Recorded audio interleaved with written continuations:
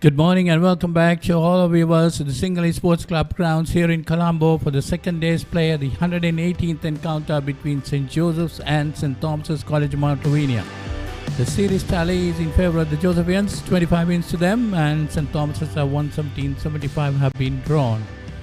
Just to recap yesterday's play, the Josephians won the toss and decided to field first, and the Thomians at one stage were 65 for 5 and then 102 for 6. But then 135 run partnership between Nathan Caldera 113 and Senat Tetiarachi 59 led the Thomian fight back to reach 285 for 9. This left the Josephians around 9 overs of batting during the evening, and they managed to get on with it. They were 33 for no loss at close of play. At this stage of the game, the first target for the Josephians will be to get up to 186 to avoid follow-on, but the Thomians will be looking forward to get early breakthroughs and run through the Josephian batting. We also wish to remind you that these live pictures come to your doorstep through Papare.com, the leading sports hub in Sri Lanka. As I say, good morning to Malinda, who has joined me in the box. Good morning, Polly. It's such a pleasure day in SSC Grounds in Colombo. Things setting up very, very nicely here for the battle for Gilmour Jayasuriya Trophy here. Weather forecast for today looks very bright sun over there, and a full day's play will be possible. So the Thomians might be really wanting to run through the Josephian lineup and to enforce a follow-on and force a result in this game, while the Josephians might be keen on batting the day through. So you see the grounds, the players are warming up for the second day's play. You see the summary of the game. St. Thomas's 285 for 9 declared. Nathan Caldera 113, Senat Tetiarachi 59, Tishen Elia got a 46. Mudita Disanaika was a pick of the bowlers. He had 5 for 43. Lairo Amrasekara 1 for 51 and Manasa Madhubhashana 1 for 45. St. Joseph's in reply were 33 for no loss. Sadish Chawadhan, their captain, on 17 not out, and Saham Dabre on 12 not out. St. Joseph's still trailed by 252 runs, and this is the lead that the Thomians will be looking for to get them before the 286 run mark to enforce a follow-on of the Josephine. This is first half an hour maybe really crucial in this innings now for St. Joseph batters, openers, and in the bowling department for St. Thomas College, it's really crucial for the bowlers as well. Let's see, things going really, really interesting now. Well, the Thomian innings were revived by that 135 run stand between Nathan Caldera and Senat Tetiarachi.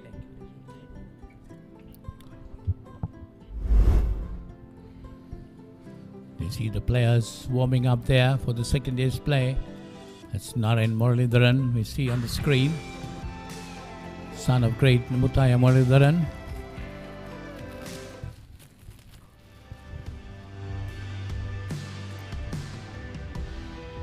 The Thomians will be really wanting to put a lot of pressure on the Josephian batsmen.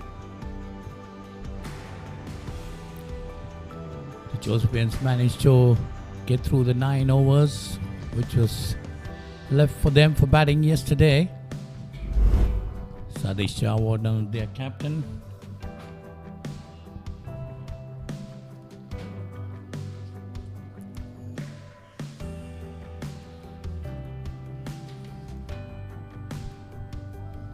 So we go down now for an interview with Mudita Disanaika. Mudita Disanaika yesterday was a Josephian bowler who had 5 for 43. He bowled really well and bowled his heart out, and in this first among the 5 wickets with the first 4 wickets, and 2 of them were clean bowled. So we go down there to Sachin Dhananjaya, who's with Mudita Disanaika. Over to you, Sachin.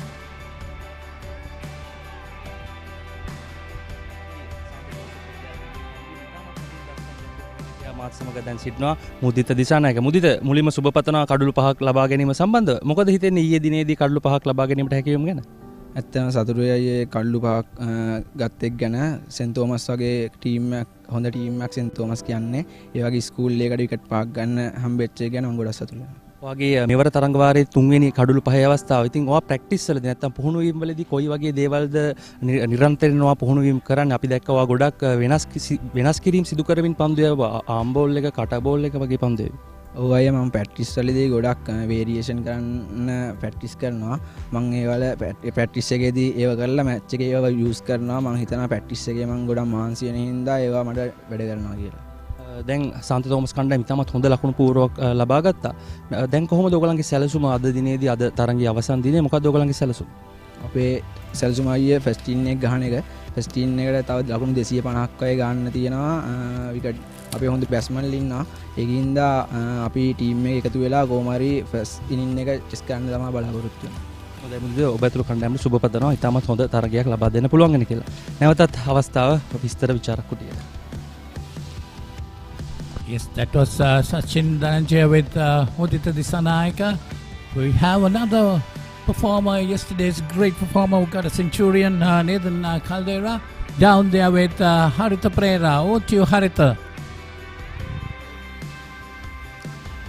He had a beautiful and fruitful day yesterday.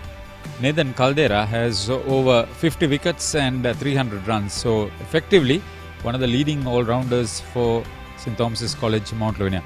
First of all, congratulations on your maiden first 1100, Nathan. Your application was superb. Thank you, sir. Thank you. Just tell me, when you were asked to bat at that position, was it a surprise for you or were you expecting it? Usually I do get these situations quite a bit because when the team loses quick wickets, they always send me to do this job and to steady the innings for us. So, yeah. Have you made 100 before at any level? I have. Under 13 and 15 I have, but not after that. So this is my first. So when you were batting under that sort of situation at 102 for 6, St. Thomas were in a lot of trouble with a bowler in very good control. Just talk us through that superb partnership with your senior partner Sinesh Shetty. So yeah, Sinesh helped me quite a bit in the middle there. I went before him. He was supposed to go before me, but Sir sent me and he wanted me to steady the innings with Sinesh. So I continued the innings with Charuka. Charuka supported me quite well as well. And then Sinesh came and I just told Sinesh that you need to read his arm. And if you can read his arm, you can play him pretty well. So that's what happened in the middle. Now tell me, when he was having that much of success, Mudita Disanayaka... So the best thing to do for him was to look at his arm. He always varies the ball and it's hard to read off the pitch. So if you look at his arm, you can see the differences he makes from the arm. So and you can always bring the ball close to you and play in the line, and that helps it a lot to play. I have now realized that there is a partnership for you with Akash Fernando in batting and bowling. How do you see that? I think it's a good partnership, even with the bat and the ball both. I think both of us have a good combination. That left arm, right arm, same this thing, and also batting in the middle. It's quite easy with him because he always gets the runs. He goes to the runs, and I just have to rotate the strike for him. So it's very easy. All the best. Thank you.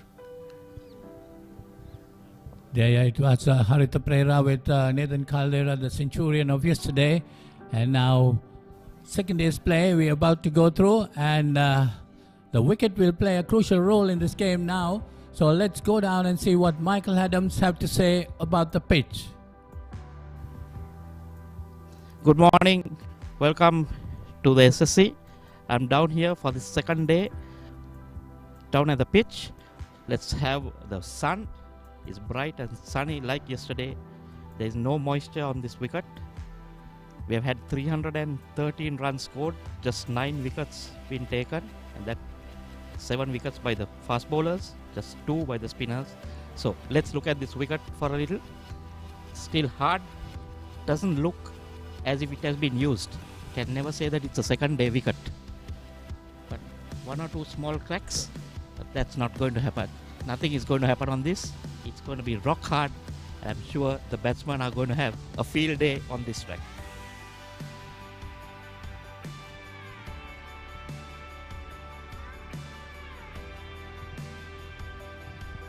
Yes, that was Michael Adams with the pitch report.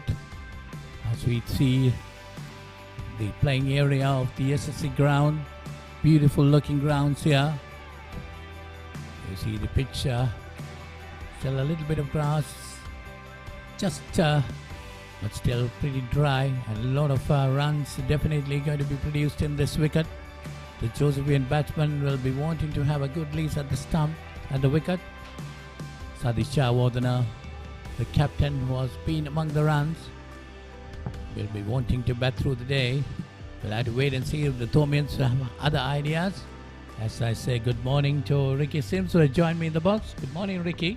Good morning, Paulinus. Good morning to all our viewers joining us on the Papare.com, wherever you are, whichever part of the world you are, and also on Dialog TV. Well, conditions looking excellent as always here at the SSC, looking beautiful for another days of cricket. The wicket, as Paulinus mentioned, looking good.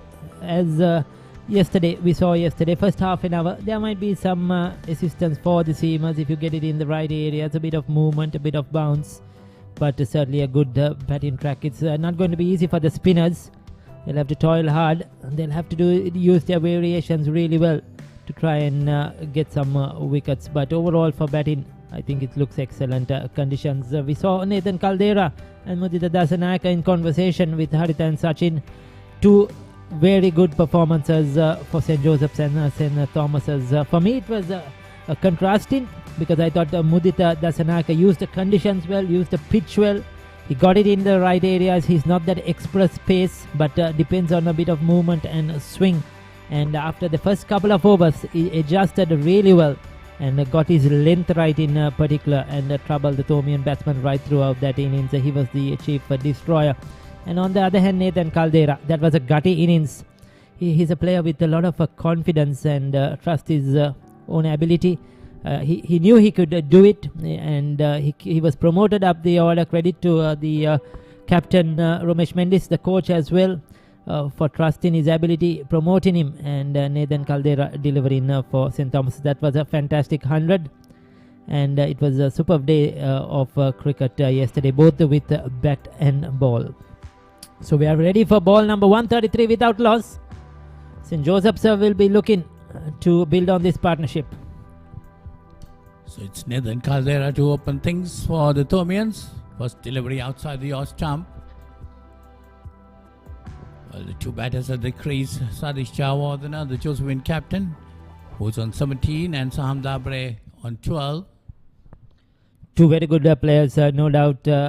Sadish, we have seen what he has done in the past as well. He's the experienced campaigner, the captain, and he'll be looking for a big score. Sahan Dabare, coming in from a cricketing background, a cricketing family, and a very talented player. I've seen him from a junior level onwards, and as always, given that promise that he has the ability and the talent to perform well, so I'm sure this is a good opportunity. It's ideal conditions. You can't ask for a better atmosphere, better conditions, isn't it, Paulinus? Here at the SSC wicket, bright sunshine, good outfield, good batting track, and lots of time on your hands, no pressure, just score runs. Yes, definitely. The batsman would love to bat on this wicket. For the bowlers, it will be definitely a toil. But still, the Thomians will be looking forward for early breakthroughs. As Nathan Caldera, that one outside the off stump. Sadish Jayawardena, always a close watcher of the ball. Just lets it go. For me, Sadish Jayawardena, a very stylish player. It's been among the runs. Saham Dabre also can hit the ball hard.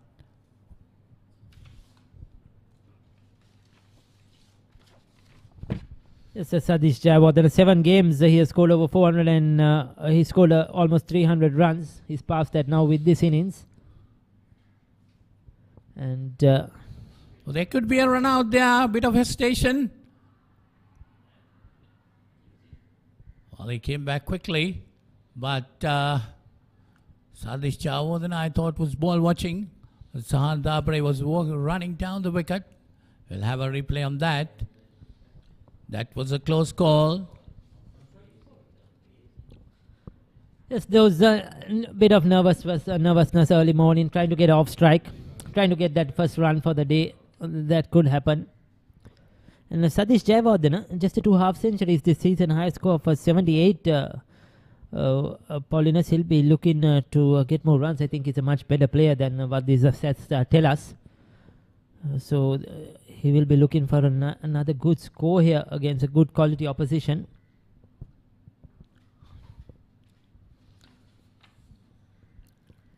Sadiq Jayawardena on 17. Sahab Dabre 12. Nathan Caldera will be at you. He'll be looking to test the batters. That was that earlier delivery. Yes, no call. He was stranded. Oh. That looked a close one. If he could, if he could get a side-on angle, that would be great. But certainly very lucky there, Sahan Dabari, I would feel, after the first over, 33 without loss. Meet the Pereiras. Just like any other family, they share everything. Kanti shares her amazing cooking. Minoli fills the family in with the latest gossip. But what happens when they sit together to watch their favorite TV shows at the same time? Well, it's not the same. Now, no more fighting for one TV. Make every room in your home a TV room with Dialog Television Multi-Room. Get your second Dialog Television connection for as little as 625 rupees a month with a saving of up to 50%. Do you see the pictures coming from all around, taken by Papare drone? Beautiful pictures. Very busy area here. So many grounds around this SSC ground. We have the MCA, the NCC, CCC, a lot of other grounds too. Yes, good to see a lot of greenery in this busy city of Colombo, where there's a lot of construction, a lot of buildings, isn't it, Paulinus, particularly in this area. It's refreshing. A lot of trees as well on these roads bordering these grounds. So certainly a nice place to be.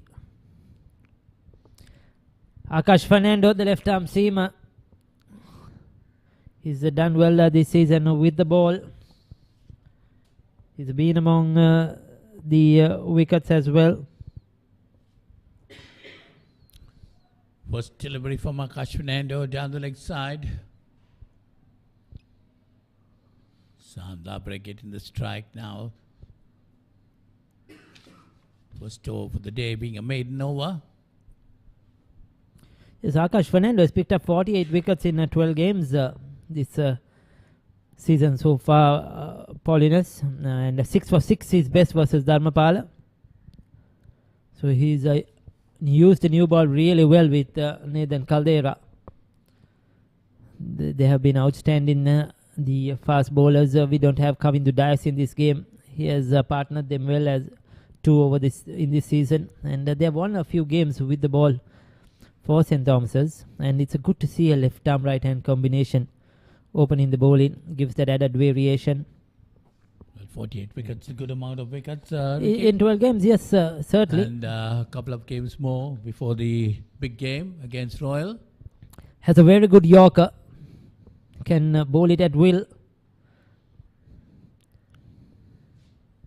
That's nicely played by Sahan Dabre, but a bit of misfeel. Helps them to get through a single. That's the first run for the day. Coming off the bat of Sahan Dabre.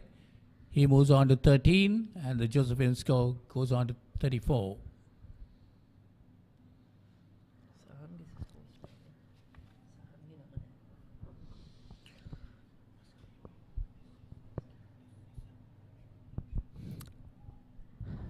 So yes, it's going to be a testing start. 2 slips in position. The rest are quite spread out, surprisingly for me. I would have thought the Thomians will be looking for early wickets. This is the best time in the day to pick up wickets, the first half an hour to 45 minutes. Because if these batters hang in there for that time period, it will be much easier for them. But only 2 slips so far catching. Probably they can get one under the bat just to create that bit of extra pressure. Maybe a short extra cover. Yeah, this is the time that the Thomians should be on the attack. They have a good score on the board. Try to get the Josephians below 185. That should be their target. And the slip cordon too. The two slip fielders looking very close to each other. The first slip sort of hit behind the wicket keeper as well for a left arm seamer. The ball angling away from that right hander. I would love to see a gully there because Akash Fernando takes it away from that right hander, and you'll be looking to make him drive on the offside. That's good. That's good bowling. That's where he will be bowling continuously. Second over completed for the day. 11 overall, 34 without loss.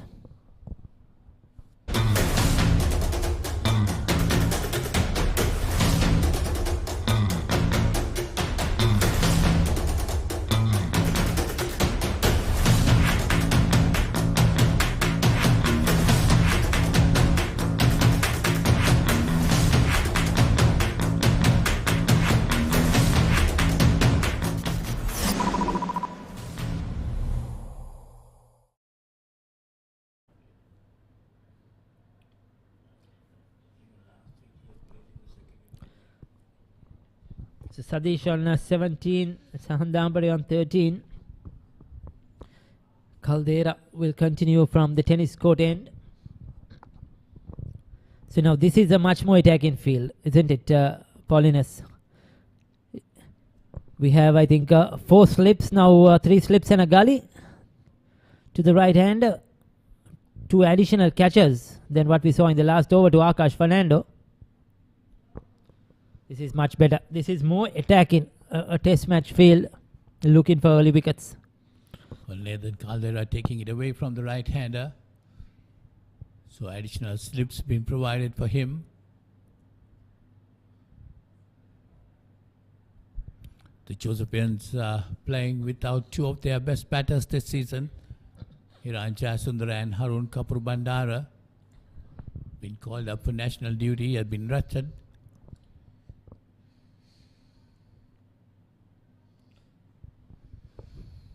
That's put away on the leg side. They're going for their second. We would have loved to see those 2 players in this game because it's a big game and it's an ideal opportunity for them to play at the SSC as well.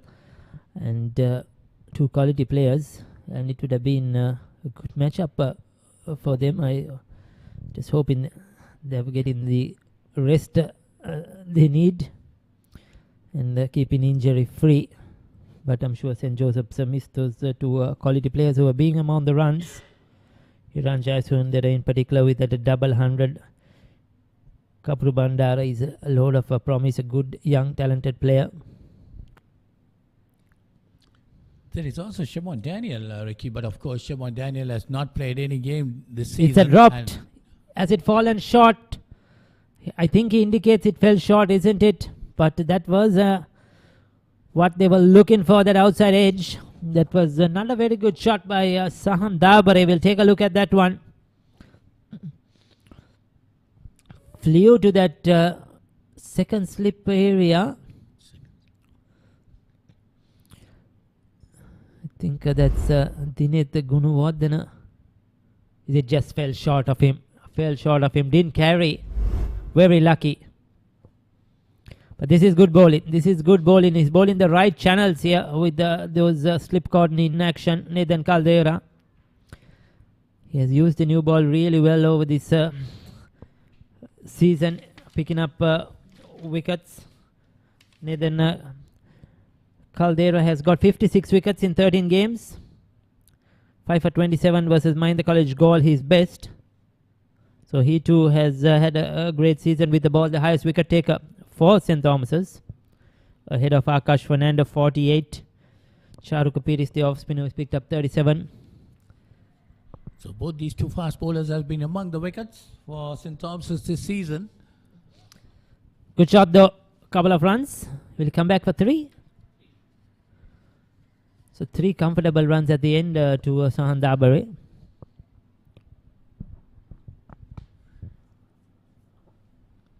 .48 wickets for Akash Fernando and 52 for Nathan Caldera. That's 56, a lot of wickets. 56 56 for Nathan Caldera. That's a lot of wickets among these 2 bowlers. So Thomians have 2 quality opening bowlers.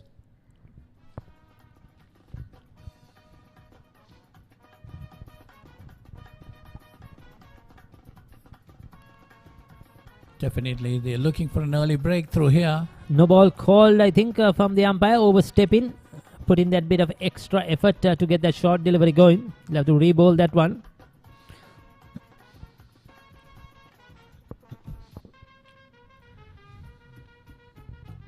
For no balls, one wide so far in this innings, in this 12 overs. St. Thomas's, though, have had a problem with no balls overall in the season. They have improved very much, Paulinus. I think that's a good looking shot. That's a cracking drive by Sadesh Shawardana. He got the width he was looking for and just went through with it. Full flow off the bat. 4 runs to end the over. 12 overs completed. 44 without loss. Now you can activate your favorite Dialog television channels via the My Dialog app, SMS or missed call. Dialog Television, Sri Lanka's #1 television experience.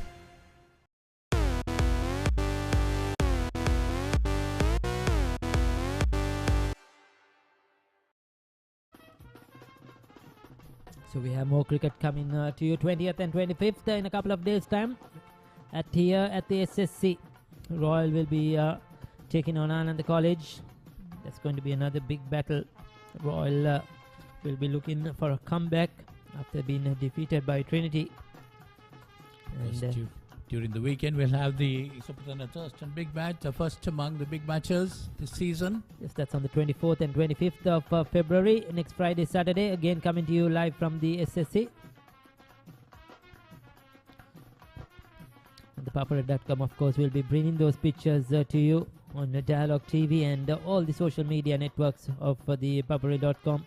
So tune in and please note down the dates. 20th and 21st, Royal versus Anand. 24th and 25th, Isipatana Thurston.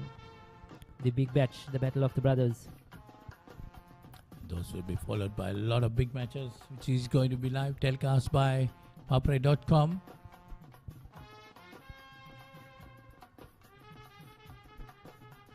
Slight bit of width. Outside that off stump. Akash Fernando. Just the 2 slips for him.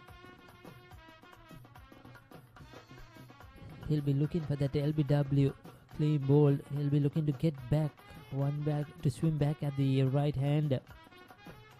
That's what he's aiming. There is a mid wicket in position.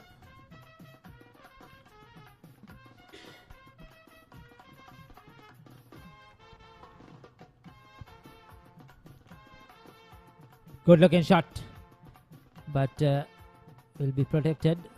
But that was a good looking straight drive from Sahan Dabare.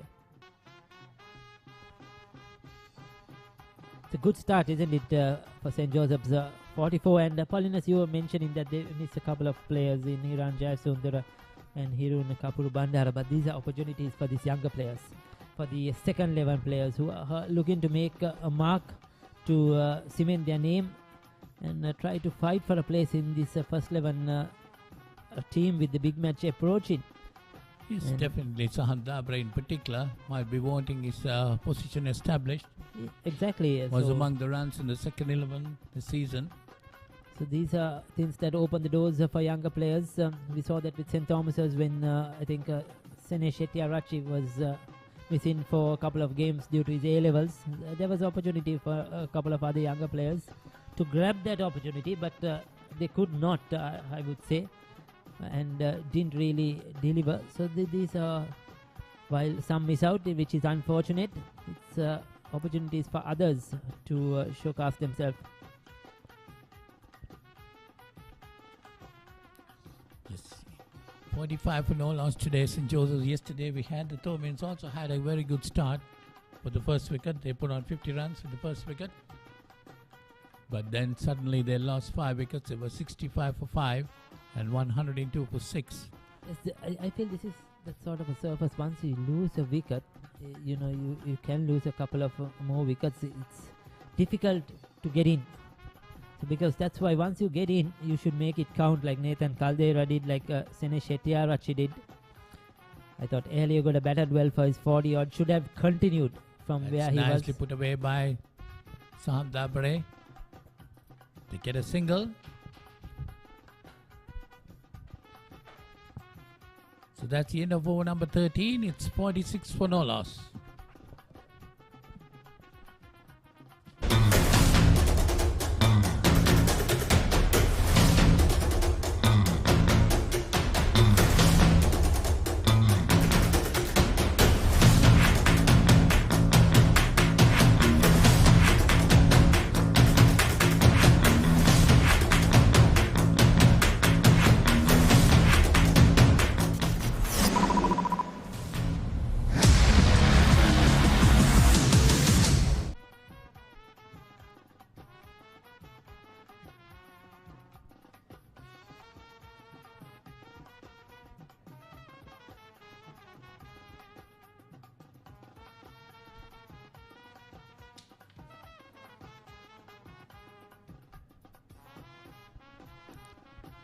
.46 for no loss after 13 overs. St. Joseph's in reply to 285 for 9 declared by St. Thomas's yesterday.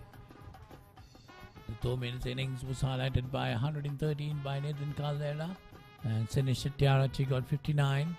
They were involved in a 135 run partnership for the 7th wicket.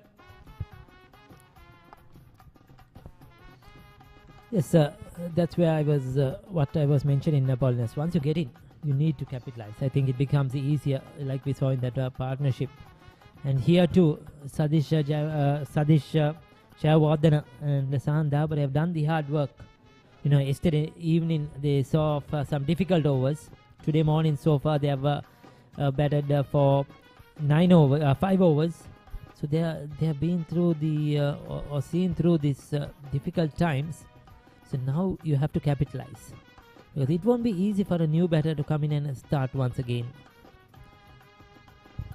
Yes, definitely. These two batsmen, Sadish Jayawardena and Sahan Dabare, must be having other ideas. They must be wanting to hang around there as much as possible.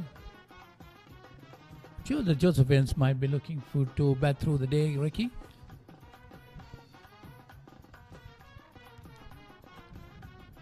Yes, they have to look to get to that target.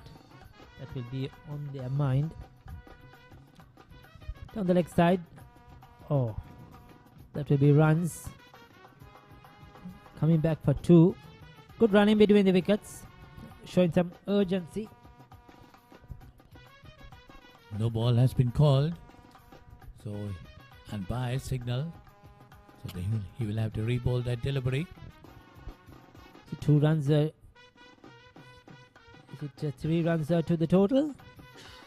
Yes, I mentioned in one particular game, I think the Thomians bowled 20 at no balls. I think that was the game against Richmond. Again, in the game we covered for the Papare.com against Wesley, they bowled quite a lot of no balls as well. And that was a problem. It has, I think, been still in a process to sorting it out, but certainly a lot of improvement.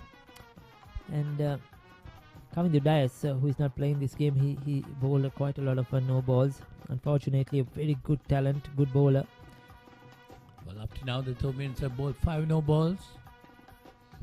There are 8 extras on the board, 5 no balls, 2 leg byes, and 1 wide.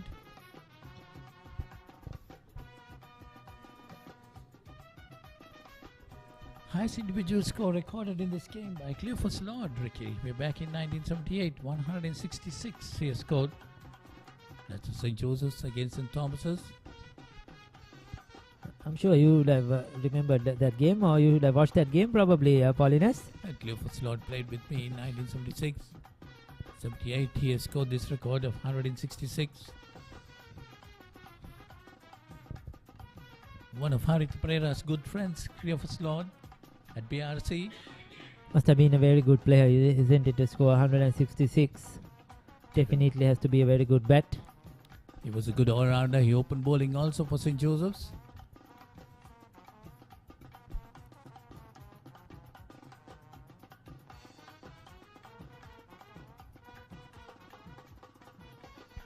That's nicely played by Saham Dabare. That brings up the 50 for the Josephians. 50 on the board, 50 for no loss. So good start, isn't it? Certainly a very good start. There's been a fantastic batting. And the good thing is that they look for runs as well. They have just not played the dot balls. And they're going at a decent rate, both the batters.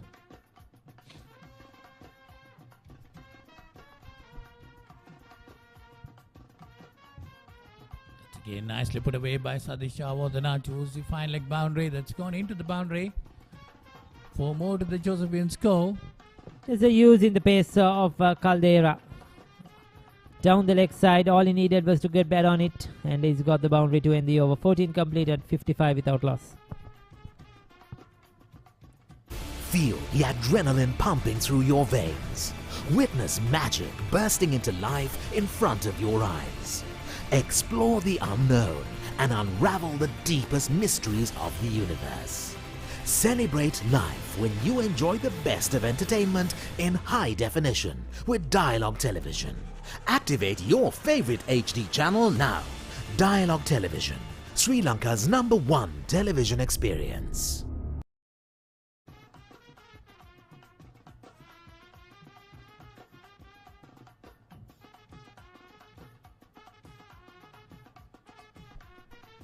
$55 for no loss St. Joseph's College in reply to St. Thomas's $285 for 9. So Josephines have cut through the initial 5 overs this morning. They added 22 runs. They were 33 for no loss yesterday. And we see the change in the bowling.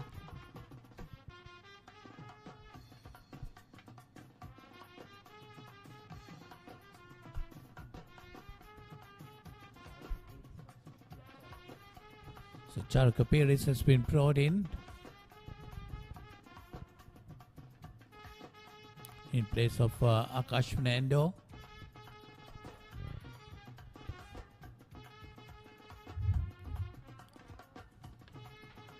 You see his best was 6 for 66. Charaka Pires.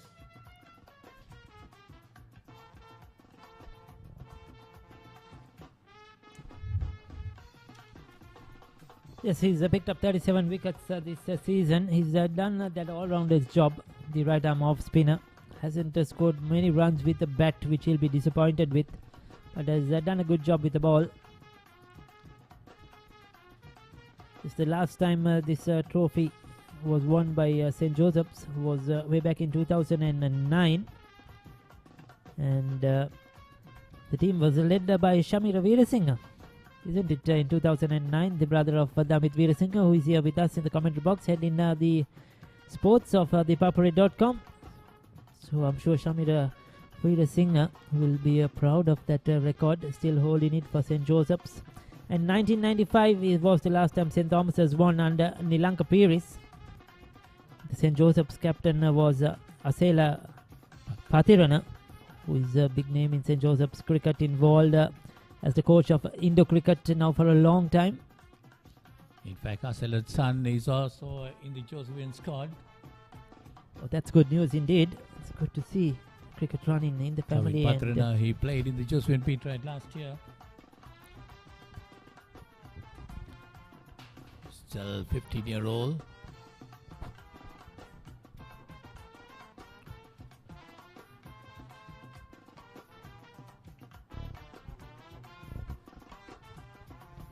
So St. Joseph's 57 for no loss. We're in the 15th over of the Josephian innings.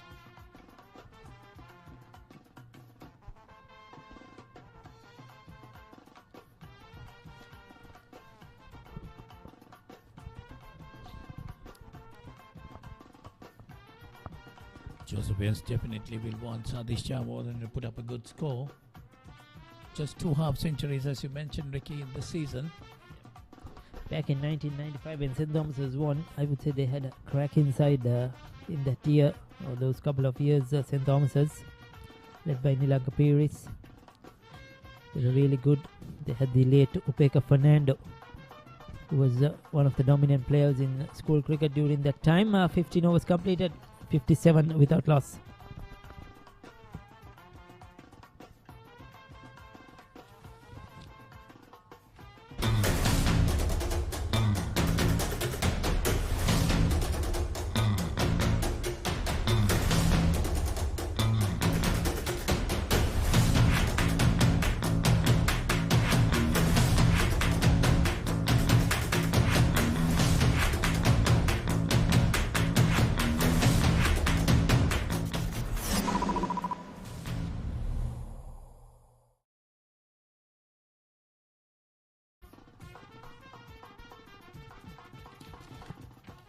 fact, that would have been Nilanka Piris, a senior, who captained St. Thomas's in 1995.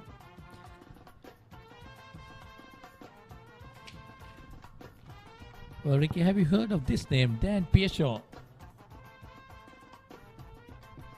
Dan Pearshaw got 150 for St. Thomas's. That is the highest score scored by an Thomian. That's way back in 1956. Dan Pearshaw played for Sri Lanka too as an off spinner and a good mid-order batsman. Ceylon at that time, isn't it? Oh yes, it will have been Sri Lanka, definitely. You're right. Before Sri Lanka gained test status in the 1950s, 1960s. All Ceylon. So Abit Parnavidana, the young left-armer, the 14-year-old, given the ball early on day 2. Well, this is a good move. Like to see him bowling. Just 14 years of age. He's picked up 22 wickets in just 7 games this season. That's gone down to the boundary though. Or is it picked up just inside? Good bit of fielding there. Long chase given. Couple of inches inside the boundary. Was able to get it back.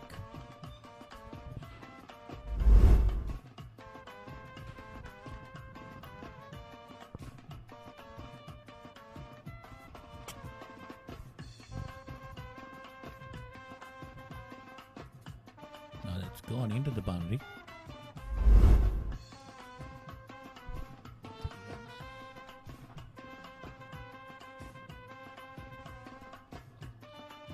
That would have been a 4, but anyway, 3 runs added to the total. 61 for no loss, St. Joseph's. Good batting, good batting. He'll just get a single, but that's the good use of his feet coming down the track. Trying to put pressure on young Abid Parnavidana straight away, not letting him settle down to that line and length. Experience of Sadish Jayawardena.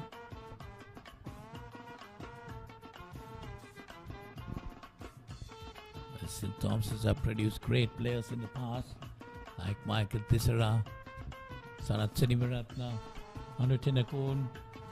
So many. The Reeds, a lot of Reeds there. Barney Reed, B.G. Reed, Ronald Reed. The Thomians have a rich history of cricket.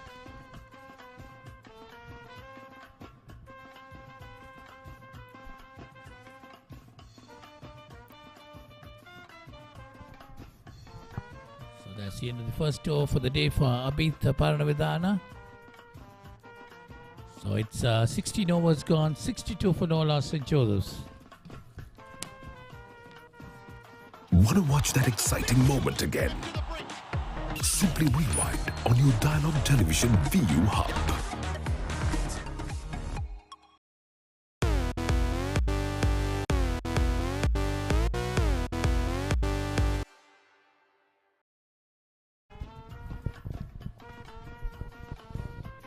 Good morning, Michael Adams. Good morning, Haritha. Yeah, long stint for Paul S.D. Sujaratna and Ricky Sims. St. Joseph's have overtaken St. Thomas's as far as the opening partnership is concerned. 62 without loss. 16 almost 4 runs and over. Quality batting this. Sadish Jayawardena 30. Sahan Dabare 24. They've batted reassuringly, haven't they? Yeah, definitely.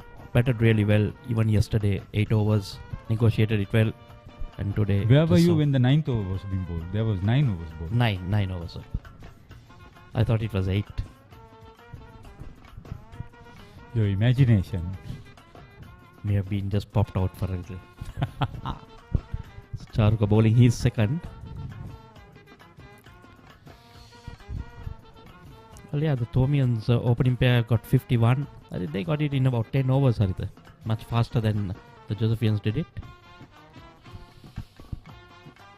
But this opening stand will lay the foundation for St. Joseph's to get very close to the Thomian total or even surpass it later in the day. It's a very good pitch to bat on. Charu Kapiris has 37 wickets to his name. And with Paranavidana, who is bowling at the other end, has 22. So wicket taking spin combination for the Thomians. Charuka is the highest wicket taker for St. Thomas. No, spin department. Yeah, yes. But even yesterday, Hartha, we saw that Josephian spinners who have been amongst the wickets, struggling to take wickets yesterday on this track. Just one each, and those were the last 2 wickets basically. First 7 were taken by the fast bowlers.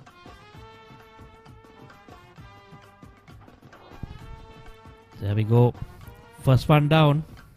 Sandabare had to be too smart. That was well picked up by Senesh Shettyarachi. Quicker angled across the right-hander's body. He went for the cut. He's not on top of it. And the breakthrough has been obtained by St. Thomas's. There we go. Yeah, going with the arm. Try to be too smart. Just too close to cut. I think he could have gone at the back foot and just driven it maybe for a single. That's the end of Sandabare. Gone for 24 of 49. Caught by Senesh Charuka. St. Joseph 63 for 1.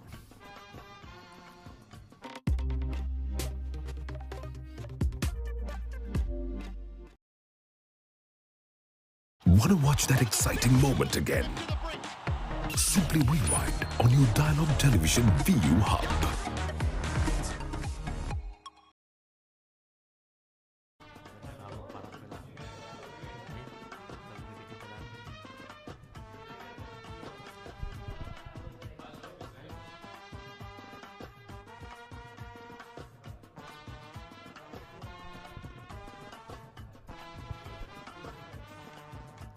So finally,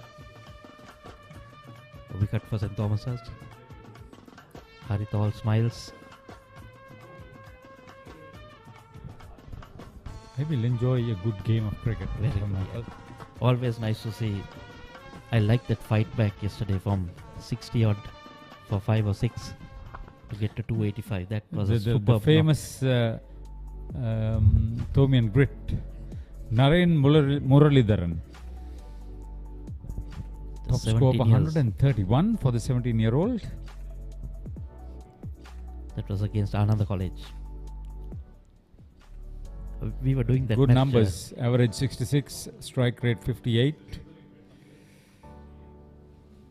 And since being captain, Sadish Javadana has not made a 3-figure score for St. Joseph's. The last time was in the big match last year. A face-saving 100 in the second innings. A good day to do it, Haritha. Excellent pitch. End of a wicket taking over for Charuka Piris. St. Joseph's after 17, 63 for 1 in reply.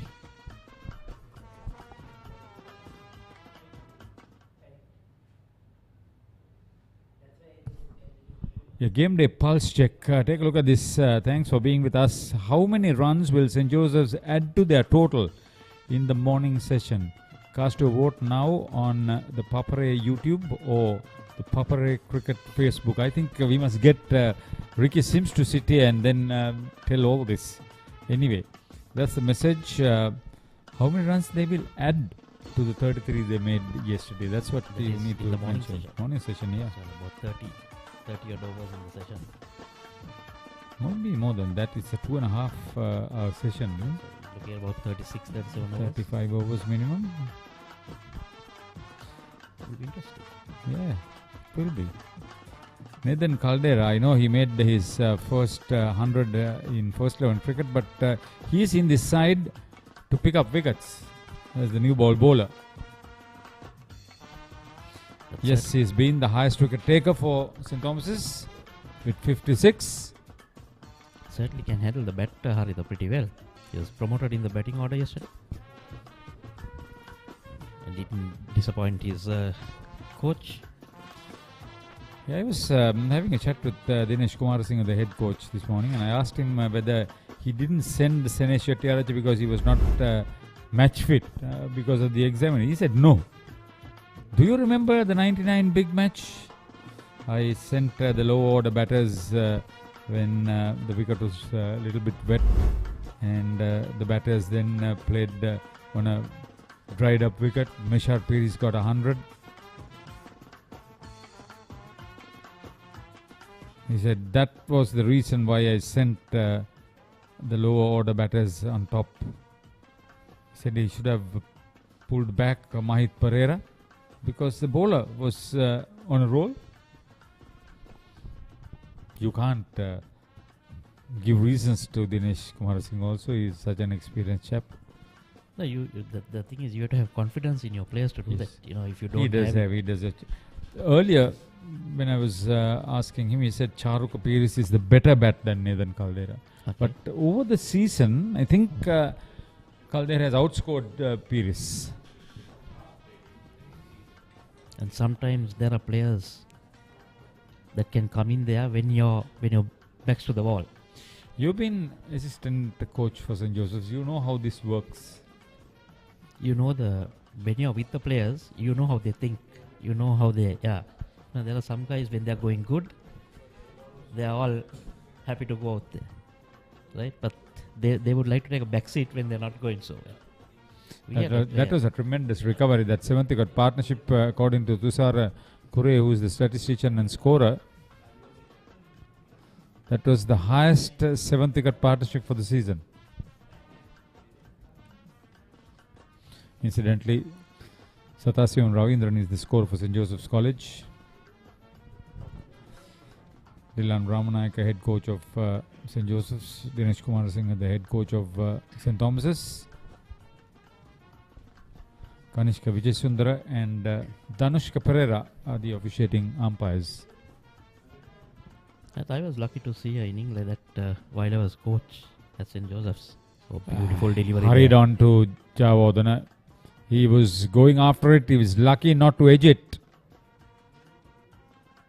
3 slips are waiting for that nick. Just getting back to that in a big match.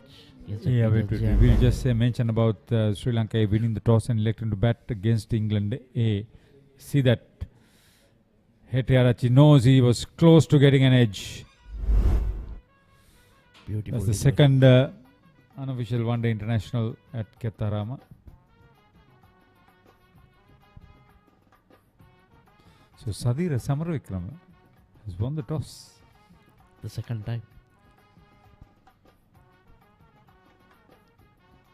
Let's hope they get a better start there than the first. So after 18 overs, St. Joseph 64 for 1.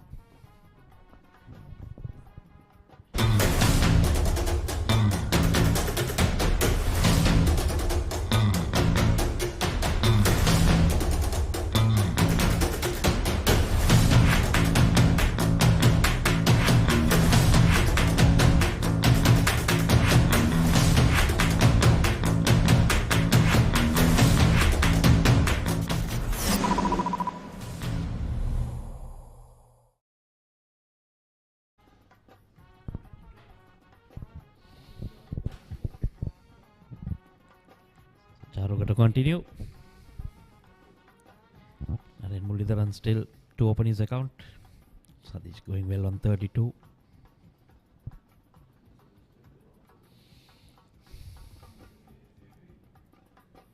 I want him to make a 3-figure score.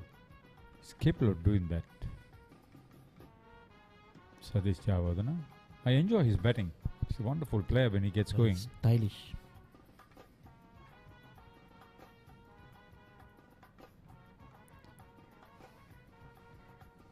Nicely done again, another single.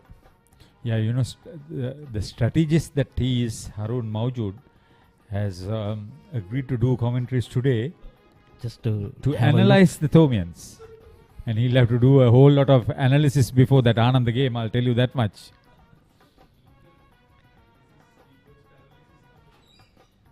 After the loss to Trinity, I think they're a bit worried now. Matches will be won or lost. Never mind.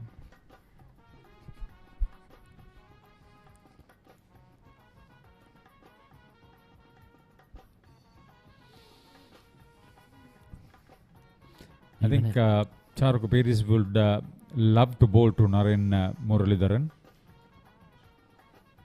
Good player. Loves to get on with the game. Muralidharan. Nowadays looks to play straight. Yeah, so Muttaya Muralidharan, you would say Murali. I can't say Murali to Naren Muralidharan. We call him Naren. No, we call him Naren Muralidharan. Murali was That's just one. That's a mouth. One for the world. I think Naren is Good better. looking shot. Good looking shot. Haritha, Naren is better because or it's a mouthful. Naren Muralidharan. Okay. Yeah, we'll keep Murali for Murali. Yeah, there's only one Murali, no? Yeah, go with Naren. Or NM.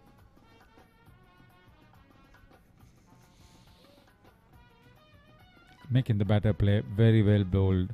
10 overs have been bowled for the morning and 32 runs have been added by St. Joseph's for the loss of 1 wicket.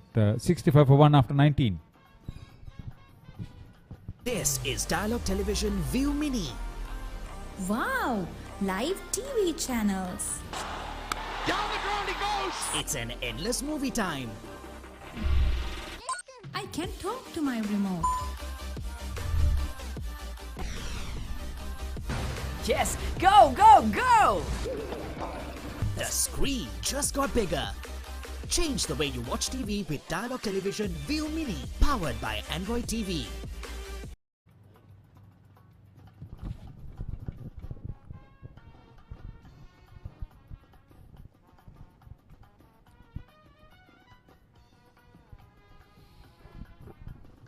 So the double spin attack.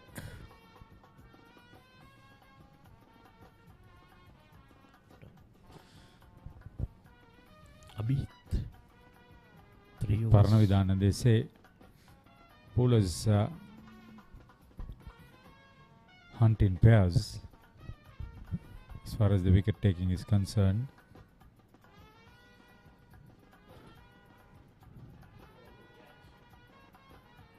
Did I say hunt in pairs? Good catch. Good reflex catch. It was low and it was away from his body. Chabodana waited in disappointment. Oh, double strike here from the Thomian spinners. Was waiting for confirmation, I think, is it? Yeah, I suppose they've been disappointed too. It is a low catch I mentioned, but very well taken. Those are match-winning catches. Take a look at Abhit Parnavidana. Yeah, that nicely flighted, making him play. So he should have used his feet, I would say. That was a good catch. So that was the Thomian captain. Was dipping. Went down quickly. Yes. Good catch. Sadish Javadhan goes for 33 of 66.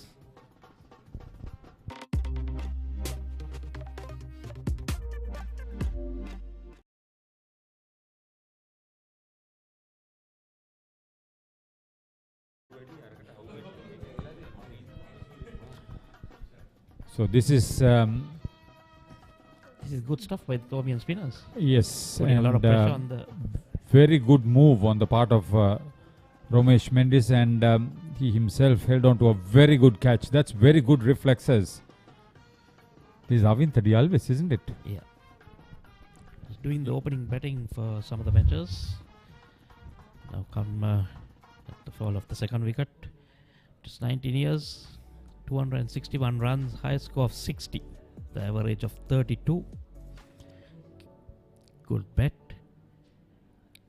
And has the strength to hit the ball a long way. This is something similar to the first innings of St. Thomas's. Had 51 for no wicket, 57 for 3. Now the Josephians got a 63 partnership, and now they're 2 down for basically 2 or 3 runs. Both batters yet to open their account, and with the left armour and the right armour bowling, we've got a left hander and a right hander batting. This should be interesting. Going round the wicket this time. Looks pretty young. Abhi. Yeah, he's only 14 plus or something like that. He's taken 23 wickets now.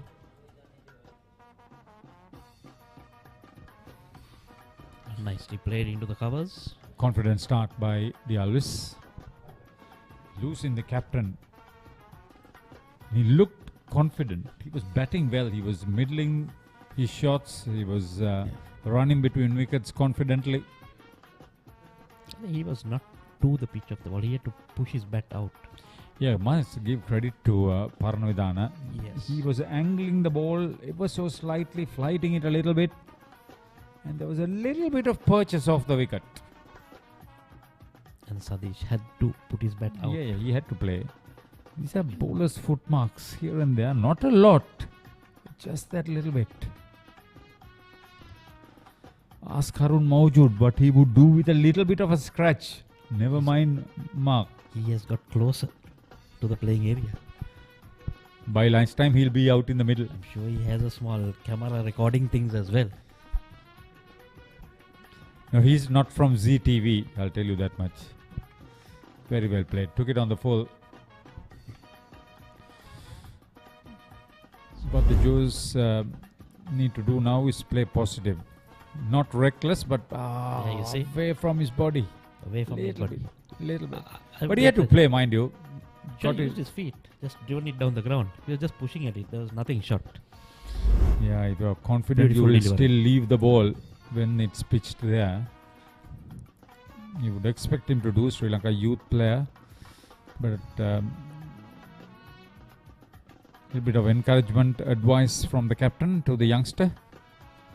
But I've not been sure whether to leave it because if just came Yeah, it's the down. angle. It's the angle. Just that if he had used his feet, I think it would have been all good. Had to play at it. Bowling a beautiful line now. Abhi can do a lot of good for your confidence. Yes. Another wicket within the next 25 runs. This would be interesting. End of 20. St. Joseph's are 67 for 2. Meet the Pereiras. Just like any other family, they share everything. Kanti shares her amazing cooking. Minoli fills the family in with the latest gossip. But what happens when they sit together to watch their favorite TV shows at the same time? Well, it's not the same. Now, no more fighting for one TV. Make every room in your home a TV room with Dialog Television Multi-Room. Get your second Dialog television connection for as little as 625 rupees a month with a saving of up to 50%.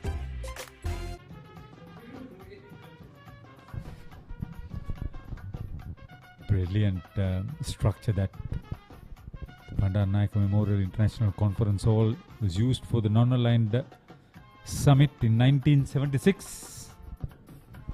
World leaders were here. Most of them are not living now. It was a nice time then. You reckon that some of them are still living? Yeah, some of them must be. Marshal Tito, Muammar Gaddafi, our own Sirimavo Bandaranaike amongst the goners.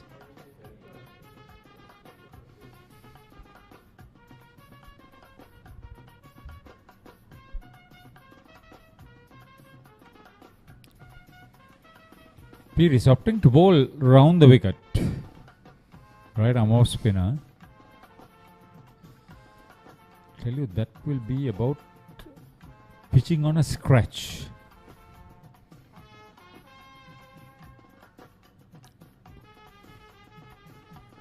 Nothing much to play for Bharata. One from that area. Yes, I know. Somewhere in the middle. Yeah, I know. There was a small crack, but that was nothing. I mean, those are not cracks. It's Mind, not it going was to just open a little bit of a scratch. And that's dead straight, so I don't know how he's going to pick that patch up. And nothing else on this track where he can aim it. It's just about batting sensibly. If you get settled in, it's very difficult to get you out. Yes. The waiting game, the patient game. He's very good at it. Narayan. Yes, he is. Takes his time. That's a good attribute for a top order bat. Looks to play straight.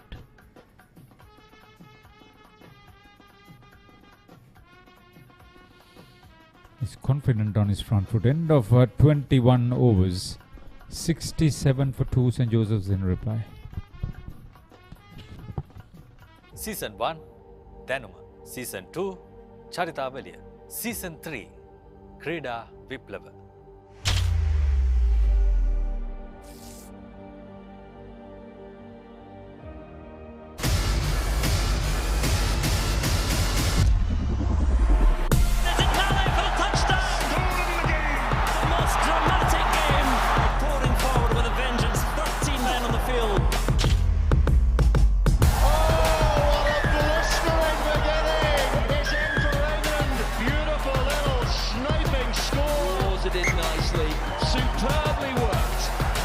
Classic France. Scotland continue. They're going to do it, are they? Thunder Burrows. This one takes hold.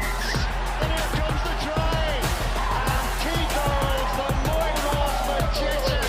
What a try by the Italians. Thundering into the game with some nuclear attacking for Italy. The sheer magic of Wales has brought the whole of this stadium to its feet. What a finish.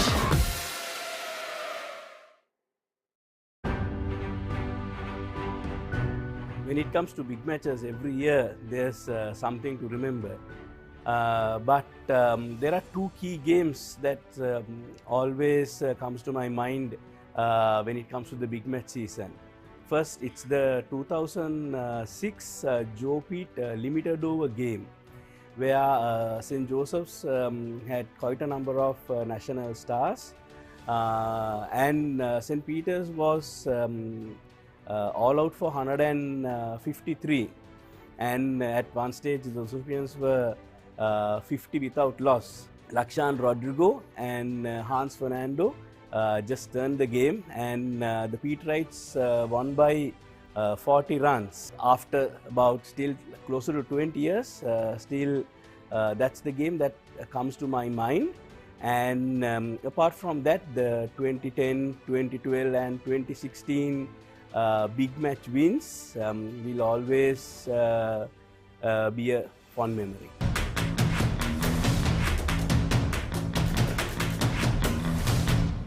Want to watch that exciting moment again? Simply rewind on your Dialog Television ViU hub.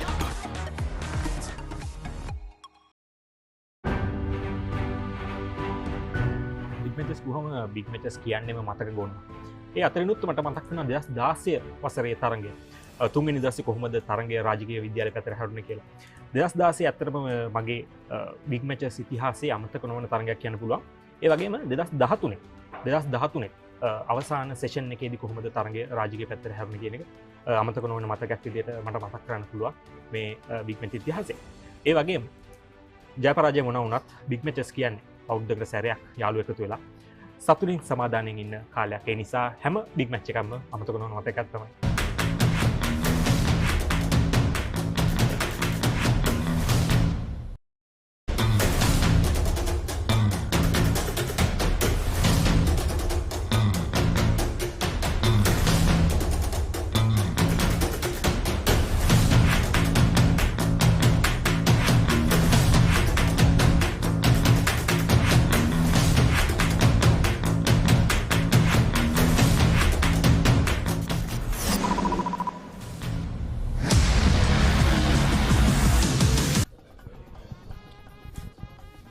So in that period before the first drinks break, 12 overs bowled, 34 runs added, and St. Joseph's have lost their openers.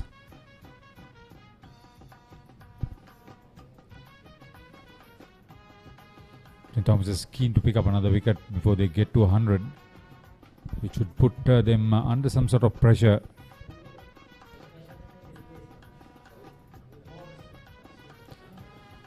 Parnudan from the tennis court end. He's young, but he's very confident, I'll tell you that much, Michael. Change of angle for him now. Coming left arm over. That might be a good idea. See, you'll have to make him play more. I'm impressed with him because he uses the crease very well, the variations. He's not a great turner of the ball. He's not a big spinner of the ball. Still learning, still early days for him. But what a break he's got.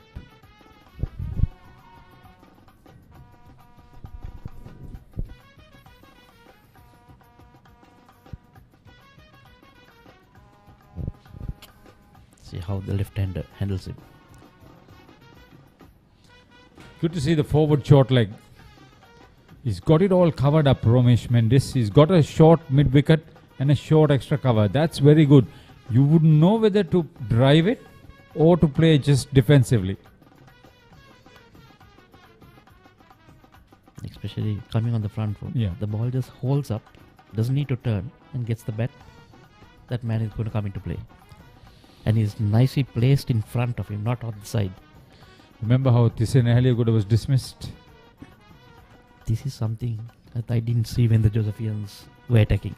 Good looking shot. That's good. That's positive cricket from Dialris. That's what he's capable of. Like I said, we'll look to get on with the game. Yeah, without being reckless, you should be adventurous. You should use your imagination. You don't want a 14-year-old trying to dictate to you when you're out in the middle, and if you can play your shots. Definitely. That's a little dangerous. Good comeback delivery. But it was, he was confident. He knew where his off stump was, the Alves. To bring the bat a bit down just to show the umpire, I was trying to play a shot. That was the previous delivery to that one he padded. That was better. Moving outside the off stump just to, change the angle of the bowler. And 22 gone, 71 for 2. Want to watch that exciting moment again? Simply rewind on your Dialog Television ViU Hub.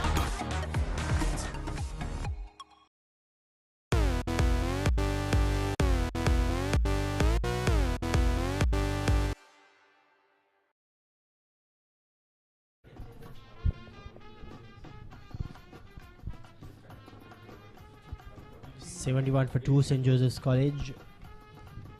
Narayan Muralidharan and Avintha Dialvis, they'll need to just settle down early. Narayan Muralidharan had a very good season. Last time we showed a game of St. Joseph's College.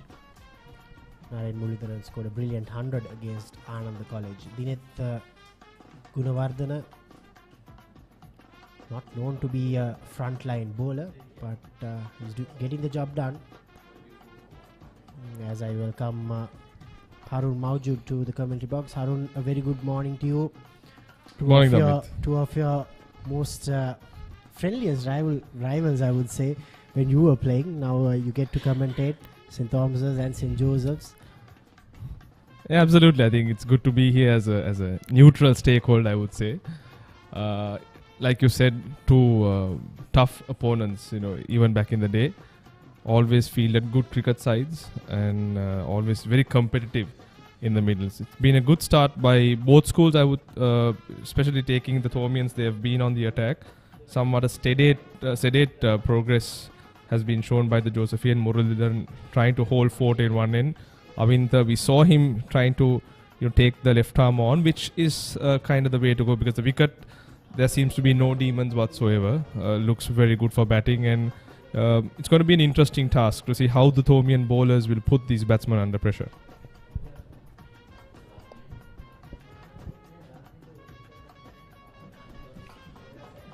While we are showing this game, the Josephian Thomian cricket encounter. The second unofficial ODI is being played currently at R. Premdas Stadium, Sri Lanka A. They are 34 for 1. They've lost Avishka Fernando early. England Lions, they won the first game a couple of days ago. This is very good bowling from Gunawardena, making Muralidharan fetch the ball, which is very important as a spinner. You know, letting the batsman go fetch for it, it means that he's not comfortable. So he's slowing it down.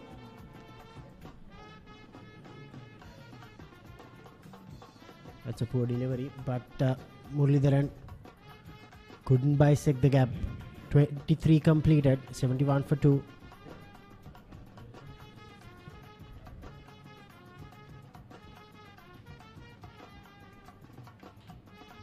Interesting tactics by Gunawardena, I suppose. Considering that he's not a big turner, I think he's got the right field. I mean, he had a third man, a cover point, and a point to protect that region where he just is kind of bowling along with the arm without any turn. So to keep things tight, especially at this level of cricket, it's a very important aspect, I believe, to control the run scoring as much as possible, because that results in the batsman trying to make and look for runs and then resulting in their downfall. So good tactics by the Thomians. They've got their attacking spinner from the commentary box end, and from the other end what they've done is kept things toned down.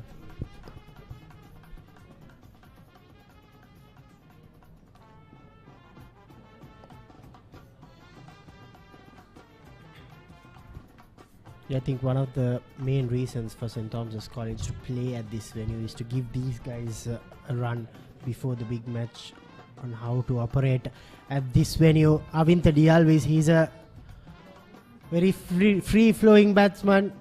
Just one bounce and gets to his second boundary. Aggressive approach, but the right approach by Dialvis. Taking on the left arm spinner, the youngster, putting the pressure. He's looked by far the most penetrative bowler, but Avintha Dialvis doing the right thing. If it's there in his slot, he's going after the runs. Be interesting to see how. Oh, this time it's caught! Beautifully bowled. Abid Paranavithana. What a comeback.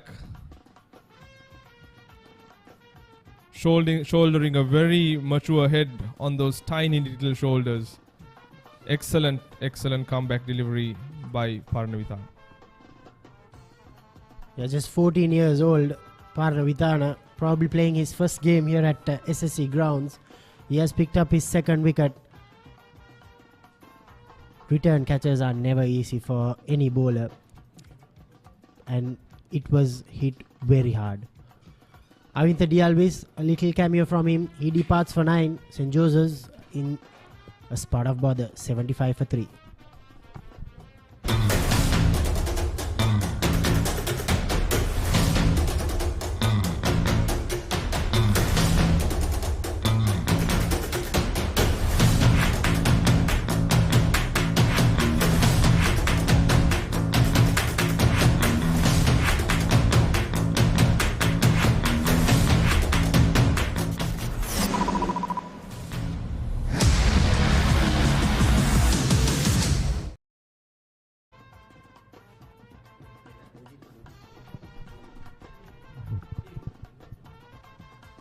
Slight change in the batting order. Mudita Disanayaka, the new batter, picked up 5 wickets with the ball. Has a good best score of 73, so he can bat. He's a handy all-rounder for St. Joseph's College. St. Joseph's College, this is the moment where they are missing their key players. Kapuru Bandara and Jayasundara. They were the ones who were holding the fort in the middle order. Yeah, Jayasundara, a name that lingers in the back of my mind, considering he got his first double 100 against the Royalists this season. A fantastic batsman, has exceptional talent. Watched a little bit of him. Has strokes right around the ground. Like you said, I think they are actually under national duty, and rightfully so, have been given preference to represent their country.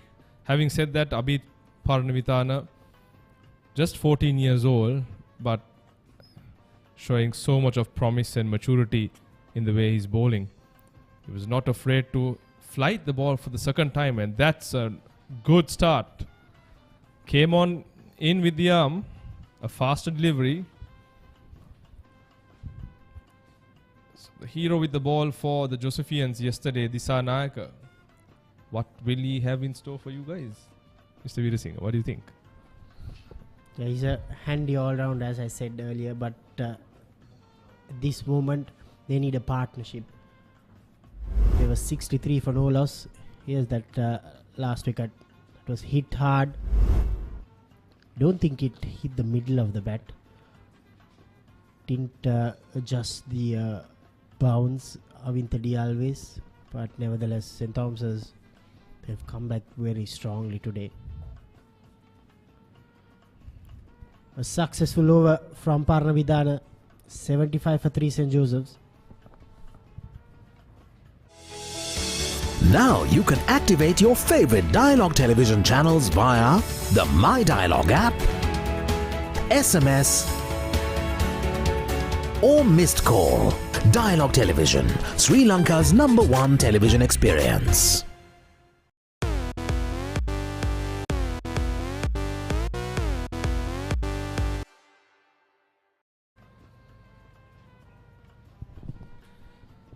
So a lot of work to be done by the Josephians, especially the spare Muralidharan has been holding fort. He's faced 19 balls, so he's got his eye in, but the scoreboard has not been ticking since then. Abhita Paranavithana has been very impressive today. He's bowled an exceptional line. He's not been afraid to toss the ball. That's been the most impressive part of his bowling. And I think, like I mentioned at the start, the fact that they had Dinet bowling so many dot balls and they had, maiden after maiden being bowled, they had to take the chance from this side. So that is what you call bowling in successful partnerships, which is something that we are seeing the Thomians do well, or are doing well this morning. Change of bowling, Charuka Paris, the main right arm off spinner for St. Thomas's College. He just bowled 1 over. He has picked up 37 wickets this season. Yeah, sometimes during bowling partnerships, it's not about taking wickets. It's about building pressure and sometimes helping out your mate in keeping one batsman at one end. Those little things matter. And Charuk Paris is bowling with a slip and a short leg in place. Muralidharan straight away using his feet.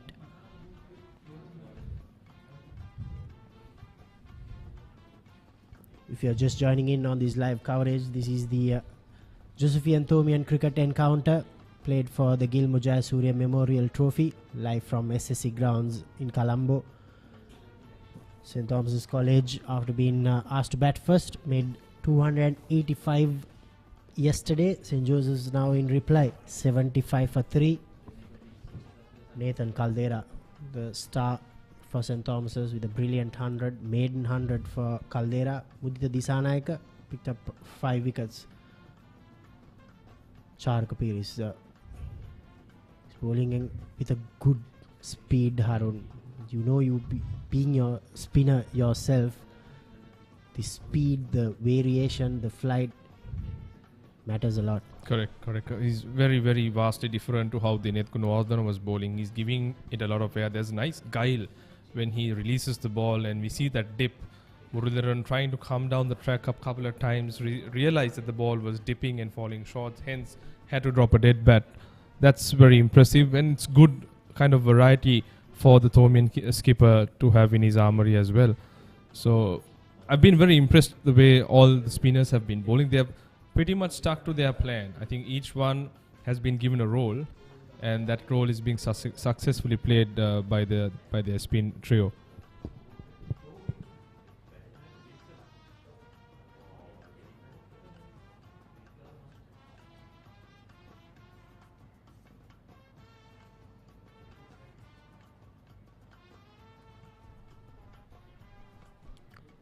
Made from Piris. Scores remain 75 for 3.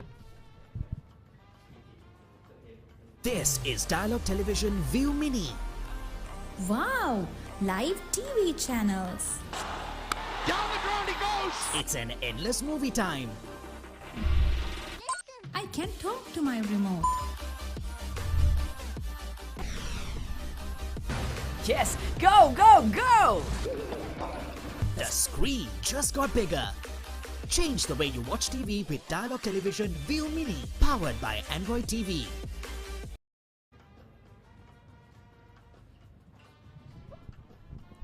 It's always good to be back here at the SSC giving commentary. Very picturesque venue, lush greenery, sun beating down hard. So many fond memories in the com box and on the field, Amit. Now, being a part of the Royal Thomian Joint Organizing Committee, Harun, I'm sure this year, with the crowds returning back at SSC, be an uphill task for the Joint Organizing Committee, I think, because it's never easy after a lapse of 2 years, getting all the processes right. It's not easy at all with the current situation of the country. Absolutely, I think balancing that aspect is very critical because we are still not out of the woods from a country point of view, from an economy point of view. We bank a lot on sponsorships, so amidst all these hardships, there have been very, very generous sponsorships that have come through for the organizers for this year's Royal Thomian. Like you said, Damit, getting the crowds, that's an uphill task. It's a huge mountain to climb, and the processes involved are quite meticulously drafted to ensure not only the game is not disturbed, but the security of all those who come in to the match. So it's been obviously a much more harder effort, a lot more effort this year, and compared to the last couple of years, where the games were played behind closed doors, and also to coordinate the logistics from all aspects, from managing the crowds, security to the food, etc. Interesting because it's my first time also being in the organizing committee, organizing a full-blown affair, because as I joined, COVID struck, and then we've only played games behind closed doors. It's a new experience for me as well, but all in all, things are progressing smoothly. Disanayaka gets off the mark. Parnavitana straying down the leg side, just got a little bet on it, and Disanayaka gets off the mark with a boundary. Much needed runs for St. Joseph's College. 26 overs completed, 79 for 3. Season 1, Danuma. Season 2, Charitavaliya. Season 3, Krida Viplava.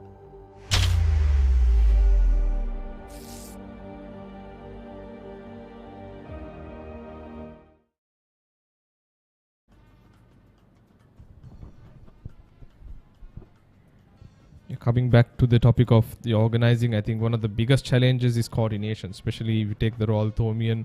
You have most of the grounds in terms of seating and the viewing areas being blocked by batches, because the school, both schools are so big, each group, either they combiningly or individually have their own tents. So coordinating that, giving them the regulations and the guidelines on how you can sort out the logistics from decorations, etc., so that it doesn't disturb the game. So that's like an added task that comes in to this year's Royal Thomian. From a cricket point of view, that's the most important thing, or the interesting thing. Barring Dasis Manchanaka, if I'm not mistaken, I don't think any of them have played with full capacity. So that's going to be a nice kind of experience for them. Interesting to watch in terms of how these guys absorb it, because it's a totally different atmosphere, looking at 10, 15, maybe 20,000 people, especially as the days progress, and the ambience and the atmosphere is so different as opposed to the last couple of Royal Thomians. That's going to test a few nerves and probably bring out the best from the better.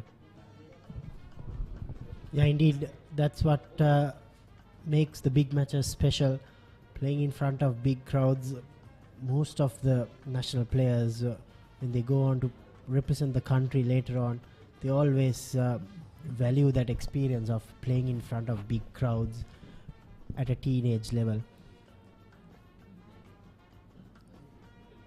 So definitely the Royal Thomian encounter just less than a month away here at SSC Grounds.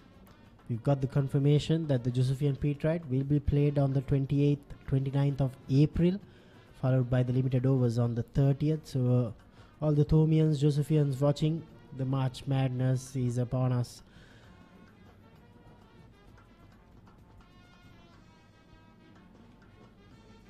There's a good battle going on in the middle.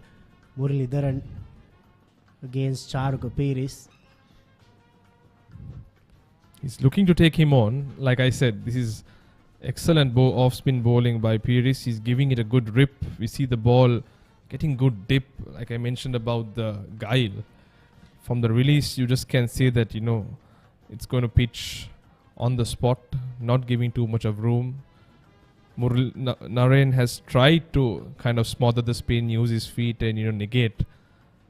But it's been to no avail. He has faced 30 deliveries, just got a single so far.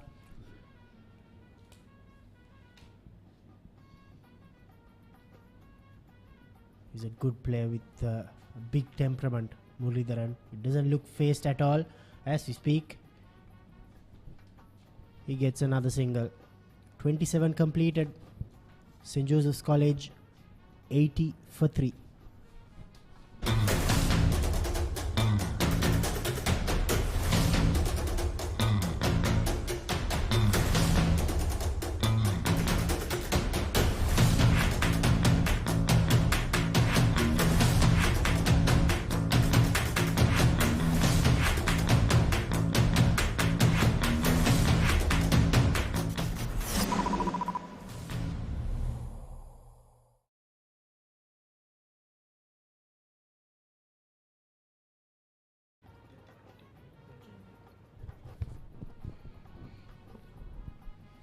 Yeah, although we don't have crowds here, Damit, I think it's good exposure for these two teams to be playing here at SSC. Better wickets and also the atmosphere that, the surroundings that they see whilst playing this game. I'm sure most of them would have watched cricket on TV when test matches have been played, so it must be a dream for all these cricketers to be playing on a grounds and surface of this stature. Yeah, St. Thomas's versus St. Joseph's game hosted by St. Thomas's College here at SSC Grounds. On Monday, we will see Royal College hosting Anand College at the same venue. Even the walk down the stairs, Harun, you need to get used to it sometimes. So everything matters before the big match. That preparation, which is vital for both these teams. And missed opportunity from Sene Shettyarachi. Muralidharan, he was down the track.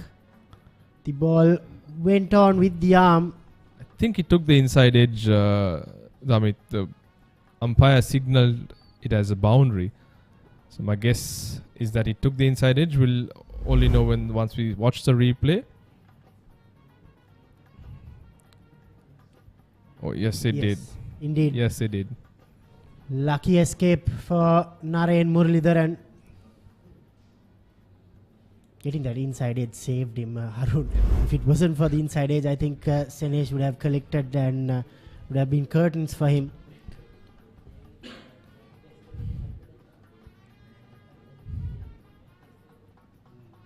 This is very good bowling from Parnavithana.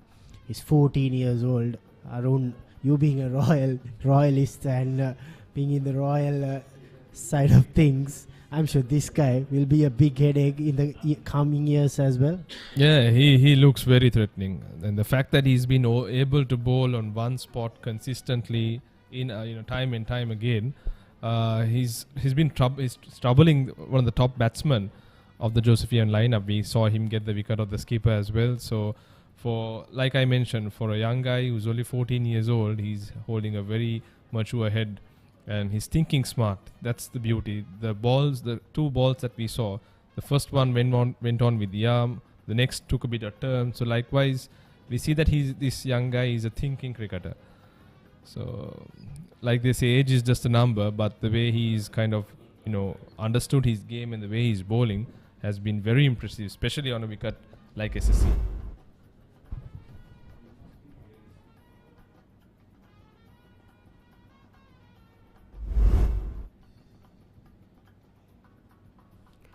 Much better from Mulidaran, giving the full phase of the bat. Yeah, that tactic of using the feet, I think, it's a good sign, to be honest. But the fact that he's not been able to execute and, turn that into a runs has been Naren's problem. 28 completed, 84 for 3.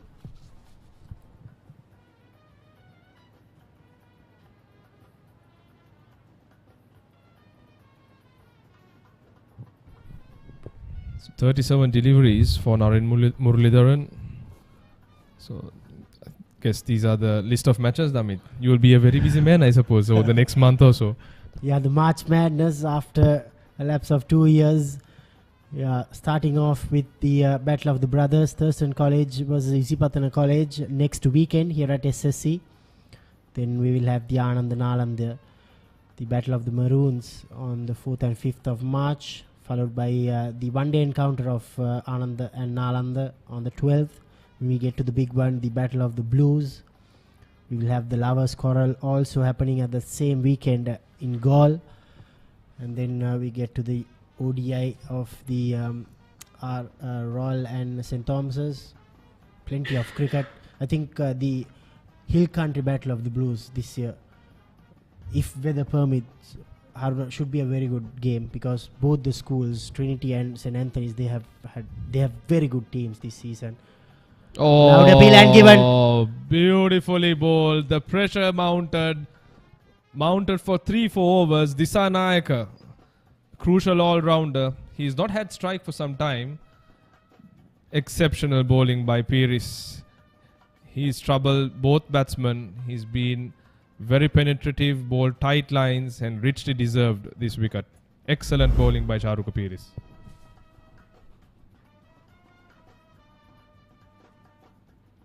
Disanayaka knew as soon as Hettiarachchi collected it. St. Joseph's in deep trouble now.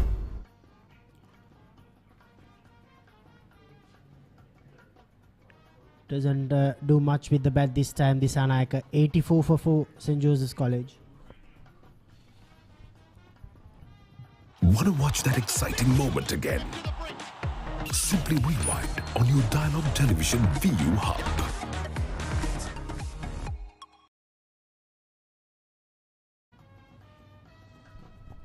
I think the problem for the Josephians over the last 5 to 10 overs spell, if you take a look and see, it's been that they have not been able to rotate the strike. And the more you get into a shell, you get overcautious, these things start to, tend not to go your way.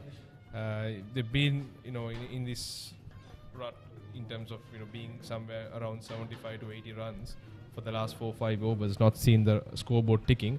That puts additional pressure on the non-striker. So I'm just thinking maybe an approach change from Naren Muralidharan, probably to go after the bowling a little bit more. The fact that he's spent some time on the crease, 37 balls to be precise, there'll have to be some change in approach if they are to kind of get out of this little spell in which they've been put under pressure. Rishma Amarasinghe is the new batter for St. Joseph's College. He's played only 6 games this season. He's been rotated a lot of times in this batting order, but he's a very good player. I've scored plenty of runs in the junior circuits. Good first ball for Amarasinghe. Charuka Peiris is bowling really well. I think both these spinners have done so far so well here at SSC Grounds. Excellent stuff. No turn, mind you, but the fact that he's getting that ball to flight and dip is very, very promising. That was hit outside the line. There's no way the umpire could have given that out. Loud appeal that time, but yeah, Charuka Paris, St. Thomas's College making things happen here at SSC. They've had a very good first session on day 2.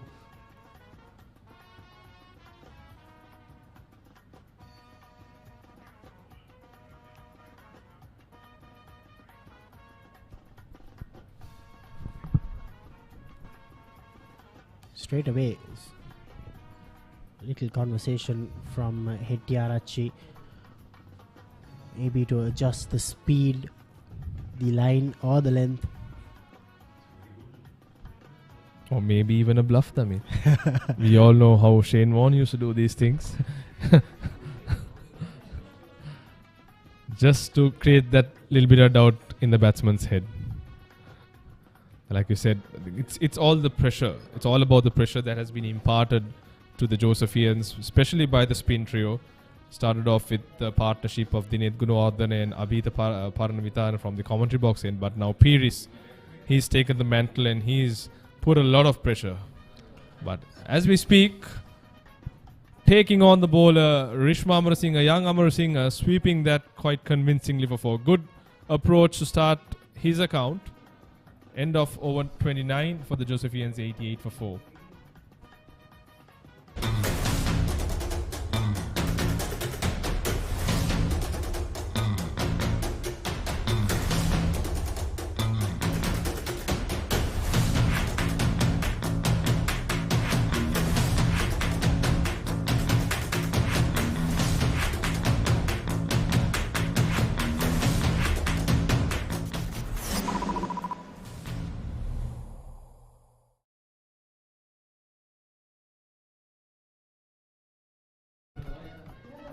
So 88 for 4 since we were last here.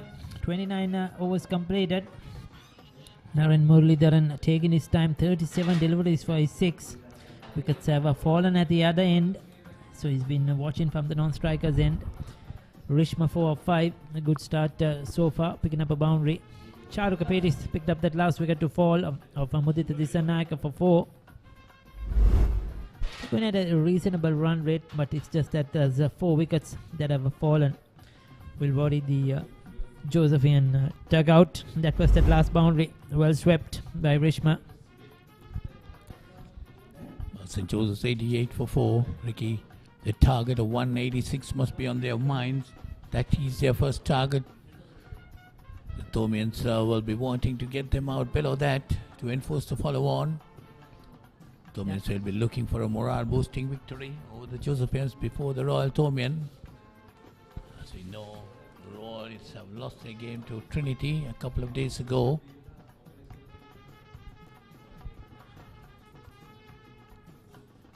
Rishma Amarasinghe hasn't scored many runs. 6 matches, 82 runs, high score of 30. So he's got his opportunity in this game and he needs to shine. It's an ideal platform for him now to play a good knock here along with Muralidharan, build up a partnership, bat till lunch. I think that will be the first target, bat till lunch, and assess the situation. They need a partnership builder. Well, this 14-year-old Abhita Paranavithana has been the pick of the bowlers up to now, 2 for 25. We're bowling his 9th over. Left arm leg spin. Yes, he's bowled really well on this sort of a surface, which is a good batting track. He's done a good job. You could see there isn't much assistance for the spinners. There isn't that lot of turn at all. But he's varied his pace really well, Paulinus, and he's bowled stump to stump. You know, that's exactly what he has been doing, varying his deliveries and also bowling pretty straight, not allowing the batsman to take chances. You see Naren Muralidharan very steady. There are 6 of 42 deliveries. Rishma Amarasinghe is on 4. That's 30 gone. It's 88 for 4 St. Joseph's. Meet the Pereiras. Just like any other family, they share everything. Kanti shares her amazing cooking. Minoli fills the family in with the latest gossip. But what happens when they sit together to watch their favorite TV shows at the same time? Well, it's not the same. Now, no more fighting for one TV. Make every room in your home a TV room with Dialog Television Multi-Room. Get your second Dialog television connection for as little as 625 rupees a month with a saving of up to 50%.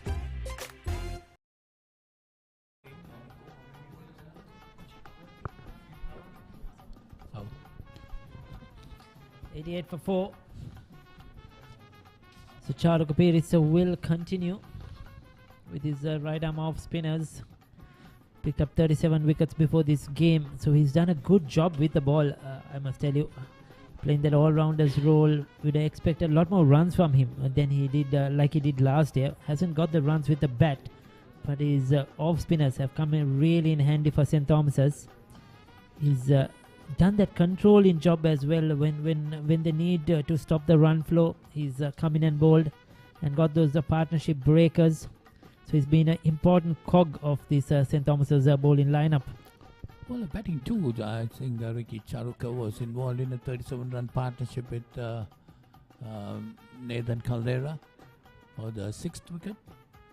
That was the start of the Ethiopian recovery. Second unofficial ODI at the Premadasa Stadium. Sri Lanka 94 for 1 in the 14th over.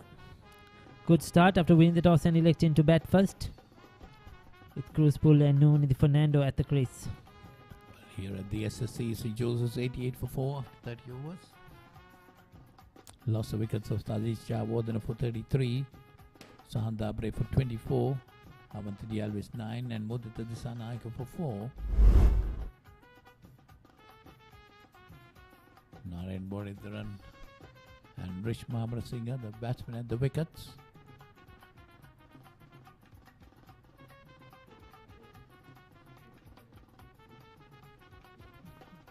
Two more to the Josephians go. It's 88 for 4. So it should be 90 for 4. 90 for 4. Rish Mahamrasinghe. He's on 6.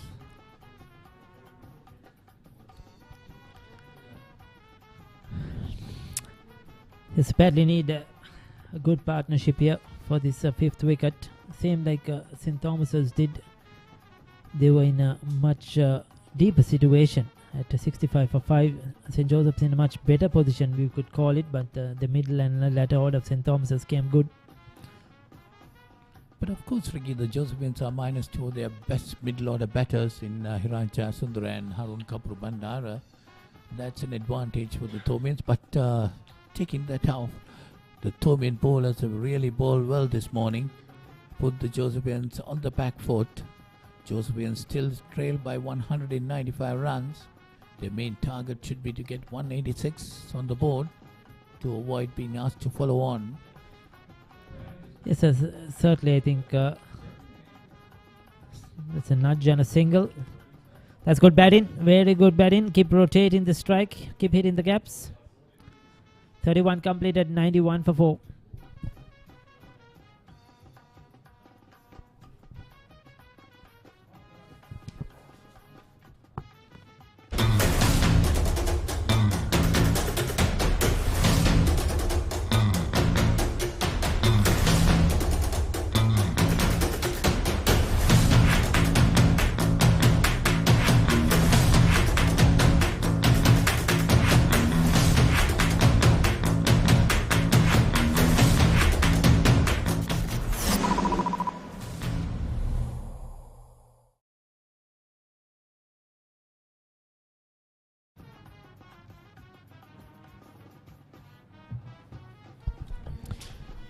.91 for 4.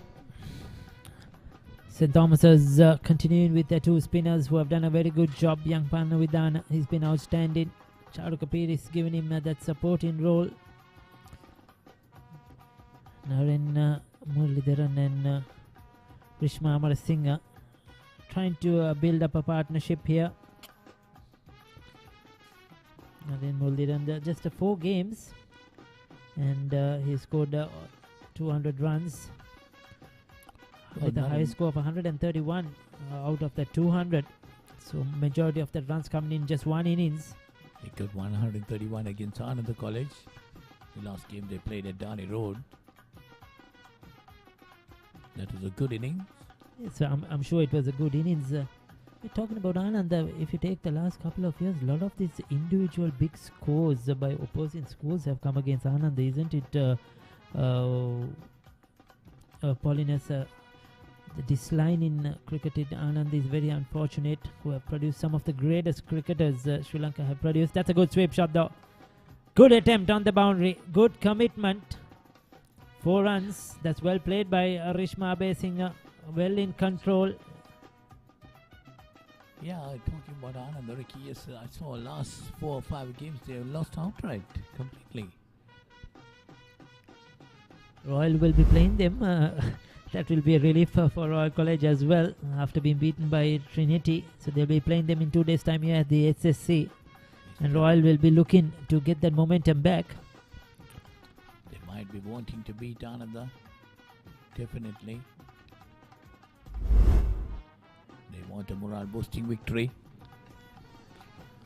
Couple of weeks time they'll be playing the Thomians. The Battle of the Blues. Open for spectators. So huge crowd expected. What's the crowd like in the Royal Thomian, Ricky? 15,000-20,000? It's easily, quite easily. I think SSC would never see a pack house other than the Royal Thomian. I think the most crowds that ever visited the SSC would have been in a Royal Thomian in any particular day. The tents are already coming up. Of course, starting this next weekend will be the Battle of the Brothers, Thurston Isipatana, followed by the Anand and Nalanda. Then comes the Royal Thomian. A lot of cricket here at the SSC in the coming few weeks. Again, that's good bit of bowling again by Paranavidana.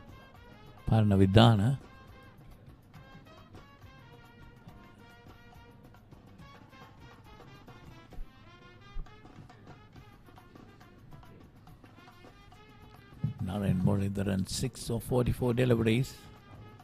His intention is to stay there as much as possible.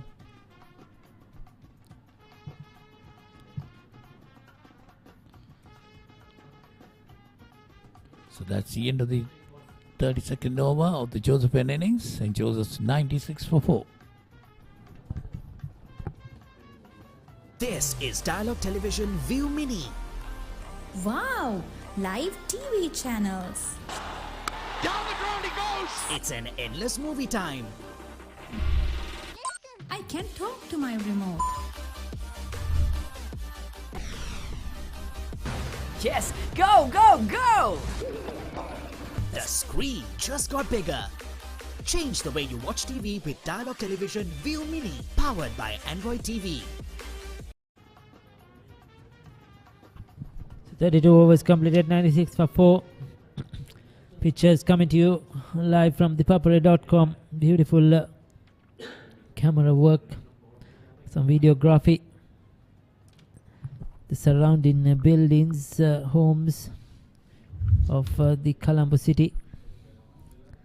And St. Joseph's will be disappointed. They got starts, Sadisha and Sahan Dabare, 33 and 24. Should have continued, got out in a space of 2 overs. It's very difficult. I mentioned in my first stint that once you get in, you should try to continue and make it big. But for the new batters coming in, it's not easy. We saw that yesterday as well. And Abid Parnavidana 2 for 30. 1 wicket for Charu Kapiris and 1 wicket for Dinit Gunawardana. Yes, definitely Abid Parnavidana has been the pick of the bowlers. 2 for 30 of 10 overs. Economy rate of 3 runs per over. Also, what you see, Paulinus, from this bowling chart is opposite to what happened yesterday. The seamers took majority of the wickets. If I'm right, they took 9 wickets probably of the Thomian innings. And what we see today is the 4 wickets picked up by spinners. So a total different contrast to how this wicket has played. I don't think there's much change in the surface at all. It's just probably the Thomian spinners have bowled better than what St. Joseph's did. Well, and the other thing is the Thomian spinners have a total on the board, 285. That's a good total on the board, so that they can take their chances and try their various kinds of variations. That has helped the Thomian Scoreboard spinners. pressure helps, isn't it? Scoreboard pressure counts. So that's why a partnership is needed as the players take a water break, a drinks break, here at the SSC. Well deserved. It's hot and humid out there. In the center, the umpires have done an excellent job. As you see, the lush outfield, well maintained venue here at the SSC. The giant scoreboard showing 96 on the board. And as you see, the left and the right of the scoreboard, the tens are coming up. These are the wickets to fall. That was the first one. Caught behind, that was Sahan Dabare.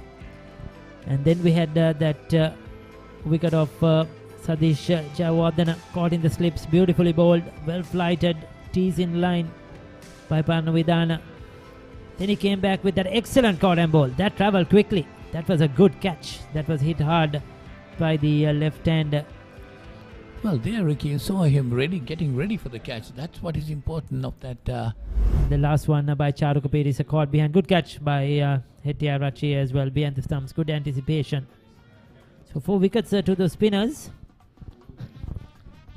Well, They'll do a lot of bowling. We're talking about the scoreboard pressure and things, but nothing can be taken away from the Ethiopian spinners. They have really bowled well, especially this left-arm bowler, Abid Parnavidana, just 14 years of age. That's a very matured head, isn't it, Ricky? Credit to the coaches as well for identifying him early, giving him the opportunity, not afraid to give him the opportunity. When you see a 14-year-old playing with the under-19s, you have that fear sometimes, especially when you're playing schools like St. Joseph's or Wesley. But they have given that opportunity, and credit to Dinesh Kumartunga and his coaching staff for identifying him, giving him that learning curve, nurturing him to play among much seniors. And the young kid has showed a great temperament. He has the talent, definitely. We can see that shows the great temperament to adapt to the situation. Well, Dinesh Kumar Singh has been there at St. Thomas's for a very long period of time. Definitely he might be able to identify players. So Shanil Pereira has been brought in. Right arm leg spin. Yes, another youngster given a game. Coming to dice not fit enough for this game, the seamer. So they've gone with the right arm leg spin. It's good to see the leg spinners bowling. I'm sure Harun will be happy to see a young right arm leg spinner in action at an early age.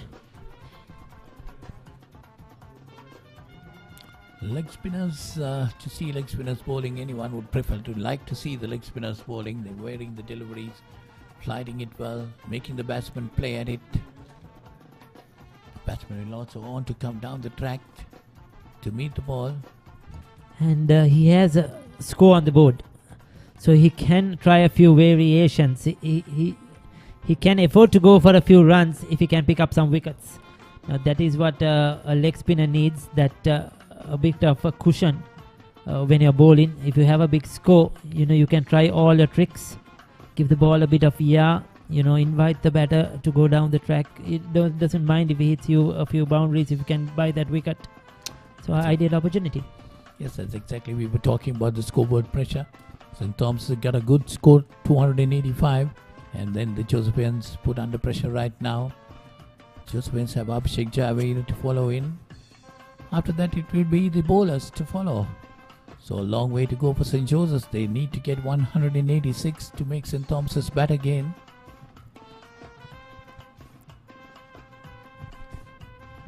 Yes, he's bowling a good line. Shanil. A lot depends on this pair, the partnership they got to put on here. Naren Mullidharan facing 46 deliveries for his 7. Rishma Amrasinghe 13 of 19 deliveries. Yes, he's faced a lot of deliveries now, Naren Mullidharan, so he cannot afford to get out. Now he needs to carry on, to kick on. That's well bowled. That's well bowled. He'll give a couple of runs, maybe a single away, but flighting it, inviting the batter onto the front foot. Nothing short. 33 completed, 99 for 4.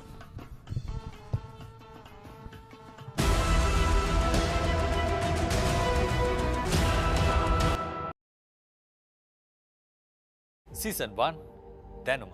Season 2, Charitavaliya. Season 3, Krida Viplava.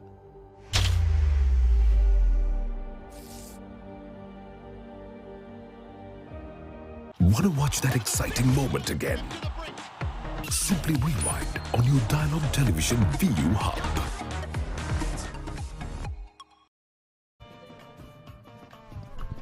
So 99 for 4. These two have added 15 runs between them. Rashma Abrasinghe getting 14 of those. There is the Thomian Percy Abesekara. He's in action. We have seen him in the few games at Mount Lavinia, but he's here as well at the SSC. And what's his name now? I forget the young kid's name. He's always with the flag. He's with the players, supporting them each and every game. Paulinus, I call him the Thomian Percy Abesekara. It's really good to see a spectator like this supporting your school.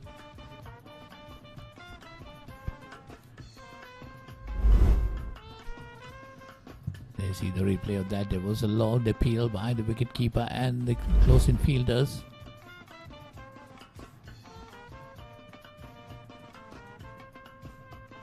St. Joseph's 99 for 4 in reply to 285 for 9 declared by St. Thomas's.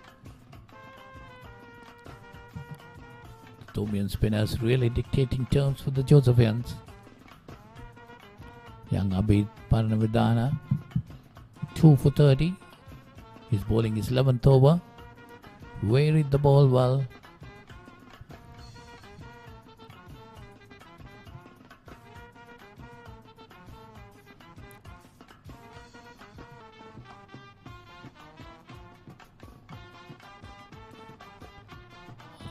One thing good in Abid Paranavidana is he's making the batsman play at each delivery.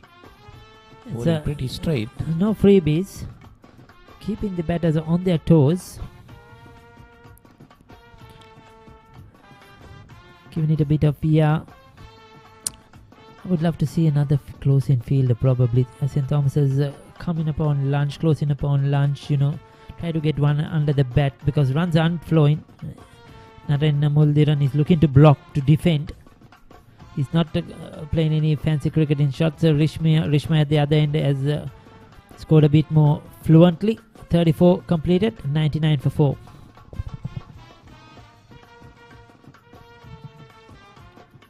Meet the Pereiras. Just like any other family, they share everything. Kanti shares her amazing cooking. Minoli fills the family in with the latest gossip. But what happens when they sit together to watch their favorite TV shows at the same time? Well, it's not the same.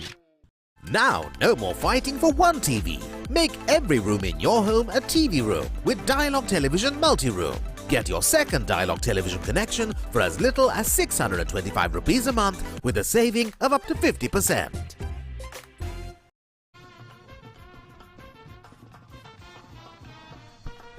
$99 for 4 after 34 overs in Joseph's. Shanil Pereira bowled his first over from the Vidyama at the end. Just gave away 3 runs. I'm sure he's quite nervous. Will take a couple of overs to settle down. Big moment for him. A moment he's been waiting for some time. I'm sure a dream. That was short. And Muralidharan quickly onto the back foot. Pulls it over that mid-wicket field down to the boundary for 4. So that was a good shot. I thought he's been very defensive. But as soon as he saw a run scoring opportunity, he's put it away for 4. Well, he gets his runs too. Also, Ricky got 100 under his belt. He got 130 odd against Ananda a couple of weeks ago. But a very steady bat. This moves on to double figures. So 100 on the board for St. Joseph's. 103 for 4 now. 14 boundaries, 14 fours in this innings. This partnership is very crucial between Rishma Amar Singh and Naren Muralidharan. Naren Muralidharan is one of the 2 centurions the Josephians have. Other one is Gilmour Jayasuriya, who got a double 100 against Royal. He's not in the lineup today. So next best is from skipper Sadesh Jayawardene, who has made 78. Avinta Dialvi's high score is 60. Mudita Disanayaka 73. Hiran Kapur Bandar 60. So yes, it's very crucial now, isn't it, that Muralidharan plays a long innings. Yes, as I said, Abhishek Jayavira is the next batter who's going to follow this. After that, it will be the bowlers. Lairu Amrasekara, Yanula Devtusa, Gagan Chamod, and Manasa Madhubhashana.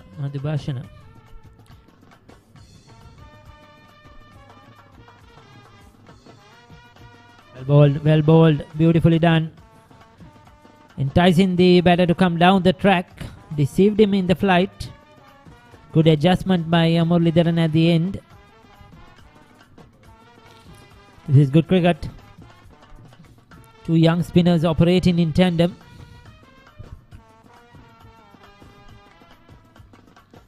Dominions will definitely look for a wicket or two before lunch. It's 35 gone. St. Joseph's 103 for 4.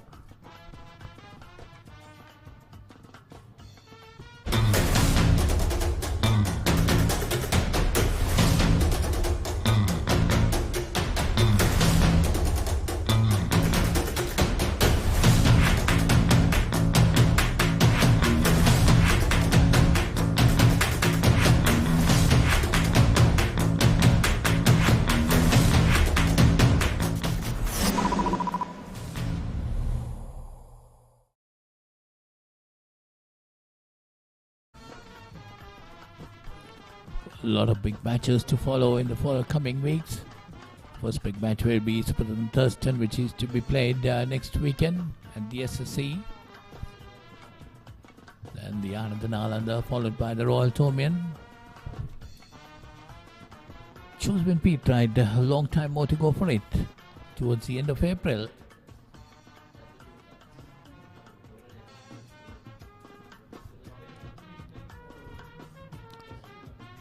It's a partnership of 19 runs of 41 deliveries between these two. Many more runs needed for Josephians from these two players. So 19 runs. Partnership, 42 deliveries. That's a good going.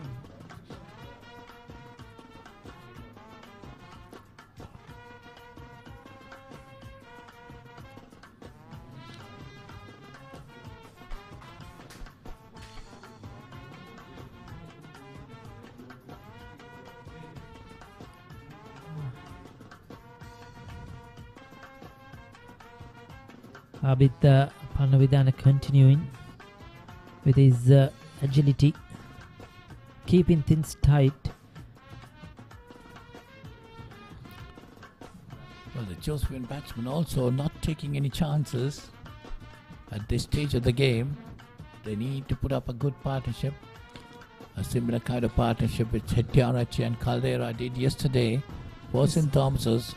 Would love, like I mentioned in the last over, another field under the bat, another attacking fielder for Panavidana. Just to play with the batter's mind. When you see one under the bat, you look to attack, probably try to play unconventional shot. That's a good sweep, just a single. But somebody there, just to create a bit of a difference, without letting the partnership now amble along. They're settling into this. They have scored 20 runs. Because on this side of a surface, you have to keep trying because there isn't much turn at all. So you have to try different things to outthink the batter and how you're going to buy a wicket. Talking of the wicket SSC here, yesterday on the first session we had 5 wickets down, and today we have 4 wickets down today in the first session up to now. Still about a half an hour more play left. That's the end of that over. 36 overs gone, 104 for 4. Now you can activate your favorite Dialog television channels via the My Dialog app, SMS, or missed call. Dialog Television, Sri Lanka's #1 television experience.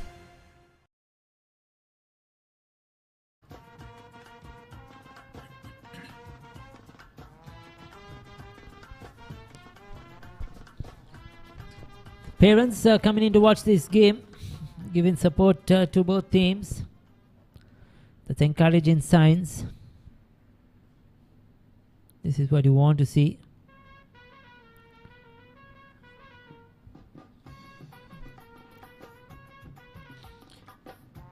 We're going to have a bowling change with, or will young Shanil Pereira continue? Yeah, Shanil Pereira is going to continue. There's one slip. Ramesh Mendis, the skipper. Strong offside field, rightly so, with the ball turning away from the right-handers.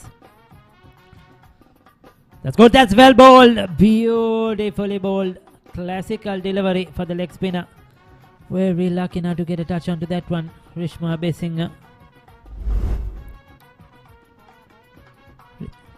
Amarasinghe.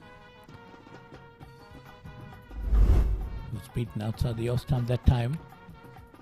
The ball going away from him. This time he uses his pad. This earlier one he played at it, this time decided to leave. I wonder if Shanil Pereira has the ability to get the wrong one in the googly. The one turning into the right hander. Send one or two more away and then bring in the googly to surprise the batsman. We haven't seen that as yet. Good sweep, pedal sweep, good judgment. He likes playing the sweep quite a lot. From what I've seen so far in this innings, most of his runs have come through that sweep shot for Rishma Amarasinghe, and he's played it well in control. And also, Ricky, the ball has been pitched outside the leg stump, gives him the opportunity to sweep it, but he got to be careful with the leg spinner. That's because there is a bit of bounce on this surface, so you have to be careful that you don't get a top edge.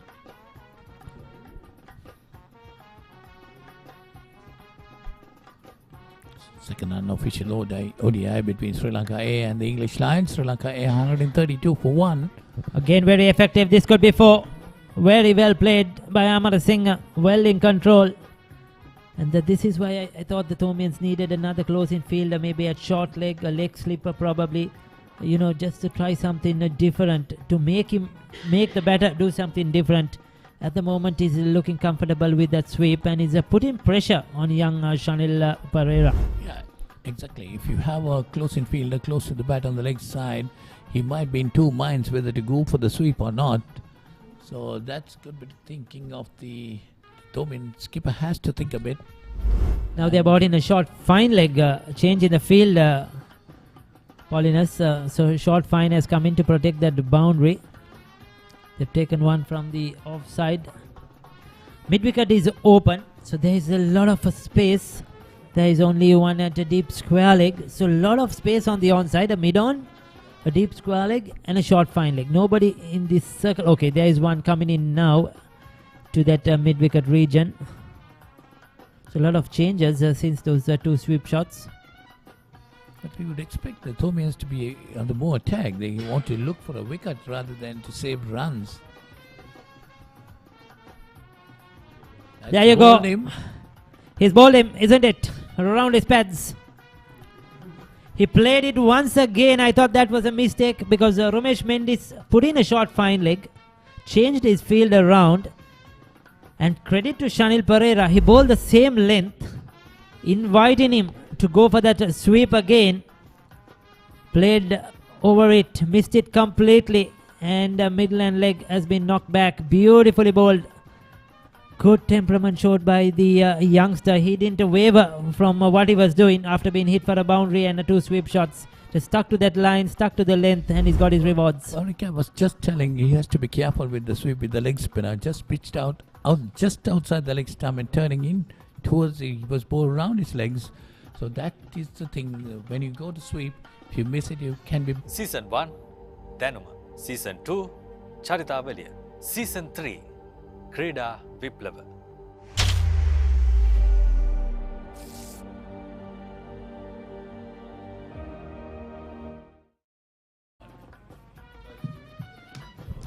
So that's a prize wicket because I thought Amarasinghe was batting really well. He looked very confident.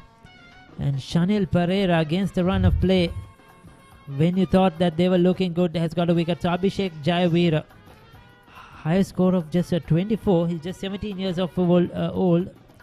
Hasn't got many runs, though he's played 7 matches. Definitely, the Josephians are really under trouble now. They are on the back foot. The Thomians putting a lot of pressure on them. Well, after this wicket, all the bowlers to follow. So Shanil Pereira 1 for 13. He's on his third over. Just a delivery left. Rishma Amarasinghe looked good, but unfortunately going for his sweep chop too often.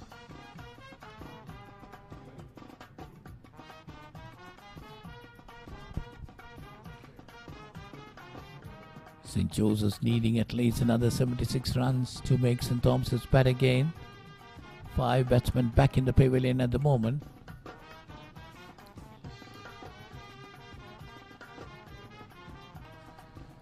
So that's the end of over number 37. St. Joseph's 110 for 5.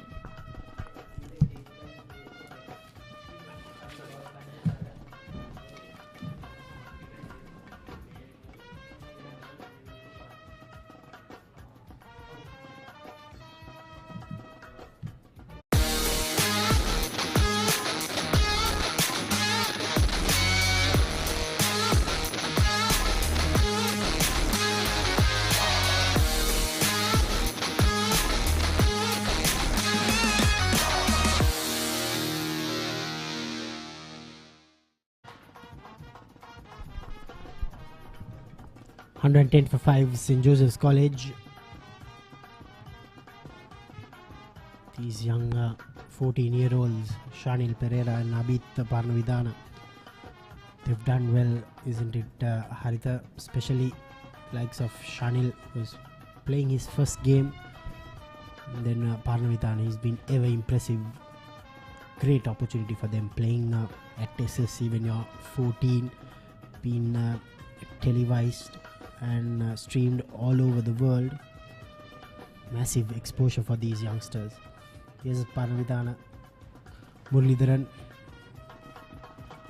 still not been able to rotate the strike frequently, but the dismissal of Rishma, I think, would dent the Josephian cause. This is good fielding. Good anticipation from the Thomian fielders. They are all over the Joes batters.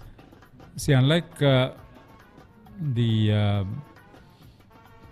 Josephine spinners, all wickets have been shared by the Thomian spinners, the 3 spinners, which is a far cry from what we saw yesterday.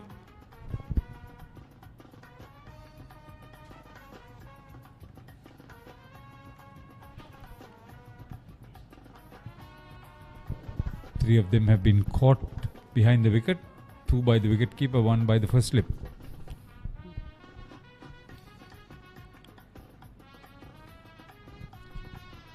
Good fielding. This is excellent stuff from the Thomians. I think it's Dinet Gunawardana there at short mid wicket. Straight away, couple of fielders coming in and acknowledging the fact that he saved a certain boundary that time.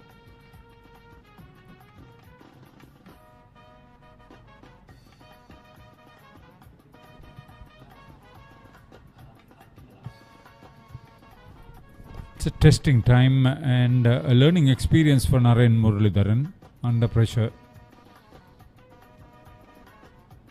This is where you really learn how to survive.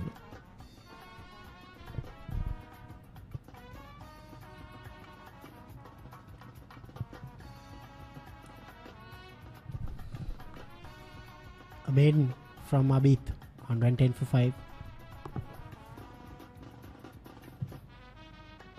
Meet the Pereiras. Just like any other family, they share everything. Kanti shares her amazing cooking. Minoli fills the family in with the latest gossip. But what happens when they sit together to watch their favorite TV shows at the same time? Well, it's not the same. Now, no more fighting for one TV. Make every room in your home a TV room with Dialog Television Multi-Room. Get your second Dialog television connection for as little as 625 rupees a month with a saving of up to 50%. The second 11 game between the two schools is being played at Dali Road, And Michael Adams, our colleague behind the mic, mentioned the fact that there are two players whose sons are involved there, Kavin Patirana and Dineth Piris. Dineth Piris' father, Nilanka Piris Sr. and Kavin Patirana's father, Asela Patirana, were captains in 1995. Googly from Chanel, but outside edge. That's going to be the first boundary for Abhishek Jayasuriya. I think from the Thumian point of view, Haritha, yes, Chanel got the wicket, but I think a little burst from the seamers just before lunch could get them another wicket or two. He has the ability to bowl the wrong one. It was a little tad too short. I thought because of the left hand, I thought Charu Kapiris would be my option.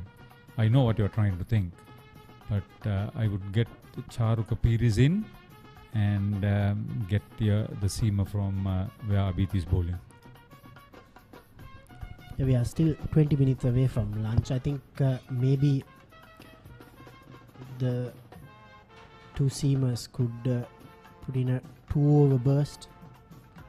You mean from both ends? Yes, both ends. Yes, Abhith has been bowling really well, but he has been bowling at a stretch, 13 overs, 31 for 2, Chanel. But even though he's picked up a wicket, you need to give them some encouragement as well.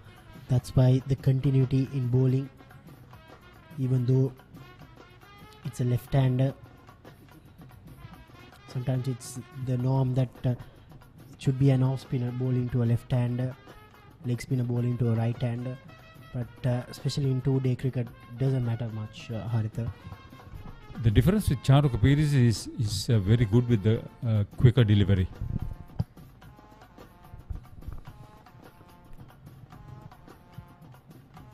Nearly a collision in the middle while Jayasuriya and Muralidharan were going across the pitch for a single. 115 for 5 St. Joseph's.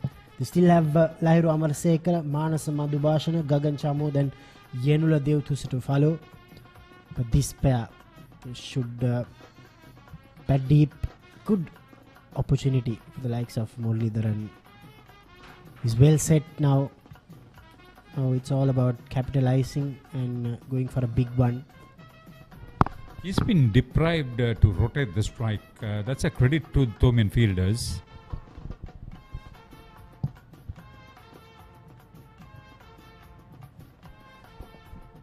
The patient aspect of Muralidharan batting, that was not what was there with his father, Muttaya Muralidharan. He enjoyed his batting. He would hit every which way, any bowler, fast or slow.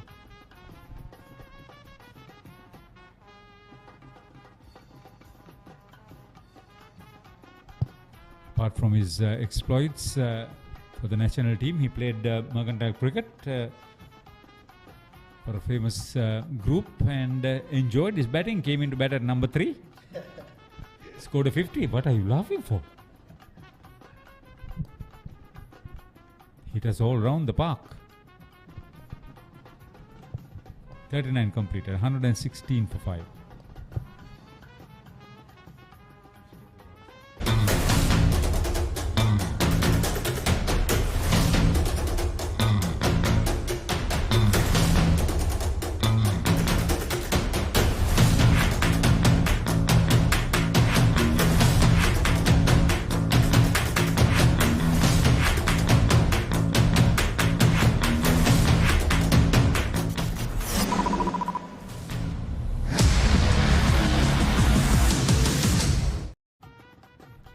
Good call, Damit.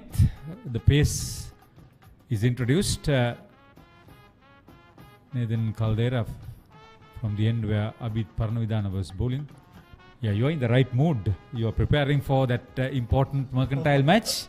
all kitted up at the joining Mercantile Cricket Association grounds. All the best to you. Thank you, Haritha. Nathan Caldera had a pretty good game so far. Also, the fact that this new ball sometimes could work in favor of you once it's 30 to 40 overs old. That's probably the reason why Ramesh Mendes brought his main seamer back into the attack, Nathan Caldera. He's a top wicket taker, but he's wicketless so far in 6 overs. His primary role in this Thomian side is to pick up wickets. You can score runs, yes, when it's most needed, well and good, but pick up wickets.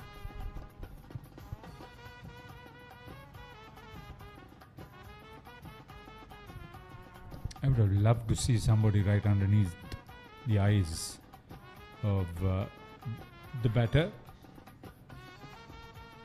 just to make sure that he's not comfortable.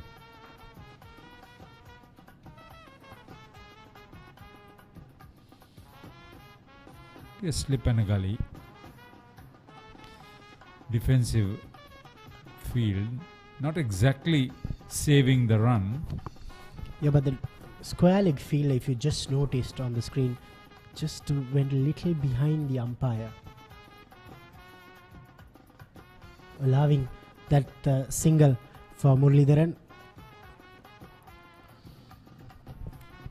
This is where I would have loved to see a forward short leg, silly mid-on, because Muralidharan is not that free-flowing bat where that close-in fielder will be put under pressure.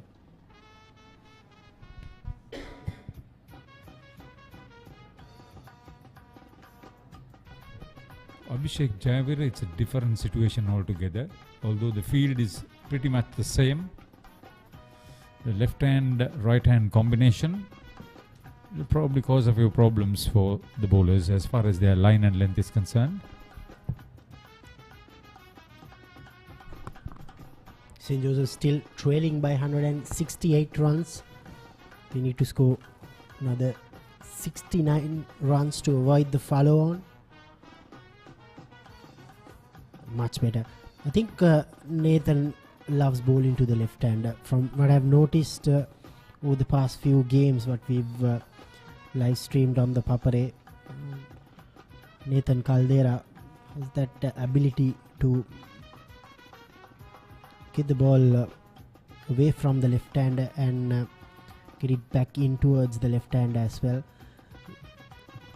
But yes, as a bowler you need to be able to bowl to both the left-handers and the right-handers. Yet I think at this juncture, I think he'll love bowling to this left-hander. Yeah, your instincts applied directly to the bowler. He got an extra slip into that cordon. So now there's 2 slips and a gully. They still would love to see silly mid-on or a silly mid-off there, a forward short leg. Plenty of runs to play with for St. Thomas's.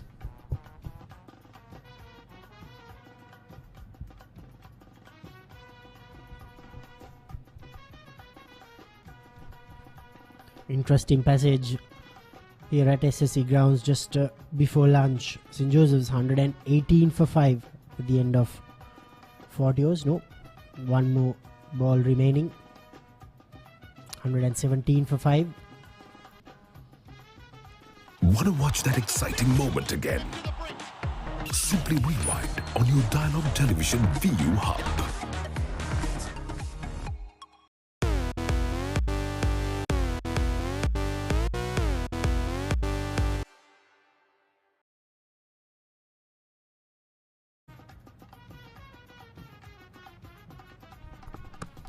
One ball remaining for Caldera in his 7th over.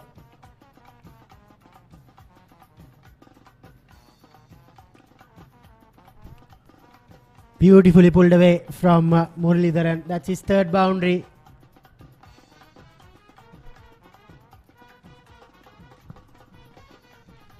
That's the end of the 40th over, 122 for 5 St. Joseph's.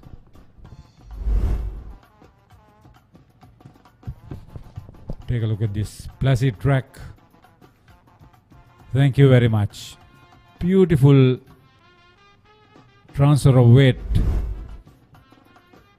roll of wrists, everything perfect, picture perfect that was. Another warm, humid day. Must be taxing on the players. You realize what you're heading for, David?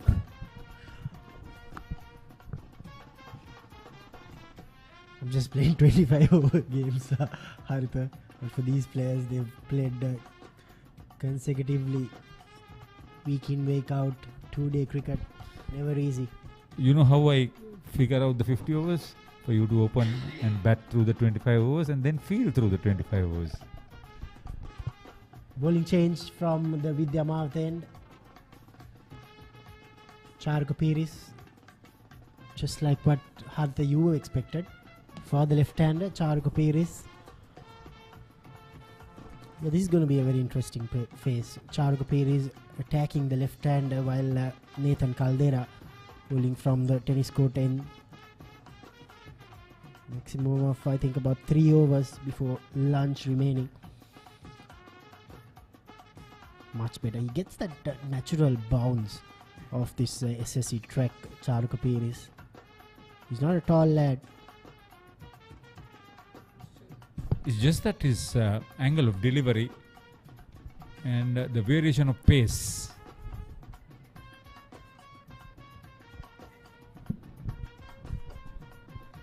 That's the difference. You could make such a big difference.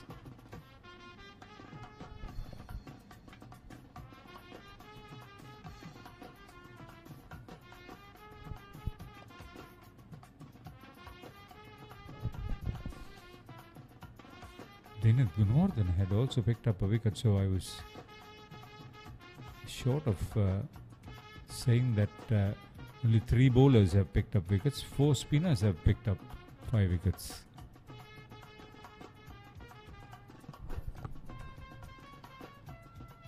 Ketarama, Sri Lanka 148 for 2.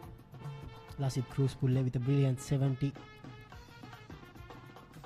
Much improved performance from the home team. Here at SSC also, the host St. Thomas's clearly on top of this game as well. Played for the Gilmour Jayasuriya Memorial Trophy. St. Thomas's College has not won it since 1995.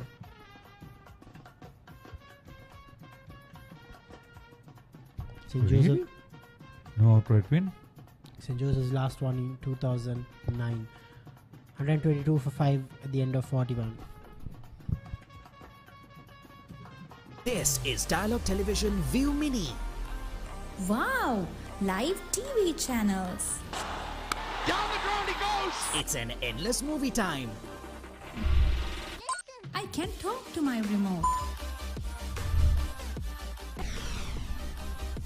Yes, go, go, go!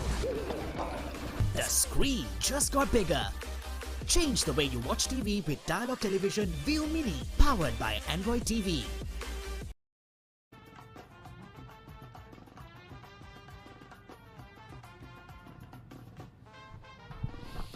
The experiment of Nathan Caldera didn't work in favour of Romesh Mendis, and he has gone back to Abhith Parnavidana.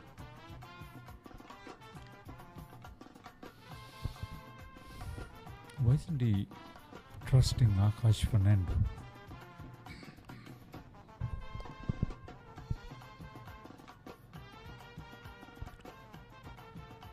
Good use of the feet from Muralidharan. These two have slowly added 13 runs, but from the Josephian point of view, Haritha need Abhishek and Narayan to remain unbeaten at the lunch break. They picked up 5 wickets so far, the Thomians, today morning. Clearly who've dominated this session. 90 runs have been scored for the loss of the top 5 wickets for St. Joseph's. The 33rd over being bowled on the second morning.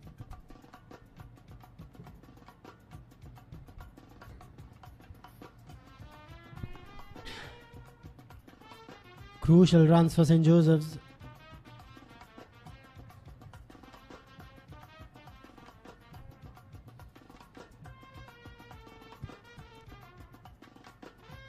So it's very important that these two remain unbeaten at lunch. These are genuine batters, frontline batters for St. Joseph's College. If you are having a forward short leg, I think you should be on middle and leg. You bowl outside the off stump, then there's an opportunity to score because plenty of open spaces in the cover boundary area, there's nobody.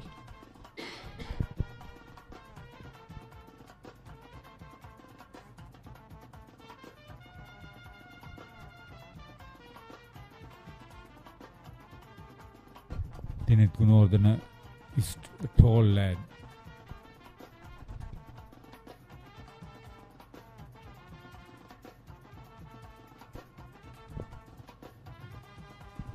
.42 completed, 125 for 5.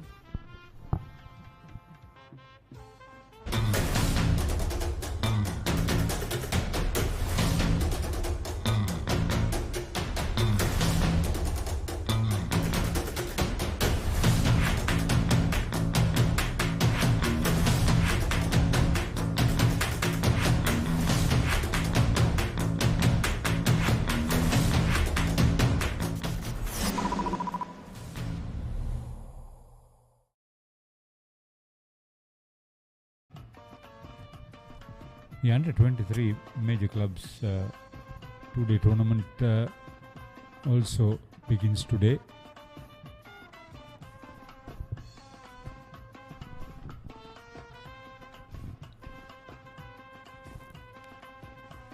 Good cricket all around, good bowling, good batting and good fielding. Naren seems to be seeing the ball much better and seems to be at ease now. Struggled early on to rotate the strike.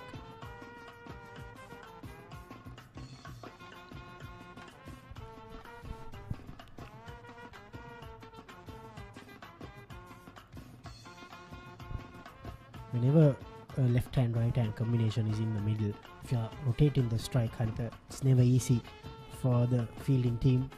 Yeah, you also in the process frustrate the bowler. He can't settle down into a good line and length unless you are very good at it. So it is some quality work by the batters.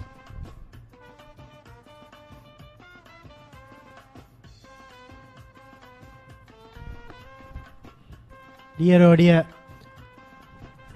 you are just praising Muralidharan that he looks at his ease, and St. Thomas's College, they've picked up a crucial wicket just before lunch, that of Narayan Muralidharan, who's batting so well. Just chipped to the mid-on fielder Akash Fernando. Easy catch for Akash. That's the second wicket for Charu Kapiris. Here's the replay. He wanted to play towards that mid-wicket region, but didn't get hold of it properly. Muralidharan departs for 19. St. Joseph's 127 for 6. Want to watch that exciting moment again? Simply rewind on your Dialog Television ViU Hub.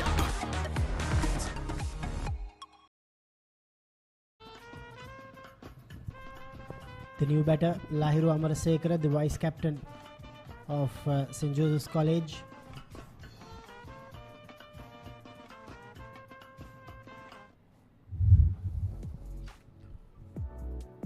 He's got best score of 42 this season. He's a handy all-rounder. Can hit the long ball. But now It's about surviving the next couple of deliveries, most likely before lunch, and then string up a partnership. 2 slips, a leg slip, and a short leg in place. Chargo Peris is bowling really well here. Spinners have accounted for all the wickets to have fallen in this session. Take a look at this. He wanted to get to the pitch of the ball, not exactly there. Then he wanted to go over mid-wicket. It was no. Lahiru Amarasekara. That could well be lunch. What a session for St. Thomas's College. They've picked up 7 wickets. The dessert for the Thomians was the 2 wickets before lunch. Oh no. That's the last thing St. Joseph's wanted.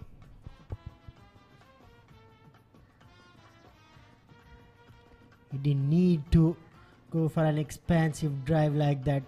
Beautiful bowling, good slip fielding.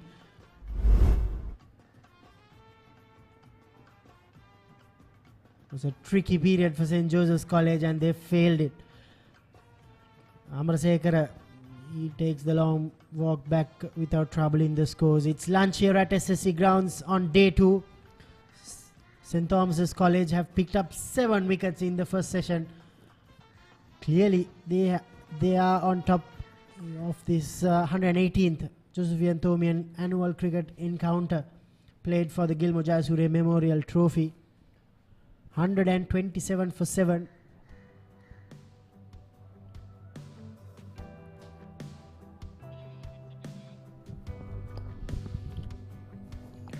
This session, the Josephians scored 94 runs, but they've lost 7 wickets. The Thomian bowling, bulk of the bowling was done by the spinners. They bowled 33.4 overs.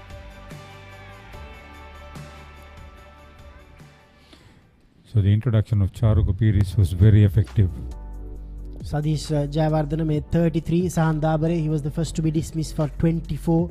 Muralidharan just before lunch, he was dismissed for 19. Avintha Dialways, he was gone for 9. Mudita Disanayaka 4. Rishma Amarasinghe looked really well in the middle, 21. Abhishek Jayavira, the unbeaten player. Lahiru Amarasekara, the vice captain, fell just before the lunch break.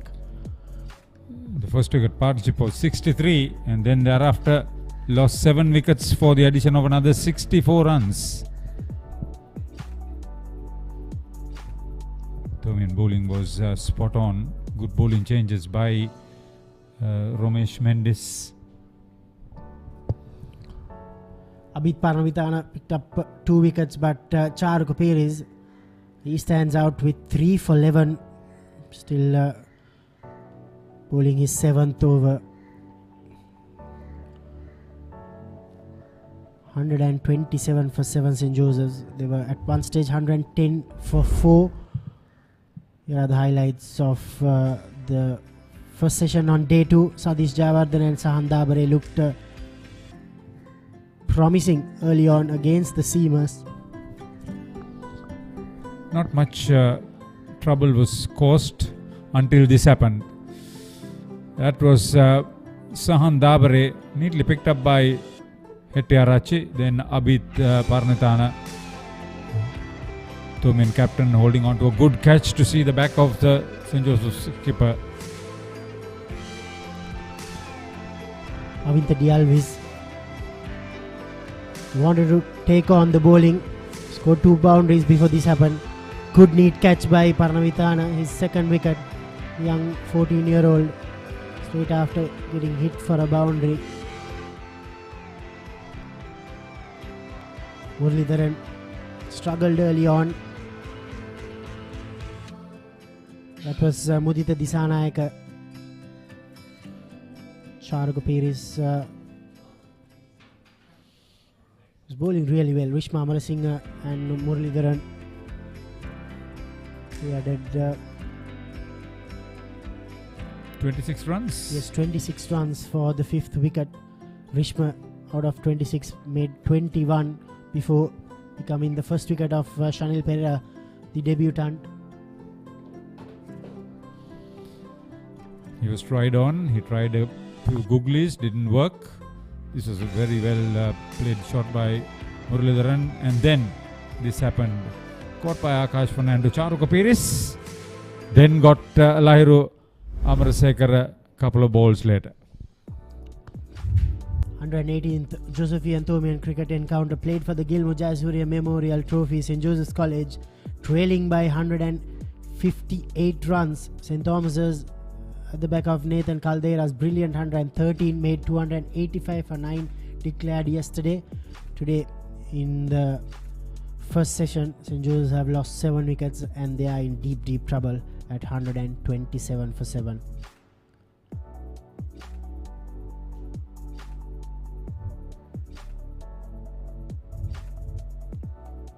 Clearly that first session yesterday belonged to St. Joseph's College, and since then St. Thomas's have dominated this battle here at SSC Grounds. If they manage to get the remaining 2 sessions in favour of them, they could well go home with the Gilmour Jayasuriya Memorial Trophy this time. So we'll take a small break. It's a lunch here at SSC Grounds. Stay tuned to the Papare.com, Dialog Television Channel 140 and the ViU app as we bring action from this exciting schools cricket game.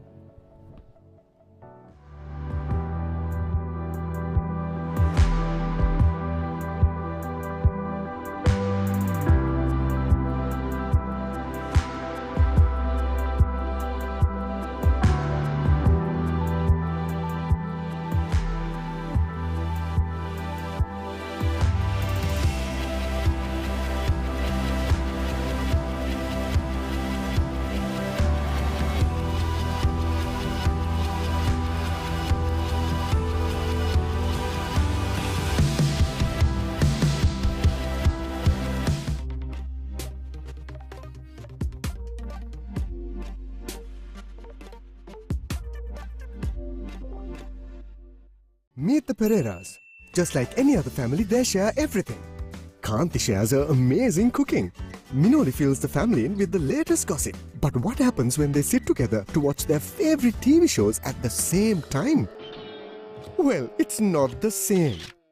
Now, no more fighting for one TV. Make every room in your home a TV room with Dialog Television Multi-Room. Get your second Dialog Television connection for as little as 625 rupees a month with a saving of up to 50%. Now you can activate your favorite Dialog Television channels via the My Dialog app, SMS or missed call. Dialog Television, Sri Lanka's #1 television experience. Feel the adrenaline pumping through your veins. Witness magic bursting into life in front of your eyes. Explore the unknown and unravel the deepest mysteries of the universe. Celebrate life when you enjoy the best of entertainment in high definition with Dialog Television. Activate your favorite HD channel now. Dialog Television, Sri Lanka's #1 television experience.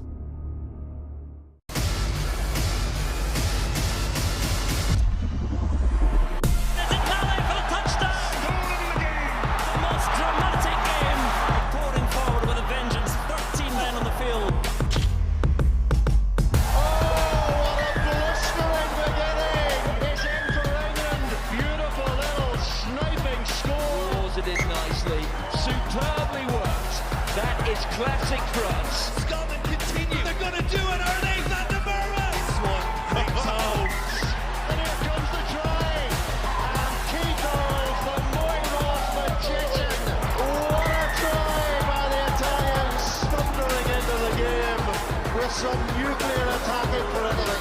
The sheer magic of Wales has brought the whole of this stadium to its feet. What a finish.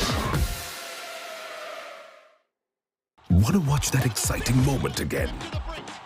Simply rewind on your Dialog Television ViU hub. This is Dialog Television ViU Mini. Wow, live TV channels. Down the ground he goes! It's an endless movie time. I can talk to my remote. Yes, go, go, go! The screen just got bigger. Change the way you watch TV with Dialog Television ViU Mini, powered by Android TV.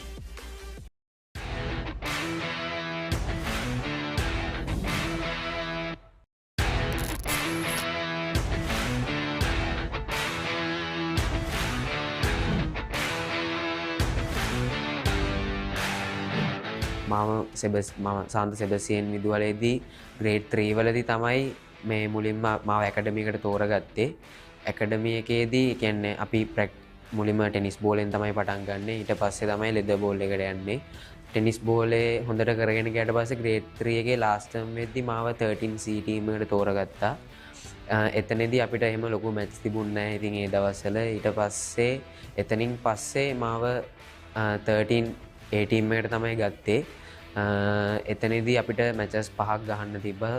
මේ ඒ matches 5ෙදිම අපි කණ්ඩායමක් විදිහට හොඳට කරා. ඊට පස්සේ එතනින් පස්සේ අන්ඩර් 13 මගේ අන්තිම අවුරුද්දට කලින් අවුරුද්දේදී හරියට ටූර්නමන්ට් එකක් ගැව්වා. සිංගයගෙන් තමයි මේ ස්කූල් ක්‍රිකට් එකෙන් කරේ. ඒකෙදී මම බෙස් බෝලර් වෙනවා. එතනින් පස්සේ තමයි මම එන්නේ 13 ලාස්ට් ඉයර් එකේදී තමයි මම එන්නේ මේ සාන්ත ජෝසප් විදුහලට. ඊට පස්සේ එතනින් ඇවිල්ලා මම අවුරුද්දක් ක්‍රිකට් ගැහුවේ නැහැ. මට ඔබ්ජෙක්ෂන් ලෙටර් එක මේ හම්බුනේ නැති හින්දා. ඊට පස්සේ මම අන්ඩර් 15 ෆස්ට් ඉයර් එකේදී සෙල්ලම් කරා සාන්ත ජෝසප් විදුහලේ. ඊට පස්සේ අන්ඩර් 17 එකේදී තමයි මාව අන්ඩර් 17 එකේදී ෆස්ට් ඉයර් එකේදී තමයි මම මේ අන්ඩර් 17 එකේදී බෙස් බෝලර් වෙලා අන්ඩර් 15 එකේදීත් බෙස් බෝලර් වෙලා ඒ අවුරුදු දෙකේදීම බෙස් බෝලර් වෙලා තමයි මම තමයි ක්‍රිකට් පටන් ගත්තේ.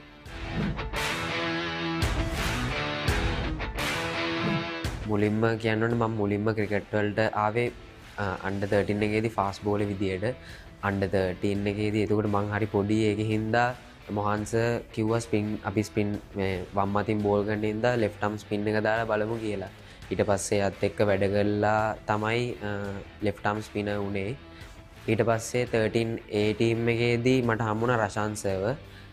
එයාගෙන් ගොඩක් දේවල් ඉගෙන ගත්තා. එයා ඒ කියන්නේ ටීම් එකක් විදියට මට බෙස් බෝලර් වෙන්න ටීම් එක ගොඩක් උදව් කරා. මොකද කැච් අල්ලලා දුන්නා. ඒ දේවල් එක තමයි විකට් දාගන්න පුළුවන් වුණේ. ඉතින් රෂාන් සර් ගොඩක් දේවල් මට කියලා දුන්නා. මෙහෙම දාන්න මෙහෙම කරන්න. ඒ වගේම ගොඩක් මහන්සි වුණා. ඒ හින්දා මට ගොඩක් ලේසි වුණා ලෙෆ්ට් ආම් ස්පින් එකෙන් හොඳ දේවල් ටිකක් කරන්න. ඉතින් අපි ඒ අවුරුද්දේ චැම්පියන් උත් වුණා. ඊට පස්සේ අන්ඩර් 15 එකට ආවට පස්සෙත් රෂාන් සර් හිටියා සෙබස්ටියන් එකේදී. එයාත් එක්කම තමයි වැඩ කරේ. ඒ අවුරුද්දේ අපි රන්නර්ස් අප් වුණා ඒ ටූර්නමන්ට් එකේදී. ඊට පස්සේ මම අන්ඩර් 15 එක ලාස්ට් ඉයර් එක ගහන්න ආවේ සෙන්ට් ජෝසප් එකට. ඊට පස්සේ එතනදී මට හම්බුනේ පසින්දු සර්ව. එතනදී මට මැච් 3යි ගහන්න පුළුවන් වුණේ. ඒ මැච් 3ෙන් ඒ මැච් අපි ඒකේ ක්වාටර් ෆයිනල් පෙරදුනා. එතනින් පස්සේ අන්ඩර් 17 තමයි මම ගැහුවේ. එතනින් පස්සේ තමයි මට රොජර්ස් හම්බුනේ. රොජර්ස් එක්කත් මම ගොඩක් වැඩ කරා. එයා ප්‍රැක්ටිස් හැමදේම ක්වොලිටි එකට අපේ සෙන්ට් ජෝසප් එකේදී තියෙනවා. ඉතින් ඒත් එක්ක හරි ලේසි ස්පොට් බෝලින් කරන එක තැනක බැට්ස්මන්ලට බැට් ගන්න දිනන ෂොට්ස් ගහන්න මැද ගිහිල්ලා බැට් කරන්නේ හැමදේම ඉතින් ලොකු ප්‍රැක්ටිස් සෙෂන් එකක් තිබ්බා. ඒත් එක්ක ප්ලේයර්ස්ලා ගොඩක් ඉම්ප්‍රූව් වුණා. ඉතින් ඒ අවුරුද්දේදී ප්ලේයර්ස්ලා 4 දෙනෙක්ම වගේ අන්ඩර් 19 නැෂනල් ටීම් එකටත් ආවා. ඉතින් ඒ වගේ ගොඩක් දේවල් කණ්ඩායමක් විදියට කරන්න පුළුවන් වුණා. ඒ අවුරුද්දෙත් අන්ඩර් 17 එකේදී අපි චැම්පියන්ස්ලා වුණා. ඊට පස්සේ අන්ඩර් 17 ගහන අවුරුද්දෙම ඒක ඉවරනාට පස්සේ අපිට 2-day ටූර්නමන්ට් එකේදී මට අමතක වුණ වෙන දෙයක් තමයි ක්වාටර් ෆයිනල් මැච් එක අපිට රිච්මන්ඩ් ලව තමයි හම්බුනේ. ඒකෙදී කමිදු අයියයි ධනංජය ලක්ෂාන් අයියා ඒගොල්ලෝ ඒ දෙන්නම සෙල්ලම් කරා. ඉතින් ඒගොල්ලෝ under 19 World Cup ගිහිල්ලා වෙලා එතකොට අපිට හිටියා ජෙහාන් ඩැනියල් JDI හිටියා. ඊට පස්සේ රෙවාන් කෙලි නිපුන් සුමන සිංහ ඒ under 19 ගිහිල්ලා ආපු කට්ටිය හිටියේ World Cup එක. ඉතින් ඒගොල්ලොත් එක්ක ගහන්න හම්බෙච්ච එකත් ගොඩක් සතුටුයි. ඉතින් ඒ අවුරුද්දේ ඒ ක්වාටර් ෆයිනල් මැච් එකේදී මමයි අෂේන් ඩැනියල් එකතු වෙලා ලාස්ට් එකට පාර්ට්නර්ෂිප් එක දින 178ක් ක්වාටර් ෆයිනල් එකේදී ඒකත් අමතක නොවන දෙයක් තමයි මගේ ජීවිතේ. එතනින් පස්සේ තමයි මට හම්බුනේ under 19 national team එකට සිලෙක්ට් වෙන්න.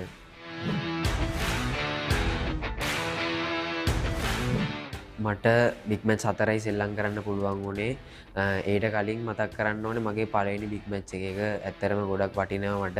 මොකද ඒ අවුරුද්දේ අපේ ජෙහන් අයියා තමයි JD අයියා තමයි කැප්ටන් කරේ. ඒ අවුරුද්දේදී මම බෙස්ට් ඕල් රවුන්ඩර් වෙනවා ඒ බිග් මැච් එකේදී. ඇත්තට මේ ගොඩක් මට අමතක නොවන බිග් මැච් එකක්. ඊට පස්සේ අපි ඒ සීසන් මම බිග් මැච් අවුරුදු 4යි මම සීසන් 5ක් සෙල්ලම් කරා under 19 එකේදී. සීසන් 5න් අපි චැම්පියන්ෂිප් 4ක් තියෙනවා. 2 day චැම්පියන්ෂිප් 2යි 1 day චැම්පියන්ෂිප් 2යි. ඉතින් ඒ මුලින්ම මට කෝච් විදියට හිටියේ මේ under 19 එකේදී රොජර්ස් අවුරුදු 2ක් කරා. රොජර්ස්ගෙන් පස්සේ අපිට කෝච් කරන්න ආවේ නිරෝෂන් බණ්ඩාරතිලක සර්. එයාත් එක්කත් වැඩ කරා අවුරුද්දක්. ඒ අවුරුද්දේදී අපිට කොවිඩ් තත්ත්වෙත් එක්ක නවත්තන්න වුණා ටූර්නමන්ට් එක. ක්වාටර් ෆයිනල් අපි ඇවිල්ලා හිටියේ. අපි පෙරදුන්නේ නැහැ. පෙරදෙන්නේ නැතුව ඇවිල්ලා හිටියේ අන්බීටන් ටීම් එකක් විදියට. ඊට පස්සේ අවුරුදු 2ක් අපිට කෝච් කරා ඩිලන් රාමනායක සර්. ඒ අවුරුද්දේදී වන් ඩේ ටූර්නමන්ට් එක තමයි ගියේ. ඒ අවුරුද්දේදී මම කැප්ටන් කරා. ඒ අවුරුද්දේ අපි වන් ඩේ ටූර්නමන්ට් එකේ චැම්පියන් වුණා. ඊට පස්සේ අවුරුද්දේ කැප්ටන් කරේ ෂෙමෝන් ඩැනියල්. ඒ අවුරුද්දෙත් අපි චැම්පියන්ස්ලා වුණා. ඉතින් එහෙම තමයි under 19 ටූර්නමන්ට් එක ගියේ.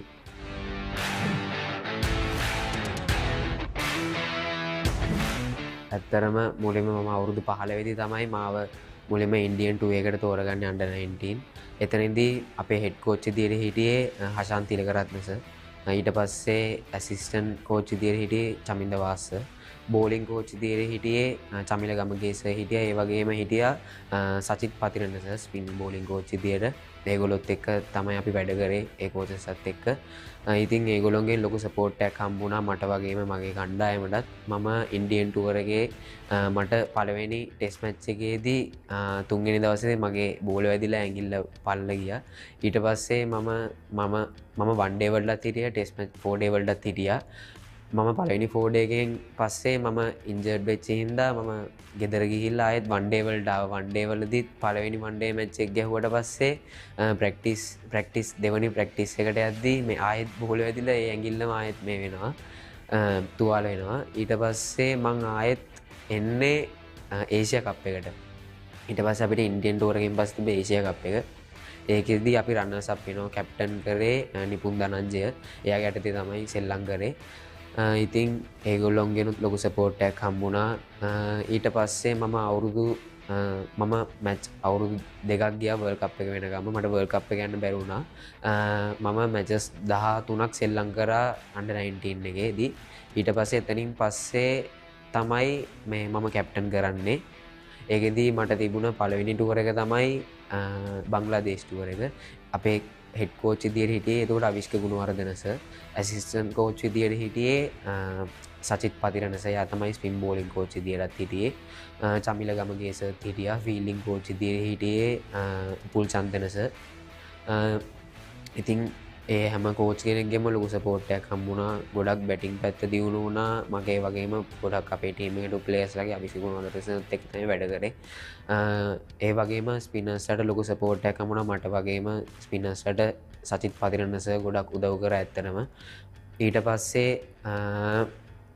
චමිල ගමගේ සර් ගෙනුයි උපුල් චන්දන සර් ගෙනුත් ලොකු සපෝට් එකක් හම්බුණා. මුළු ටීම් එකේම ෆීල්ඩින් පැත්ත ගොඩක් ඉම්ප්‍රූව් කරගන්න පුළුවන් වුණා උපුල් චන්දන සර්ගෙන්. ඊට පස්සේ ෆාස්ට් බෝලර්ස්ලාට ගොඩක් උදව් කරා චමිල ගමගේ සර්. ඉතින් ඒගොල්ලන්ට ගොඩක් තෑන්ක් කරන්න ඕනි. ගොඩක් උදව් කරා අපේ කණ්ඩායමට. මගේ ටීම් එක ක්වාටර් ෆයිනල්ස් වලට එන්න පුළුවන් වුණා වර්ල්ඩ් කප් එකේදී. හොඳම 6 දෙනාට ආවා. ඊට කලින් ඒෂියා කප් එකේදී රන්නර්ස් අප් වුණා. ඉන්දියාවට තමයි පෙරදුනේ. ඉතින් ගොඩක් සතුටුයි අපිට හොඳ දෙයක් කරන්න පුළුවන් වෙච්ච එක ගැන. 2022 වර්ල්ඩ් කප් එකට තමයි අපි ගියේ. ඒක තමයි මම නායකත්වයේ දැරුවේ. ඉතින් වෙස්ට් ඉන්ඩීස් වලට තමයි යන්න තිබුණේ අපිට. එතනදී අපිට පළවෙනි මැච් එක විදිහට තිබුණේ ස්කොට්ලන්ඩ් මැච් එක. ඒක අපි ජයග්‍රහණය කරා. ඊට පස්සේ තිබ්බේ ඕස්ට්‍රේලියාත් එක්ක. ඉතින් ඒක ඉතාමත් හොඳ තරගයක්. ඉතින් අපේ කණ්ඩායම වුණත් හොඳට ප්‍රෙපෙයාර් වෙලා තමයි හිටියේ. හොඳ මෙන්ටැලිටි එකක් තිබ්බා අපේ ටීම් එකට. ප්‍රැක්ටිස් සෙෂන් හැමදේම හොඳට තිබුණා. ඉතින් ඒක හින්දා අපි අනිවාර්යයෙන්ම වර්ල්ඩ් කප් එක හොඳ දෙයක් කරන්න බලාපොරොත්තු වෙන තමයි අපි අනිවාර්යයෙන්ම ගිහී කණ්ඩායමත් එකමුතු ඉතාමත් හොඳ කණ්ඩායමක් හිටියා. ඉතින් අපි ඕස්ට්‍රේලියාවටත් ගහලා ගැහුවට පස්සේ අපිට තවත් සතුටුයි. ඉතින් අපිට හොඳ ෆයිට් එකක් දෙන්න පුළුවන් කියලා අපිට හිතුණා ඉන්දියාවත් සමග. අපි ඉන්දියාව තමයි අපි ප්ලෑන් කරන් හිටියේ හොඳ ටීම් එකක් විදිහට. ඉතින් එතනින් පස්සේ අපිට හම්බුණා වෙස්ට් ඉන්ඩීස්. ඒකත් අපි දින්නා. ඊට පස්සේ තමයි අපිට ක්වාටර් ෆයිනල් එකට එන්න හම්බුනේ ඇෆ්ගන් ටීම් එක. ඒගොල්ලෝ 134 ගැව්වේ ඕවර්ස් 50ටම. ඉතින් අපි දන්නේ ඒගොල්ලන් හොඳ බෝලිං ඇටැක් එකක් ඉන්නවා කියලා. ඒ වුණත් අපි හිතුවා අපිට හොඳ දෙයක් කරන්න පුළුවන් වෙයි කියලා. නමුත් ක්වාටර් ෆයිනල් එක හිතා ගන්න බැරි විදියට ඉතින් පෙරදුනා. ගොඩක් දුකයි ඉතින් මැච් එක පෙරදිච්ච එක ගැන. අපි ටීම් එකක් විදියට 6 වෙනි තැනට තමයි ආවේ වර්ල්ඩ් කප් එකේදී. මම ඒකේ විකට් 18ක් අරගෙන වැඩිම විකට් ගන්නවා බෙස් බෝලර් වෙනවා. ඊට පස්සේ මම සවුත් ඇෆ්‍රිකාවට එරෙහිව ලකුණු 113ක් රැස් කරනවා. මම ඒ ටූර්නමන්ට් එකේදී ලකුණු 268ක් ලබාගෙන විකට් 18ක් ලබා ගන්නවා. මම හිතන විදියට ඒක රෙකෝඩ් එකක්. ඒක මේ ඒ අන්ඩර් 19 වර්ල්ඩ් කප් වලදී ලකුණු 250ට වැඩිය ගහලා විකට් 15ට වැඩිය ගත්ත පළවෙනි ප්ලේයර් මම. ඉතින් ඇත්තරම ගොඩක් සතුටුයි. කෝචින් ස්ටාෆ් එකෙන් වගේම මගේ කණ්ඩායමෙන් මට ලොකු සපෝට් එකක් හම්බුණා. ඉතින් ඒකින් තමයි මට ඒ දේ ලබා ගන්න පුළුවන් වුණේ. කණ්ඩායමක් විදියට හොඳ දෙයක් කරා. ඉතින් ගොඩක් සතුටුයි.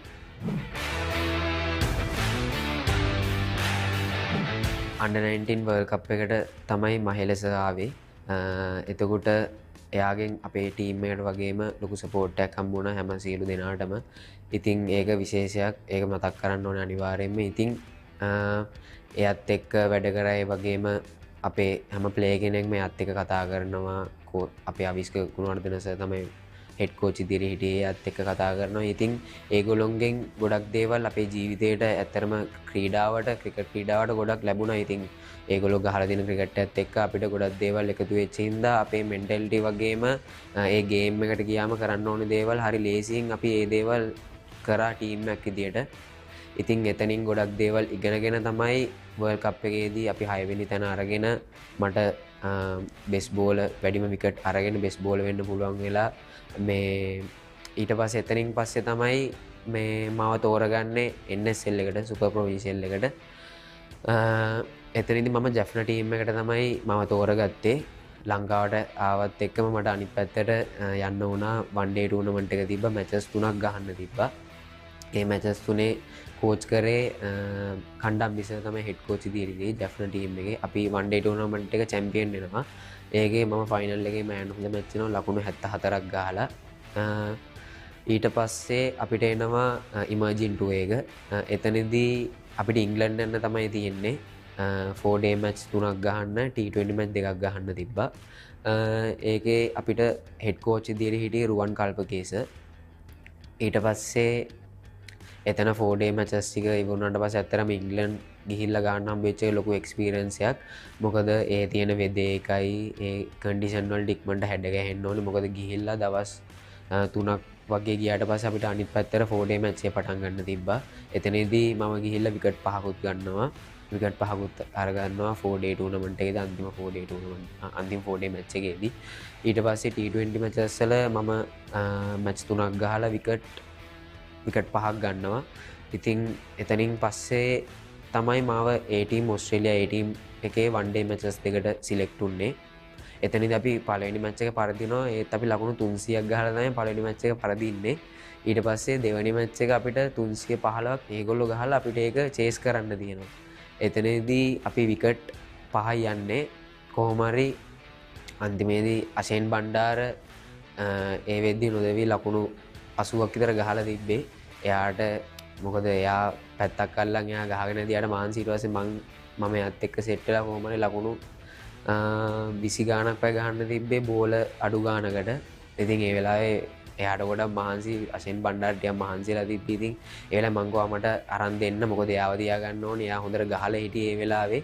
එයාට හොඳට බෝලේ පේනවනේ. ඉතින් එයාගේ විකට් එක ගියොත් අපරාධනේ. එහෙනම් මම රිස්ක් එකක් අරගෙන කොහමද ඒ වෙලාවේ 6කුයි 4කුයි ගහලා මැච් එක දිනනවා. ඉතින් එතනින් පස්සේ තමයි මාව තෝරගන්නේ මේ වන් ඩේ 5කට නැෂනල් ටීම් එකේ ඕස්ට්‍රේලියාව සමග. ඇත්තරම මම මේ ඒ වෙලාවේ ඒ ටීම් මැච් එකේ අන්තිම මැච් එකේදී හිටියේ. ඉතින් ඊට පස්සේ ඇවිල්ලා කට්ටිය මට විශ් කරා මේ මම 26ට දාලා ඉන්නවා කියලා දැනගත්තේ මේ මොකද්ද අපේ මේ ඉමර්ජින් ටූර්නමන්ට් එකේදී වන් ඩේ ස්කොඩ් එකට දාලා තිබ්බා කියලා. ඊට පස්සේ ඒ ටීම් එකේ මැච් වලින් පස්සේ මාව තෝරගත්තා මේ වන් ඩේ ටූර්නමන්ට් එකට නැෂනල් ටීම් එකේ මැච් 5ට. මේ ඉතින් හැමෝම ඇවිල්ලා මට විශ් කරා. ඉතින් මට ගොඩක් සතුටු හිතුණා. මම මැච් එක ඉවර වෙච්ච ගමන් තාත්තට තමයි කෝල් එකක් කරන් කිව්වේ මෙහෙම මාව තෝරගත්තා කියලා. මේ ඉතින් ඒ වෙද්දි තාත්තා දැනගෙන හිටියේ ටීවී එකෙත් එක පෙන්නලා තිබ්බා. ඉතින් ගොඩක් සතුටුයි. පොඩි ගානක්ම ආසාවක් තිබ්බා ඉස්කෝලේ යන කාලෙදිම ලංකාවට ගහන්න. ඉතින් තාත්තත් මට කිව්වා පුළුවන් නම් ඒකවා කරලා බලන්න කරන්න මහන්සි වුණොත් එහෙම බැරි ගමන් නැහැ අනිවාර්යෙන් පුළුවන් කියලා. ඉතින් අවුරුදු 19 දීම ඉස්කෝලෙන් අවුට් වෙන්නත් කලින් මට ඒ ටීම් එකේ මැච් දෙක වුණාට පස්සේ තමයි මාව නැෂනල් ටීම් එකට තෝරගත්තේ. ඊට පස්සේ ඉවරෙච්ච ගමන් මම මැච් දෙක ඉවරෙච්ච ගමන් මම තාත්තට කතා කරලා කිව්වා තාත්තේ මම මෙහෙම තෝරගෙන තියෙනවා තාත්තා දන්නවා. ඊට පස්සේ තාත්තා දන්නවා. තාත්තටත් ගොඩක් සතුටුයි. ඊට පස්සේ මට අම්මයි තාත්තයි මතක් කරන්න ඕනේ දෙන්න ගොඩක් උදව් කරා. ඉතින් ඒ තැනට එන්න. ඊට පස්සේ මට නුවරට තමයි යන්න තිබ්බේ. මොකද පල්ලෙකලේ තමයි පළවෙනි මැච් එක තිබ්බේ. ඒට කලින් මං හිතුවේ නෑ මැච් එක ගහයි කියලා. පළවෙනි මැච් එකේ නම් මං ගහයි කියලා. මට ප්‍රැක්ටිස් වෙලාවේදී බෝල් කරාට පස්සේ තමයි මට කිව්වේ මම මැච් එක ගහනවා කියලා.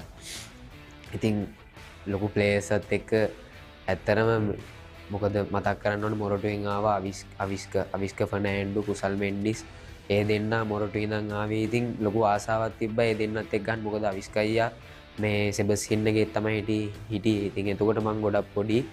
එයා ගහන ඒවා බලද්දි ඉතින් ඒ ආසාවත් එක්ක තමයි අපිත් මහන්සි වෙන්න ගත්තේ. අවිස්ක අයියයි කුසල් අයියත් එක්ක ගහන්න ආසාව තිබුණ හින්දා තමයි ගොඩක් මහන්සි වුණා ඒ දෙන්නත් ඒ ගහන්න ඕනි කියලා.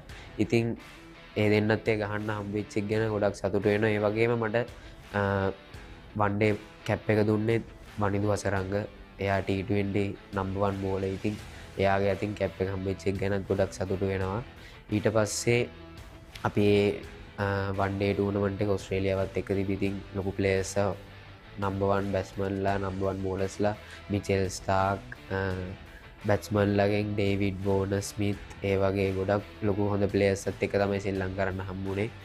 ඉතින් ගොඩක් සතුටුයි අපි මේ සීරීස් එකක් දෙන්න. ඇත්තරම ඒක ගොඩක් මතක් කරන්න ඕනේ. ඒ දසුන්නය තමයි අපේ නායකයා. ඉතින් එයා කියන්න වචන නැහැ. ලොකු සපෝට් එකක් හම්බ වෙනවා එයාගෙන් වගේම මුළු ටීම් එකෙන්ම. වයිස් කැප්ටන් විදිහට හිටි චරිත් අසලංග ඒ සියලු දෙනාගෙන්ම ලොකු සපෝට් එකක් හම්බුණා ටීම් එකේ ඇතුළට. මං ආවට පස්සේ කවුරුත් ප්‍රෙෂර් එකක් දැම්මේ නැහැ කොයිම වෙලාවකවත්. මට මතකයි වනිදු අයියා මට කිව්වා පළවෙනි මැච් එකේදී මේ මම බෝල් කර ඉන්නකොට ස්පොට් බෝලින් කරගෙන ඉන්නකොට ප්‍රැක්ටිස් වෙලාවේ ඔයාට පුළුවන් විදිහට කරන්න මල්ලි මං ඉතුරු ටික බලා ගන්නම් කියලා කිව්වා. ඒ වෙලාවෙ ඉතින් ගොඩක් සතුටු හිතුණා. එයාගෙන් ඒ වගේ දෙයක් අහන්න හම්බෙච්ච එක ගැනත්. ඉතින් ඊට පස්සේ ඒ වගේ හැම ප්ලේ කෙනෙක්ගෙම ලොකු සපෝට් එකක් හම්බුණා. කුසල්ලේ තමයි විකට් කීප් කරේ. මේ ඉතින් මේ ලොකු දෙයක් එයාගෙනුත් හම්බුණා. මොකද විකට් කීපයි බෝලර් අතර ලොකු මේ සපෝට් එකක් තියෙන්න ඕනේ හැම වෙලාවෙම. විකට් කීපරට තමයි හැමදේම පේන්නේ. ඉතින් ග්‍රවුන්ඩ් එක ඇතුලේ වෙන දේවල්. ඉතින් හැමෝගෙම ලොකු සපෝට් එකක් හම්බුණා එතනදී. ඉතින් ගොඩක් සතුටුයි අපි ඒ තරඟාවලියම ජයග්‍රහණය කරා ඒ ටූර්නමන්ට් එකම. ඊට පස්සේ මම ටෙස්ට් මැච් වලට මුලින්ම අපිට ඕස්ට්‍රේලියා ටෙස්ට් මැචස් දෙකක් තිබ්බේ. ඒකේ මම ස්කොඩ් එකේ හිටියේ. මැචස් ගහන්න හම්බුන්නේ නැහැ මට. ඊට පස්සේ පාකිස්තාන් සීරීස් එක ආවා. ඒකෙදී මේ පළවෙනි මැච් එක මං ගැහුවේ නැහැ. දෙවෙනි මැච් එකේදී ඒක අමතක නොවන දෙයක් තමයි ඇන්ජලෝ මේ ඇන්ජි අයියාගේ 100 වෙනි ටෙස්ට් මැච් එක. මම ඇත්තරම මේ ආසාාවෙන් හිටියේ මට ගහන්න පුළුවන් වේද කියලා. ඉතින් මම හීනෙනුත් දැක්කා මම මේ මැච් එක ගහන්න නැහැ කියලා. ඉතින් මම තාත්තට කතා කරලා කිව්වා ප්‍රැක්ටිස් වල යන කලින් දවසේ මම මැච් එක ගහන්න නැහැ තාත්තේ. එහෙම කියලා තාත්තා කිව්වා නෑ එහෙම හිතන්න එපා. හරියට වැට්ටික් කරන් යන අනිවාර්යෙන් හරි වෙලාවෙදී හම්බෙයි කියලා. ඊට පස්සේ ප්‍රැක්ටිස් වලයින් පස්සේ මට කිව්වා මම ඩෙබියු කරනවා කියලා ටෙස්ට් මැච් එකත්. ඉතින් ඇන්ජි අයියාගෙන් තමයි මට කැප් එක හම්බුනේ. ඉතින් ඒක ඉතාමත් අමතක නොවන දෙයක් ඉතින් මගේ ජීවිතේ. එයාගේ 100 වෙනි ටෙස්ට් මැච් එකේදී මගේ පළවෙනි ටෙස්ට් මැච් එක ගන්න හම්බෙච්ච එක ගැන ගොඩක් සතුටු වෙනවා.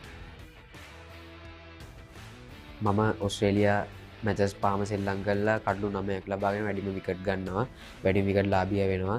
ඉතින් මගේ පළවෙනි මැච් එක ගැහුවට පස්සේ මාලිංග සර් තමයි අපේ ෆාස්ට් බෝලින් කෝච් ඉදිරියේ හිටියේ. එයා මට පළවෙනි මැච් එකේ ඒ කියන්නේ අම්පයර්ස් දෙන්නගේ දාපු පළවෙනි බෝලේ දාපු එක්කෙනා තමයි එරන් ෆින්ච්. එයාගේ සයින් එකයි අම්පයර්ස් දෙන්නගේ සයිනුයි ගත්ත විකට් එකේ සයින් එකයි මැක්සෙල්ලගේ සයින් එක ගහලා මට මාලිස ඉතින් ඒ බෝලේ දුන්නා. ඉතින් එයාගේ අතින් ඒ බෝලේ හම්බෙච්ච එකත් ගොඩක් සතුටුයි.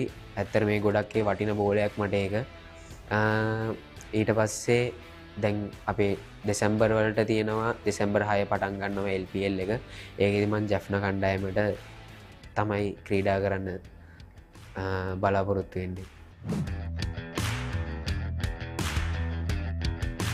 ඉතින් මගේ මේ පළවෙනි 3-day tournament එක හරියට ක්ලබ් එක ගහන කෝල්ස් ක්ලබ් එකේදී තමයි මම සෙල්ලම් කරන්නේ. ඉතින් මගේ ක්ලබ් එකේ හෙඩ් කෝච් විදියට ඉන්නේ ශානුක සර්. ලොකු සපෝට් එකක් හම්බ වෙනවා ශානුක සර්ත් එක්ක. මම බෝලින් පැත්ත බැටින් පැත්ත ඒ හැමදේම ෆීල්ඩ් සෙටින් ඒ දේවල් එකත් එක්ක මම කතා කරගෙන තමයි හැමදේම කරන්නේ. ඉතින් ගොඩක් සතුටුයි. ඒ වගේම ටීම් එකේ ඉන්න ප්ලේයර්ස් ලගෙන් ලොකු සපෝට් එකක් හම්බ වෙනවා. වන් ඩේ වල කැප්ටන් කරේ අකිල දනංජය. ඊට පස්සේ 3 ඩේ එකේ කැප්ටන් ගන්නේ සංගීත් කුරේ. ඒ දෙන්නම සෙල්ලම් කරන. ඉතින් ලොකු සපෝට් එකක් හම්බ වෙනවා විශේෂයෙන්ම අකිල අයියාගෙන් ලොකු සපෝට් එකක් හම්බ වෙනවා. එයා ඉන්ටර්නැෂනල් ගාලා හැම දෙයකින්ම ටෙස්ට් මැචස් ගහලා ඉතින් ලොකු එක්ස්පීරියන්ස් එකක් තියෙන ප්ලේයර් කෙනෙක්. ඒ වගේම කැප්ටන් කරන්නේ සංගීත් කුරේ. ඉතින් එයාත් නැෂනල් ටීම්ස් වල ඉඳලා තියෙනවා. ඉතින් ලොකු සපෝට් එකක් හම්බ වෙනවා. ඒ දෙන්නගෙම ගොඩක් සතුටුයි.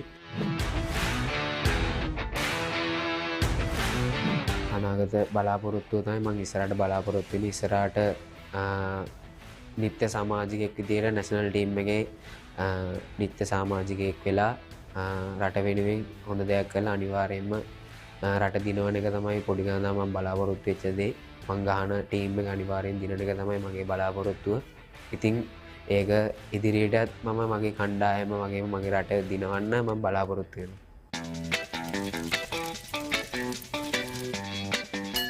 අම්මා සඳකි, Shahrukh Khan, Priyanka Chopra, Fast and Furious, Mumbai Indians, Jaffna Kings, Parippu, Vella, ආසිරි කල්දේරස. ගෙදරදී මට මතකයි මම මල්ලා දෙන්නත් එක්ක සෙල්ලම් කර හිටියා. මල්ලා දෙන්න හැමදේම ඒ කියන්නේ වීදුරුවක් ඇඩුවත් එතර මම ගොඩක් ගේ ඇතුලේ තමයි සෙල්ලම් කරන්නේ පොඩි කාලේ ඉඳලාම. මේ වීදුරුවක් කඩපු ගමන් මම තමයි කඩන්නේ. ඉතින් මල්ලා දෙන්න අම්මනේ තාත්තට කියනවා. එතකොට ඉතින් මොකුත් කියන්නේ නැහැ. ඉතින් වීදුරුවක් හදාගන්න පුළුවන් ඉක්මනට. එක දවසක් කොහොම හරි එළියේ සෙල්ලම් කරලා කොහොම හරි අපේ ගෙදර තිබුණ තාත්තගේ කාර් එකට මම මල්ලි බෝල් කරලා මම ගහපාර ගිහිල්ලා බෝලේ ගිහිල්ලා සයිඩ් මිරර් එකේ වැදුනේ. සයිඩ් මිරර් එක කෙලිම බිම. එදා විතරක් මල්ලා දෙන්න මේ ඒක තාත්තට කිව්වේ නැහැ. මොකද ගුටි ගන්න වෙන හින්දා තුන් දෙනාටම. ඒක තමයි මට අමතක නොවෙන දෙයක්. ඉතින් ඇත්තටම ගණ සයන්ස් බෙල්ල වොරියර්ස් මම ගොඩක් සෙල්ලම් කරලා තියෙන්නේ වන්ඩේ ඉස්කෝලේ ඉඳන්ම. ඉතින් මම ඒ කියන්නේ ගොඩක් වටිනම දේ තමයි ටෙස්ට් මැච්. ඉතින් මම ගොඩක් ආසයි පුළුවන් නම් ඉතින් වන්ඩේ T20 තුනටම ඉතින් ආසයි. ගොඩක් වටින්නෙම ඉතින් ටෙස්ට් මැච් ටෙස්ට් ක්‍රීඩකෙක් වෙන එක තමයි වටින්නේ. ඉතින් මම ගොඩක් ආසයි ෆෝමැට් තුනටම ආසයි ලෝකෙම ඉන්න හොඳම තුන් හිටියව ක්‍රීඩකෙක් වෙන්න.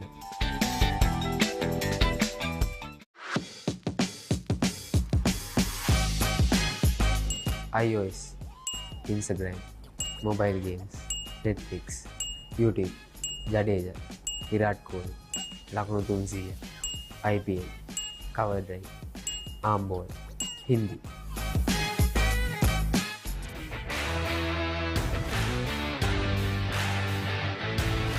මුලින්ම මම මතක් කරන්න ඕනේ මගේ අම්මයි තාත්තයි. ඒ දෙන්න මට ගොඩක් උදව් කරා මේ තැනට එන්න. ඒ වගේම මගේ මලිලා දෙන්න. ඒ වගේම තමයි මට බෝලයක් විසික් කරපු හැම ගුරුවරයෙක්ම මම මතක් කරන්න ඕනේ. නැත්තම් මට ගුරුවරු ගොඩක් ඉන්නවා මේ තැනට එන්න උදව් කරපු. ඉතින් මම ගොඩක් ස්තුතිවන්ත වෙන්න ඕනේ ඒගොල්ලන්ට. මොකද මම ඒගොල්ලෝ හින්දා තමයි අද මේ වගේ තැනක ඉන්නේ. ඉතින් ඇත්තරම ගොඩක් ස්තුතියි සියලු දෙනාට මට උදව් කරපු. ඒ වගේම මගේ පාසල් දෙකම මම මතක් කරන්න ඕනේ.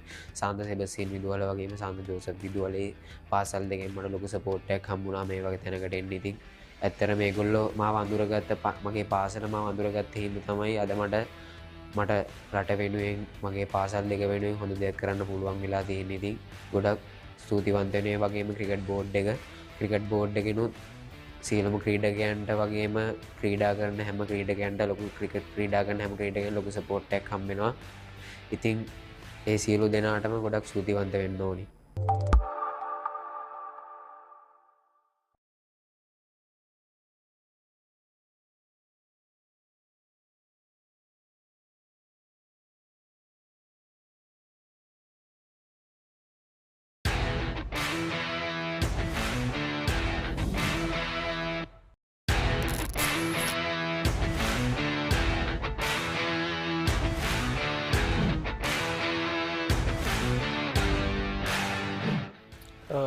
මං ක්‍රිකට් පටන් ගත්තේ අවුරුදු 13 දී මොරටු මහ විද්‍යාලයෙන් ක්‍රිකට් ආරම්භ කරේ. ඒ ඉඳන් මම ඊට පස්සේ දිගටම ලකුණු ගැහුවා. under 19 ස්කෝල් කාලේ හොඳට ලකුණු ගැහුවා. ඊට පස්සේ under 19 ප්‍රොවින්ෂල් එකට සිලෙක්ට් වුණා. ඊට පස්සේ ඒකේ සෙමි ෆයිනල් එකේ 100ක් ගැහුවා. ඊට කලින් ෆස්ට් රවුන්ඩ් මැචස් වල 52යි 60යි ඕම ගැහුවා. ඊට පස්සේ මට එන්න හම්බුණා ට්‍රයල් මැචස් වලට. ට්‍රයල් මැචස් වල මම ට්‍රයල් මැච් දෙකක් ගැහුවා. දෙකේම එකක 80යි not out, ඊළඟ එකේ 76ක් ගැහුවා. ඊට පස්සේ මාව ඒෂියා කප් එකට සිලෙක්ට් වුණා. ඒකේ එක මැච් එකයි සෙල්ලම් ගන්න හම්බුනේ. ඊට පස්සේ අපි ඉන්දියා ටුවර් එකක් ගියා. ඉන්දියා ටුවර් එකක ඒගොල්ලොන්ගේ ටීම් 3ක් සෙල්ලම් කරා. අපි ඒකේ අන්තිමයට ගහපු එකේ මැචස් 3ක් මම ඒකේ සෙල්ලම් කරා. ඒකේ ෆයිනල් එකේ 49ක් ලබා ගත්තා. ඊට පස්සේ මට වර්ල්ඩ් කප් එකට යන්න හම්බුණා. වර්ල්ඩ් කප් එකේ ප්ලේඩ් මැච් 3ක් සෙල්ලම් කරන්න හම්බුණා. ඒ තුනේදී පළවෙනි මැච් එකේ කෙන්යාවට එරෙහිව ලකුණු 60ක් ලබා ගන්න ලැබුණා. ඊට පස්සේ ප්ලේඩ් සෙමි ෆයිනල් එකේ ලකුණු 109ක් ලබා ගත්ත නෝද. එතනින් එහාට දැන් ප්‍රීමියර් ටූර්නමන්ට් එක යනවා. ප්‍රීමියර් ටූර්නමන්ට් එකේ මැචස් දැන් සෙල්ලම් කරලා තියෙන මැචස් 8ක්. මැචස් 8ට ලකුණු 1110ක් ලබා ගන්නවා.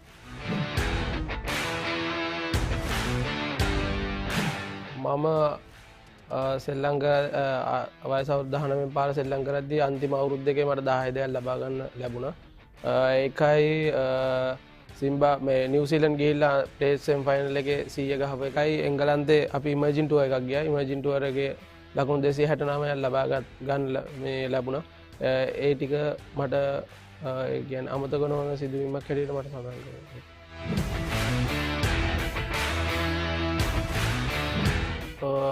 මම මුලින්ම ක්‍රීඩා කරේ කෝල්ස්. මම 19 පාලේ ඉවරන ගම මට කෝල්ස් ක්ලබ් එකෙන් ආරාධනාවක් හම්බුණා ඇවිල්ලා සෙල්ලම් කරන්න කියලා. මට කතා කරා මම ඒක බාර අරගෙන මං ගියා එතන සෙල්ලම් කරන්න. එතන සෙල්ලම් කරද්දී කෝච් කරේ මුතුමුදුලිගේ පුෂ්ප කුමාර සර්. එතනදී ගොඩක් එක්ස්පීරියන්ස් එකක් හම්බුණා. ලොකු එක්ස්පීරියන්ස් එකක් හම්බුණා. මොකද එතන ගොඩක් නැෂනල් ප්ලේයර්ස්ලා සෙල්ලම් කරා. ඊට පස්සේ මම එතන මට හිතට හැඟුණා මට ටොප් ඕඩර් බැට්ස්මන් කෙනෙකුයි විකට් කීපර් හැටියට මට ගහන්න ඕන කියලා. ඇත්තටම එතන කීපර්ස්ලා ගොඩක් හිටියා. ඒකින්ද මම තීරණය කරා මට ඕන විදියට සෙල්ලම් කරන්න ඕන ක්ලබ් එකක් මම හොයාගන්න ඕන කියලා. ඊට පස්සේ මට රාගමින් කතා කරා. රාගම ක්‍රිකට් ක්ලබ් එකෙන් මම ඒක බාර අරගෙන මම එතන ගිහිල්ලා සෙල්ලම් කරා.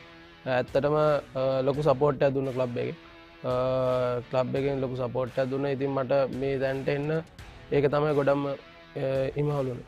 එහෙම ලොකු මේකක් නෑ. ඇත්තටම මම ක්‍රීඩා කරන්නේ මට හම්බෙන ඕන තැනක මං ගිහිල්ලා සෙල්ලම් කරනවා. ඒක සතුටෙන් තමයි.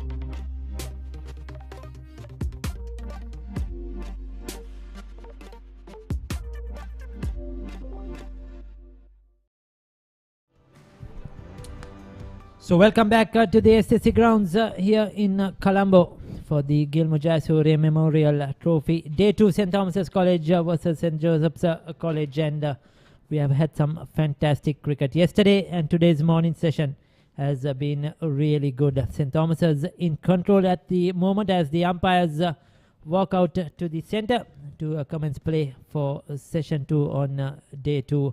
7 wickets captured in that first session. Yesterday St. Joseph's were 33 without loss, and today are now 127 for 7, and the Thomian spinners have come into play, and really it has been a struggle for St. Joseph's. They put on a 50-run partnership, same as St. Thomas's did yesterday, but soon after that things started to collapse, and St. Joseph's in the last over losing 2 wickets really didn't help their cause at all. Abhishek is out there on 9.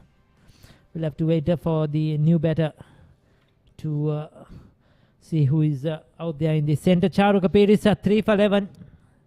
He's bowled superbly this entire season. Coming into this game, had 37 wickets behind him as the off spinner, as the all-rounder, and now picking up 3 wickets as well. Good afternoon, Harun. Good afternoon, Ricky. Like you said, I think the Thomians, apart from that first hour yesterday morning, they have been on the Josephians like a rash. I think they've been very dominant in all aspects, batting, bowling and fielding, led from the front, especially Nathan Caldera, that very important century to take the Thomians to 285. And also from that point onwards, the bowlers, must say the spin trio have been very impressive, not to take out too much from the Nedgunwadhan, who really played a crucial role to apply that initial pressure, like I mentioned in the first in. But then subsequently, Paranavithana and Piris in tandem in a very, very strong partnership brought the breakthroughs for the Thomians when needed. So Manasa Madhubhashana, who bowled well yesterday with the new ball, he's out there in the centre. He has to do a job now with the bat. Bowling from the Vidya Mav at the end will be Charu Kapir. Just one delivery to finish his over. Straight away on the mark. So that's the end of that over, the 43rd of the innings. Just one delivery was left to be bowled, and it's 127 for 7. Meet the Pereiras. Just like any other family, they share everything. Kanti shares her amazing cooking. Minoli fills the family in with the latest gossip. But what happens when they sit together to watch their favorite TV shows at the same time? Well, it's not the same. Now, no more fighting for one TV. Make every room in your home a TV room with Dialog Television Multi-Room. Get your second Dialog television connection for as little as 625 rupees a month with a saving of up to 50%. So 127 for 7 after 43 overs. This picture is brought to you by the Papare.com, coming to you live on Dialog TV Channel 140 and all social media networks. Wherever you are watching, a warm welcome to the SSC ground. Beautiful pictures surrounding grounds as well. We have the NCC, the MCA, the CCC grounds surrounding this SSC ground as Abid Parnavidana on top of his mark. He will be bowling from the tennis court end.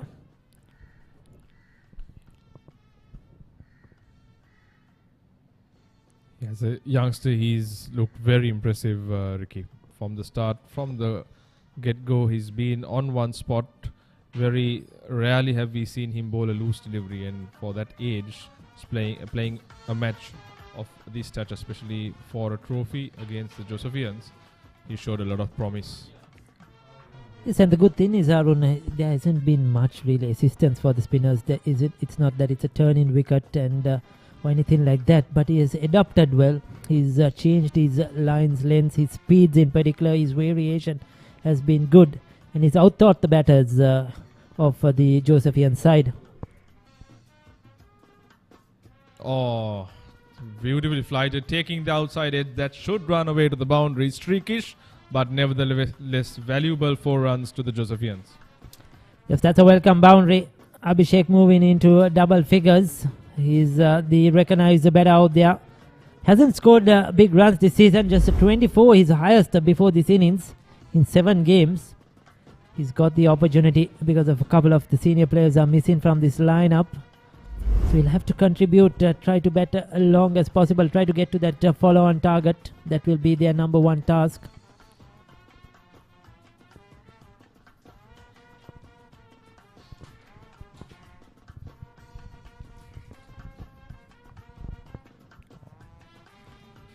Missed opportunity for Abhishek. One of the rare loose deliveries that we've seen from Paranavithana. But like I said, I think the critical success factor for the Thomins have been their consistency.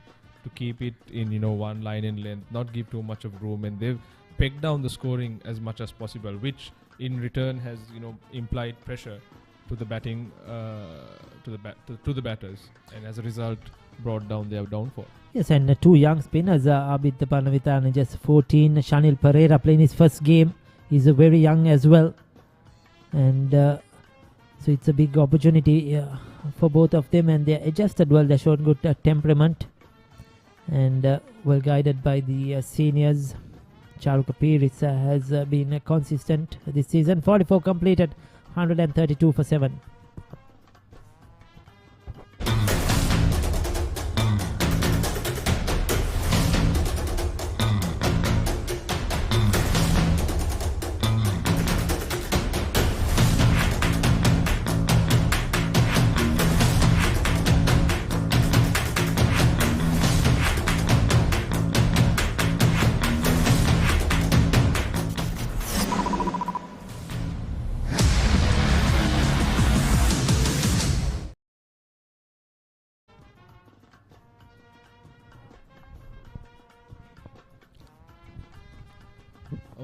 Very big mountain to climb for the Josephians. They're still behind to avoid the follow-on. As we see the two spinners bowling in tandem, putting a lot of pressure, have kept things very, very tight, I think. Like I said, their ability to maintain pressure, not give runs, bowl dot ball after dot ball, especially at this level of cricket, Ricky, it's something that most coaches preach to imply pressure. Yes, the off ball in to the left hand. You get a couple of runs. That's a good shot. Didn't try to play it too hard. Oh. Sloppy bit of work at that sweeper cover region. I think there was miscommunication between the mid-off and the sweeper cover fielder as to who was going to get the ball. Ultimately, the ball crossed over the ropes. Yes, and he'll take that. That's a welcome boundary for St. Joseph's. Thomian fielding has been good. It's just after the lunch break. And he let it go. And both let it go at the same time. Both hesitated. Miscommunication it was.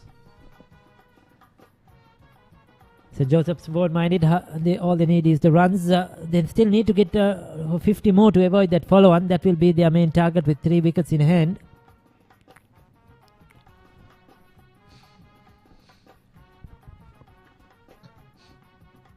I think the positive for the Josephians would be this is like the best time for them to be batting on this surface. They say second day on an SSC track after lunch. Cannot get better than that, Ricky. Yes, sir, certainly. This is the best time out there. We saw even yesterday afternoon how Nathan Caldera and Sene Shetty-Arachi adjusted. And they played well, played straight. Didn't try to do anything fancy because the wicket was good. You'll always get that loose delivery to punish. If you play proper cricket, runs are on offer here at the SSC always.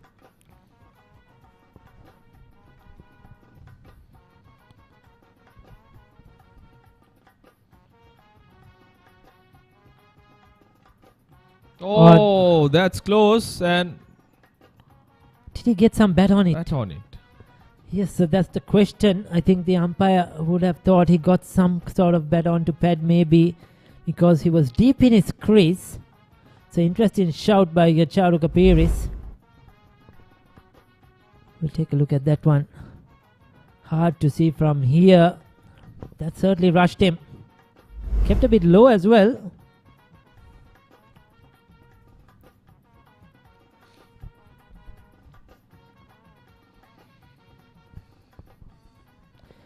But this is good cricket. Short leg in position as well for the new batter, Mansa Madhubhashana. Good over, 45 completed, 137 for 7. Feel the adrenaline pumping through your veins. Witness magic bursting into life in front of your eyes. Explore the unknown and unravel the deepest mysteries of the universe. Celebrate life when you enjoy the best of entertainment in high definition with Dialog Television. Activate your favorite HD channel now. Dialog Television, Sri Lanka's #1 television experience.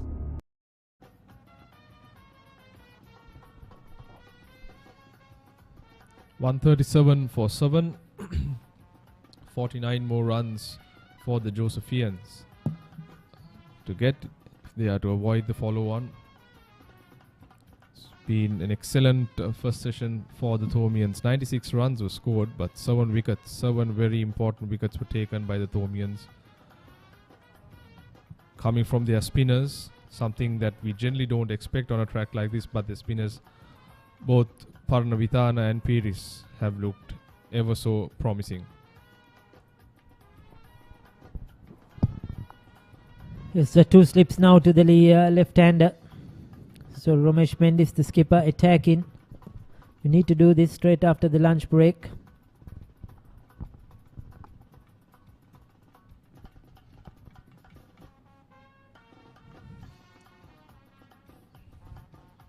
We have to applaud the efforts of Mendis as well as a captain. The way he's kind of rotated the bowlers has been very, impressive. He's looked at always getting the bowlers around and giving the opportunity, especially when you're playing in weather, which is very hot. You're generally looking at giving shorter spells, but I think, he's handled his bowlers quite well. That's close, that's out, bottom edge. Looking to cut, probably just too close to his body. He was not in control, he was not right over that one, Abhishek. And Parnavidana, once again, the youngster coming into play straight after lunch in his second over, picks up a wicket. Yeah, that took some turn and too close to cut for Abhishek. He knew it, he had nicked it, just wanted to see the umpire lifting that finger. He'll be taking the long walk back. 8 down, St. Joseph's, 137. A really, really deep spot of bother.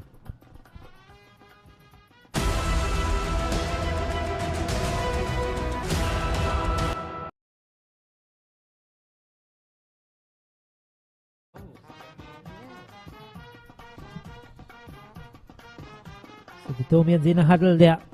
They know they're right on top with their spinners. Charuka Piris, Abhita Parnavidana doing the damage, picking up 6 wickets between them. 1 wicket to Shanil Pereira, the leggy, and 1 wicket to Dinesh Gunawardena, who got the earlier breakthrough. So a lot of pressure now on St. Joseph's. They're still away. 49 runs required to avoid that follow-on. That seems a long way off now with just the bowlers out there.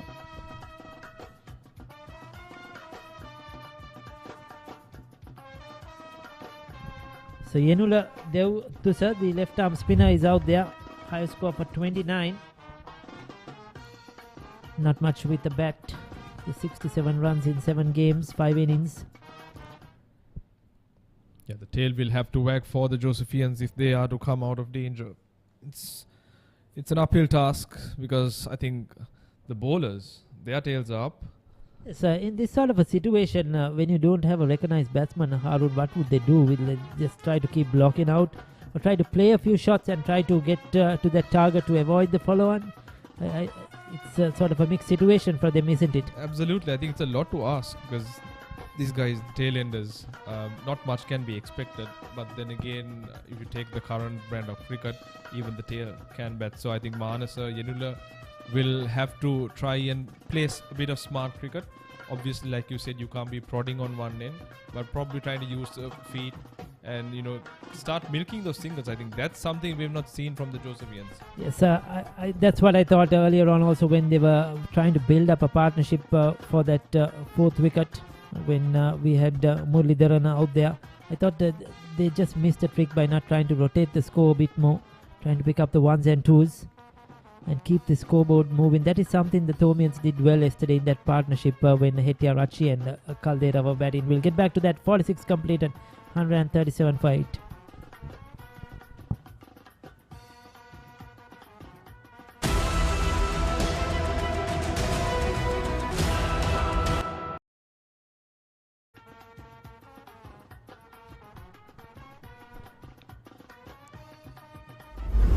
On the Josephians, then I think they've allowed the bowlers to settle. Like you said, no one has looked to kind of take the attack on them, and like the rotation of strike has been very minimal. It's only been the loose balls that have been put to the boundary. But apart from that, if you take the dot ball count, it's been quite significant for the Josephians. It was quite evident in Naren Muralidharan's strike rate, where he occupied the crease. Yes, he did try and use the feet, but to no effect. So that has been one of the problems for the Josephians, definitely missing their 2 national caps in this match. But then again, it's an opportunity thrown out to the rest, and for them to rise and shine is now the time. So I mentioned that to Paulinus in my earlier stint as well. It's opens the doors for the youngsters, the second 11 players, to come grab that opportunity and perform, especially with the big matches coming up. Try to find a place, and if you score some runs, certainly your name will be up there. But disappointingly, some of the Josephian players haven't taken that opportunity in this game, and now with their backs against the wall, it's a real struggle here. 2 slips to the right hander. Excellent bowling by Pieris. Like I mentioned, consistency has been the key for his success. He's taken 3 wickets. He's been just on one spot. He's bowled to his field, not tried anything fancy, and the Josephians have pretty much gifted him 3 wickets. Yes, they've been very disciplined. That's the word. The Thomian 3 spinners or the 4 spinners that have been used so far today. Contrast, yesterday the seamers picked up the wickets for St. Joseph's. I think only 1 wicket went to the spinner. Today it's been all spinners who have picked up the wickets. No demons on this track. It's very evident, Ricky. So you have to pin the blame on the batsmen for throwing away their wickets, especially on a track like this. It's not a scoreboard that the Josephian camp would like to be seeing. They have wanted their batsmen to, get some runs on a very good batting wicket. But nevertheless, like you mentioned, the discipline of the Thomian bowling has paid them rich dividends. So Charuk Pieris just bowling stump to stump, waiting for the batters to make that mistake. Are they going to play a few shots? Doesn't seem so. Yenula still to open his account. Manasaj on 1. Coming round the wicket, changing the angle, floating it outside the off stump. 47 completed, 138 for 8.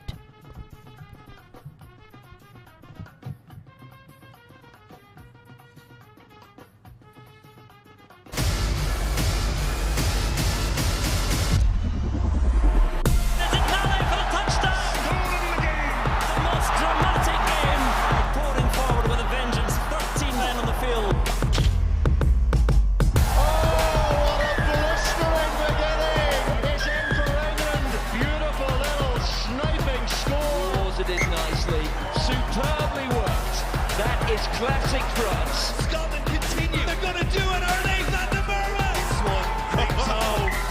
And here comes the try. And key goal for Moinos Magician. What a try by the Italians. Thundering into the game with some nuclear attacking for Italy. The sheer magic of Wales has brought the whole of this stadium. Paranivitana to continue. A shot with some aggression, force. They'll have to look for a few shots. Like I mentioned, you cannot be prodding under pressure. 8 down, 46 runs more to get. Yes, so they have to at least keep rotating the strike, picking up the singles. I'd love to see that quicker delivery by Pannavidana on the stumps, fire in, one in. Now that's better. Probably heard you, Harun. Trying to be aggressive, didn't get hold of it. The intention was clear. Tried to hit it over mid-wicket, but he's got a single. Yeah, I think someone will have to take that responsibility to get some runs on the board. It doesn't mean that you have to go and throw in the kitchen sink for everything, but try to use your heads, man. I'm sure these guys they get knocks during their practice session. So it's time to prove, because more often than not we see bowlers now coming to the rescue in most occasions. So it's very important when you're in a situation like this for them to put their hand up and to see the team through. So Manasa's highest score in 3 games is 35. Yenula has got a higher score of 29. So they have some ability with the bat. If they can get even 20 runs each of those, that will do St. Joseph's a world of good in this innings. That's what they need at the moment.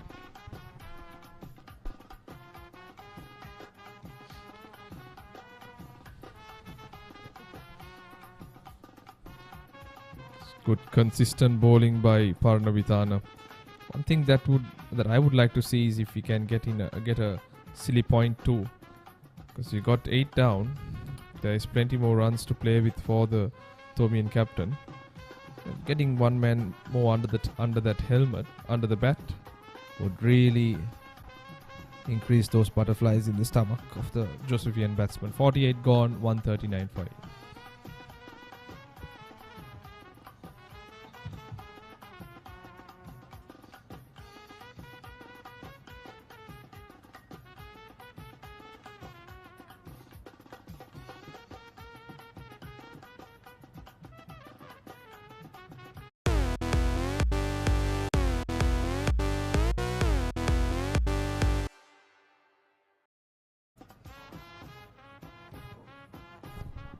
Will Romesh Mendis continue with the spinners? Will he bring in some pace? I think it's going to be the spin. Yes, Charuka Pires will continue. 2 slips, a short leg.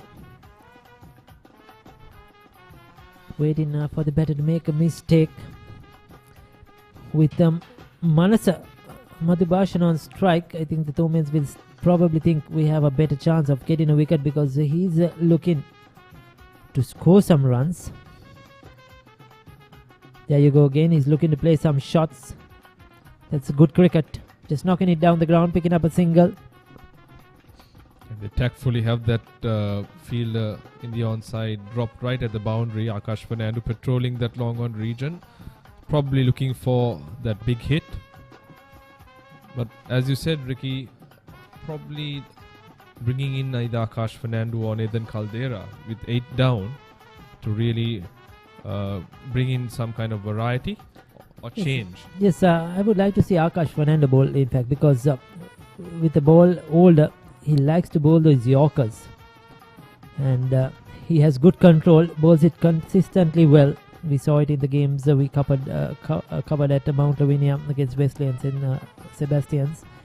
So he has that accuracy, and if I can get it right against these tail-enders, the Thomians have a chance.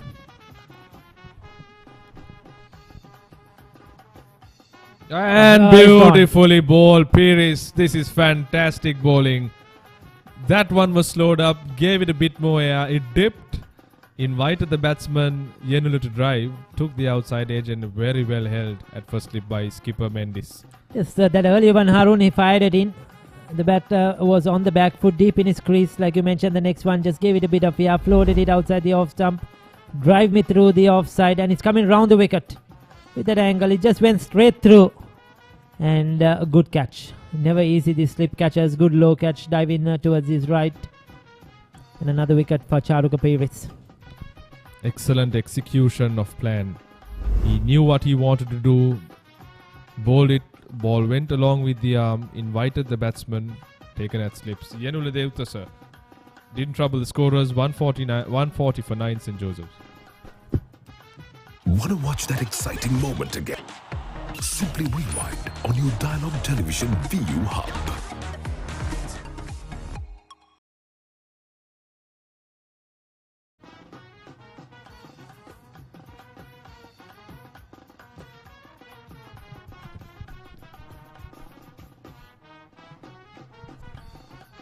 So Gagan Chamud, just 5 runs, his highest score.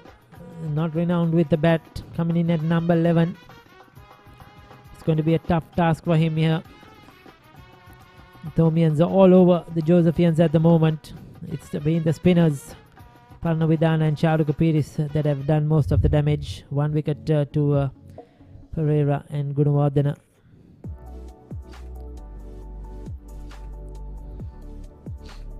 So Ricky, what do you reckon? If the Josephians get all out, do you think Thomians would enforce the follow-on? I hope so. I would love to see the Who Thomians. holds the Gilmour Memorial Shield at this point? It's with St. Joseph's. So they won last in 2009. Yes, it makes sense that St. Thomas has won last in 1995 under Nilanka Piris senior. So it's been a long while coming. It makes sense. And I would love to see St. Thomas try to go in for a victory, give the opportunity, see how their bowlers go about it. And remembering that the pace bowlers haven't bowled many overs as well. It has been the spinners. So they will be fairly fresh as well if come out in the second innings. I was just about to make mention of that point because we've seen spin dominating this entire first session and also the start of the second session. And appealing for something.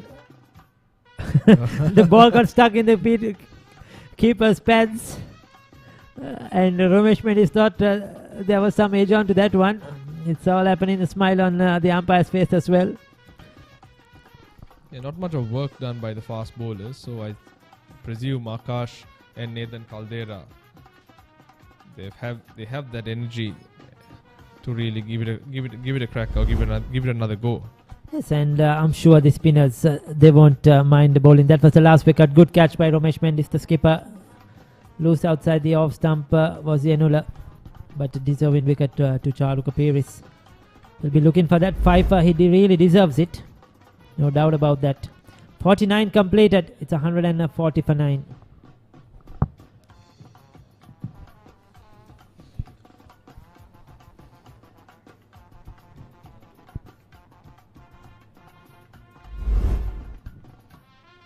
See the replay again, beautifully flighted. A nothing shot by Yenula. Must say the fielding too. Slip catching has been very impressive. Yes, and not forgetting, Harun, that St. Joseph's have lost his 9 wickets in just over 2 hours of play. So they were 30 odd without any loss yesterday. All the wickets have tumbled today. So the Thomian spinners will really want to go out there and bowl again because they are bowling well at the moment. And somehow or another the pitch has come in their favour. They are used the conditions well. So they'll want another crack at this Josephian batting. But first, we need to get this last wicket. These last pairs can be, what do you call it, They're somewhat of a nightmare. I think to most schools. It's a common phenomenon that we are seeing, especially when teams, this time he takes him on. A good shot by Manasa. He let loose himself. And crucial boundary for the Josephians. 144. Still a long way to go, Ricky, mind you. Yes, but that's a good hit. That's what you want to see. I mentioned earlier, he was the one that looked to play shots. The bowlers will think, yes, we have an opportunity to get him out as well. But for St. Joseph's, this is what we want to see. Get as close as possible. Reduce that deficit. And he has a high score of 35 in just 3 games. So that means in the opportunities he's got, he's scored runs, so he can bat. Yeah, the young man should not get discouraged. Parnavithana is won exceptionally well. That too wasn't a bad ball by any means. Gave it a lot of air, tossed it up, invited the batsman to take on the bowler. Now they have the field set with the deep mid wicket and a short mid wicket placed for that shot. So protection is given. The captain rightly making the necessary changes in the field, giving young Parnavithana the confidence to get this last wicket for the Thomians.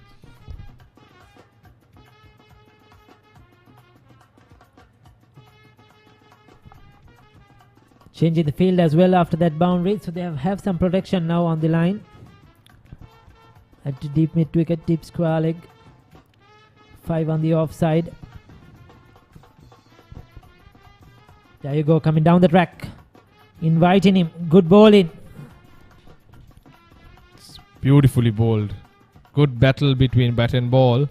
Manasa trying to take on the young left arm spinner, but he's not backing out. He's in for the fight. Like I said, he's been very impressed with that guile, the amount of flight he gives, and the fact that he knows to vary his pace has been a key feature, a star feature in his bowling performance today. Yes, certainly on this track as well. We need those variations, subtle variations. Good cricket. As soon as he saw it shot, down on one, he paddles it away for 4. Well played by Manasa Madhubhashana. Important runs in this over. Much needed for the Josephians. They still have some long way to go. These runs really adding value to the Josephians' cause.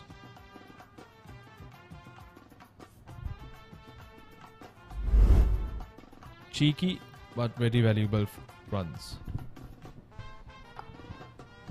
I would love to see them continue with that slip fielder. Yes, he comes back. He went to short fine leg, but deciding to come back to slip. That's a good move.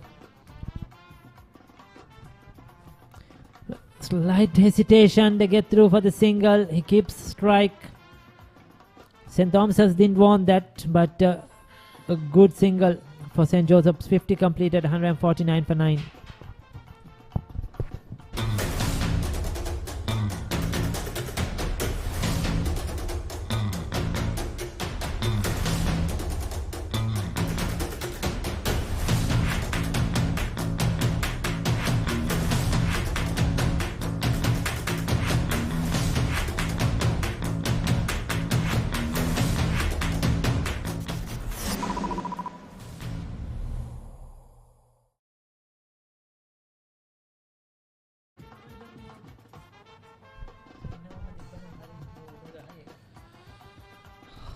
$149 for 9.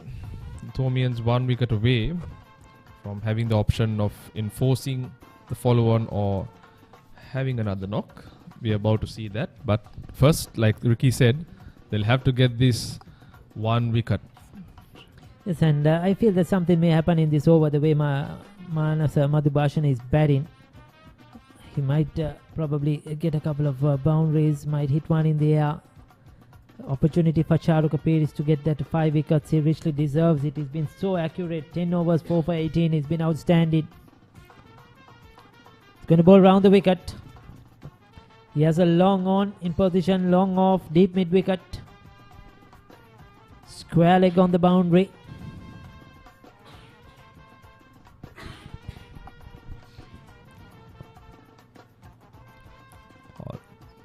Time full toss, pierces that gap, 4 runs to Manasa. He's taking the bowlers on. Not a great start to the over by Piris. Probably the first loose ball that we've seen, but that was a very, very positive stroke by Manas. He's gaining in confidence. 16 or 14. Yes, he tried to give it some air, but overdid it, and coming down the track, got it on the full, placed it well. These are all important runs.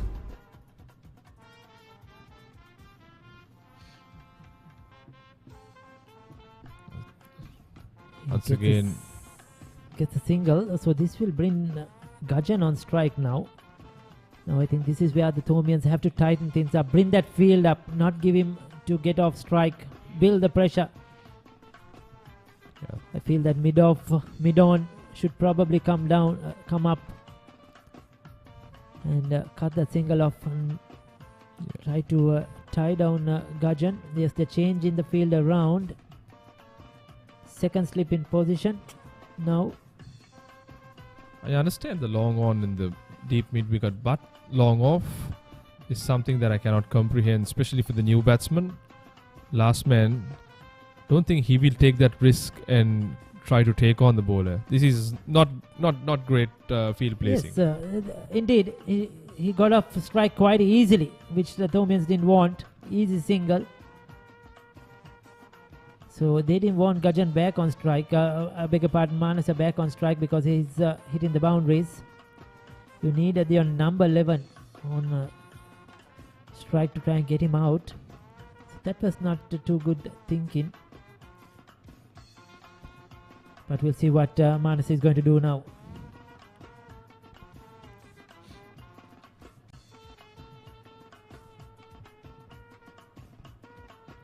Still operating around the wicket, Charuka Piris with that one slip in position.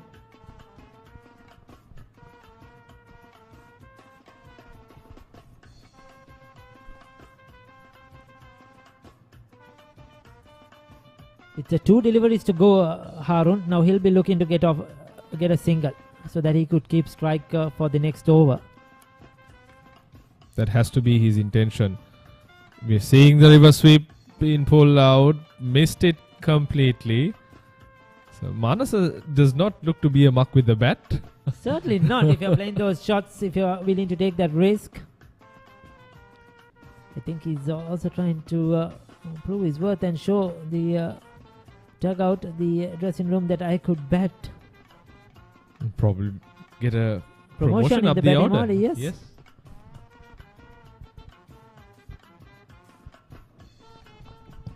So that's the end of the over though. 51 completed. It's 155 for 9. This is Dialog Television ViU Mini. Wow! Live TV channels. Down the ground he goes! It's an endless movie time.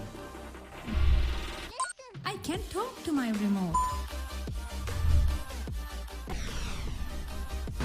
Yes, go, go, go! The screen just got bigger. Change the way you watch TV with Dialog Television ViU Mini, powered by Android TV. So as we come back, St. Joseph's back to the wall. 155 for 9. Manas on 17 and Gagan on 1. Good afternoon, Malinda. Good afternoon, Michael.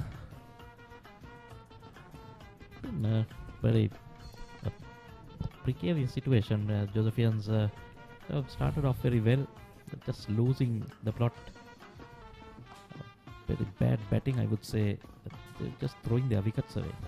Can't take away anything from the Thomians, but I would say that it was more of a shot selection that has brought their downfall.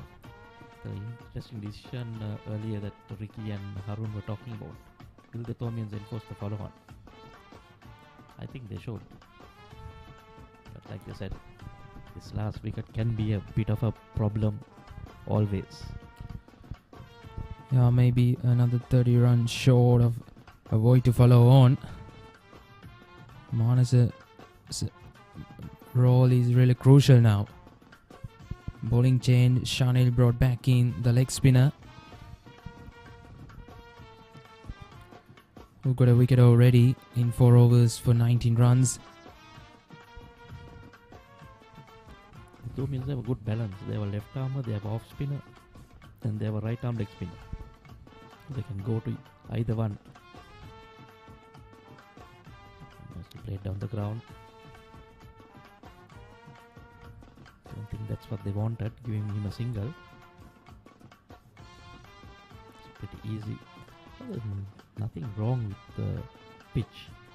There's no, not a lot of turn, it's not jumping, it's not bouncing. So just put your heads down and I think it's easy batting. Every run counts at the moment for the Josephians. Oh, excellent hit, goes over mid-off this time. And he picks up another boundary. Manas charging down the wicket once again against this spin. Picks up yet another boundary. So good against this spin. Another good looking shot. Using the feet once again. What I like in him is he's taking them on. And he's very positive with it. As he coming out, spreading the field a bit. The fielder coming back now at mid-off and mid-on. Both halfway, so now he has a single for the taking if he wants to. Where the score has moved on to 160 for 9. 23 boundaries in this innings, but no sixers. Will we see any from the bat of Manasa?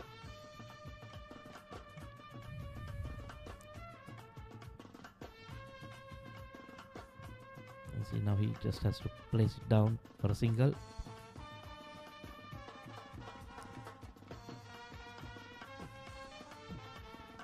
Has the confidence in Gagan. Again, the field is spread, so not much pressure. This is where they should try and crowd the batsman. Just even one delivery, all you need is one wicket. Get him to play a false stroke. Very well defended. That was, a top order batsman would have been proud of that defense. 52 overs gone. St. Joseph's 161 for 9.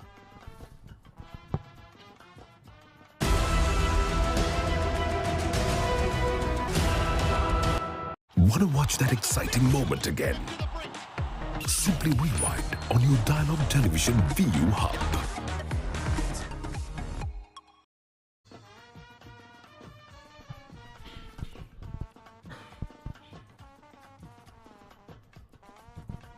Conference going on between the Thomian players.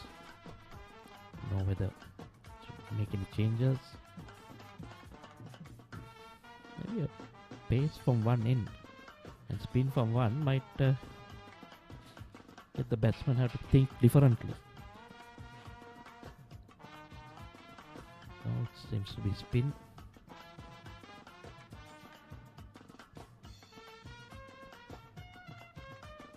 It's Charuka this time just changing his angle, coming over the wicket. He was very successful going round the wicket, bowling the ball away from the right hander.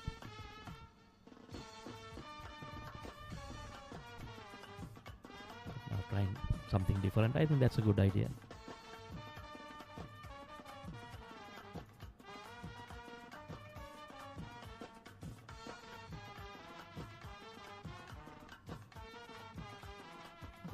So you need to be a bit careful of trying to work it around, because you can get a leading edge straight to the bowler. Play it on its merits.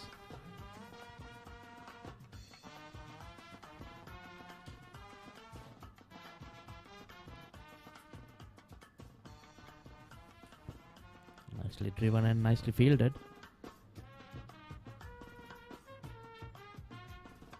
Dot balls, not a worry for either side.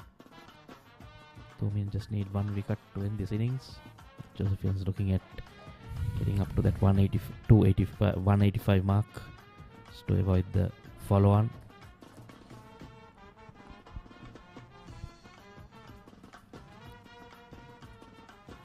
If he can create some pressure with some dot balls, I'm sure Manas is going to, try to look for a get-out-of-jail shot, which actually is not needed at the moment.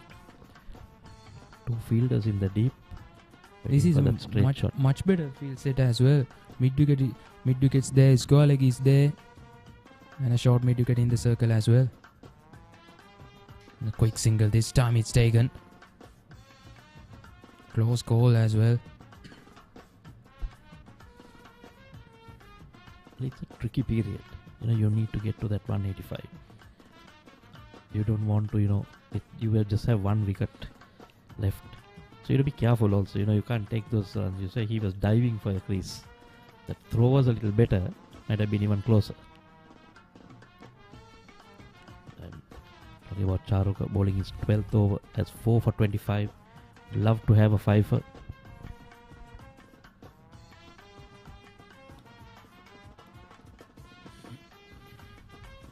Brilliant spell of bowling. A pitch that's not very helpful to the spinners. See, beaten again. Playing for the turn. Ball going straight. Lucky foot was planted in the crease. Good piece of wicket keeping there. Bails off in a flash, but all credit to Gagan.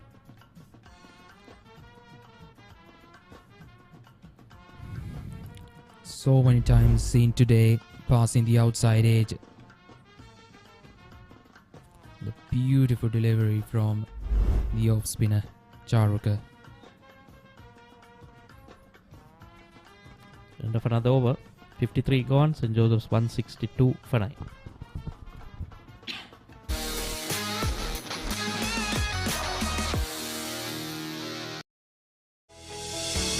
Now you can activate your favorite Dialog television channels via the My Dialog app, SMS, or missed call. Dialog Television, Sri Lanka's #1 television experience.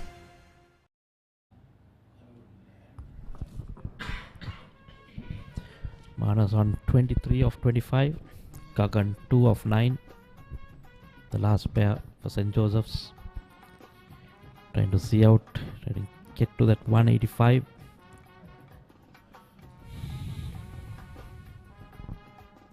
Spin to continue.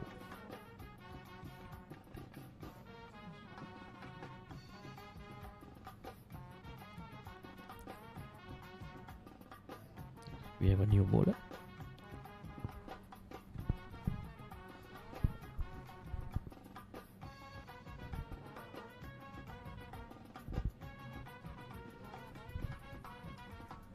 So just bowled 5 overs and has 1 for 4.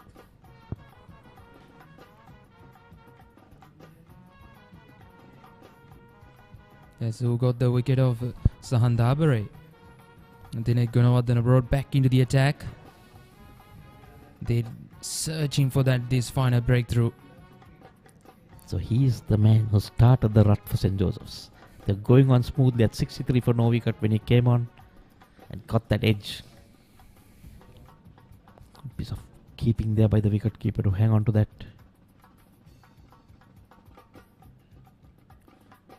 Strangely so, I knew that ball was going to be wide because the wicket keeper was standing quite away from the stumps. Let's see if he continues to do that. Yeah. There we go again. He's trying something different. Wicket here. Trying to just keep Manas off strike and just I would take the middle stump and stand on middle just to get him to bowl differently. I'm just gonna no idea what his thinking is because he's just going to leave that delivery.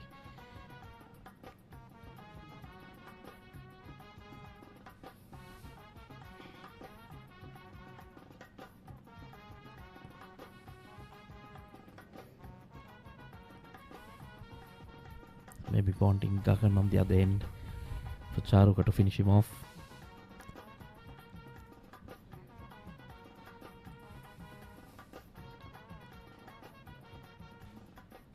There you see, moving towards the off, but couldn't get any bet on it. Made an over. 54 gone, 162 for 9.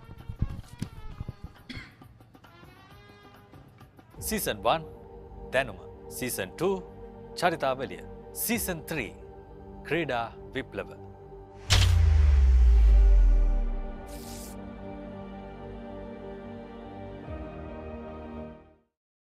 Want to watch that exciting moment again? Simply rewind on your Dialog Television ViU Hub.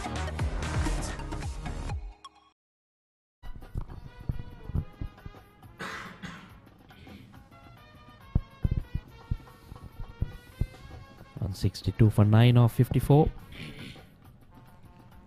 Plenty of overs remaining in the day.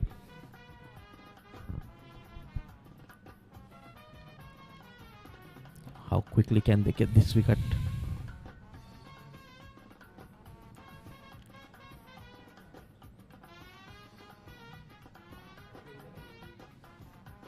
Interestingly now it's Gagan on strike against Charuka, who got 4 for so far. 162 for 9 at the moment. Let's see. He had him beaten. Oh no. Oh dear. It's too easy. This is not a good field set for the Gagan. Number 11 batsman. You just can't give him. They just wasted an over on the other end just to keep him on strike, and one ball later is off strike. I know Charuka beat him in the previous day over, but then come on, you just can't have a free run like that.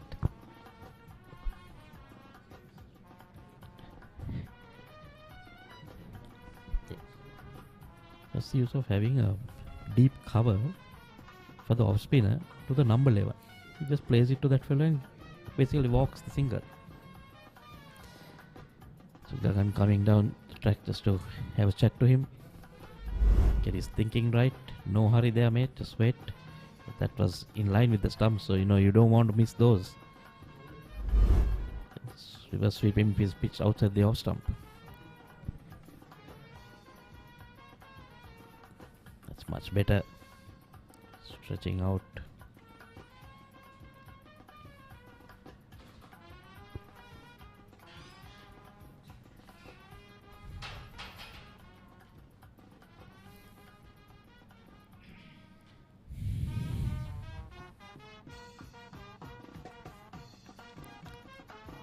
Go towards mid-wicket area this time into the gap. That is a bit of poor running. I think they just got only one. The field had to run across to stop it. It was in the gap. Just one run. The single? Oh dear. It was not straight to the fielder. They should have gone for two, but maybe because it's the fourth ball. 164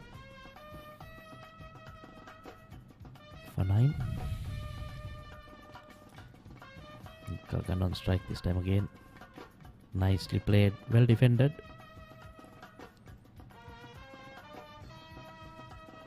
Still, I don't see anyone round the bat for the number 11. Letting him just come on the front foot and play it the way he wants. They're just waiting for him to get the edge. Okay, now coming round the wicket. And beautifully defended again. End of another over. 55 gone. Chose 164 for 9.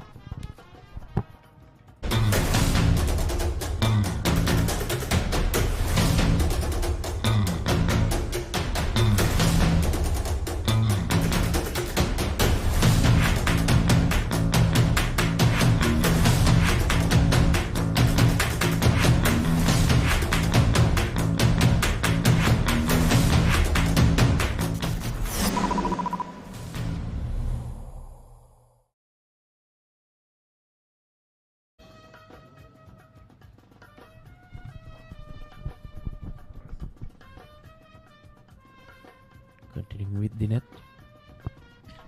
Interesting to see whether they'll go with the same mindset of bowling wide out to the off stump.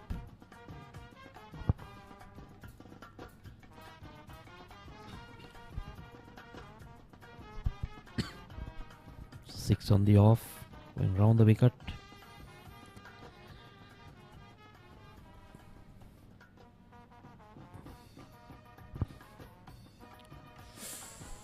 There we go again, another close call. Dear, it would have been gone.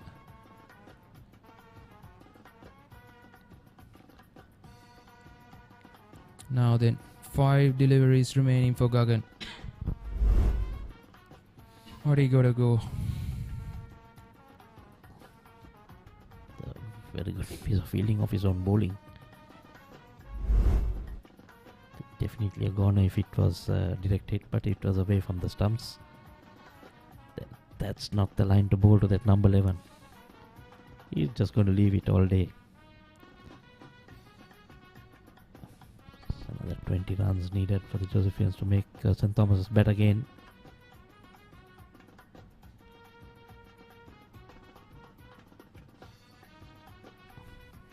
Again, well left outside the off stump.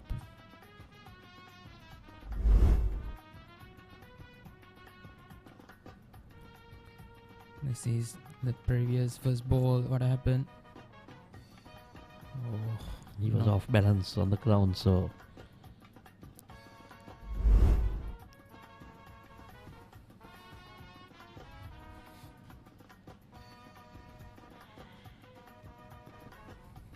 bit of running repairs for the bat.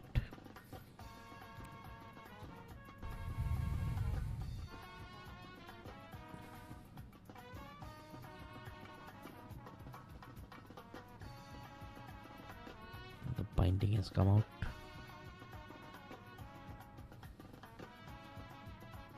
Nicely left again.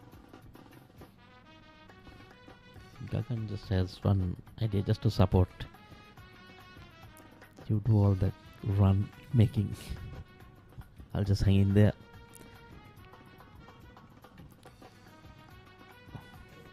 Well. Oh, that's gonna be it.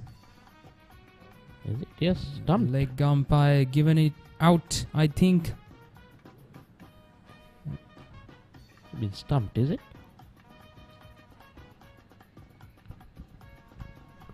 Let's wait and see. I think he was stumped. Tried to go for that big heave.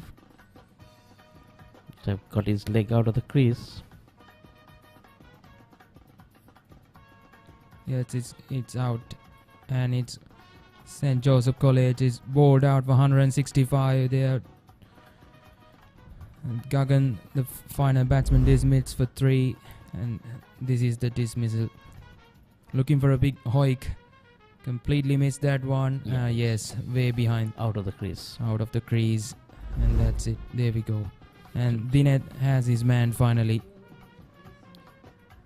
So looks like Manasa remains, and Gagan Chamot departs for 3 of 16. Who is the final batsman to departs? It's 165 all out in 55.5 overs.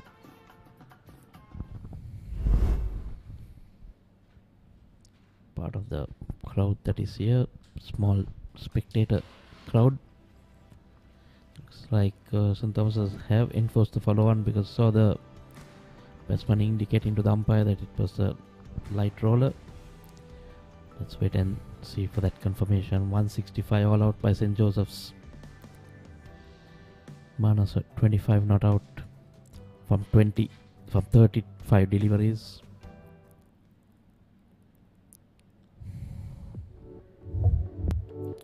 So this is what happened for St. Joseph's first innings. 165 all out. A good start from skipper Sadish Jayawardena and Zahan Dabare. Sadish Jayawardena was the top scorer for them. 33 of 66 deliveries. Zahan Dabare made 24. Narayan Murudharan got 19. Then the collapse started. Not real contribution in the middle order and the lower order as well. Rishma made 21. 19 to Abhishek. With a losing their way, absolutely. Manas made 25, not out in the end. All out for 165 in 55.5 was with 8 extras added as well. In the bowling department, let's see.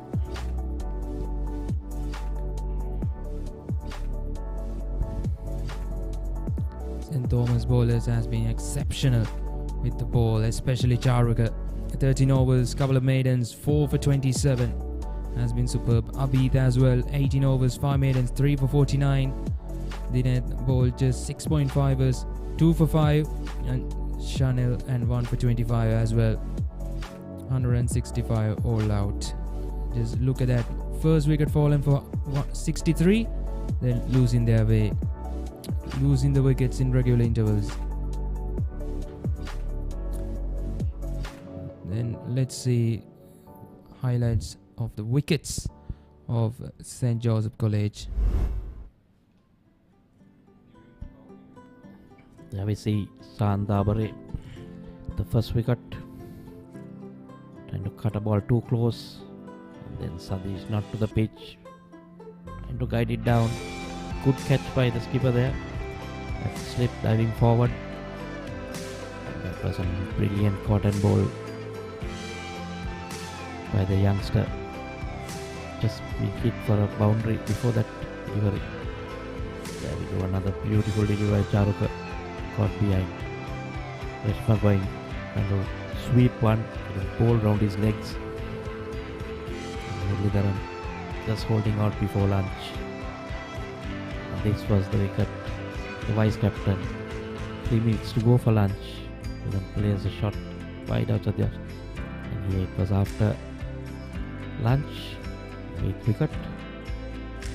Yeah, another beautiful catch at slip. Not easy diving forward. And then the final wicket, which Gagan just thought enough is enough. There we go. A big hit.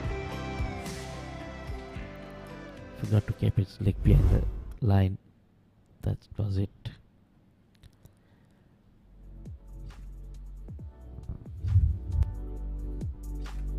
So this is what happened so far in this contest. Match summary so far. St. Thomas College declared their first innings for 285 for 9. Nathan Caldera made a terrific knock of 113. Senesha Tiarachi well supported as well with 59. Tizen Ali made 46 as well. Mudita Disanayaka got 5 for 43 as well.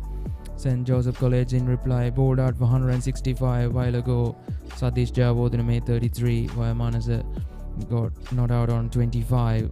Charuka got 4 for 27. So St. Joseph College still trailing 120 runs.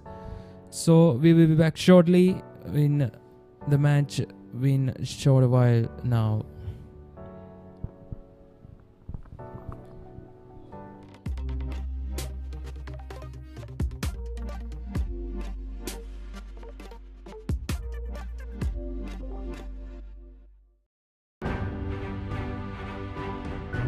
When it comes to big matches, every year there's something to remember.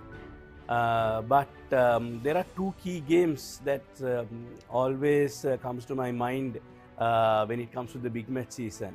First, it's the 2006 Joe Pete limited over game, where St. Joseph's had quite a number of national stars, and St. Peter's was all out for 153, and at one stage the recipients were 50 without loss. Lakshan Rodrigo and Hans Fernando just turned the game, and the Peterites won by 40 runs. After about still closer to 20 years, still that's the game that comes to my mind. And apart from that, the 2010, 2012 and 2016 big match wins will always be a fond memory.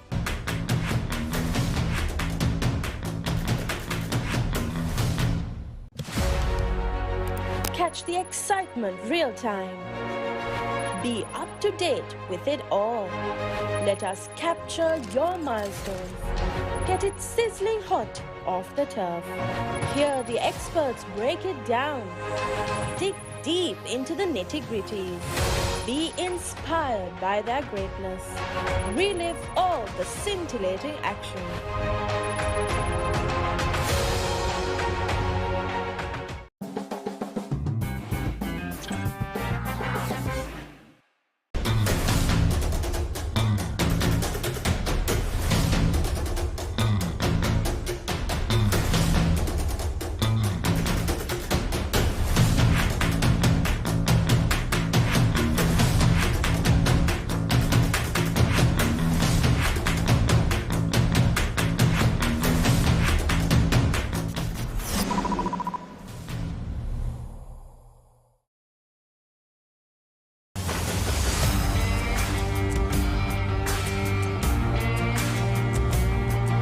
රඩි ඔලිබරපු යාල්පානතිල්ල Matara කොටවිල ගම්පියසට ඇවිල්ලා තියෙනවා. සිබිතදාස ඇඩ්මෝරටුව පියගම මහින්ද රාජපක්ෂ ක්‍රීඩාංගණය කිழக்கு மாகாணம் Subhaddas Indoor Stadium is the Fox Hill Supercross. Kurunegala සිටි ඇතුගල් පුරවරය Papare.com අපි අද ඇවිල්ලා ඉන්නේ නෝරෙලිය ප්‍රදේශයට. Final showdown Candy Sports Club පොරණරුව ජාතික සංකීර්ණයේ සිට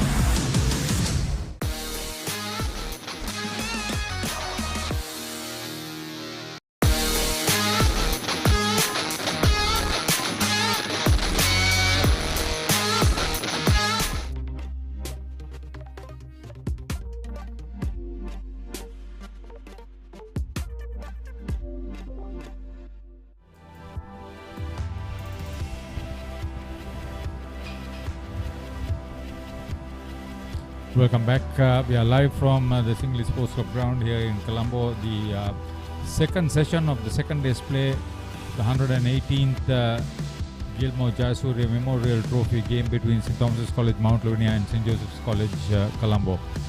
Well, the Josephians were bowled out 165 in reply to the Thomians of 285 for 9, and they have been forced to follow on the Josephians.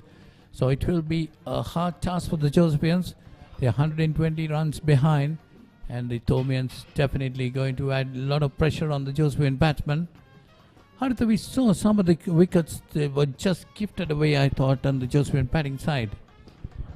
Yes, the pressure was on. A few of them actually got themselves out, to tell very mildly. But by and large, I think they need to apply themselves. All 10 wickets were shared by the 4 spinners, and Sadish Jayawardene, their top score of 78, made 33 in the first innings. As captain, he has not made 100, the Sri Lanka Youth International, so a lot of responsibility on him. He was out on the field the whole day yesterday, kept wickets, came out to bat, remained unbeaten. 60 plus partnership for the first wicket in the first innings, so the openers will want to stay till tea initially. Yes, Sadish Jayawardene, definitely additional pressure on him, being the captain of this side. Wants to save the Josephians from defeat. Sahan Dabre, the other batsman, they put on 60 odd runs to the first wicket, 63 to be precise. They want to repeat that performance in the second innings and bat on, as you said, till tea. That should be their target. Was this all blank for Sahan Dabre? Yeah, I think this is Hassan Dabre's first game this season.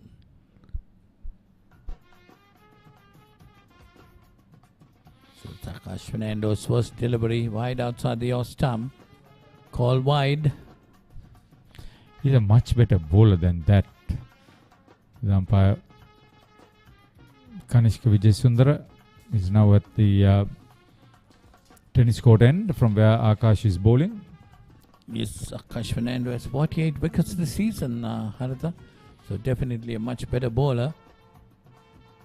Might be wanting to get some wickets.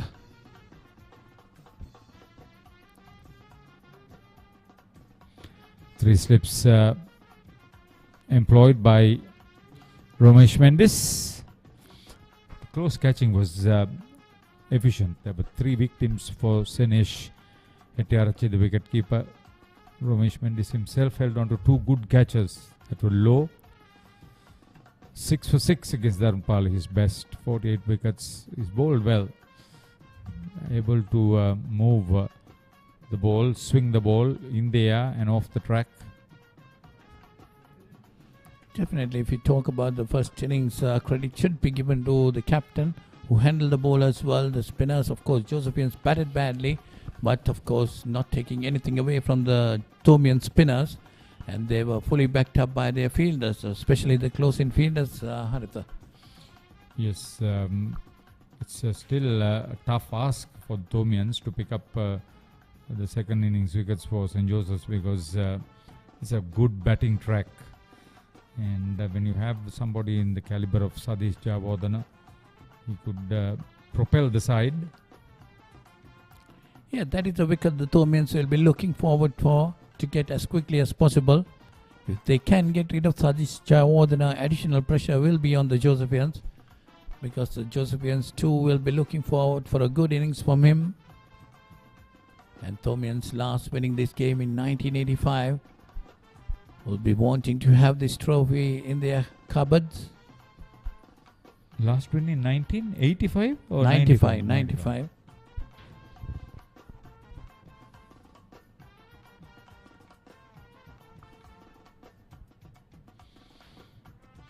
Brilliant stuff. Who was the St. Joseph's captain then, when St. Thomas's last one? Do you have any idea? Thank you very much. Yeah, it was Asela Patharana who captained in 1995. Yeah, I mentioned that he was at Dali Road with his son, and Nilanka Piris Senior and his son. Better line, better control. Good leave by Sahan Dabare. Important room where your off stump is. St. Joseph's won last in 2009 under Samira Veerasinghe, brother of Damit Veerasinghe. Shamir, some all rounder. I saw that match. I think if I remember right, it was over before tea on the second day. A brilliant cricketer. Unfortunately, to lose his way. Super all-rounder. Yeah. And he fielded well. He was sort of that attacking sort of bat, attacking sort of bowler and attacking sort of fielder. End of the first over. St. Joseph's following on 2 without loss. Meet the Pereiras. Just like any other family, they share everything. Kanti shares her amazing cooking. Minoli fills the family in with the latest gossip. But what happens when they sit together to watch their favorite TV shows at the same time? Well, it's not the same. Now, no more fighting for one TV. Make every room in your home a TV room with Dialog Television Multi-Room. Get your second Dialog television connection for as little as 625 rupees a month with a saving of up to 50%. So St. Joseph's been asked to follow on after being dismissed for 165 in their first innings. A 2 for no loss. Sadish Jayawardena is on 1. A lot depends on him for the Josephians.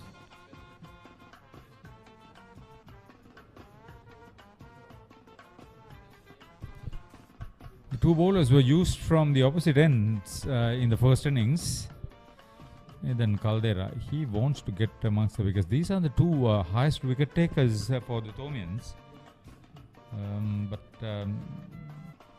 they need to pick up wickets for confidence sake. But today we saw the spinners getting most of the wickets.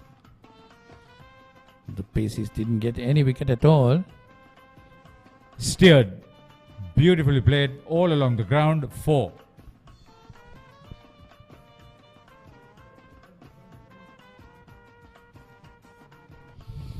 You want somebody to play in this fashion. Absolutely caressing the ball.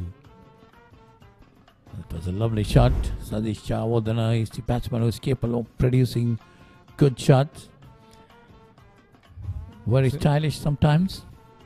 Nathan Caldera 5 for 27. His best figures, 56 wickets, highest wicket taker. Made his maiden first 1100 yesterday. Go fetch it. Beautiful cover drive. Timing, placement, execution. Capital C. Well, Haritha, you see the Josephians played very well. The pace attack was played very well in the first innings too. And they started off well. Sadish Jayawardena in particular. That was loose on him. Once he got onto the front foot and saw that open areas, he was confident. But the 2 Thomian paces, a lot of wickets between them. 56 to Nathan Caldera, 48 to Akash Fernando. That's more than 100 wickets. Second unofficial one-day international at Kettaram. Sri Lanka winning the toss 315 for 7. Now, if England Lions are going to win this one and win the 3-match series, Sri Lanka A would have bowled badly. Having said that, it's a very good batting side too. Well, what I noticed even during the 4-day encounter, they got their runs pretty fast. It's a paradigm shift as far as their approach to cricket concerned. At the highest level, they play very entertaining cricket. Brendan McCullum has continued and reinvented England as far as their approach is concerned. No ball. It's going to be a long over. Yeah, talking about Brendan McCullum, he has the support of Ben Stokes too. Another attacking personality. See, Andrew Strauss sort of floated this idea of playing some attacking cricket. But Brendan McCullum, when he was drafted in, I think they discussed how they were going to play their cricket. Beautifully played. Onto his pads, whipped it, misfielded by Akash Fernando, third boundary of the over. It's got to be a pretty expensive over.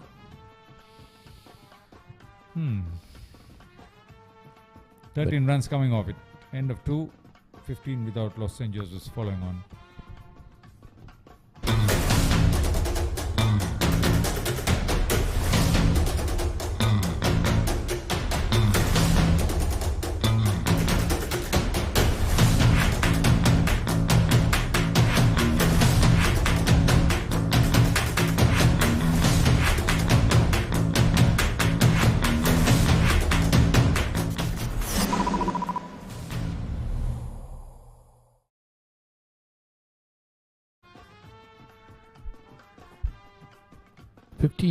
Fifteen for no loss of 2 overs. St. Joseph's following on here at the SSC. The 118th encounter between St. Thomas's College, Mount Lavinia for the Gilmour Jayasuriya Memorial Shield.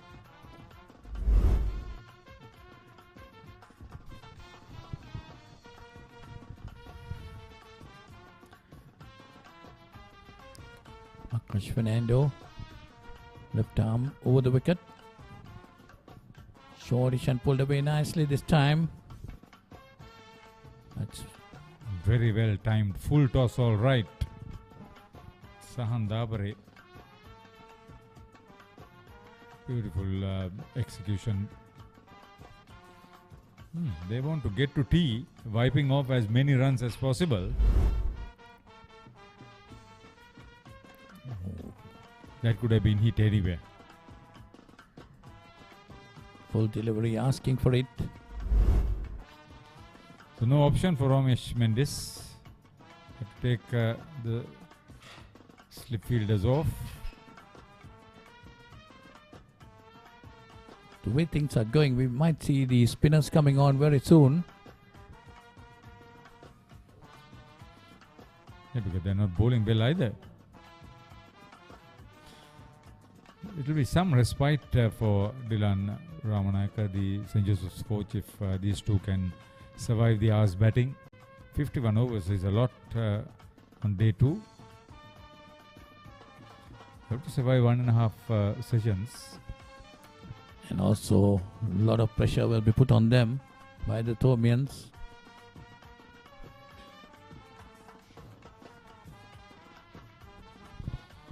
When Javardhan bats, he's in a different league altogether.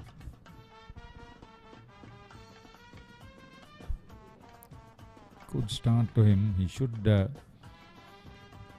concentrate and apply himself well. As you said, the added pressure of responsibility. There are 11 match playing strips at the SSC ground.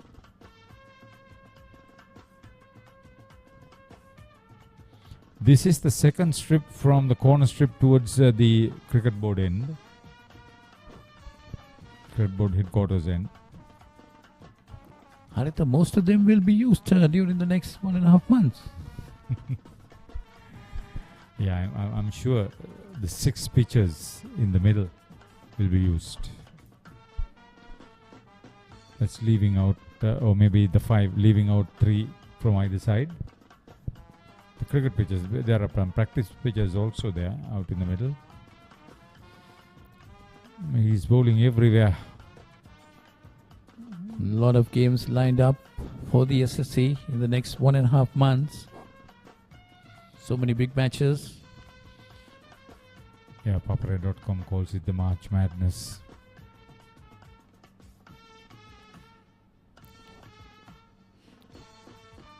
And most of them will be brought live pictures. They will be brought to your doorstep at Papare.com. A lot of other sports, I'm talking at school level, don't get this sort of publicity.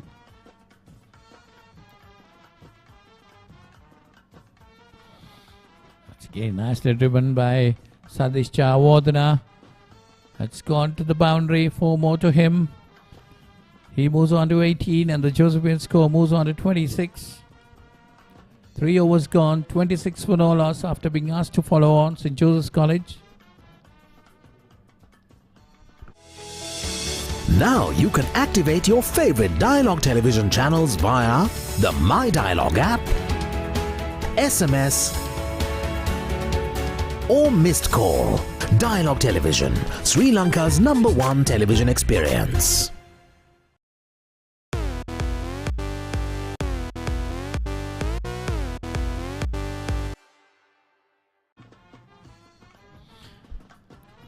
Next game at this venue would be the Royal Anand match, 2-day game at this venue, beginning of next week. You were mentioning about Sadish Jayawardena handling the pressure well. Yes, I can remember him getting 100 against St. Peter's, batting in the second innings. Also, one of the top batsmen, most of the top batsmen were back in the pavilion. He was holding the Josephian innings together. Scored a well-compiled 118. Beautiful off drive, pitched up to his pads, leading into it. That's his 4th 4 in the second innings.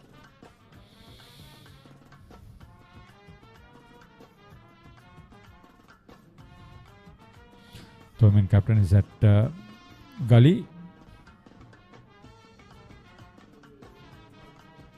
That's outside the off stump by Nathan Caldera. Sandabre moves away from it. Sandabre, normally a free-hitting batsman, scores very freely, gets his shots well. But Sadish Chawadana has been up to the mark now. He's on 18.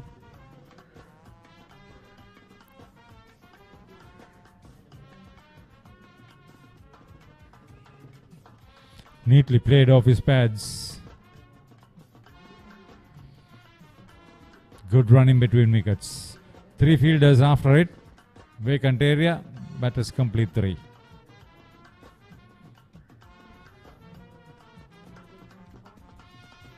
This is good cricket. Rather than just prodding. Lively stuff. Playing some attacking cricket. Like as if they're chasing a target, Haritha. Yeah. Ardent supporters of St. Joseph's and St. Thomas's. Are there some other players? Looks like.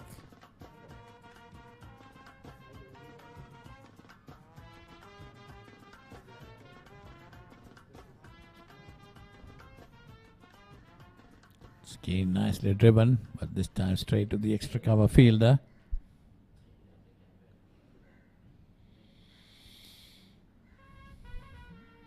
It's a tough ask. It's a heartbreaker, this pitch, especially for the fast bowlers. But yesterday, Mudit Disanayaka picked up a 5 for 43. He bowled very well. He got 4 of those wickets in the first session, which is normally assist the pace bowlers at the SSC. And this time off his toes, nicely played, past mid-wicket. That's gone into the boundary for 4. Brilliant pick-up shot onto his pads. He's batting very well. His hand-eye coordination beautiful. Angled across his pads. Just helped it. Played aerial into the gap intentionally.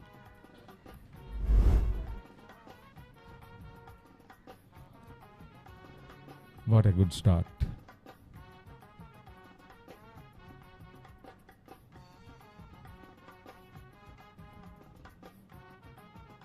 Six boundaries coming in the last 18 balls.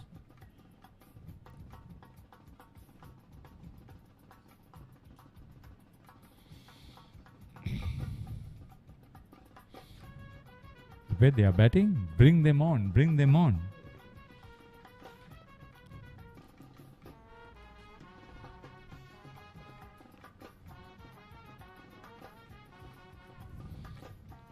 "33 runs There you see the Gilmour Jayasuriya Trophy being put on display. What are the others for individual performances? Yes.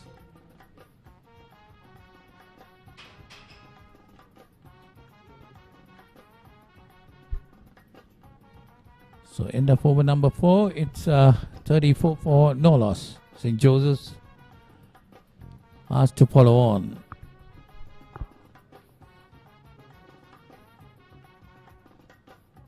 Want to watch that exciting moment again? Simply rewind on your Dialog Television ViU Hub.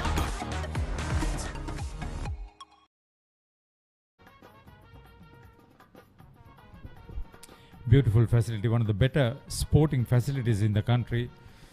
The tennis courts, the squash courts, the badminton courts, the cricket ground naturally, and the pool, then the billiards and snooker facility. To do all that, the gymnasium, prime land.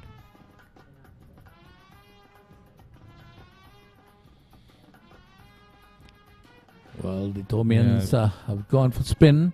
Nationals Super League 4-day tournament, Tambulla 341. Oh, get through that. Abid Palihawardana, 3 for 13 has been amongst the wickets. He's added to that 22 wickets with a couple. 3 in the first innings. 3 in the first innings, okay.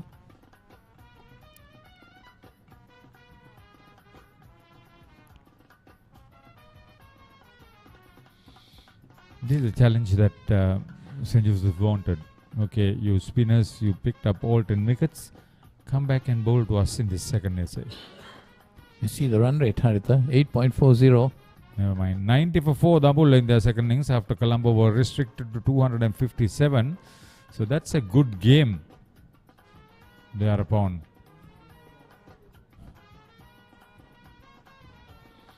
There's another one between Jaffna and Gaul. Last of the league stages, then it will be the 2 semi-finals followed by the final to be played in Gaul.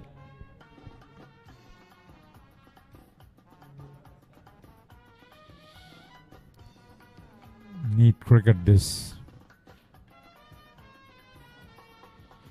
That game bowled out for 130. That was Jaffna. Initially bowled out for 130. And Gaul made 258 and then 400 plus for 7. That's good score. That's a good score. Yeah.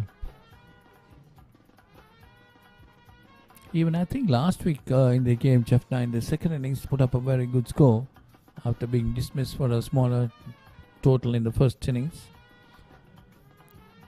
See, when you have an attacking sort of bat, the bowling becomes different. You're trying to contain the batting, not pick up wickets. Good ploy.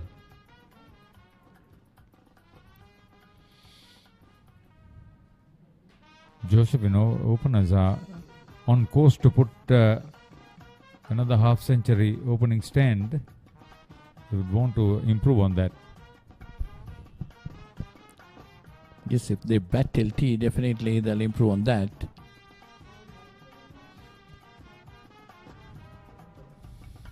That should be their target, to take all the 10 wickets by tea, to have their 10 wickets intact. So that's the end of the first over of Panivardhana. Give away 3 runs. St. Joseph's 37 for no loss. Yeah. Previous game that was played at Dali Road, Yasu Rodrigo was the top scorer, 103 not out. Ryan Fernando, the captain, 71. Dunit Velalge, 3 for 111. Shenuka De Silva, 2 for 12, did the bowling honours. 350 for 9 declared. St. Thomas's. St. Joseph's replied with 176 for 9 declared. Charan Fonseca, 92 out of that. Next best was Mithira Thenura, 20. Gunaratnam Caniston 3 for 42 and Yasiru Rodrigo 3 for 48 were amongst the wickets. St. Joseph's in their second innings That was a much better performance, 127 for 1. That was after being asked to follow on like this one. Sadish Javadana 62 and Charan Fonseca 57 not out. That was a spirited reply. We covered that game. Yeah. St. Joseph's here declared under 250 and they were asked to follow on again. So they were 127 for 1. That declaration was almost insignificant because it was the last wicket.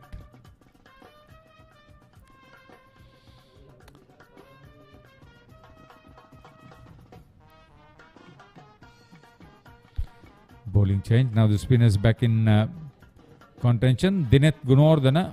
Well, he's in the habit of picking up wickets. I remember picking up a couple in Mount Lavinia. I believe it was against St. Sebastian's. Now a couple here.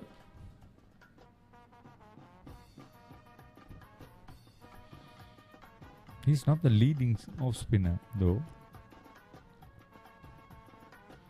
He would bowl with the new ball. That's his advantage. Charaka Pires had 4 for 27 in the first innings. Their main off spinner.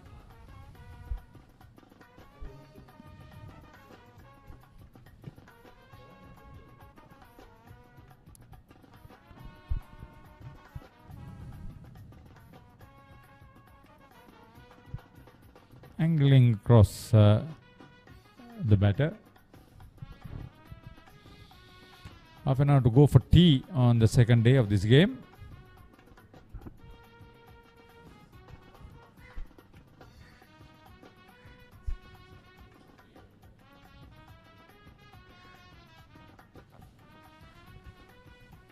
Well played, well fielded. At least he's keeping the ball where it needs to be directed. Good line and length. There it is, 2 for 29, best figures. 6 wickets during the season, 2 more this morning. Starts with the maiden here. End of 6, St. Joseph's following on, 37 without loss. Catch the excitement real time. Be up to date with it all. Let us capture your milestones. Get it sizzling hot off the turf. Hear the experts break it down. Dig deep into the nitty-gritties. Be inspired by their greatness. Relive all the scintillating action.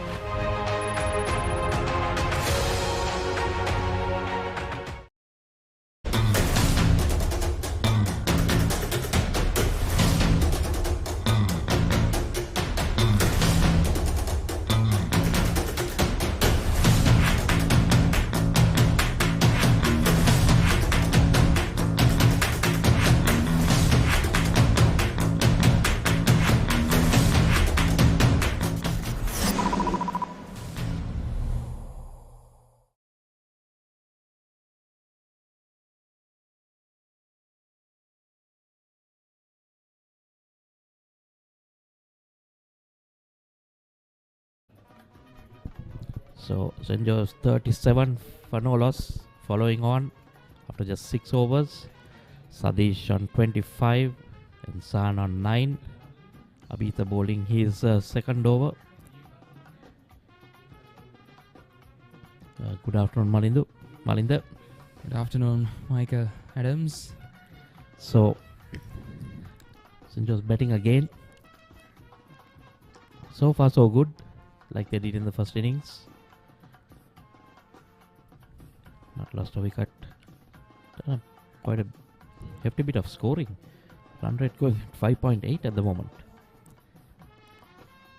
Sure that will come down now with the spinners in operation. Just like in the first innings, Sadish and Zahan Dabare given a good start. Can they hang in there?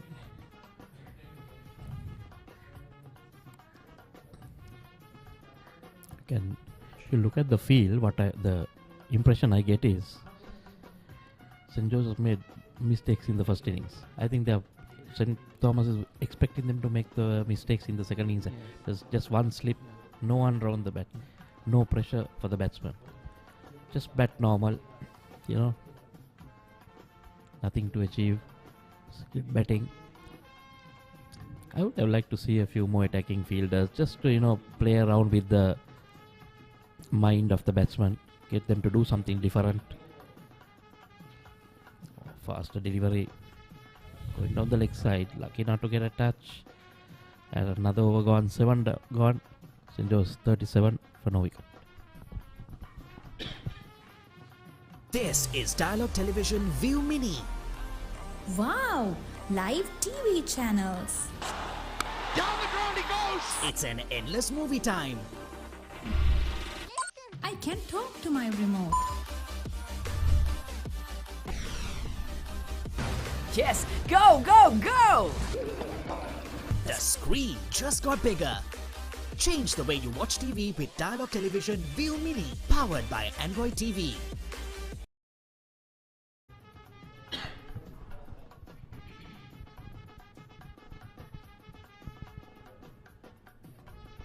So it's Abid. Abid bowled the previous over. Sadish on 25 of 26 deliveries. Sun has been the quieter one. It's 9 of 17.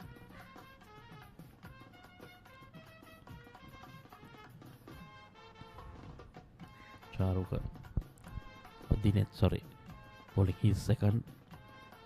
First one was a maiden. Then again you see, like the first innings, ball going away from the batsman. Not looking to turn the delivery.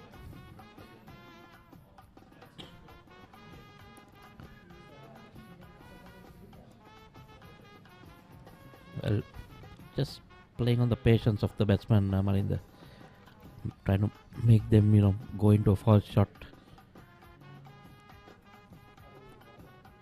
Yeah, his bowling is different strategies. 40 odd overs left in the day. You just have to see that out. There we see again. Happy to let it go.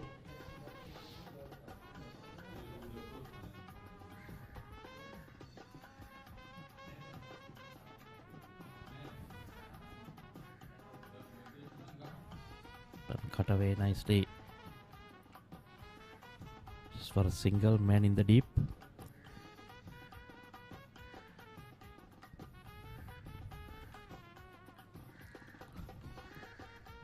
Well, still no one attacking. Apart from the lone slip. Just going through the motions, I think. You know, they're just, you know, we'll bowl, you make a mistake.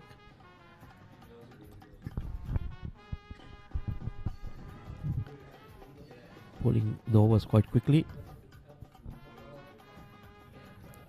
It's time to full, beautifully driven. Whereas there's a protection in the deep. It's the single to end the 8th over. 39 without loss.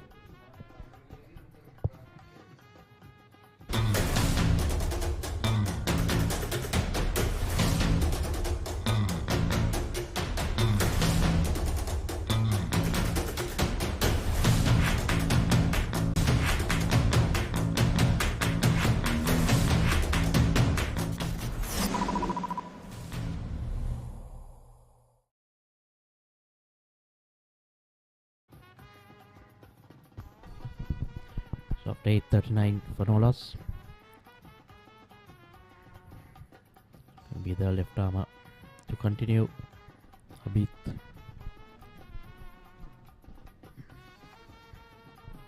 Feel wide spread out. Don't understand the approach of the Thomians. Singles for the taking. You want to just defend him.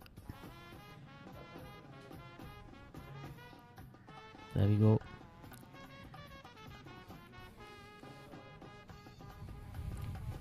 Tea time approaching 2:40. Josephians also will be a bit cautious, not wanting to do anything rash. Just see off these few overs. 30 minutes, 20 minutes to go.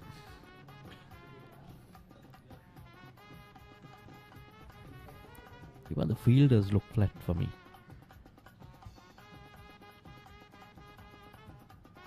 It's just the time the Josephians need to capitalize, get some runs under their belt.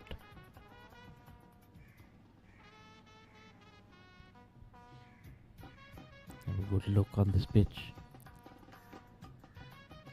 After all, they'll be playing their big match also at the SSC.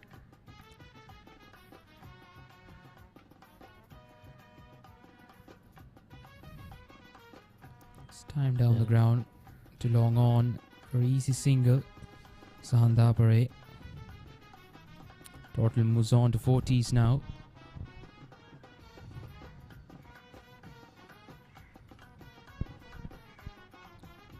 Sadish has been a bit quiet since the first start. He's on to 26 off 30. He correctly played. Once again, back to the bowler.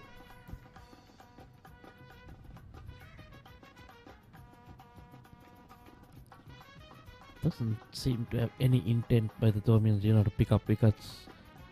Field widely spread. But coming out, using his feet nicely, driving it to the deep mid wicket. Another single. And ends another over. 9 gone. So St. Joseph's 41 for no wicket. Now you can activate your favorite Dialog television channels via the My Dialog app, SMS, or missed call. Dialog Television, Sri Lanka's #1 television experience.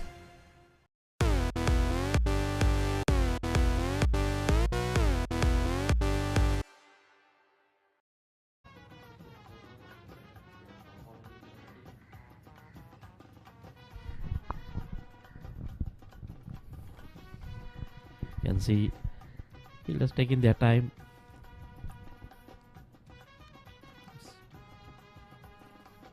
They'll be also tiring. Dinet has bowled 2 overs for 2 runs.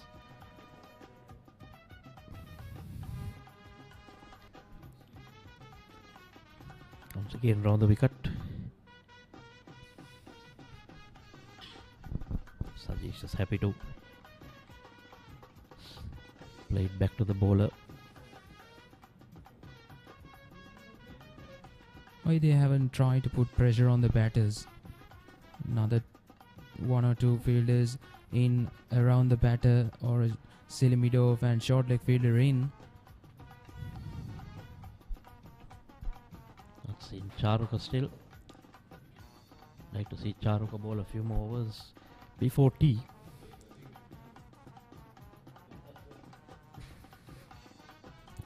That's that delivery, the flighted one which the Josephians were driving, edging it to slip. But here Sadish with a better technique.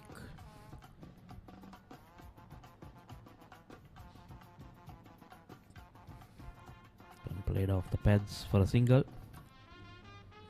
At the moment, the 2 batters working on too easily at the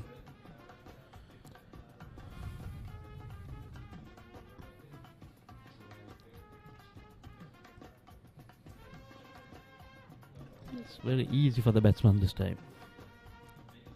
Not no pressure at all like in the first innings.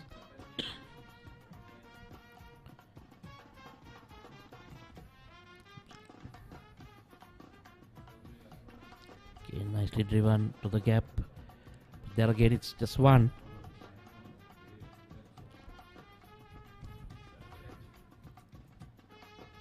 Taking away of that lead. 120 runs. So it's now 43 for no wicket. And a supporter for St. Thomas's. A lone supporter. With that flag.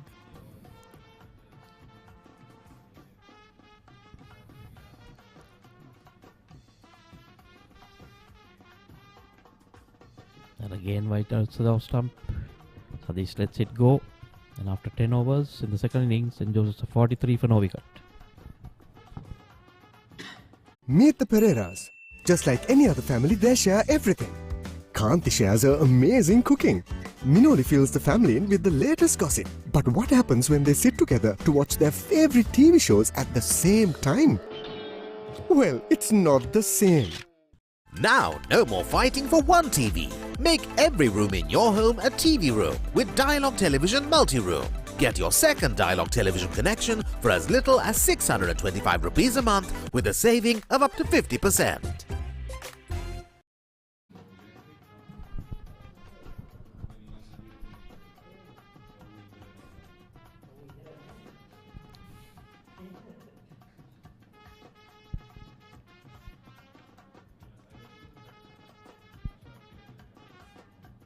Spectator has gone in, taking a break. A bit. We'll continue.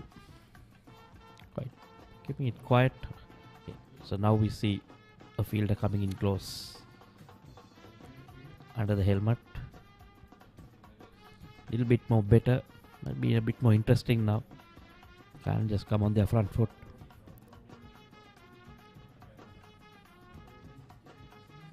Bowling his fourth over. Pitched on the leg, nicely picked up. For a single. A single to Sandabare.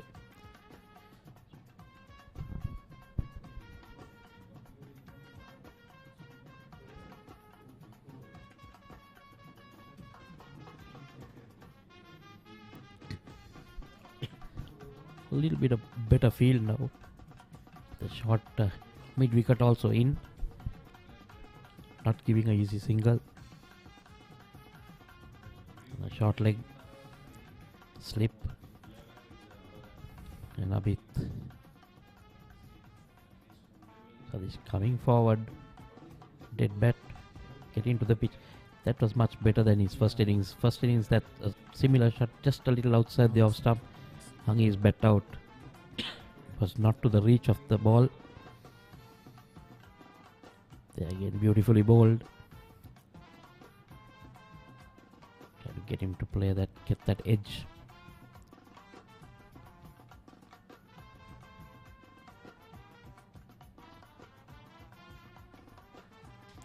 Nicely left again. Once again, beautifully bowled. Abid. Have to be careful with that one coming in.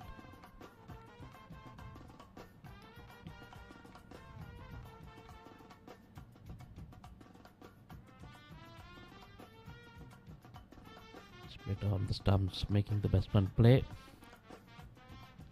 Dot ball to end the 11th over.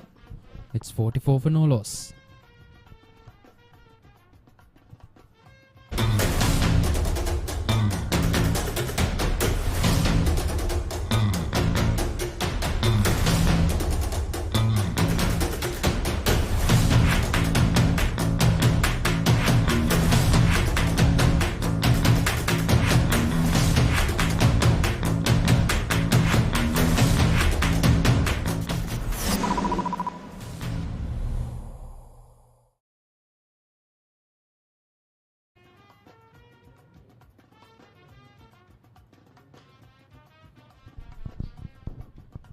At 11 overs, it was 44 for no loss.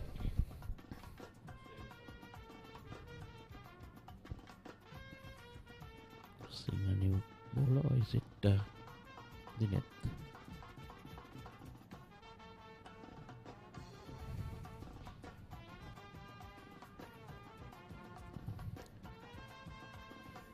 Healthy run rate of 4 runs per over still. It was in the 5s, but come down after the spinners coming on.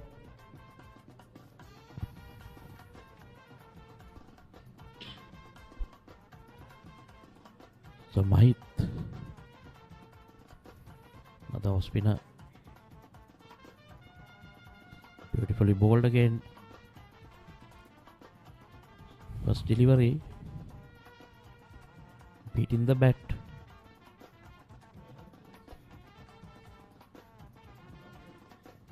Mahit Pereira.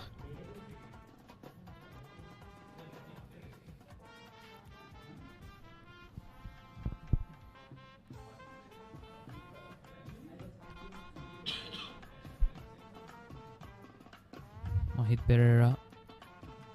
Just 30 matches bowled and didn't bowled much. Just 7 overs. 7 overs, 26 runs given away. Didn't much. Picked up a wicket yet. Oh, that's a friendly full toss. Hit it straight down the ground and he picks up a boundary. That's the boundary he needed. Sahan Dabare picks up a boundary. I think this is a good move. Bringing a part-time bowler, just create something that could have gone to hand. Just some free runs. Batsman lose concentration. St. Joseph still trailed by 72 runs. There we go. Was it? No. Being missing. Slight appeal that's time. It's a full delivery from Mahit Pereira. Let's see. Nicely flighted. Lucky not to get a touch. There was some movement there. I did think that there was an edge, but slip was not interested.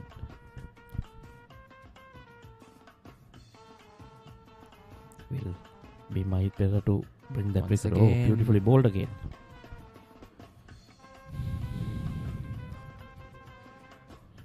Where was he in the first innings?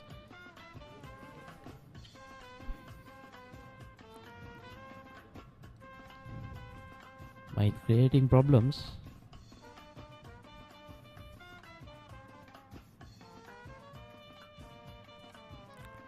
Much better. That's in the 12th over. It's 48 for no loss.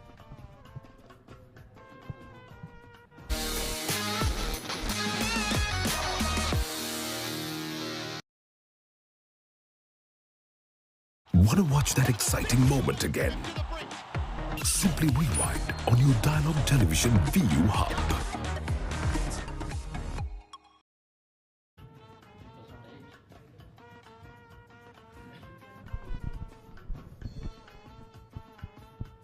So 48 for no wicket after 12. Lead coming down little by little. 120 when they started. Sadish takes strike this time.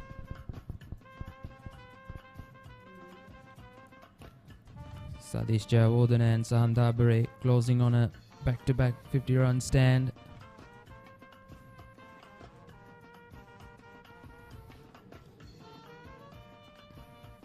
Using the feet, pushed down to mid-off, an easy single.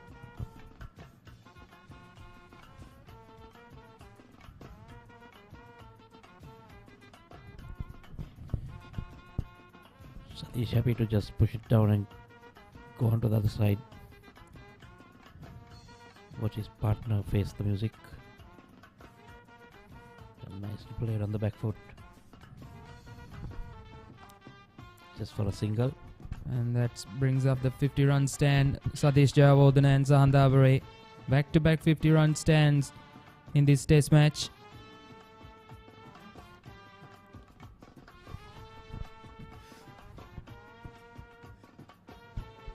The two-day encounter. So we've seen 50-run opening partnerships by both schools in all 3 innings.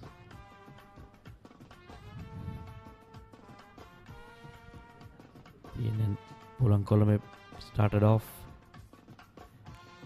Nicely driven, beautiful shot through that gap. It's another boundary to Sadish. Beautifully picked up using his feet. Extra cover and mid off. Stand and watch. So 54 runs now. The partnership, 8 boundaries in this innings. Incidentally, still no sixers by the Josephians. And in the first innings, we didn't see any sixers.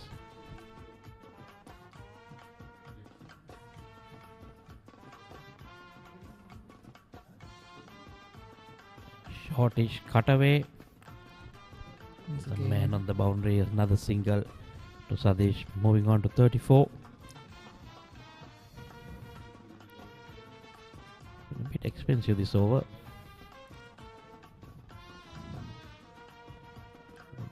A bit bowling his 5th.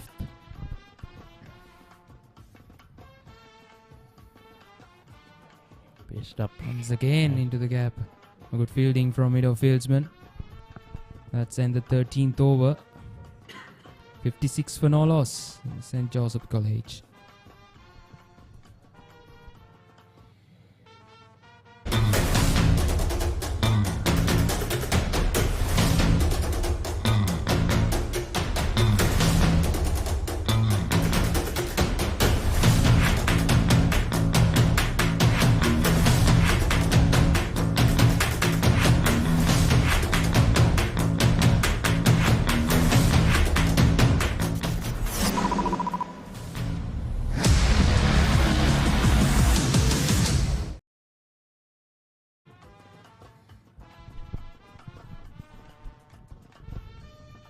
So it will be night to continue after a good first over. Almost had a wicket. Would have been his first for the season. Sure, we'll see him bowl a few more overs in this innings. As the flight had taken on the full.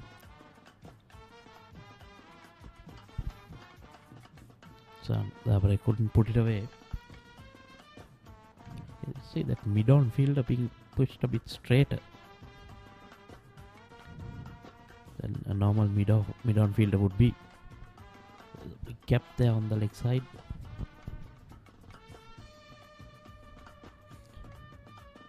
Skipper at slip, marshalling his troops. 2 on the off. Point 10 covers, close 15. He played straight to that field. Just for a single. Trying to get the batsman to go across the line into that big gap between mid-on and the deep mid wicket. Huge gap there. No close-in fielders.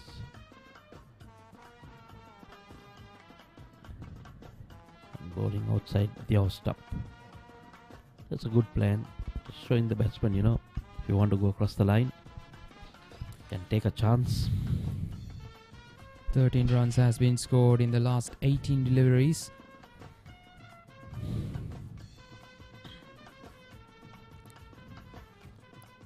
Just a few more minutes away from the tea break. Josephians will be happy if they can go in wicketless. Again, played it in That's the gap. into the gap. Oh dear. Threw him for 4. Another poor fielding in the deep. Another boundary for Satish Jayawardena. That's the 9th boundary of St. Joseph innings. That's in the 14th over. 61 for no loss. And take a look at this. It's a beautiful use of the feet. Flick towards mid-wicket area. And take a look at this. Oh dear, oh dear.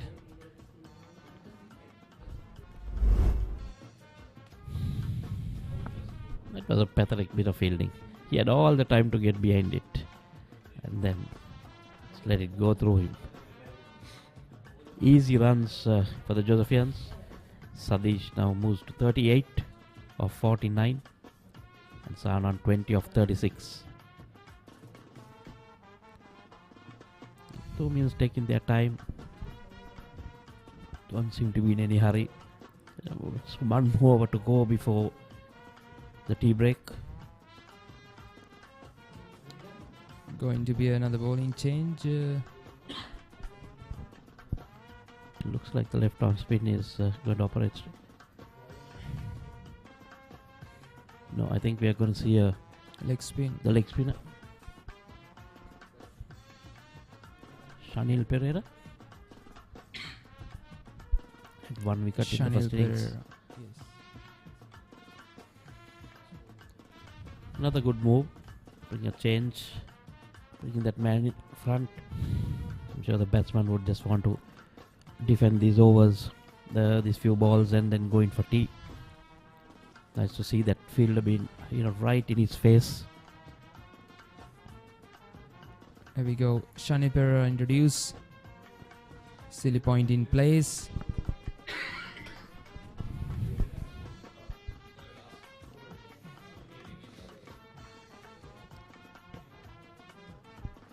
Bringing another guy. Second slip or a gully. Let's crowd. Shot on the back foot. The deep extra fielder. Another single to the total. Sun moves on to 22, 63. Don't know wicket.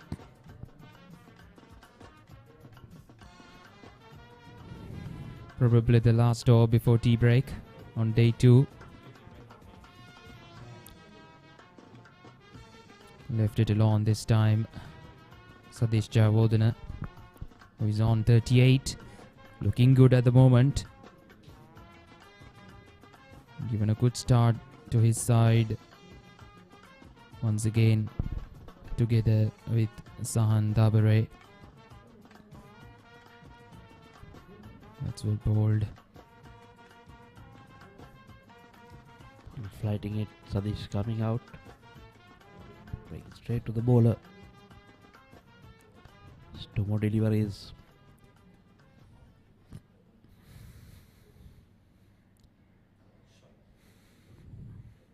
Nicely driven. Oh dear. Again a bad piece of fielding. Cost another boundary.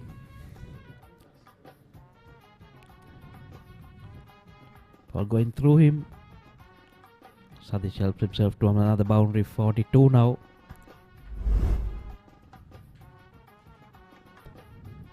Loses the feet once again, and poor bit of fielding from mid-off fieldsman, and threw him and down to the boundary towards long off.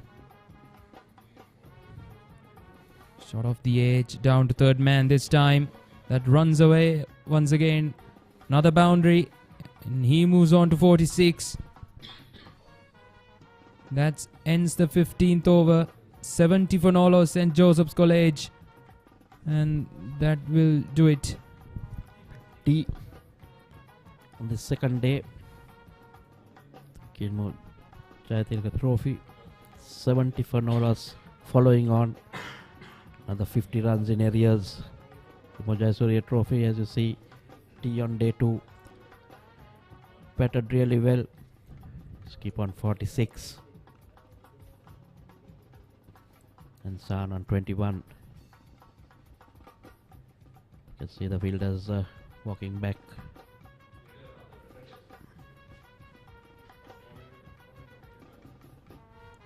It was a successful second innings for the Josephians. Looked very positive as well.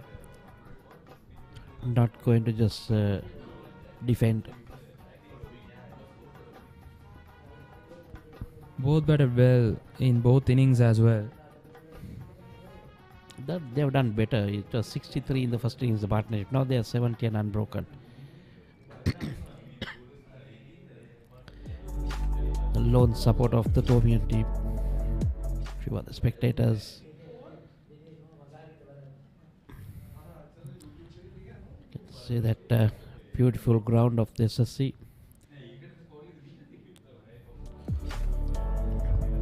And we can go through that card in the second innings. Sadish Jayawardena not out on 46 of 53, and Sandabare 21 of 38. Just 3 extras, 15 overs, and 70 for no loss.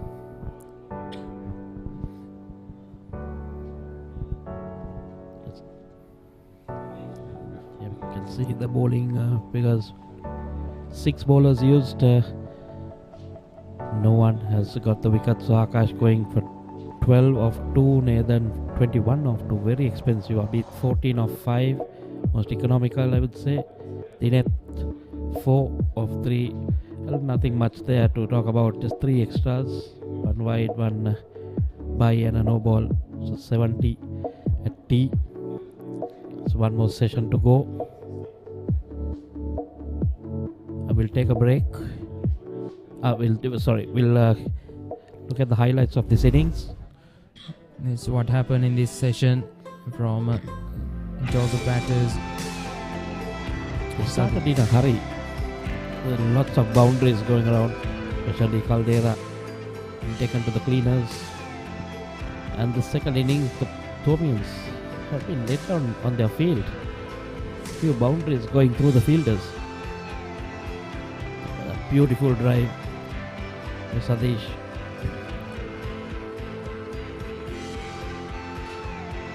The one nicely clipped off the pads.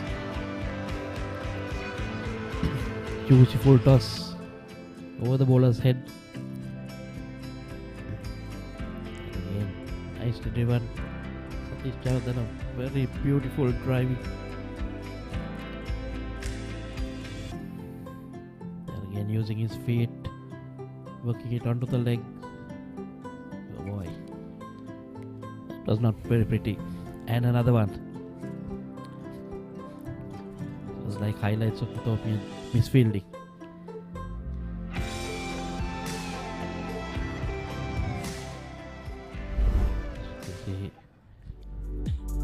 Get the summary card for you.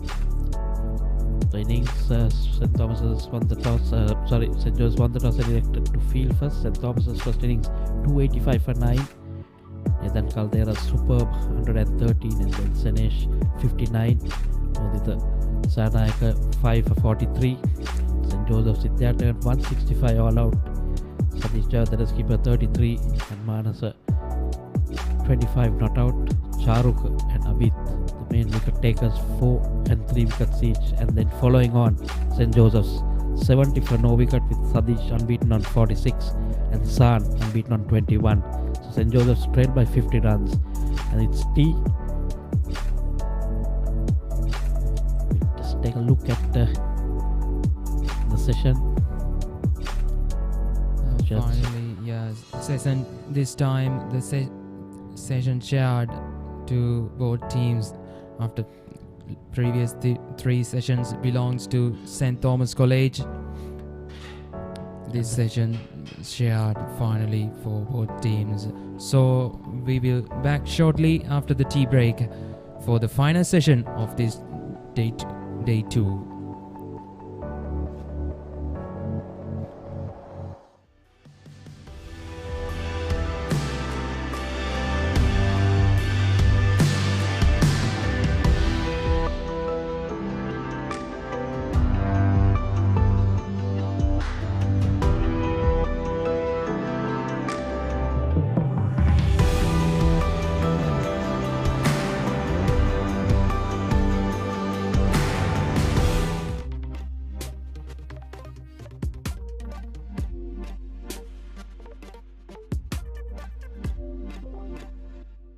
Meet the Pereiras.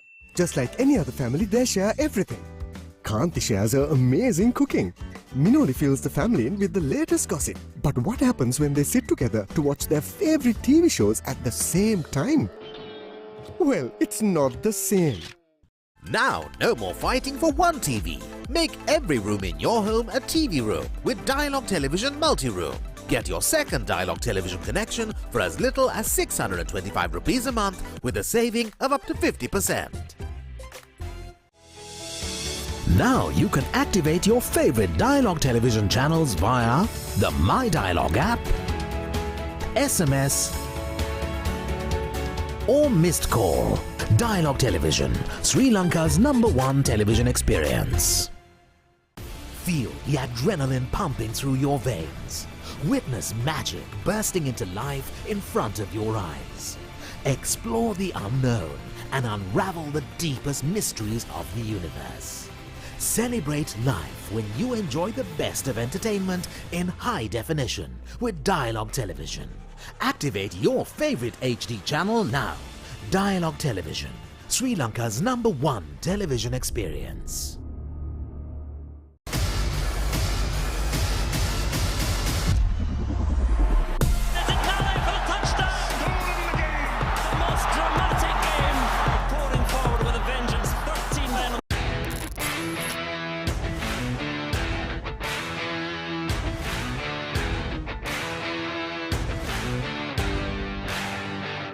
ඉස්සෙල්ලා මම grade 6 වල තමයි cricket ගන්න ශ්‍රී ලංකාවේ පටන් ගත්තේ. මගේ අයියෝ දැකලා තමයි මම ක්‍රිකට් ශ්‍රී ලංකාවේ පටන් ගත්තේ. මගේ ඉස්සෙල්ලාම coach තමයි ලසිත් රන්දුනු. මම under 13, 15, 17 වෙනකන් ගහුවා. under 13, 15 captain උත් කරා. මට මතකයි මගේ අමතක නොදැන නොක්කයක් තමයි under 15 වල සෙබන් සෙබස්ටියන් ස්කෝලෙත් එක 100ක් ගැහුවා.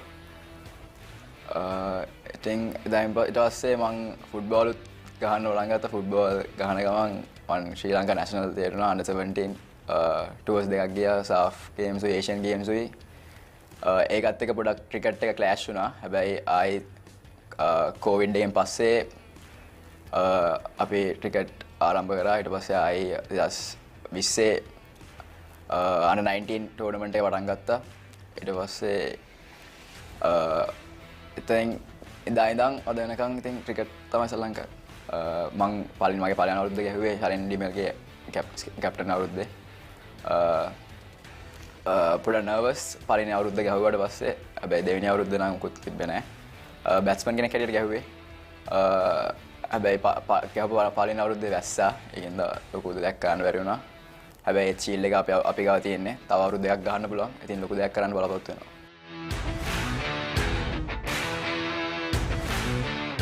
මම තව ස්පෝර්ට්ස් තුනක් කරනවා. Football, athletics and rugby. මම එක වසරේ තමයි ඇත්ලටික්ස් කරන්න පටන් ගත්තේ. ඊට පස්සේ තුන වසරේදී මම ෆුට්බෝල් වලට දැම්මා. මගේ තාත්තා ෆුට්බෝල් ප්ලේයර් කෙනෙක්. ඊට පස්සේ රග වලට දැම්මා.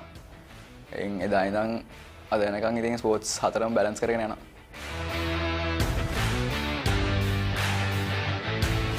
වනිදා තරංගත් එක මම ගොඩක් කැමතියි ශ්‍රී ලංකාවේ. වනිදා තරංගයි දුනිත් වෙල්ලාලගේ ගොඩක් යංග්ස්ටර්ස්ලා ඉන්ස්පයර් කරා මේ අවුරුද්දේ. ඉන්ටර්නැෂනල් ලෙවල් එකෙන් ගත්තොත් Steve Smith and Virat Kohli.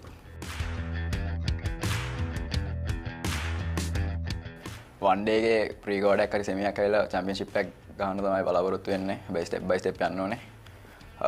තව 2 ඩේ එකේ අවුට්රයිට් 4ක් හරි 5ක් හරි දිනන්න තමයි ගෝල් එක අපේ.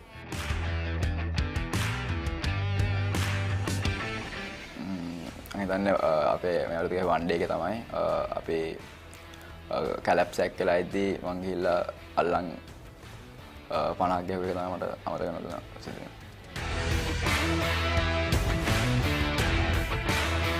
තනයකට ගොඩක් උදව් කරනවා අපේ ක්‍රිකට් හෙඩ් කෝච්. එයා තමයි අපේ ඩිරෙක්ටර් ඔෆ් ස්පෝර්ට්ස් ඉස්කෝලේ. දිනේෂ් කුමාර සිංහ සර්. එයා හිටියේ නැත්නම් මං හිතන්නේ මම මේ ස්පෝර්ට්ස් හතරම කරන්න පුළුවන් යි කියලා. ඉතින් හතරම බැලන්ස් කරන්න එයා ගොඩක් උදව් කරනවා. එයා විතරක් නෙමෙයි තව ගොඩක් කට්ටිය ඉන්නවා මගේ පිටිපස්සෙන් උදව් කරන. ඒ ඔක්කොන්ට මම ස්තුතිවන්ත වෙනවා. ක්‍රිකට් වලින් තමයි යන්නේ. ඉස්සෙල්ලා පොඩි ක්ලබ් එකකට ගහලා පර්ෆෝම් කරලා ලොකු තැනකට එන්න තමයි බලාපොරොත්තු වෙන්නේ. අවසක මම Shahrukh Khan, කියාරා ඇඩ්වානි, 3 Idiots, Royal Challengers Bangalore, Gilmour Giants, Papare Batuy, Mahia Jonty, Miss Vatsala, පොටිකාල නැහැ හැබැයි එළියෙන් ළඟ ඉඳලා තියෙනවා. History, Maths, Aaron Smith, Mahit Stars, one day, fastest video one day. ඉස්කෝලේ ඉවරන්න කලින් ගිහිල්ලා මේ මාට්ටු වුණාට පස්සේ ඉතින් අම්මා තාත්තයි බෝන්ඩ් ඔෆිස් එකේ අනිත් දවස් හිටිය දවස තමයි අමතක වෙනවා සිද්ධ වෙන්නේ.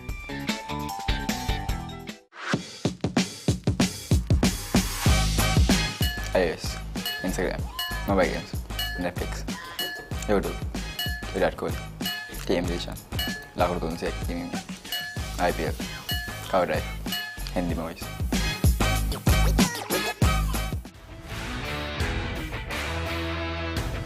Athletics කරන events තමයි 400, 800, javelin, 4x400 relay එකයි, 4x400 relay එකයි, football, රග, cricket. ඉස්සෙල්ලා මම සූතියන් දෙනවා මගේ අම්මයි තාත්තට හැමතිස්සම මගේ පිටිපස්සෙන් හිටියට හැම වෙලාවෙම හැම මැච් එකම සපෝට් කරන්න ආවට ඒගොල්ලෝ හිටියේ නැත්තම් මම හිතන්නේ එක ස්පෝර්ට් එකක්වත් කරයි කියලා. තව මගේ අයියට හැමතිස්සම මට උපදෙස් දෙනවායි හැම වෙලාවෙම මගේ අඩුපාඩු වලට උදව් කරනවායි. තව අපේ ඩිරෙක්ටර් ස්පෝර්ට්ස් මිස්ටර් දිනේෂ් කුමාර සිංහ සර් ඇත්තම කිව්වොත් එයා හිටියේ නැත්තම් මම ස්පෝර්ට්ස් එක බැලන්ස් කරන්න මාර අමාරු වෙනවා. ටිකට් ස්පෙෂලි ටිකට් තියෙන ෂෙඩියුල් එකත් එක්ක අනිත් ස්පෝර්ට්ස් ගන්න මාර අමාරුයි. ඒකින්ද ඒ සර් හිටියේ නැත්නම් ඇත්තටම මං හිතන්නේ මේ තැනේ මං ඉන්නවා කියලා ස්පෝර්ට්ස් හතරක් බැලන්ස් කරන්න එක ඉස්කෝලේක ලේසි වැඩක් නෙමෙයි. තව අපේ බෝන්සර්, සබ් බෝන්සර්, චැප්ලන්ස් ඔක්කොමට මං මාර සූතිවන්ත වෙන්න ඕනේ.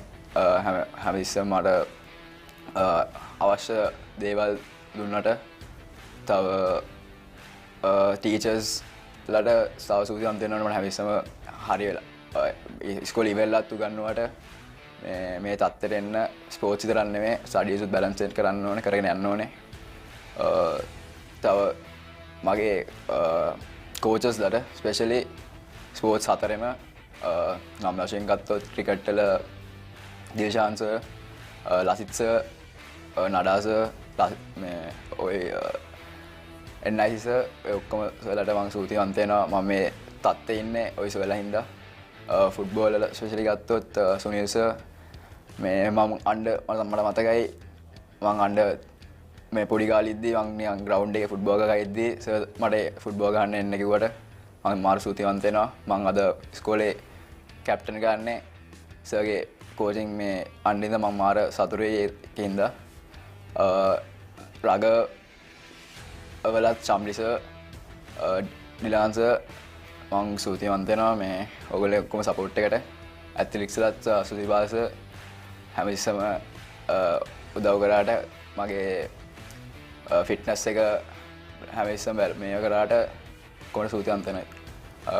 මට කාගෙන් නමක් අමතක වුණා නම් කියන්න මට සමා වෙන්න. මට උදව් කරපු සියලු දෙනාම සූතිවන්ත වෙනවා. අපේ ගෙදර පසුබිමත් එක්ක ක්‍රීඩාවකට එච්චර ලොකු සල්ලි වහන්න තිබුණේ නැහැ. ටිකක් වෙලා ඉන්නකොට මම දැක්ක වෙනද වගේ නේ ගොඩක් මිනිස්සු පාරට එනවා, බෝට්ටු, වැලි ගල් ඔක්කොම පාරේ දෙනවා. ඊට පස්සේ ගෙදරට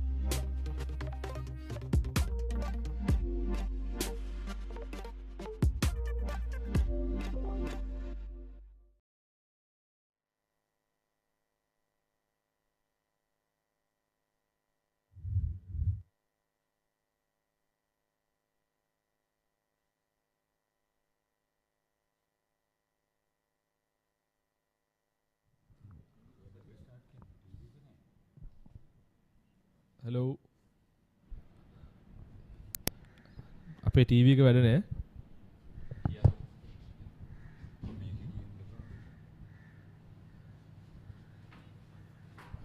TV එක පේන්නේ නැහැ.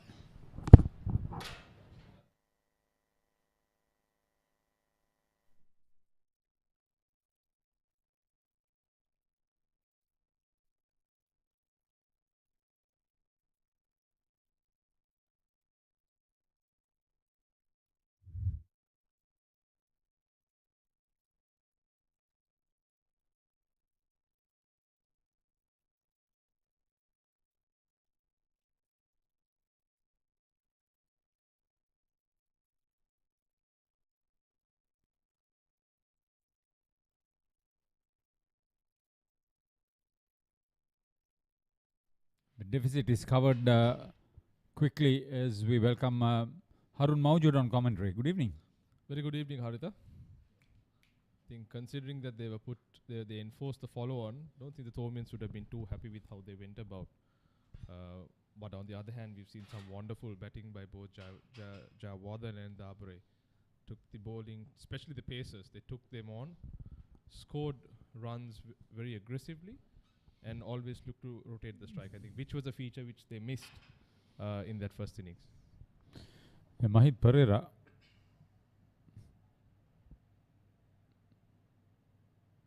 operating from the Vidyamavat end. Not the leading off spinner for the school by the sea in Mount Lavinia, but the vice captain.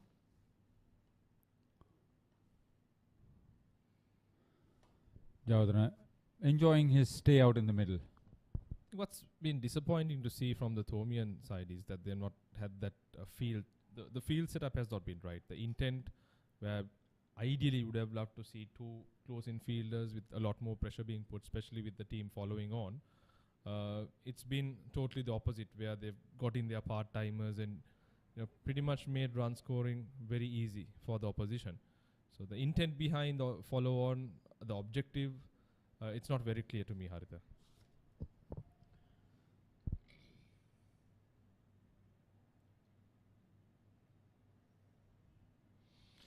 As for Sadish Javardhan, he missed out. He was on 33 when he played outside his pads and was well held by Romesh Mendis at slip.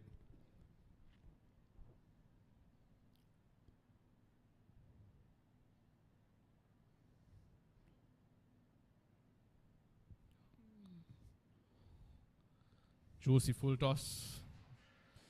A valiant effort, saving a couple of runs for the Thomians. End of over number 16 in the second SS in Joseph's, 74 for no loss. Meet the Pereiras. Just like any other family, they share everything. Kanti shares her amazing cooking. Minoli fills the family in with the latest gossip. But what happens when they sit together to watch their favorite TV shows at the same time? Well, it's not the same. Now, no more fighting for one TV. Make every room in your home a TV room with Dialog Television Multi-Room. Get your second Dialog television connection for as little as 625 rupees a month with a saving of up to 50%.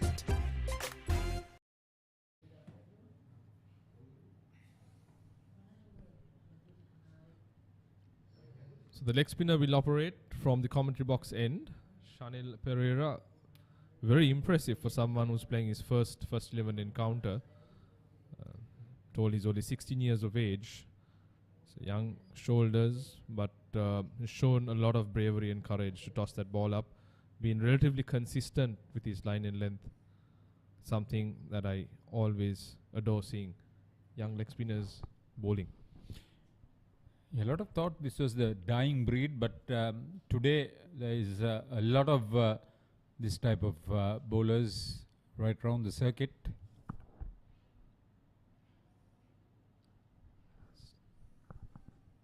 He has protection, starts off with a full toss, beautifully clipped away off his pads. Jayawardhan looks very stylish, I must say, Haritha. Very stylish. He's a very compact sort of player.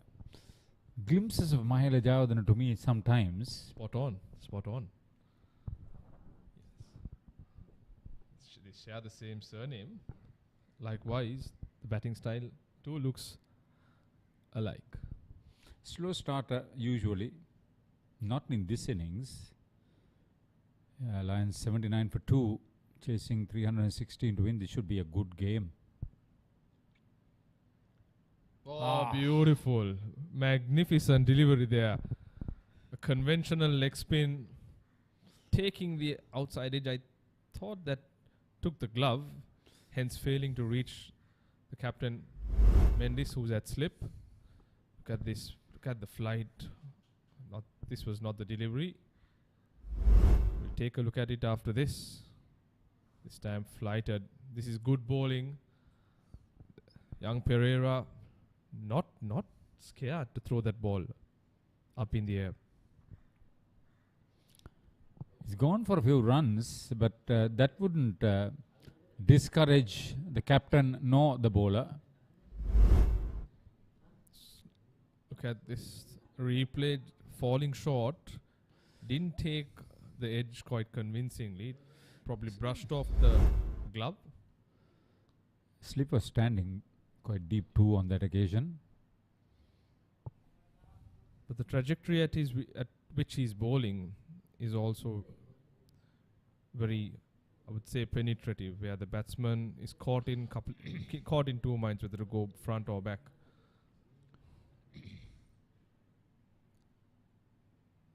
Time short, but he has protection. It's a good over by young Pereira. 17 gone, 76 for no loss in Joseph's in their second innings.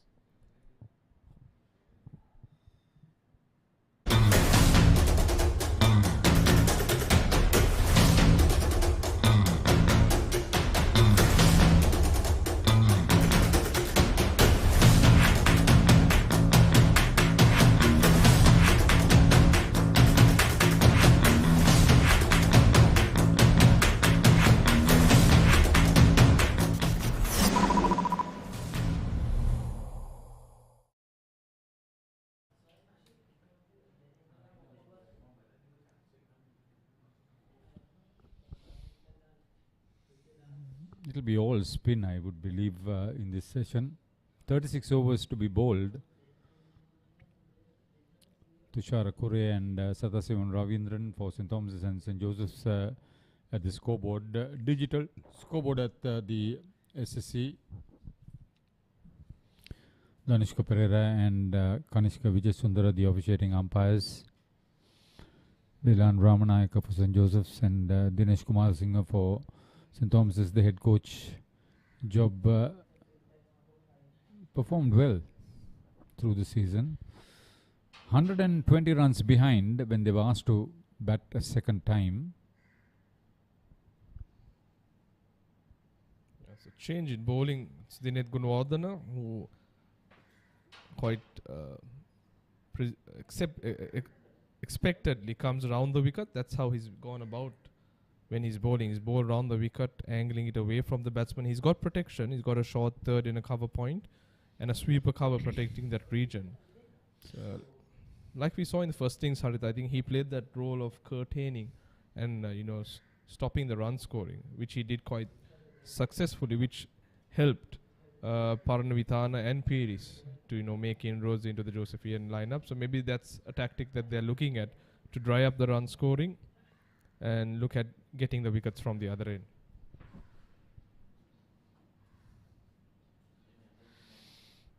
St. Joseph's would have learnt a bitter lesson from that first innings failure. They will bat more sensibly. They've started off very well. So the three opening partnerships in this match have yielded more than 50 runs. Yeah, that's very, very promising and very good to see, something that we don't witness very often in the under-19 school setup. But surprisingly, when the first, second wickets have fallen, I think wickets have started tumbling down quite quick. And it's not something that you expect on a track like this as well, Harit, especially on a SSC track. With not much happening, there are no demons. Ball coming onto the bat quite nicely. Sahan Dabare made 24 in the first innings, so he's gone better than that. He's on 25 now. Deserving half century for the St. Joseph's captain. Excellent knock by Jayawardena. Like I said, he's looked very stylish, very fluent. A chanceless knock in the second innings. With the backs against the wall, the skipper leads from the front. Jayawardena very well played.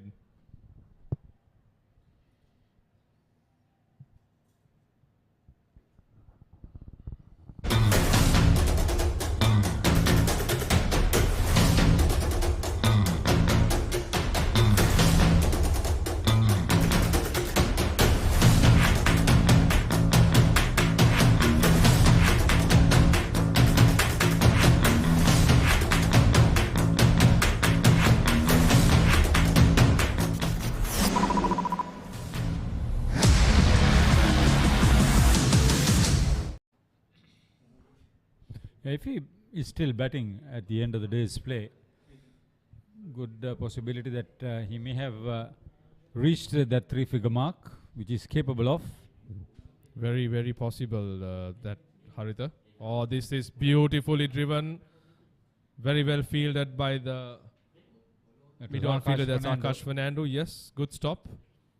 But yeah, the way he uses his feet, looking at how he's batting, Haritha, that's pretty eminent. He'll definitely get to three figures. 33 overs or 32 overs after this over left in the day's play. So he's got ample time as well. Oh, this time dropped. Difficult chance to the left of the Thomian captain at slip. It flew off the bat very quickly. Well bowled, Chanil Pereira. Oh, how nice is that to see, Haritha. Tossed up, pitched outside, inviting the batsman to drive. Not very convincing at all by Dabare. Does the wicketkeeper's catch? He missed it. This is good stuff by the young leg spinner Pereira. Very impressive, playing his first match on a track that's not offering much, but he's creating that extra bit by putting that ball up in the air. Another misfield by young Parnuitana at the boundary. We've seen 3 of them. He's been good with the ball. But on the field, Haritha, your thoughts? Usually he was safe, but is he too tired or what? They are young boys, Harun. You know what this feeling is? What, you were 14 when you first played a big match? 15. Okay. Yeah, but yeah, I think you're absolutely right. The heat, the conditions it's energy sapping, to say the least. Taking a lot out of these boys. They're doing their part, especially for putting the team to follow on. They've been on the field since last evening, so it's pretty much an entire day that the Thomians have been out there. And mind you, conditions are not easy to play cricket, Haritha, these days. It's scorching, high levels of perspiration. And amidst all of that, I think the Thomians have done very well. End of the 19th over, St. Joseph's following on 83 without loss. Batting confidently. The captain on a half century. He's batted very well, Sadish Jayawardena. Missed out on this half century, I would believe, in the first innings. And the 2 openers have got together once again and done very well. Sadish Jayawardena came out and he was very positive, steering that ball and driving it whenever the opportunity arose. He started off in a pretty convincing manner. Anything either side of the wicket, that was a misfield by Akash Fernando, but middling the ball, finding the gaps, the perfect timing. That's what you want to see from a top order bat. Yeah, and that pickup shot was probably the best out of the lot. Also his drives, just so fluent and beautiful to the eye. Magnificent knock this has been from Jayawardena. Chanceless, a lot of intent, very positive intent shown. Probably the difference between how he approached that first innings as opposed to this.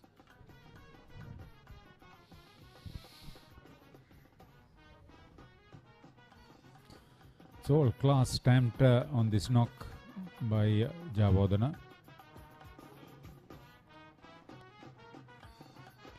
Seems some quality batting. Nathan Caldera's application under difficult circumstances. He came into the wicket at the fall of the 4th wicket and we saw the side reeling at 65 for 5 for the slip to 102 for 6. Yeah, it's an indication just to show who are those players that can really come out of those situations.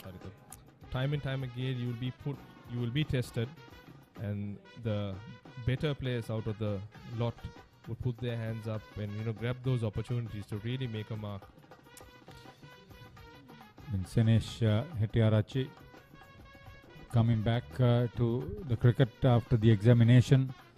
What a beautiful support role he played in that 7th wicket stand of 135 for the Thomians, which was the best 7th wicket partnership this season for the team.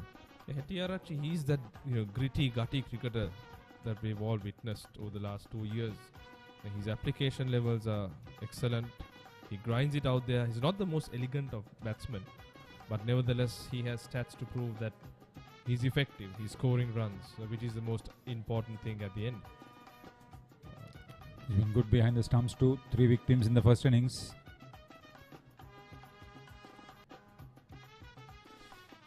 "20 overs completed. 85 for no loss. St. Joseph's good to get going. Brilliant stuff to come in. Jayawardena's knock, as we said earlier too, brilliant stuff. Exceptional, yeah. His driving has been star class. The way he picks off that ball off his pads has been something that you don't see very often in schools cricket. Not very many do it better. That's the shot I was talking about, Haritha. See, he gets right into the ball, foot into the ball. And one of the key features that we notice here is this feet movement. The way he moves his feet, comes down. Not only comes down, also uses his back foot play to good effect. Goes right back or comes either forward, fully committed to the shot. Nothing wrong can be said about his knock thus far. Captain's knock. 9 fours, mind you.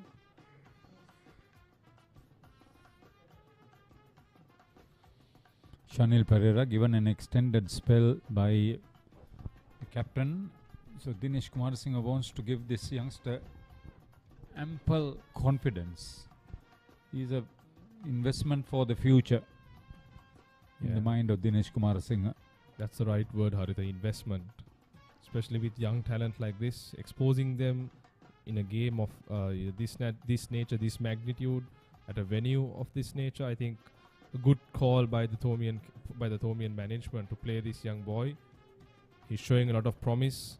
Like I said, he's not afraid to toss that ball. Even that, how beautifully he, got that ball to dip. So he's giving it a good grip and bowling to one of the best batsmen in this game. So all in all, very impressive performance by both young spinners, Pereira and Paranavithan. Oh, lovely. This is so good to watch. He was beaten in flight and the spin and the turn of the track. All those nice things you want to talk about when you are a leg spinner, the flight. I know. I know the taste. Spin. I know Harun Mawjood, the right arm leg spin googly bowler. Just takes you back in time. You're not Lovely on ball. Star Trek, aren't you? No, I'm not, unfortunately. Nevertheless, this is good cricket to watch, especially when a leg spinner is on song. It's always very interesting. Oh, ball the other one.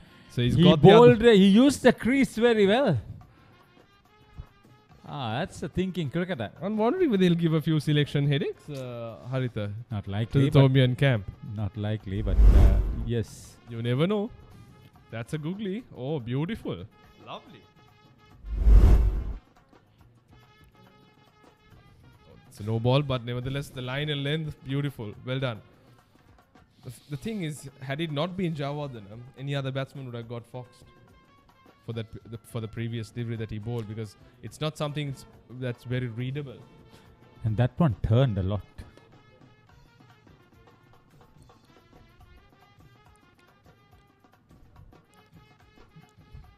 He's bowled into his field, Harun. That's the good thing about it. Good battle between bat and ball.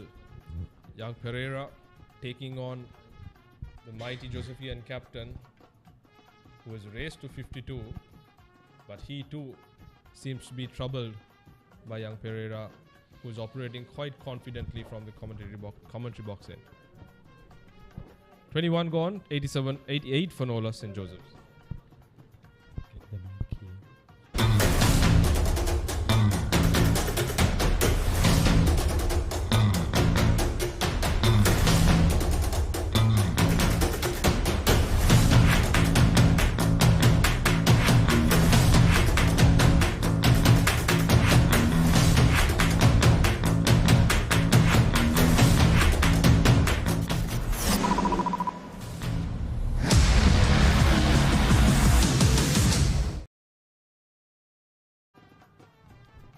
See, with the live coverage of this nature, thanks to Papare.com, you see this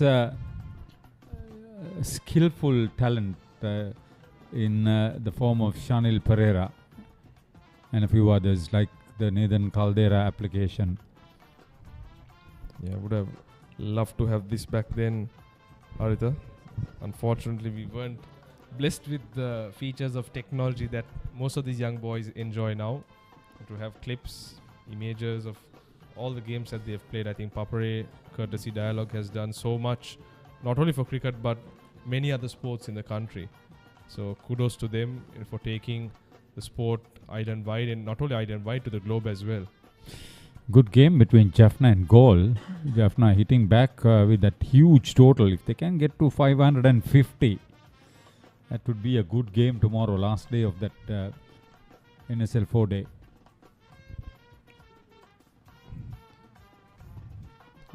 A very good concept, I think, brought by Mahela Jayawardene to really improve the 4-day or the test cricket structure, and it makes you naturally play amongst the best play against the best, and that's what has been lacking in the Sri Lankan cricket system, where you've seen too many teams compete against each other, where you don't see the best playing against each other.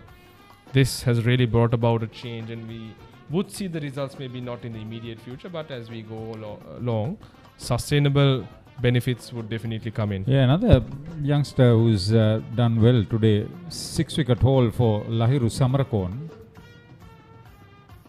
He's in the radar of Sri Lanka cricket. Sri Lanka cricket must be congratulated. A lot of action now. The 2-day under-23 tournament that began today. Then the Sri Lanka A Tour.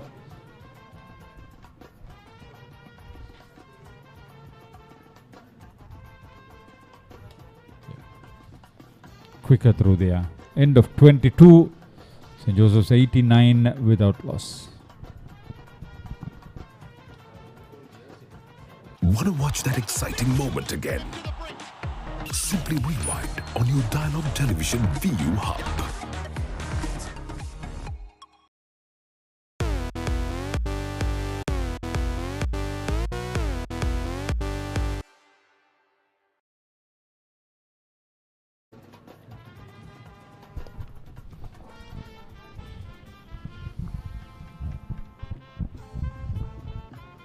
Pereira to continue. I naturally tilt towards the screens when I see Pereira come on to bowl. It's brought in some form of an interest. Haritha. See, it's not the story of how many wickets you take. It's just the rhythm. Absolutely, I think the rhythm plays a huge role to any leg spinner, because you can get wickets bowling bad balls as well, but when you know that you're in control, when the ball, especially from the moment the ball releases from the hand, you just know that you're in good rhythm. See his consistency in pitching that ball on middle and off. Beautiful. Once again he's given it air. Doesn't have to be discouraged. This is good bowling by Pereira, inviting the batsman to drive. He's bowling to his feet. That's the other impressive part, where he's not trying too much. Occasionally we saw him bowl the googly, but then again he's always stuck to his stock ball, bowling it within himself and getting the batsman to make the mistake. The other good thing is that he's not looking here and there. His head is fully focused on the bat. There are some others, at time of delivery, you are looking at a 45-degree angle.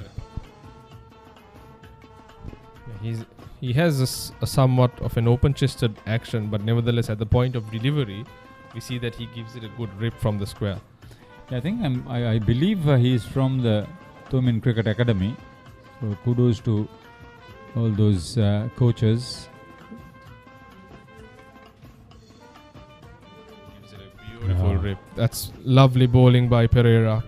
I think he's on song. He has the rhythm. If it's not Sadish Javardhana, he's the one who is dictating terms. But credit to Sahan Dabare, batting with intent, responsibility.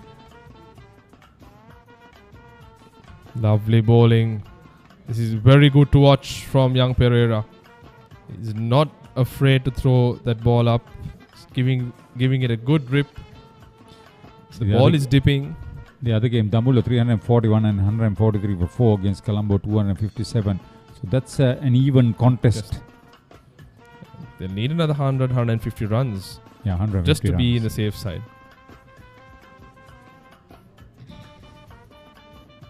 Wow. The wrong one this time. Yeah. Couldn't pitch it in line. Comfortably clipped away off the pads of 4. Doesn't have to be disheartened. That's nevertheless a good over by Pereira. 23 gone, 96 for no loss, St. Joseph's.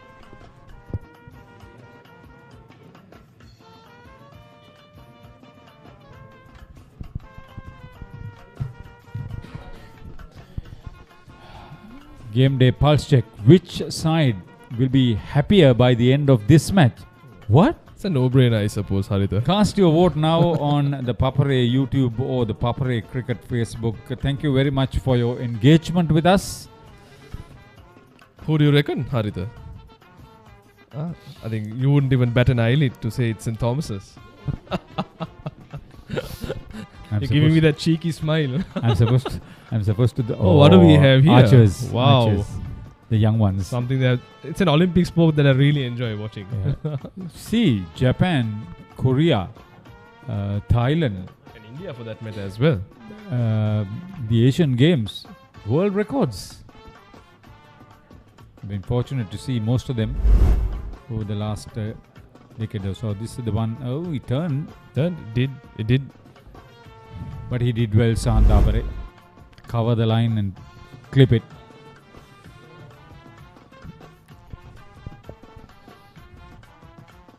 Let's stay with Sadish Javadana.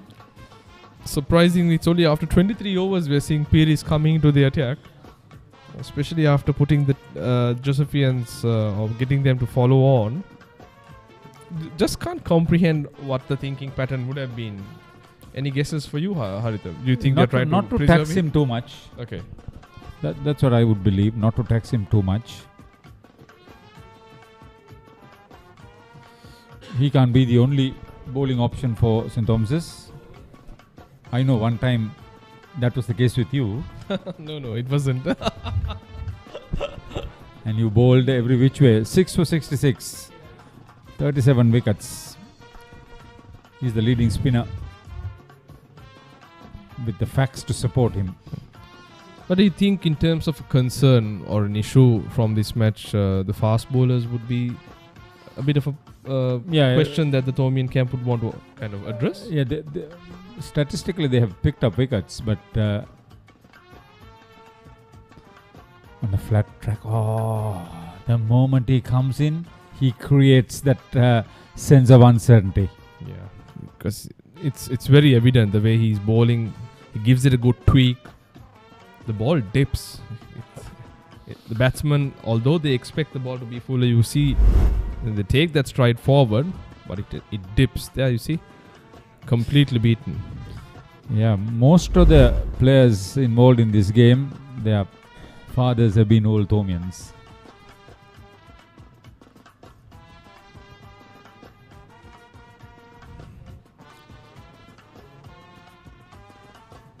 I think a very prominent name, I think which does not need any mention, will be Bulankulame, if I'm not mistaken, Harita. Correct me if I'm wrong. Yes. Third generation cricketer? Fourth generation. Fourth. And there'll be a fourth generation cricketer probably next year round.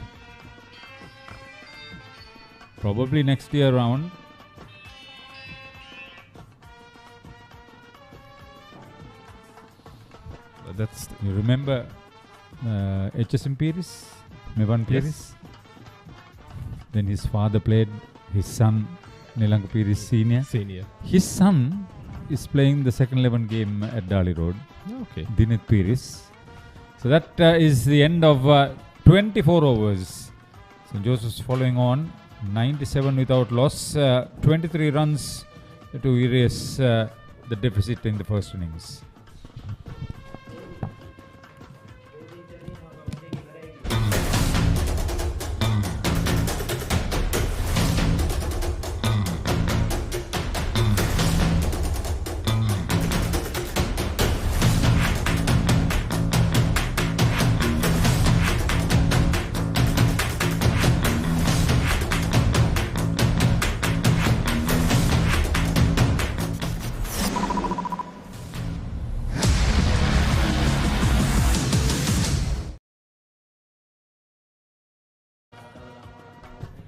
So the March Madness is upon us with the Battle of the Brothers Thurston Isipatana coming up next Friday and Saturday here at the SSC Grounds. It's a big game for them, those two schools.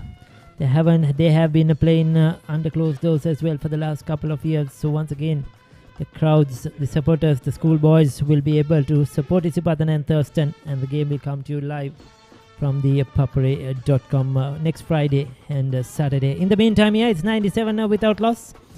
24 overs have been bowled. Pannavidana, 5 overs, 1 maiden, none for 14 so far. It has been a good, solid opening stand. We all know what Sadish, the captain, can do. He's a good quality player. But I'm highly impressed by Sahan Dabur as well. In the first innings too, he got into the 20s. Unfortunately got out. He's a good young player, Sahan Dabare. scores runs quickly, and he's played the situation and supported his captain really well in this innings, Paulinus. Yes, definitely, Ricky. The Josephians have fought back very hard. 97 for no loss. They went in 120 runs behind the Thomians after being asked to follow on. Sadish Jayasuriya leading them from the front. And of course, as you said, Sam Dabre has been giving invaluable support. So 3 runs here, that takes the Josephian total on to 100. Sort of the game is similar to what happened last year, isn't it? St. Thomas scoring big, St. Joseph's collapsing, a follow on, and then they were 127 for 1. This year they are already 100 without loss. Same trend happening in this last 2 years on 2 different grounds, 2 different venues. Yeah, St. Thomas's were about 124-7. When then they had a big partnership between Yasser Rodrigo and Caniston Gunaratnam, and then the Josephians collapsed. They were 170 odd for 9 declared, and then asked to follow on, they were 127 for 1 at close. So similarly here, St. Joseph's were 100 for no loss. Sadish Jayasuriya on 61 and Saham Dabre on 35. That's the giant scoreboard here at the SSC, looking good, very colourful, bright. As Abid Parnavidana continues, good run rate. They are well over 4 runs per over now. And this is good stuff from the Josephians. I like the attitude. They come out, they are positively playing their shots. It's a good batting surface and a good track for batting, definitely. If you get in there, there is lots of runs on offer with this excellent outfield. Well, there is a saying, Ricky, when St. Thomas's asked St. Joseph's to follow on, they go on to win the school championship. We'll come back to that. 25 overs completed, 100 without loss. This is Dialog Television ViU Mini. Wow! Live TV channels. Down the ground he goes! It's an endless movie time. I can talk to my remote. Yes, go, go, go! The screen just got bigger. Change the way you watch TV with Dialog Television ViU Mini, powered by Android TV. So 100 without loss, 25 overs. Going back to what Paulinus asked, yes, when asked to follow on by St. Thomas's, at the end of the day, St. Joseph's goes on to win the school's season. I think that's the motivation they need, probably, isn't it? Yeah, that's exactly. St. Thomas's are providing us with the motivation, so this is a good motivation for us. So you should be treating us very well, Paulinus. Going that's forward, why we're treating you well with 100 for no loss in the second innings. So you give us to follow on. We've been scoring very well last season too. 127 for 1 in our second innings. Charu Kapiris. I'm rather surprised that he's brought in very late into this innings after 25 overs, 24 overs. He bowled his first one. I would have thought he would have come up. I don't know the reason. The only reason I could think of maybe that he's not willing or liking or he's not good enough with the new ball. That is one of the reasons I could think of, or they've thought he's a bit tired probably after that first innings. But looking at all what has happened in this game so far and his success in the first innings, I would have brought in him much earlier into the innings when he was on a high, when he was motivated. The intent was positive. And I thought St. Thomas has let it slip a bit in this second innings. Might be they would have wanted to give more opportunity for Dinit Gunawardena, and also they were bowling Mahit Pereira, another off spinner. Yes, that's an opportunity, but my saying is, Paulinus, you could have tried your frontline bowlers first. If it didn't work, you go on to the backup bowlers, but here they went with the backup bowlers first and then came in with your regular bowlers. By that time, the two batters have already settled into their innings, and if you analyze the game over the 2 days, once you settle in, it's easy to bat on, but it's difficult for new batters to come in and score runs. So once you get to those 20s and 30s, it becomes very easy. We saw that with Etiarachi Caldera in the first innings for St. Thomas's. So it's a much different ball game, and even for St. Joseph's in the first innings, they had a 50-odd opening stand. So once you get in, it becomes easier. So what you will need is your best bowlers to bowl at the new batters and try to get them out. Yes, you're right, Ricky, because after enforcing the follow-on, you must try to win the game. That's the main thing. So you've got to get your main bowlers to be bowling.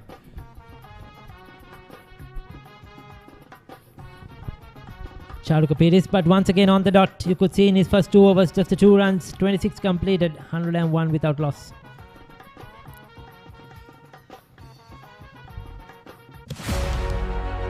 Catch the excitement real time. Be up to date with it all. Let us capture your milestones. Get it sizzling hot off the turf. Hear the experts break it down. Dig deep into the nitty-gritties. Be inspired by their greatness. Relive all the scintillating action.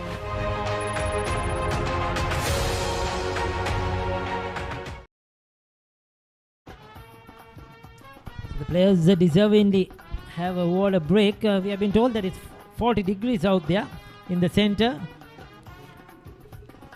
Oh, that's pretty hot, isn't it, Ricky, to play cricket? 101 for no loss. And then the Josephians have done double better than that. I can just imagine you, Paulinus, taking a walk across this ground to the other end and coming back in this hot heat. And that's the flag bearer for St. Thomas's enjoying the game. Parnavidana will continue. A few spectators here and there, family and friends coming to watch this game.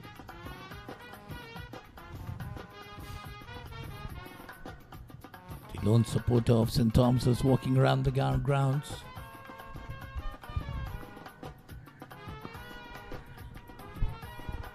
Yes, that's a Moise. I got the name finally right. I remembered it. Known as Moise to the schoolboys with the flag at each and every game St. Thomas's plays.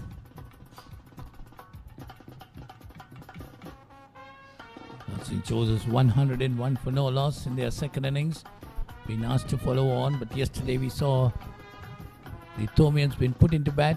Was 65 for 5 and 102 for 7 at one stage, but they fought back very well to get 285 for 9. And then today they bowled the Josephians out for 165. Had a lead of 120. They asked that. So that's put away to the boundary by Sadish Jayawardena.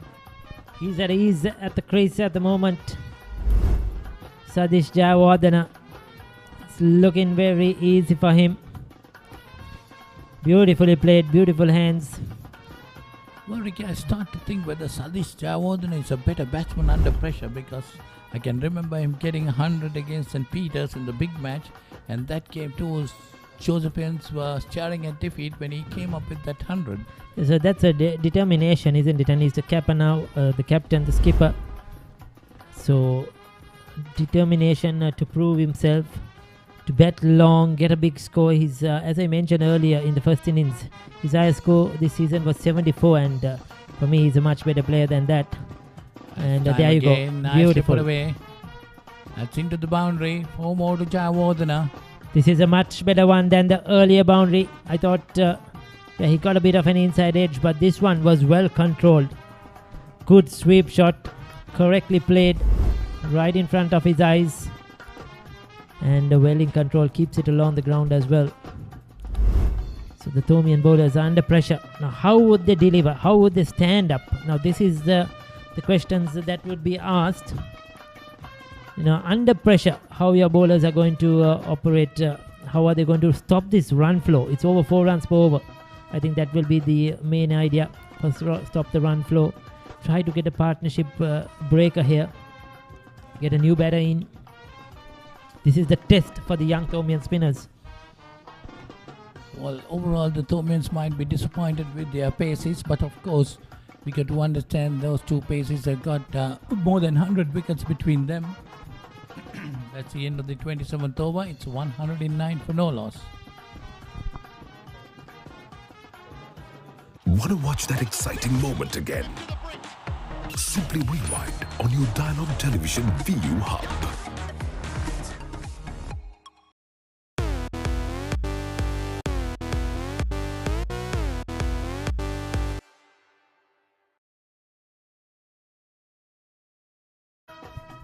So Royal Island on the 20th and 21st here at the SSC Grounds, coming to you live on the Papare.com as well.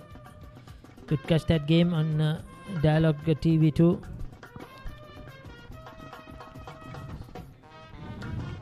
Just 11 runs more. St. Joseph's need to make the Thomins bat again.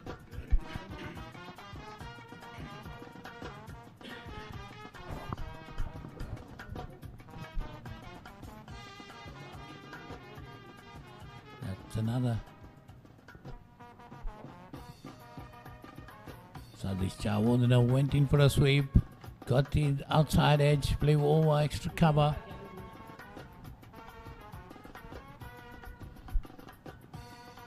Good attempt by there.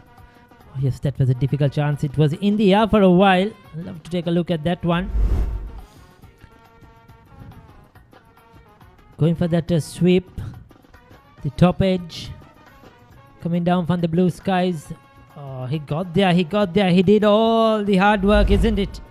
Caught his hands down there as well. Just could not hang on. That would have been a brilliant catch. A very good catch. No doubt about it. Good attempt, but unfortunately just could not hold on.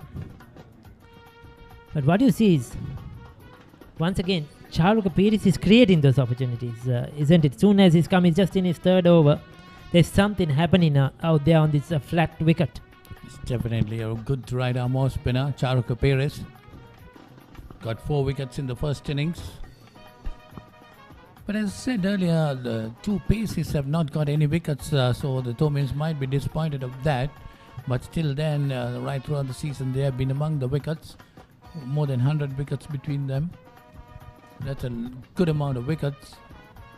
Yes, certainly, and especially when the St. Joseph's paces, fast bowlers picked up all the wickets yesterday, almost all 9 of them. So yes, that would be a bit of a concern on this track.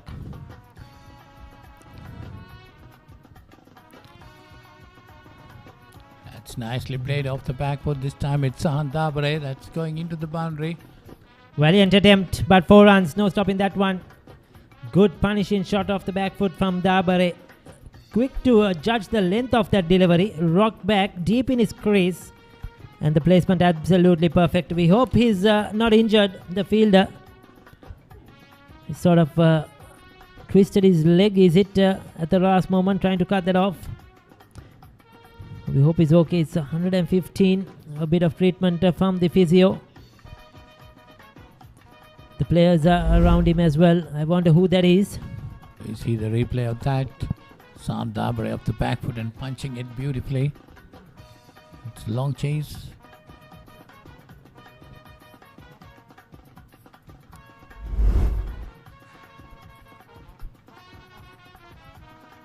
St. Joseph's moves on to 115 for no loss. There might be a bit of hold up in the game. There's certainly a bit of hold up of play. The magic spray has come out as well. I'm not sure who the player is who is down.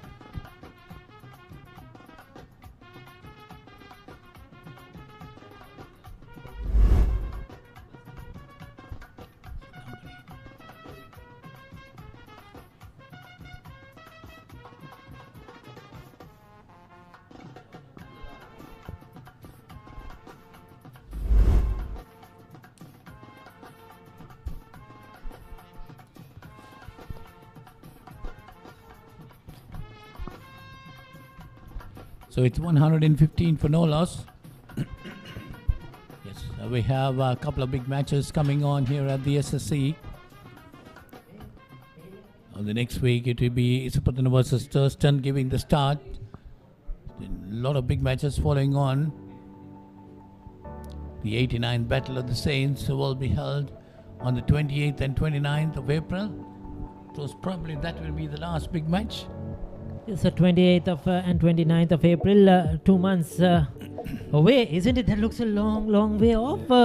When you look it from here onwards, Paulinus, you have to wait a long while. Yeah, but we have so many other matches coming on from next week onwards. For you to warm up, isn't it? Yeah, for that grand occasion.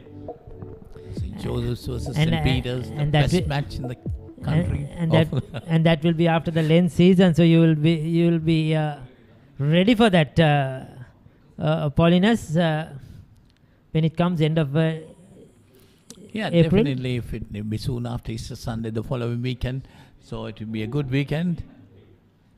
The Josephians will be taking on the Pete Wrights. What I really hope so is that all this cricket in this next 2 months could be played without any problems at all, without any delays on scheduled, and cricket will go on. So that was the Tishen Ahliagoda who injured himself. I think he's okay now. The magic spray, the physio's treatment has helped him. That was a good attempt on the boundary. Unfortunately, he fell over the ball, slipped. So we're back again. St. Joe's 115 for no loss. Charco Perez. This time short again. And that's out. The momentum was broken there with that slide hold up in play. Sahan Dabare looking to take the aerial route. Didn't pick that one up. It was a shortish delivery. Not the best Charuka Piris has bowled today. But like I mentioned a while ago, he's creating those opportunities, Paulinus, with his bowling, Charuka Piris. Soon as he came into bowl, you saw a couple of shots that went in the air. There was a top edge, which was a drop half chance. And here, soon as he saw this shot, he can pull it into the gap. But straight down that fielder's throat, and poor shot selection, isn't it? Definitely, more than the bowling part of it, it was poor batting. He could have put it anywhere on the onside, but didn't get hold of it properly. But a very valuable innings of 40 by Saham Dabre.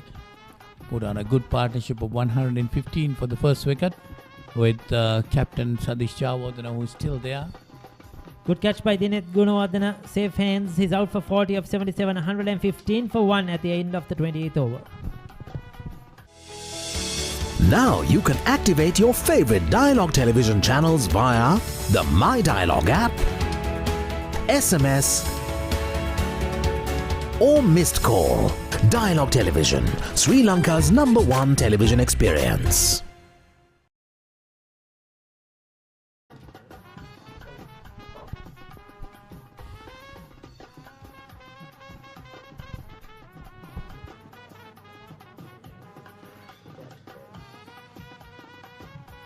So Naren is the new batsman. Is it the batter? Is it that's what we have? Yes, Naren Muralidharan. 4 games, 4 innings, 131 is best. He batted reasonably well in the first innings. He sort of tried to get that middle order together, batted a long while, and unfortunately got out on that brink of lunch, which triggered that collapse. But opportunity for him to play a big innings here. He has plenty of time. There is a lot of overs remaining still today. Can get a good score under his belt. And yes, opportunity. But Sandabare, I thought he played well in both innings. Paulinus, credit to the young man. He's got a 20 odd in the first innings, 40 in the second innings. Overall, he'll be satisfied with what he has delivered in this game. Second innings in particular, Ricky, he was under pressure because St. Joseph's came into bat with 129 areas and being asked to follow on, gave valuable support for the captain, put on 115. So we have the young right arm leggy Shanil Pereira bowling. Good tossed up delivery on the stumps. That's well bowled into his 6th over. Making his debut here in first 11 cricket. Picked up a wicket in the first innings.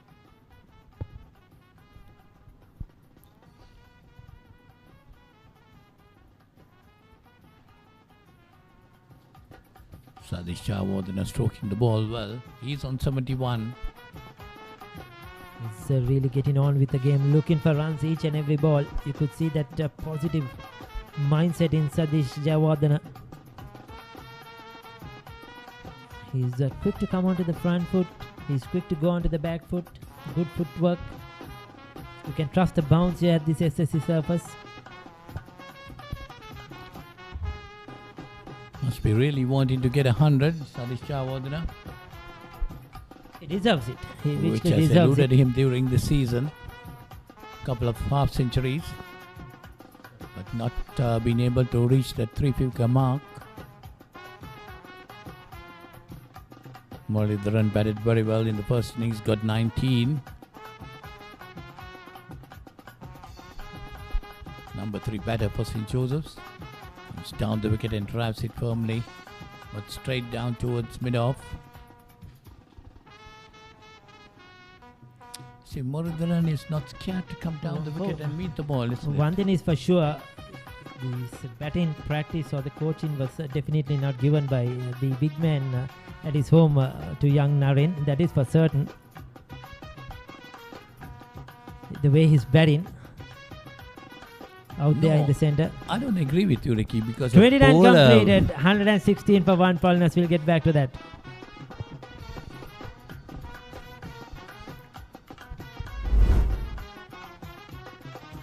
They see the wicket of Sahan Dabre. Very short delivery. He went off the back foot. Didn't get hold of it properly. Could have stroked it anywhere on the onside, but selected the fielder.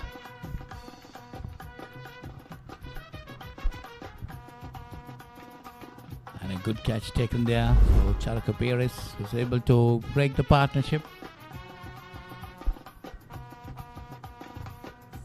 Interesting stance, crouched very low. Sadish Jayawardena. But he picks up a bit before the bowler bowls it. There you go, just stands up at that last moment, isn't it? Interesting. We're talking about the batting coaching of Naren Murugaran. Well, I see it this way. The bowler can analyze a batsman much better than a batsman. So he would have helped him definitely. What I would like to see is some of those famous Murugaran shots in the books of Naren Murugaran as well. But he looks so technically correct, Naren Murugaran. We saw that in the first innings. Sound defense, good solid defense. And just keeps rotating the strike. Played an excellent innings versus Anand in that 130. There you go. This is how we'll play. Good footwork. He'll keep giving the strike back to Sadish Jayawardena. That's his role now. Well, he should be able to rotate the strike well. Getting those singles. I think this is where St. Thomas's also must try to induce some pressure. We have picked up the wicket. We got the partnership breaker. Now with the new batter in, they must look to put some pressure. Till it's not easy to settle down very quickly. Takes some time, a few overs. So try to see if they can get that second wicket like they did in the first innings. They got one, then the second came. It happened like that. And St. Joseph's lost 7 wickets in that first session.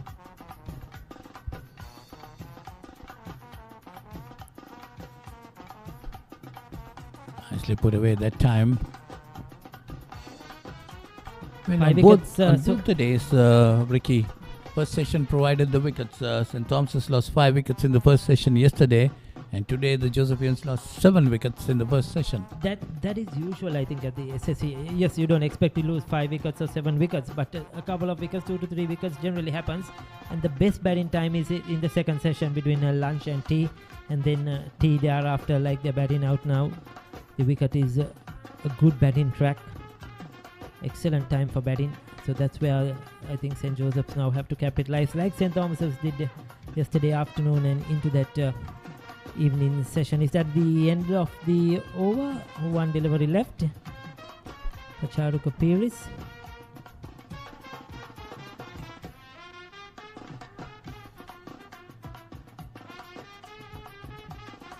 That's another shortish delivery pushed on the back foot to extra cover. That's the end of that over. 30 overs gone. It's 119 for 1.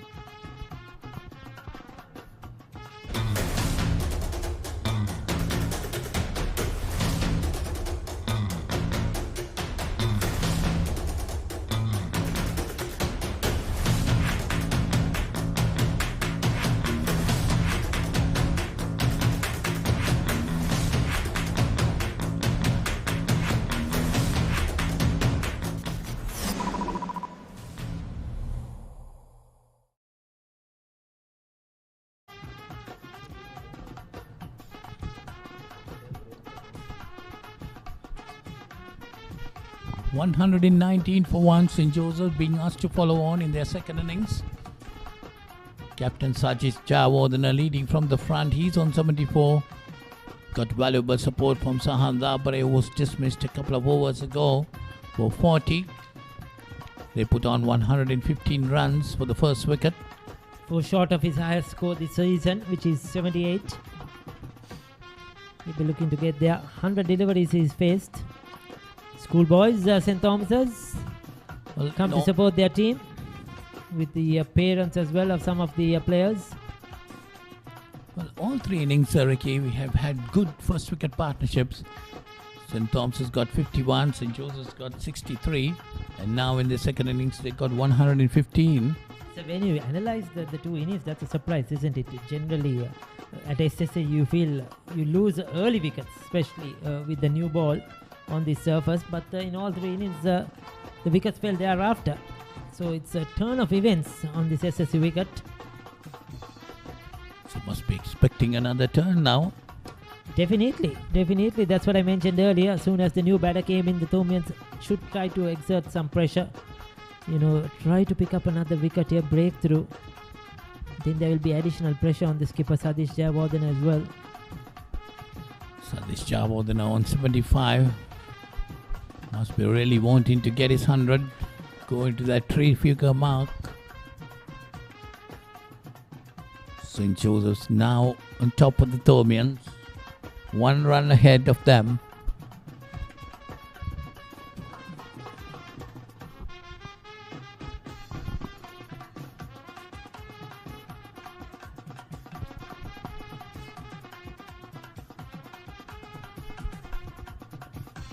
The lead is just still not.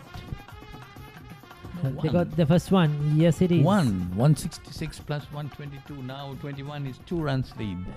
2 runs lead, is it? Okay.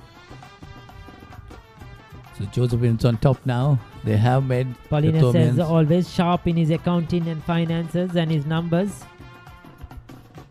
Very accurate.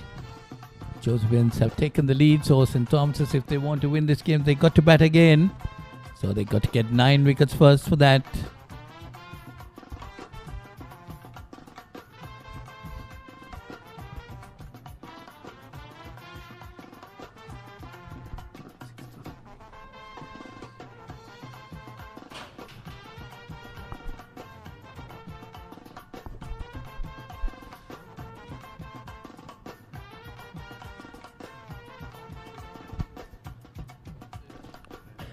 So they are just gradually getting those singles. Naren Muldaran just rotating the strike, keeping Sadish Jayawardene as much as on strike as possible. St. Joseph's lead by 2 runs. Sadish Jayawardene must be really wanting to get his 100. The interest is lying on there now, because St. Joseph's, I think, has definitely saved the game now. 122 for 1. Yes, I'm sure they have that confidence. I think St. Joseph's, when they came out to bat in the second innings, they have the confidence that they could bat out because the track was good. They knew they didn't play well in the first innings, Paulinus, some poor shot selection. And they knew that it's a good batting track. That's why they came out positively, looking for runs, looking to exert the pressure on the opposition. And they've done really well. But saying that, Ricky, cricket can change any moment. You never know, the Thomaians can fight back. Yes, especially it could be a collapse. Sadish Jayawardene is the key, I think. He's definitely the key. 31 completed, 124 for 1.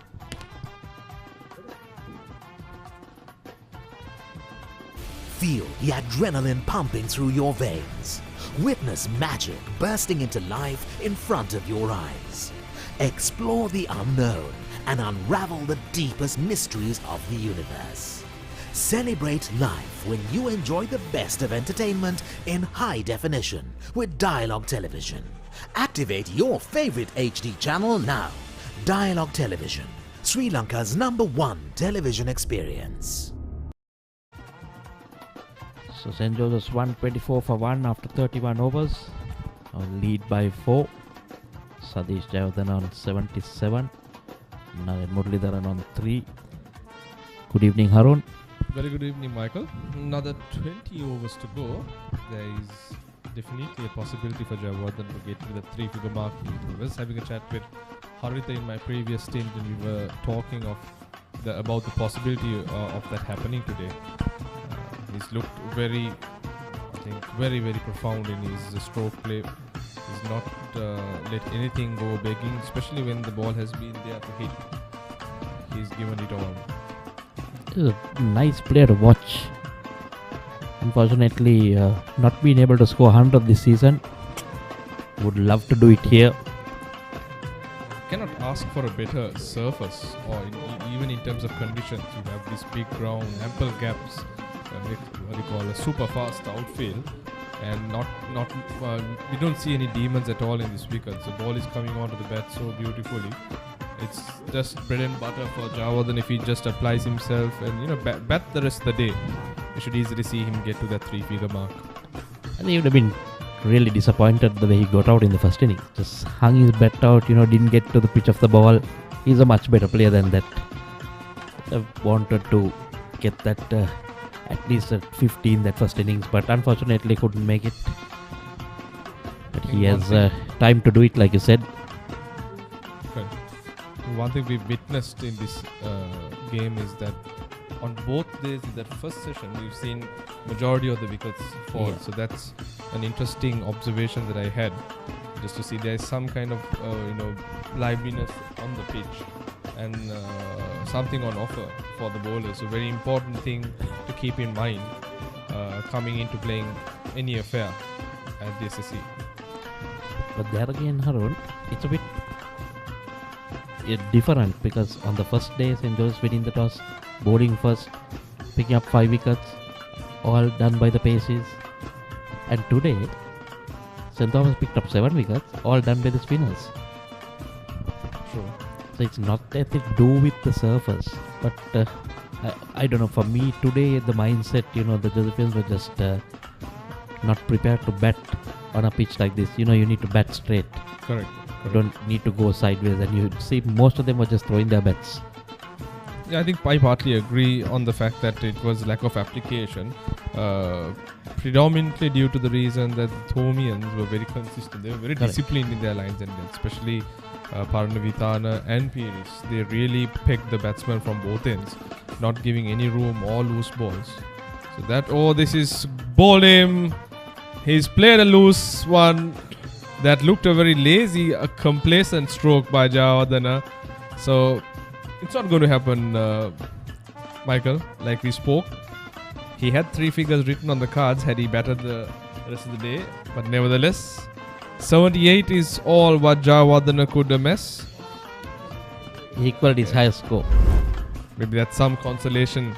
That was a lazy shot. Just tried to work it on the leg, taking it easy, missing the line.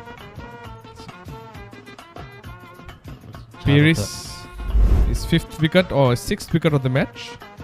He's been by far the pick of the bowlers in this entire game. He's looked very probing. Jayawardene bowled Charuka Peiris for 78, faced 107 balls, excellent strike rates, and Joseph's 126 for 2 in their second innings.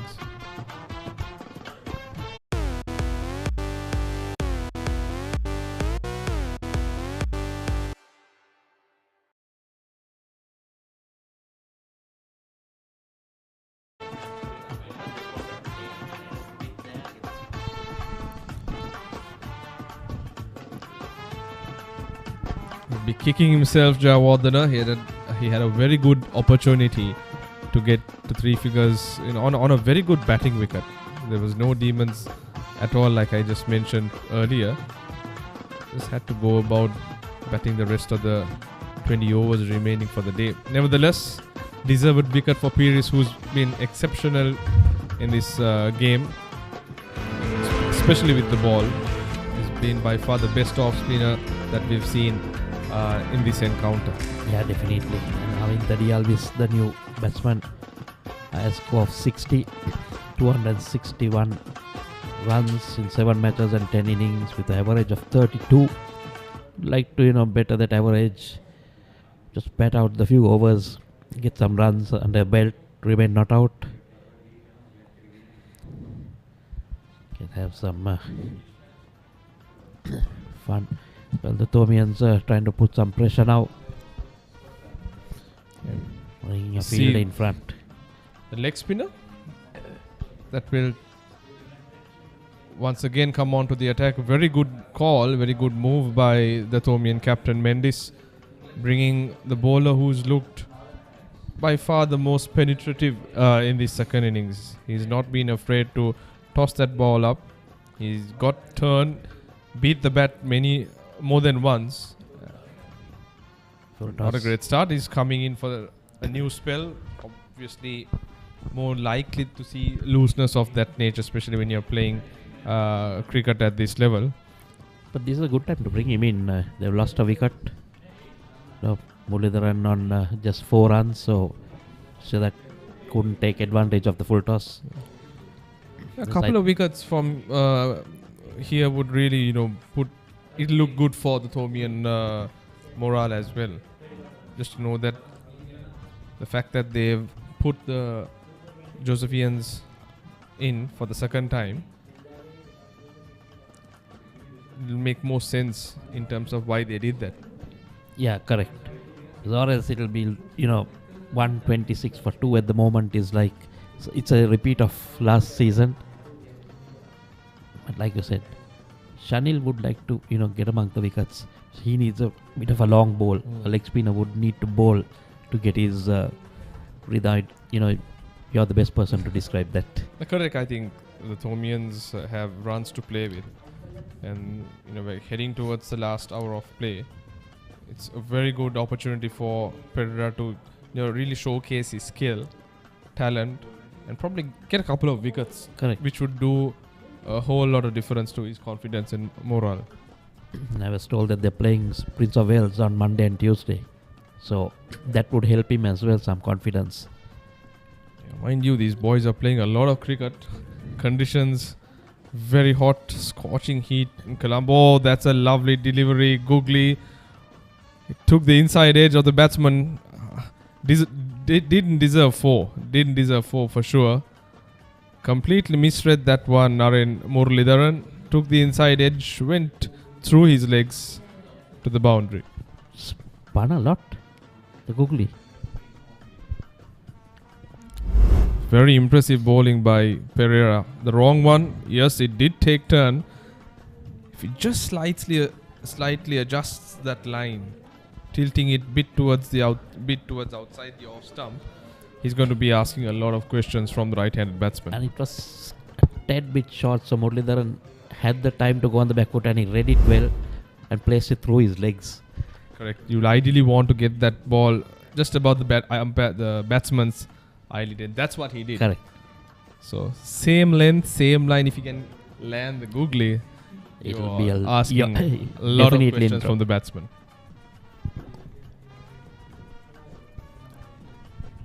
And if he is confident enough, can get another field on the leg side, so that defending is going to be deadly. This is nicely bowled again. Good bowling. So after 33 overs, St. Joseph's 132 for 2. Meet the Pereiras. Just like any other family, they share everything. Kanti shares her amazing cooking. Minoli fills the family in with the latest gossip. But what happens when they sit together to watch their favorite TV shows at the same time? Well, it's not the same. Now, no more fighting for one TV. Make every room in your home a TV room with Dialog Television Multi-Room. Get your second Dialog Television connection for as little as 625 rupees a month with a saving of up to 50%.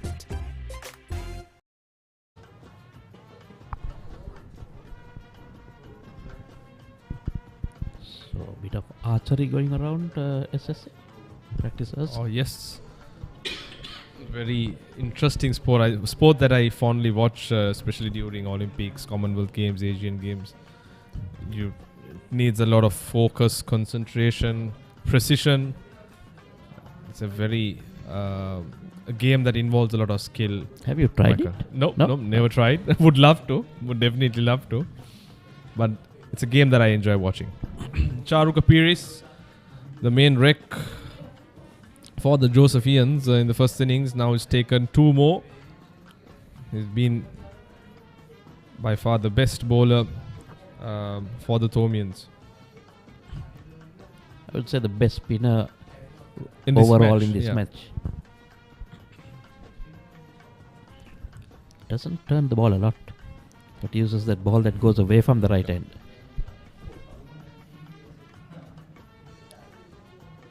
I think his strength has been consistently bowling on one line and length, not Yes. given room. He's not bowled too many loose balls. He's been there and thereabout on a length, especially to the right hander, pitching it just outside the off stump, getting the batsman to second guess, because he's got that ball that goes on with the arm as well. So considering all that he has, he bowls within himself. And he comes round the wicket to the right hander, bowling that ball away. Very deceiving, because sometimes you go for a full-blooded drive, and I think we saw that the back-to-back wickets that he got just before lunch. The four, I think 3 were with that ball that went away. So that tactic really helps, especially at this level when the batsmen come in, especially when you get onto the tail, they expect the ball to turn, hence they go and play the shot against the spin. So then your slip cordon comes into play. And especially when it's up to you, you just want to drive, you keep that area open. Tailenders love try to get some runs. Yeah, what I would have really liked to see was the Thomian starting off with him, especially with the new ball, 2 new batsmen following on.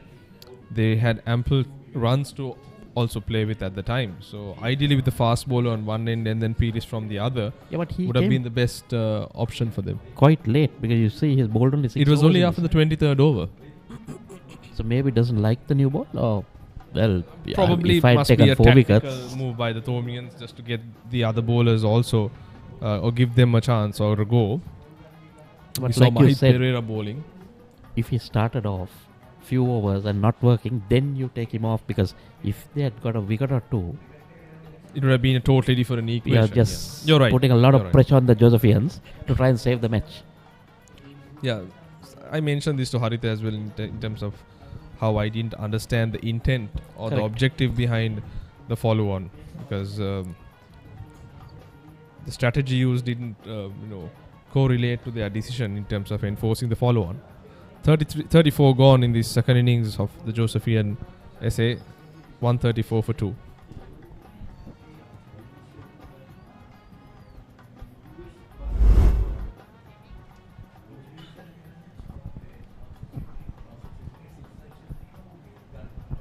So the wickets, first wicket was Sandabar, and then the skipper bowled for 78.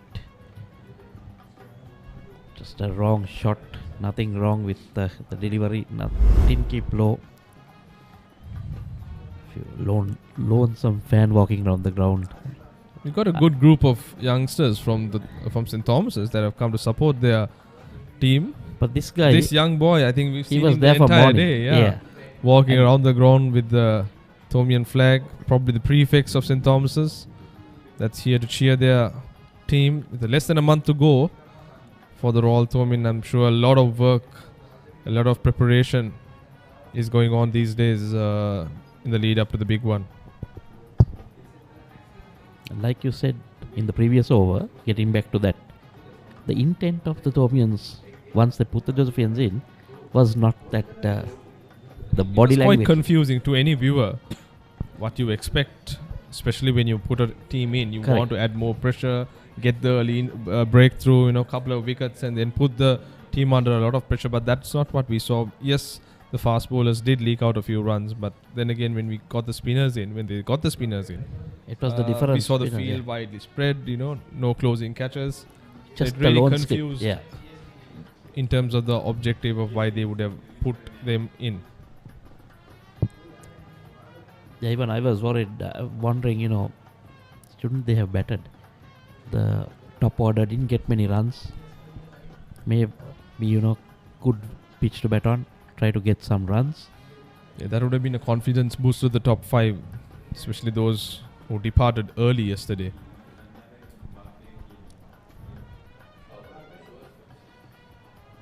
There was no help from the wicket whatsoever. So, bowling another side out again, either that, the batsman had to really throw their wickets.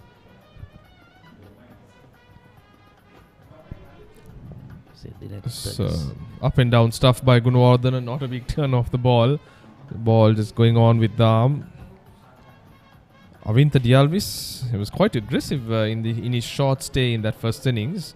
Took on Paliyavardhan a couple of times, but then diminished going to take him on again. He generally likes to get on with the game. But don't forget Dineth. He's the one who broke that last wicket partnership in the first innings. And then to be able to enforce the follow-on. Correct. I think he's done a great job for the Thormians in terms of containing or curtailing the run scoring. He's put the breaks very well. He's varied his pace. Not a big turner, but nevertheless doing the job that the Thormians need him to do. 133 for 2, St. Joseph's.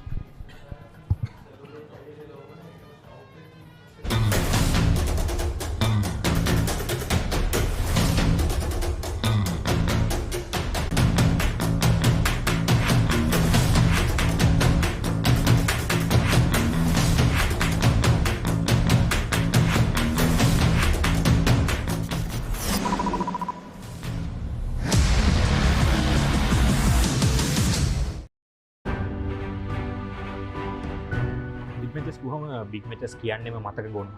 ඒ අතරිනුත් මට මතක් වෙනවා 2016 වසරේ තරඟය. තුන්වෙනි දවසේ කොහොමද තරඟය රාජකීය විද්‍යාලය පැත්තට හැරුණේ කියලා. 2016 ඇත්තටම මගේ බිග් මැචස් ඉතිහාසයේ අමතක නොවන තරඟයක් කියන්න පුළුවන්. ඒ වගේම 2013 අවසාන සෙෂන් එකේදී කොහොමද තරඟය රාජකීය පැත්තට හැරුණේ කියන එක අමතක නොවන මතකයක් විදිහට මට මතක් කරන්න පුළුවන් මේ බිග් මැච් ඉතිහාසයේ. ඒ වගේම ජය පරාජය මොනවා වුණත් බිග් මැචස් කියන්නේ අවුරුද්දකට සැරයක් යාළුවෝ එකතු වෙලා සතුටින් සමාදානයෙන් ඉන්න කාලයක්. ඒ නිසා හැම බිග් මැච් එකක්ම අමතක නොවන මතකයක් තමයි.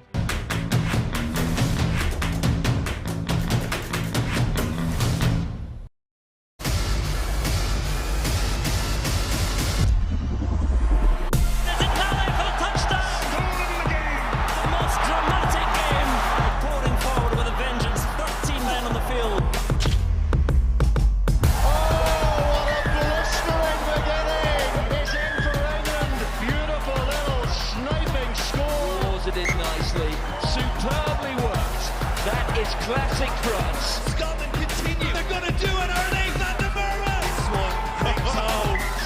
And here comes the try. And key goals for Moiros magician.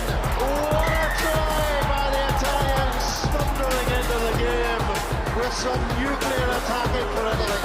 The sheer magic of Wales has brought the whole of this stadium to its feet. What a finish.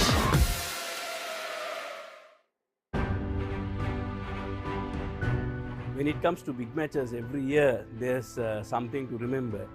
But there are two key games that always comes to my mind when it comes to the big match season. First, it's the 2006 Joe Pete limited over game, where St. Joseph's had quite a number of national stars, and St. Peter's was all out for 153, and at one stage the Josephines were 50 without loss. Lakshan Rodrigo and Hans Fernando just turned the game, and the Peterites won by 40 runs. After about still closer to 20 years, still that's the game that comes to my mind. And apart from that, the 2010, 2012 and 2016 big match wins will always be a fond memory.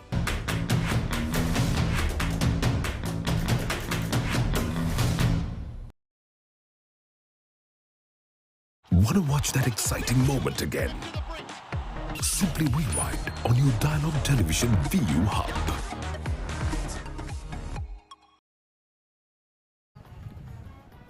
.133 for 2, St. Joseph's, as we start the final hour of the second day's play. We'll have 15 overs scheduled that will have to be bowled, but considering that two spinners are on, we might get a bit more than that, Michael. Well, if the two teams agree, they can even call it off at any time. A good opportunity for the batsman to get a knock. Correct. To go after the bowling a bit. And maybe the bowlers also to just get, a few more wickets into their tally.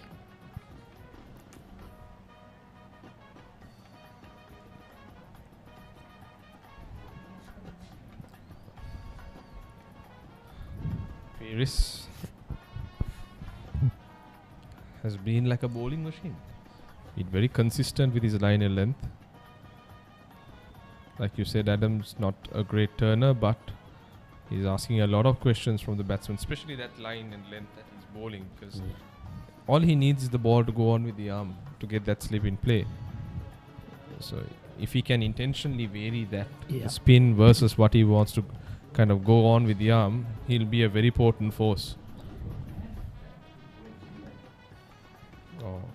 And on a pitch that helps the bowler. Correct. Right? Now he's playing bat and pad close together, so if he has that variation where it moves a bit, can get for LBW also as well as bat and pad. Yeah.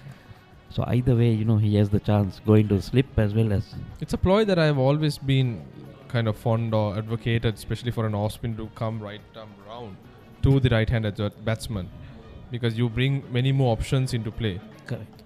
You can get the leg slip in, the short mid, the silly point, and you can create that little cordon where you want to really block and ask the batsman a lot of questions. We saw, if you watch the India versus Australia game, Ashwin doing that to both right-hand batsmen, to Labuschagne and Smith, where he got one to turn and the other went on with the arm. He got Smith caught at slip. So it's just, I think you get a lot more options in terms of getting a right-handed batsman out bowling around the wicket. 133 for 2, no change in the score, 36 gone.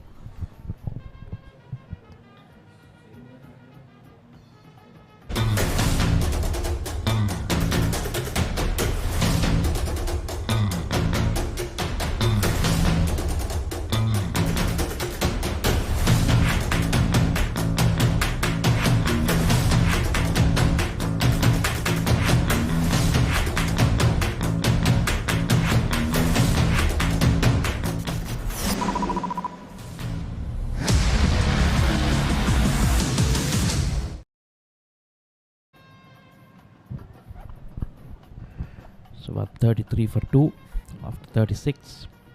Getting back to that point again of the off spinner. I've seen Nathan Lyon come over the wicket, keep the extra cover open and get the batsman to drive, and with the turn gets him bowled. Correct. Yeah, that's another strategy. You need to have that variation. Correct. But like you said, most of the off spinners now prefer to go around the wicket. Yeah.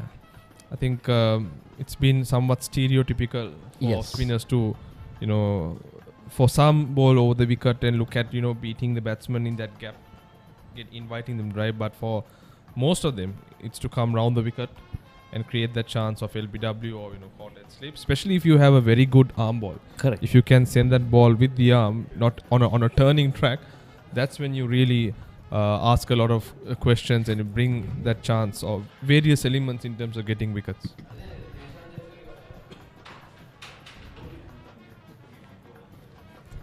Must be a nightmare sometimes facing a guy like Ashwin on an Indian. Absolutely. Yeah. Not only have to that's bread and butter stuff for him. Watch it off the pitch, but you have to look at his hand. And he has so much of variety and variation. And with that height, talk about the bounce.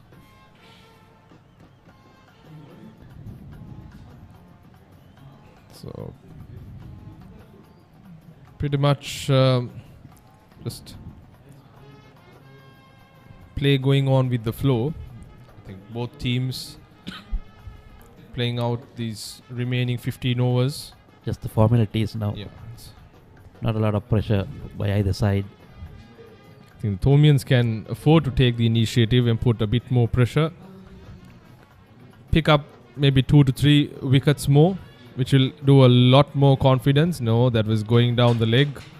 Also pitching down leg side also. And what's been very evident in this game has been whenever the ball has pitched in line with the stumps, we've not seen a lot of turn. Yes. It's always when it's pitched outside the off stump, especially where probably the bowlers, the foot marks where the bowlers would have run. That's when we've seen the ball turning. But whenever it's been pitched within the line of the stumps, it's generally gone on with the arm. It was interesting in the morning because I was doing the pitch report yesterday and today. Looking at the pitch today, someone looked at it might have not thought that you played on this pitch yesterday, because there were no footmarks apart from like few boot marks here and there. It was absolutely like a brand new pitch. It was that good and flat. And that's how good this track is, and it's maintained in such a manner where a game can last 5 days. That's how the pitch has been prepared. A good opportunity for the young schoolboys to have a crack, and in these conditions. 37 gone, 134 for 2 St. Joseph's. This is Dialog Television ViU Mini. Wow, live TV channels. Down the ground he goes! It's an endless movie time. I can talk to my remote. Yes, go, go, go! The screen just got bigger. Change the way you watch TV with Dialog Television ViU Mini, powered by Android TV. 134 for 2 at the moment after 37 overs. Such comfortable position now, St. Joseph College. Good evening, Haritha Pereira. Good evening, Malinda. They don't want to lose any more wickets. Maximum of another 14 overs to be bowled, or rather minimum of another 14 overs to be bowled.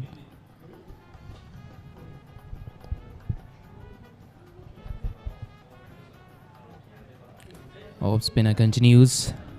Oh, dropped short of this slip fielder this time. Took the edge. Tomian captain there. Ramesh Mendis. Charu Peris. Another good spell.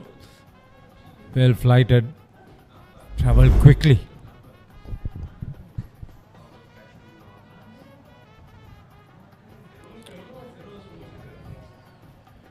Slight appeal this time, but it's sliding down this time.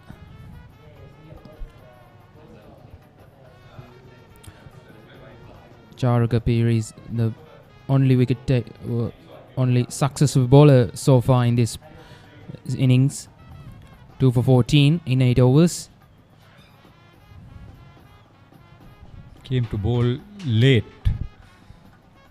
Mahit Pereira and Dinit Kunwardena were not penetrative enough.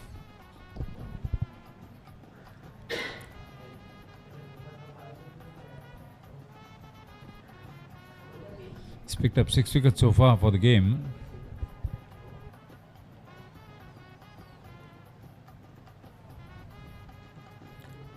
Now we change the angle, going over the wicket to the left-hander. Interesting.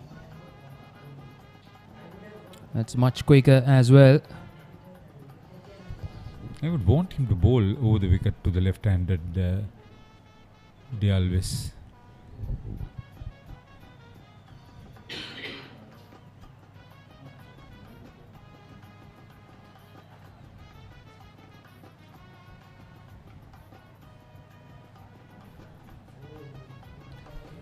That's in the 38th over. It's 134 for 2.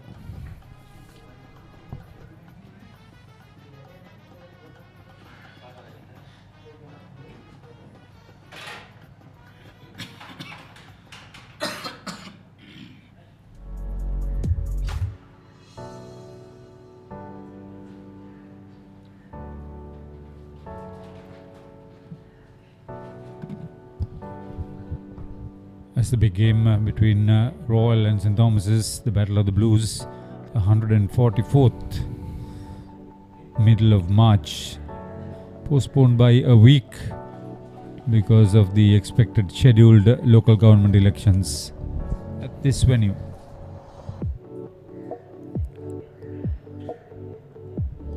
Beginning of next week, Royal will meet Anand. St. Thomas's will be up against Prince of Wales, Moratuwa.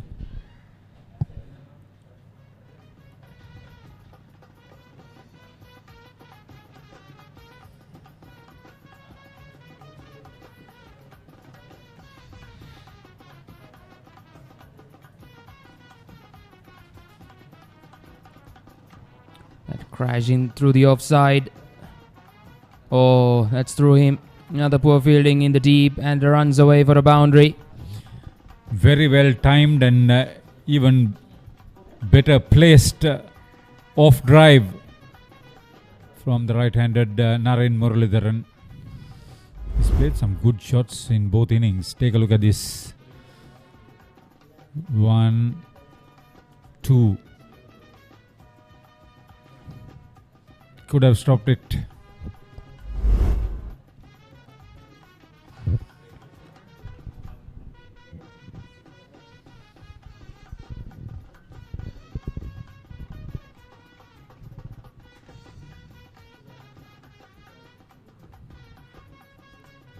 To his 9th over with Parnavidana. Another long spell for him.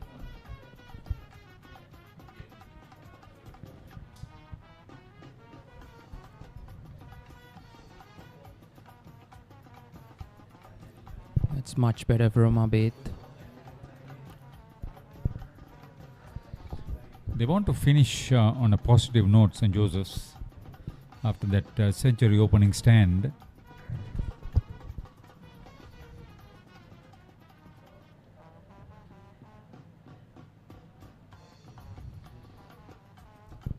Got to double figures, couldn't get to 20. Naren Muralidharan. Chance for him to do so now. To boost his confidence. He's batted well.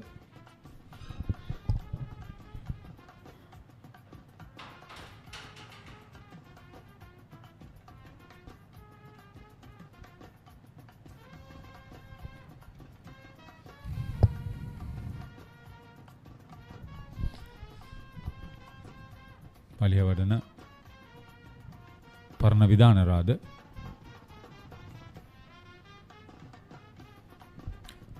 Let's end the 39th over. St. Joseph College 138 for 2.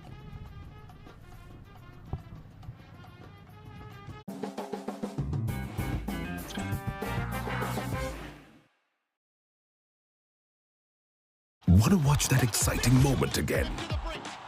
Simply rewind on your Dialog Television ViU Hub.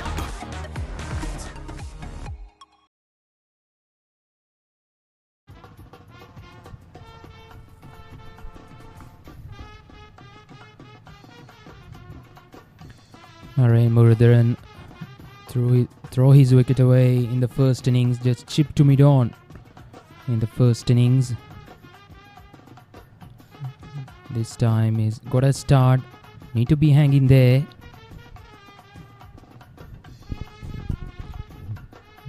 The best bowler, the best batsman and the man of the match will receive individual awards at the presentation ceremony.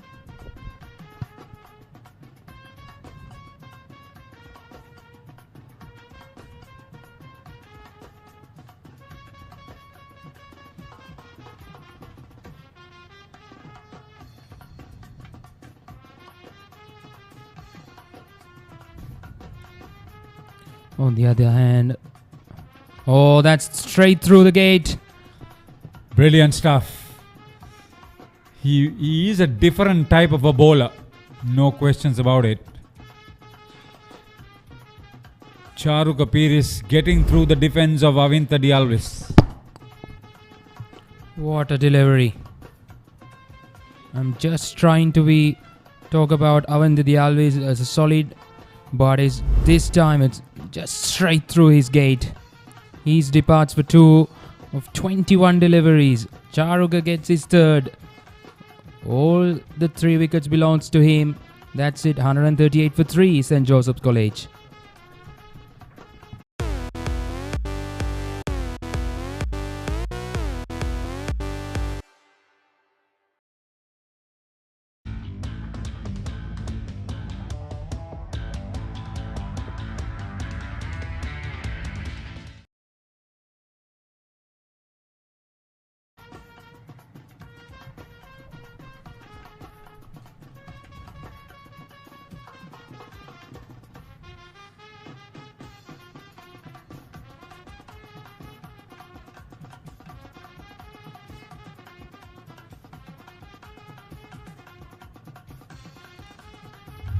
Mudita Disanayake, the newcomer to the crease, who bags 5 wickets in the first innings. Now with the bat, 179 runs in 7 games, average of 25.57, best of 73. He's got a decent average. Missed out on the first innings with the bat. He was the star bowler. Highest wicket taker so far in this game in an innings. This 5 for 43. But this guy, Charu Kapiris, is a different commodity. Difficult to get away with. Into his 9th over, given away only 14 runs. And take a look at this once again. That's in real time. Oh my goodness. Another terrific delivery.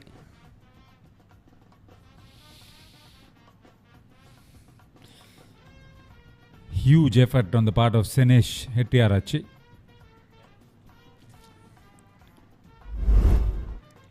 Take a look at what happened.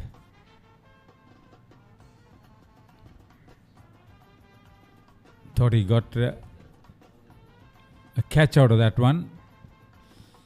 He held on to the wicket which he broke and the ball.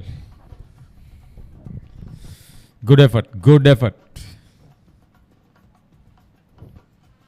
Is that a good game in front of the stumps, behind the stumps? That's what happened. That straightened too much as well. That's a brilliant bit of effort from the keeper. And once again,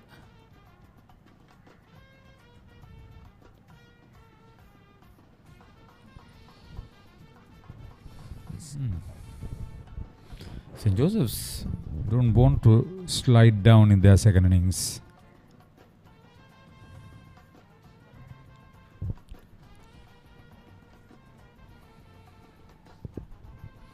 First wicket fell at 115. So they've lost 3 wickets to 23 now. and what exactly happened in the first innings as well. That's in a successful over from Charu Kapiris. 138 for 3.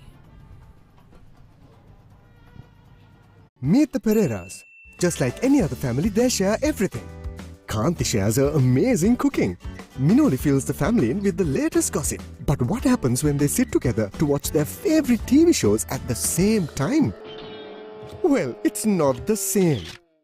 Now, no more fighting for one TV. Make every room in your home a TV room with Dialog Television Multi-Room. Get your second Dialog Television connection for as little as 625 rupees a month with a saving of up to 50%.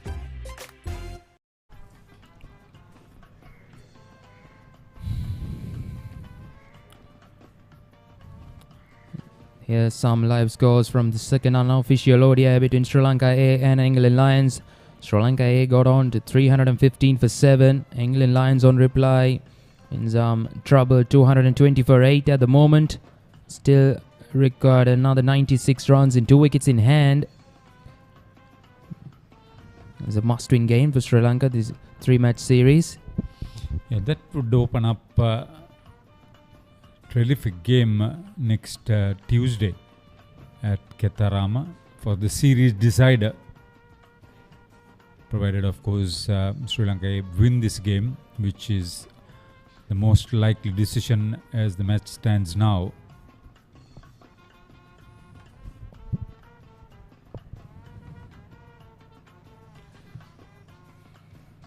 Abid Paranavithana continues.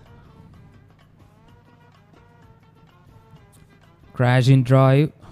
It's a bit of a pumble, but a mid-off cut it off this time.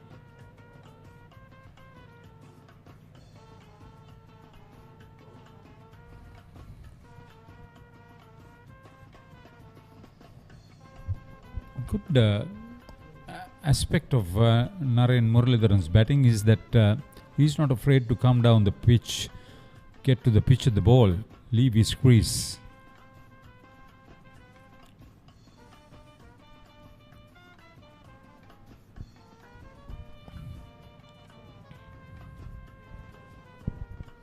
3 close catches. Parna Vidana will have to be spot on.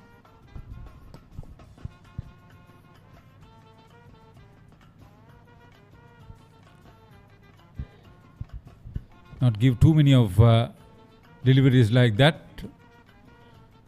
You're endangering the close-in fielders too, especially the ones in front of the crease.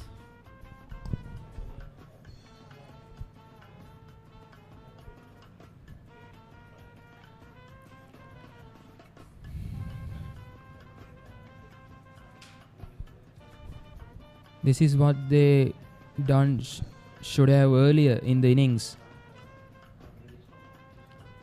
Having the fielders around, 2-3 fielders around the batter earlier in the innings to put pressure on. But Sadish and Sahandapare batted freely early in the innings.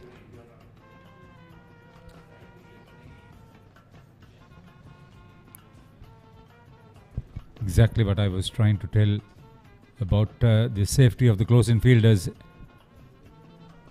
Crashed on there. 41 completed, 139 for 3 rather. St. Joseph's College after being sent on the follow-on.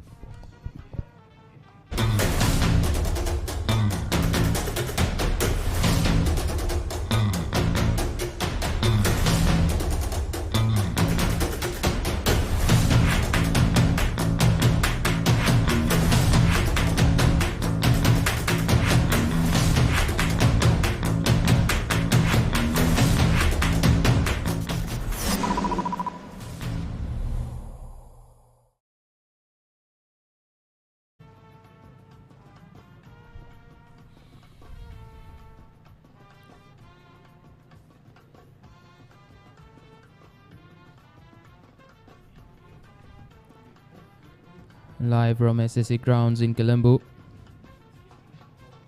So many actions coming up in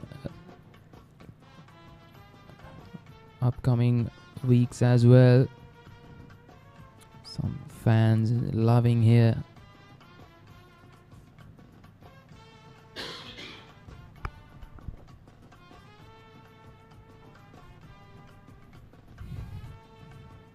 Charu Kapiris continues. Here are what they're playing for. Crash in dry through the offside.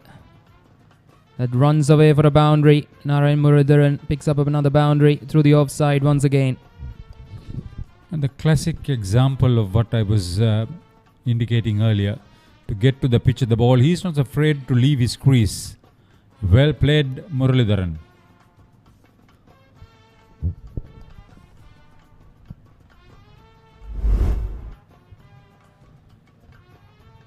Excellent use of the feet. That's beautifully timing.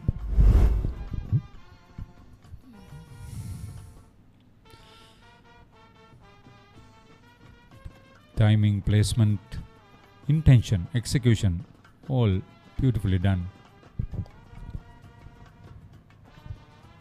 Now we going round the wicket to Narayan.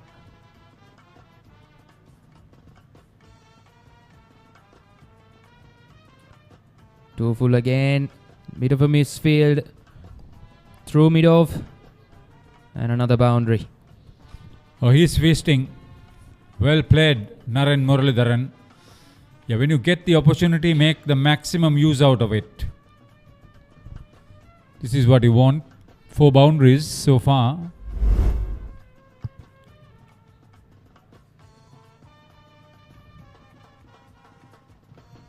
He's taking on the most successful Thomian bowler, Charu Kapiris, taking the attack to him. Narayan on the charge against Charuka now. Let's see what he's got to go now.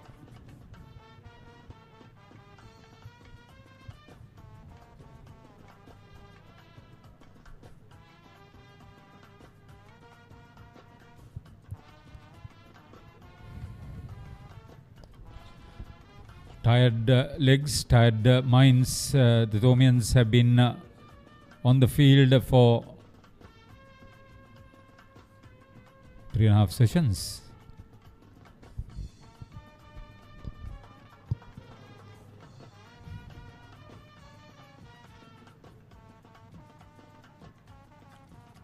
That's good fielding. But it's still a single beat taken.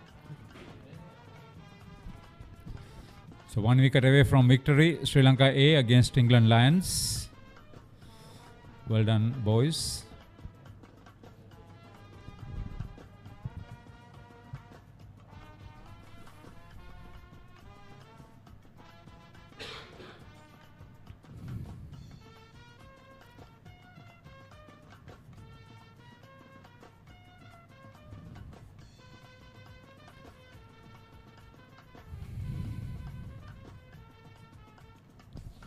Mudita Disanayaka yet to get off the mark.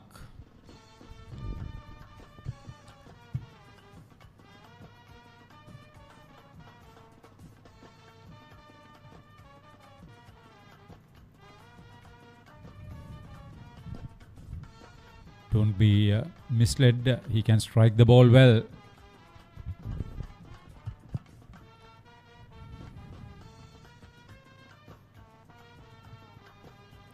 That's in the 42nd over. St. Joseph College 148 for 3.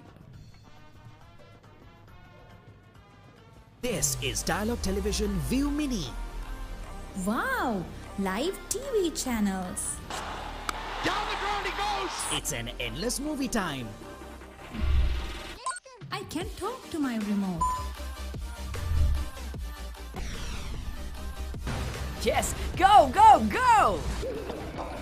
The screen just got bigger. Change the way you watch TV with Dialog Television ViU Mini, powered by Android TV.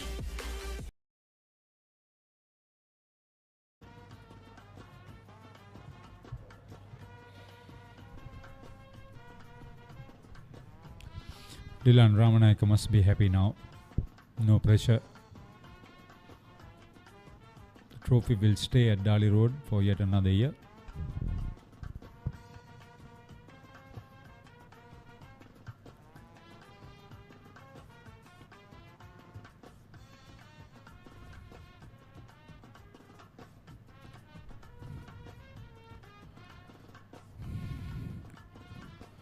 This is another long spell for Abid Paranavidana in his 11th over now.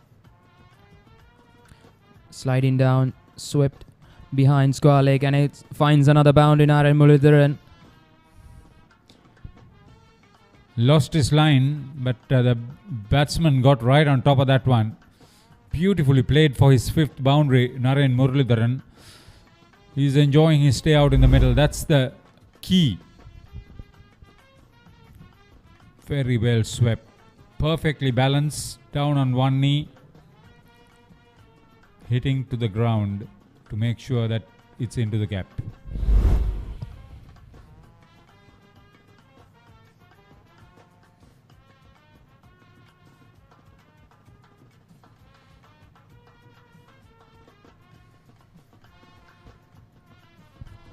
The 150 up on the board.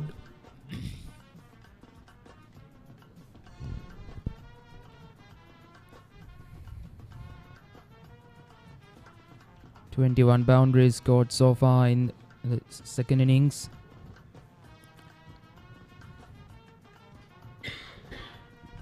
Good use of the feet, but it's straight to mid-off this time.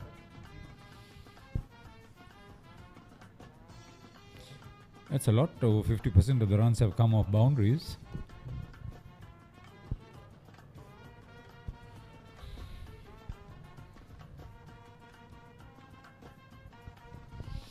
Good running. Narayan Muralidharan wants to get the strike.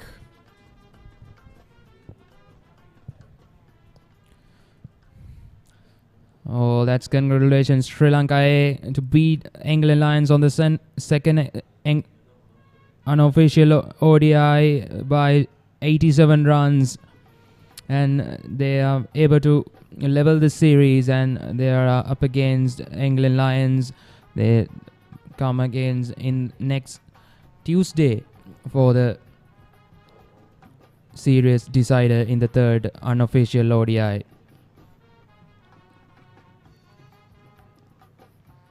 Complete team performance from Sri Lanka A team today against England Lions.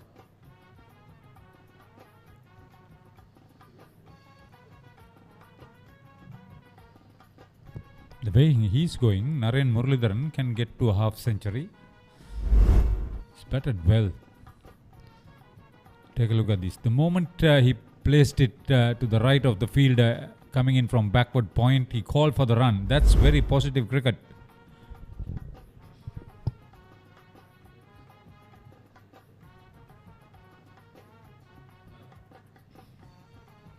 That's in the 43rd over, 155 for 3, St. Joseph's College.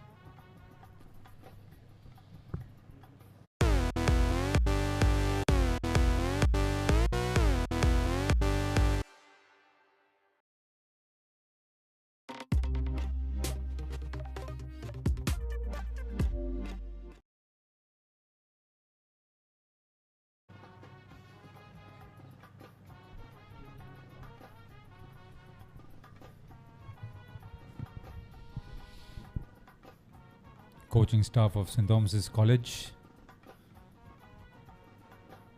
NSC will probably play a Masters game tomorrow.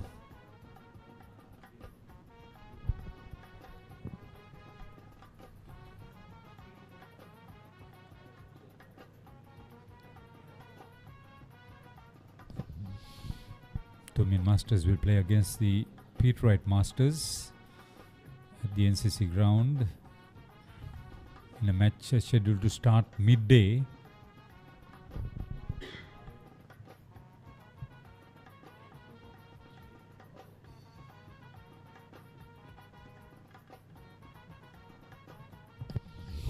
There's something more to Tomian cricket. The Old Tomians won the Western Province Division 3 Championship a few weeks back.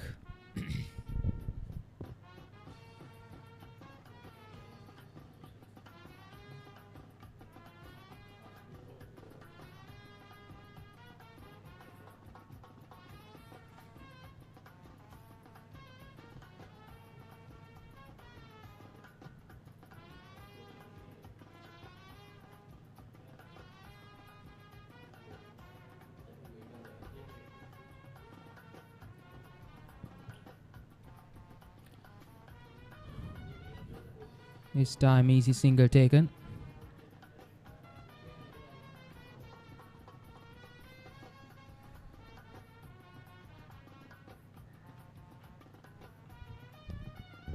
Looking for a bird's eye view.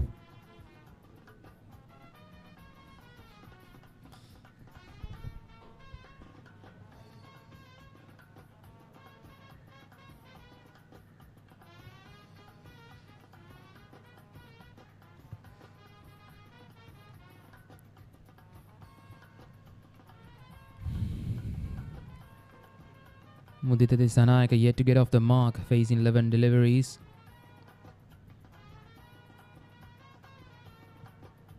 Slide inside edge this time and he gets off the mark. He heard you, Malinda.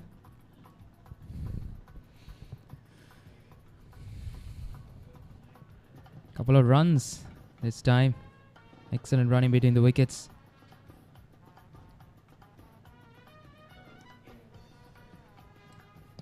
Into the last hour play in this game.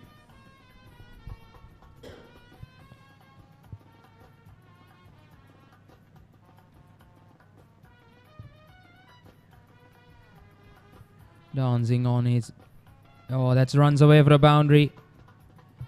That's his first boundary towards behind square leg to end the over.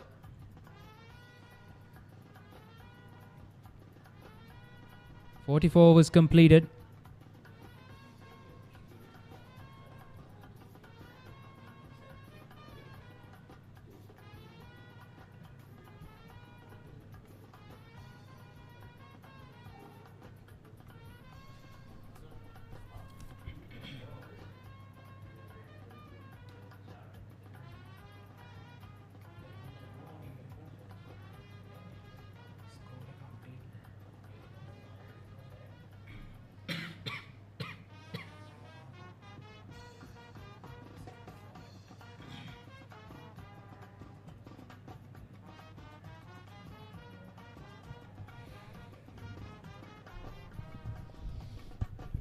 was a relatively expensive over from Charuka Piris.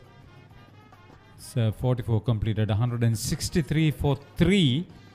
7 more overs to go, scheduled. This is Dialog Television ViU Mini. Wow, live TV channels. Down the ground he goes! It's an endless movie time. I can talk to my remote. Yes, go, go, go! The screen just got bigger. Change the way you watch TV with Dialog Television ViU Mini, powered by Android TV.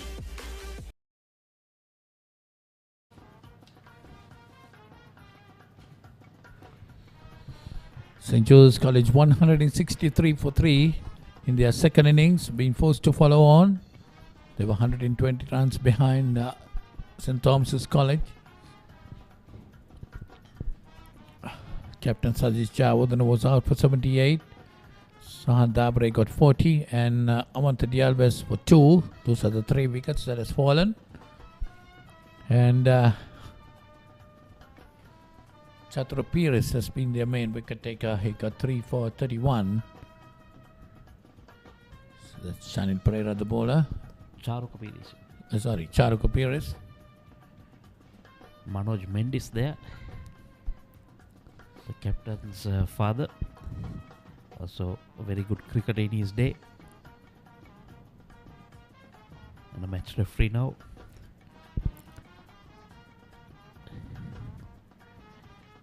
Manoj Mendis has 2 centuries in the Royal Tournament game itself. How would you describe that shot, Polly? Played a sweep, went to a shot there. And that was not a reverse sweep. Well, got the bottom edge of the bat, I think. It's a well placed, deceive the fielders.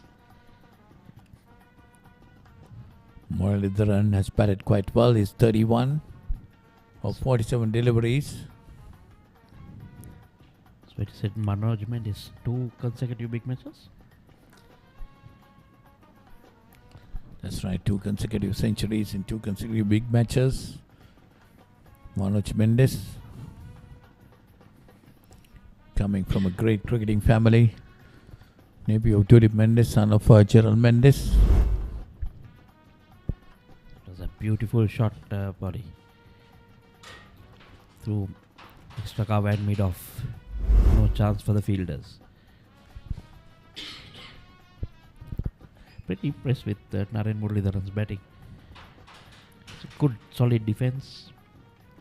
Anything pitched outside the off or the leg, he punishes it. Again, coming down the track. Stab a single. Well, when you see the Josephians batting in the second innings, Michael, I think they are focused on more on the attack rather than in the first innings. So first innings they were on the defense and they lost their wickets, isn't it? Correct, you're spot on. I couldn't understand the way they were batting in the first innings, because this pitch, anyone would want to bat on it. There we see another boundary.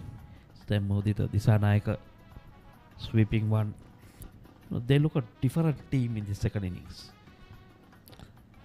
The opening pair itself set the tone. They came on the attack. Captain Jayasuriya played a wonderful innings, and then Sahan Dabre supported him well. They put on 115 for the first wicket. But the Thomians too, I thought they relaxed a bit in the second innings. But don't forget, the openers did a great job even in the first innings. A 63-run partnership there. Trying to be too smart that time. End of another over. Then just 173 for 3.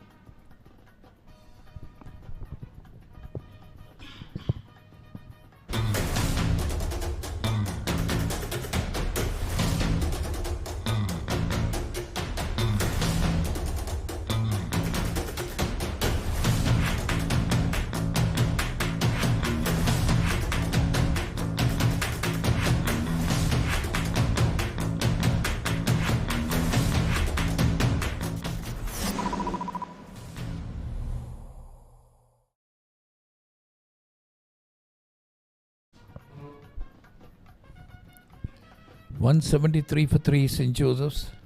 Been asked to follow on. 120 runs behind. Narayan Muralidharan is on 36. Mudita Disanaika on 12. 6 overs left.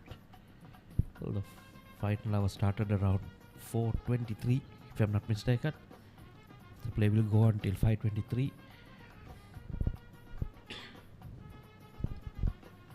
Mahit Pereira. Superb first over. Almost beat the bat on about 3 occasions. Very close to getting a wicket. Yes, St. Joseph's lead by 53 runs at this stage. But we're witness a good game of cricket, Michael, because St. Thomas's at one stage was 65 for 5. They fought back very well to come up to 285 for 9 declared yesterday.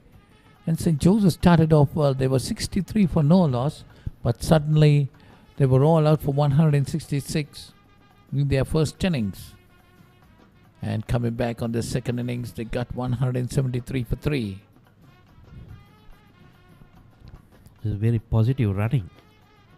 Playing it to the field and getting the second run. Narayan Muralidharan looking very positive.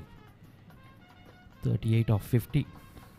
Maybe wanting to just get to that half century. Yeah, then again, Muralidharan himself, in the first innings, he was more on the defense.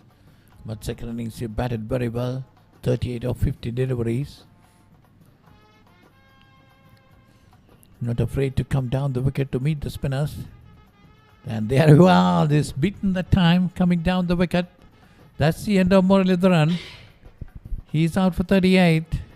Good bit of glove work by Sinaset Tiarachi, the Tomin wicket keeper. So Mahit Pereira, as you said, got a wicket. Very crafty, pushing it wide out outside the off stump. But I think we just the commentators curse on young Muralidharan. There's he coming down the wicket. Beat him outside the off stump. Etiarachi was very quick on it. Left up concentration. They just kept batting on. 6-7 overs left. Gone for 38. St. Joseph's 175 for 4. Want to watch that exciting moment again? Simply rewind on your Dialog Television ViU Hub.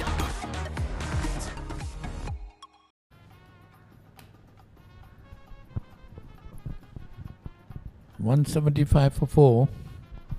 The new batsman in is Rishma Amrasinghe.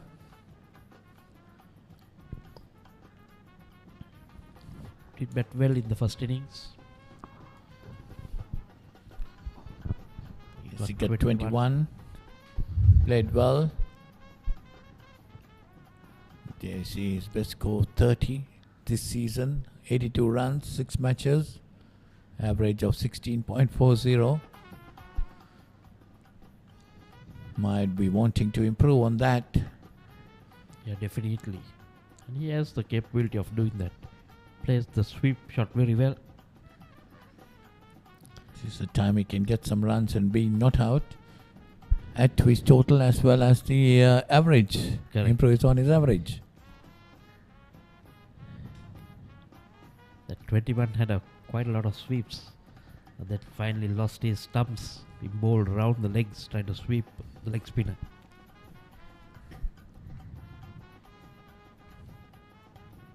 Nicely fielded there. Cutting off that single.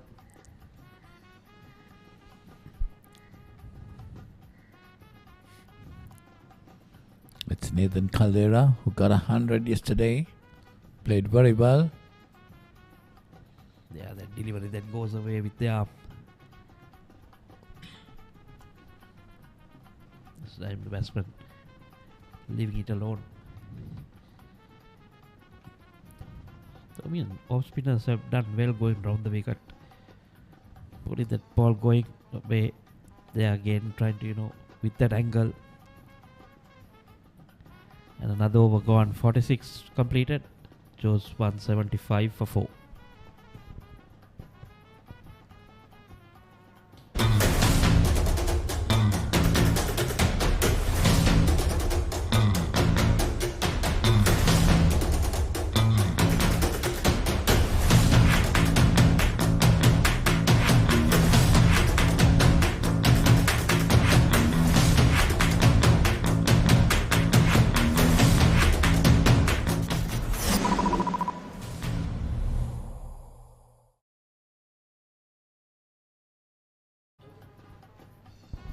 St. Joseph's 175 for 4 in their second innings. Just 5 overs remaining in this 118th encounter between St. Joseph's College and St. Thomas's College, Mount Lavinia, played for the Gilmour Jayasuriya Trophy.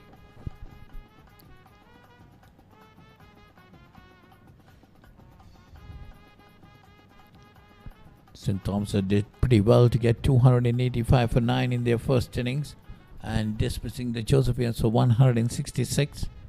Enforcing the follow-on, St. Joseph's have fought back grimly to 175 for 4. So Akash coming back.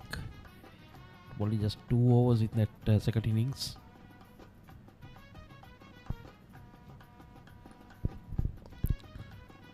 So the way things are, St. Joseph's will retain the Gilmour Jayasuriya Trophy for another year after winning it in 2006.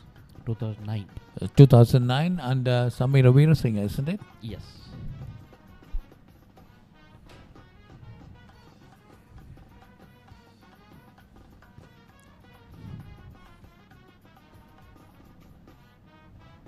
Right after the stop. They're putting his bat at it.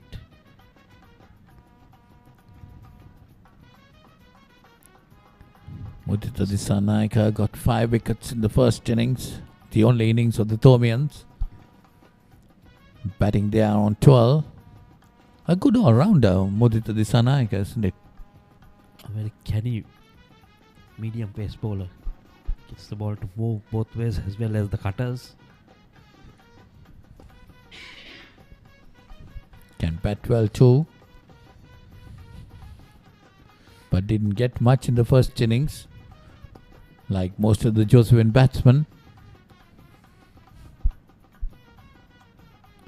He's on 12. I was very impressed with Manas Madhubhashan, the way he batted. Can handle the bat quite well. Has the ability to go over the infield. He has been among the runs in the second 11 games, Michael. And decent fast bowler. Swings the ball a bit.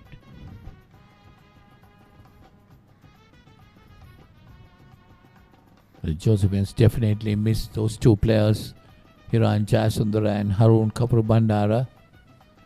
But they will have to go on like this for the rest of the season, most probably.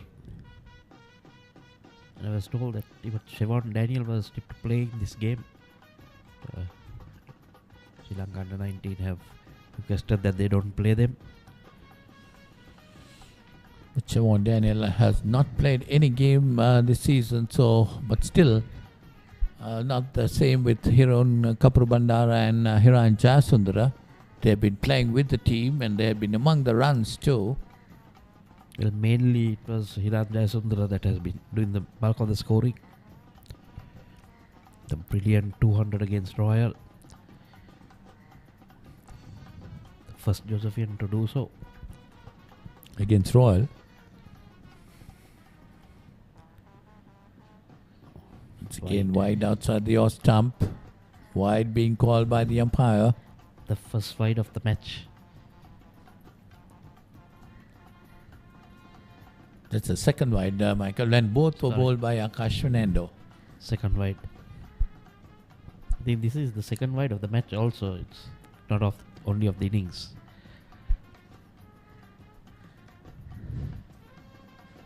Not that he's bowled a lot, he's not tiring, but just, coming in after a long layoff. Oh, it was a loose shot there. You see, Michael, the left arm is bowling left arm over the wicket and taking it further away off the right-hander. Normally left armers go and try to bring it into the right-hander. But this is just going with the arm, so that it's not swinging as such.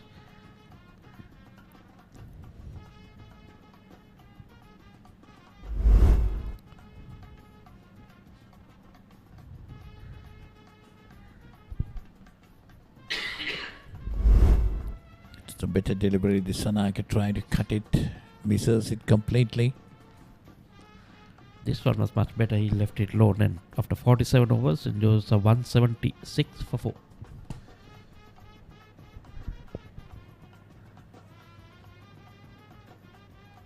Want to watch that exciting moment again? Simply rewind on your Dialog Television ViU Hub.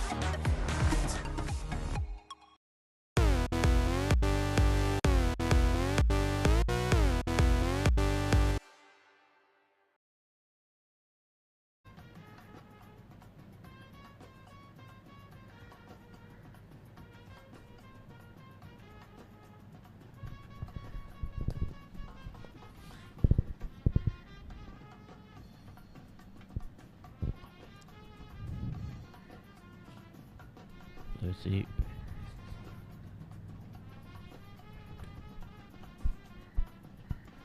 $176 for 4, St. Joseph's. 47 overs in their second innings. Just 4 overs remaining in this game. Mahit Pereira to continue. He's bowled 4 overs, 1 for 15.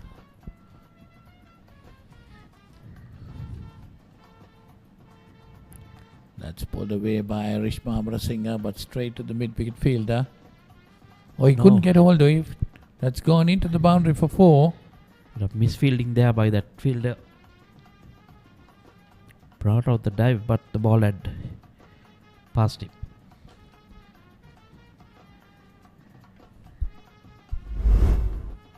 A long hop. Nicely pulled along the ground. Fielder went too much to his left. I think he didn't judge it properly.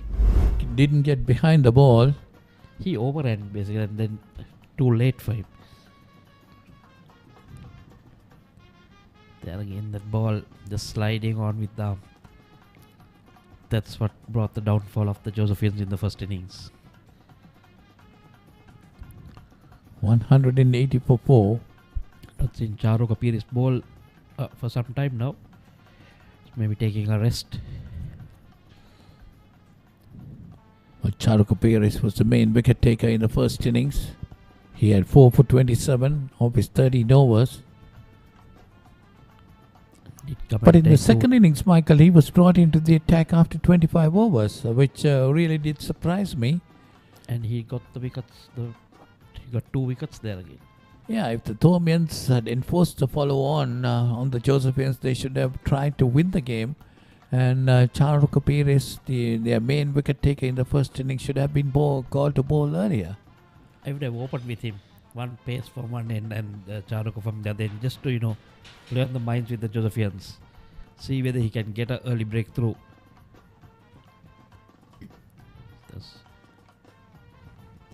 Another over gone. 48 gone. Chose 181 for 4.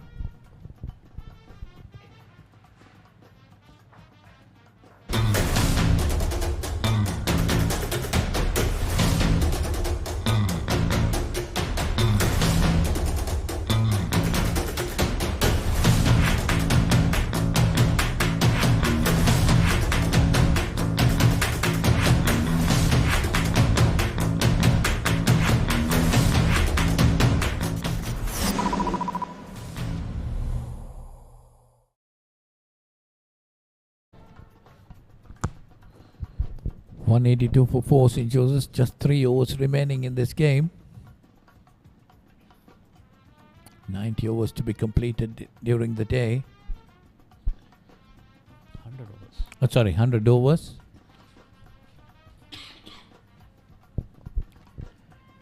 So Thormians are making sure that definitely will be only the 3 overs bowled. Time is almost up. Why they've not called it off. Since they have a 62 lead. No way that any team can win it from here.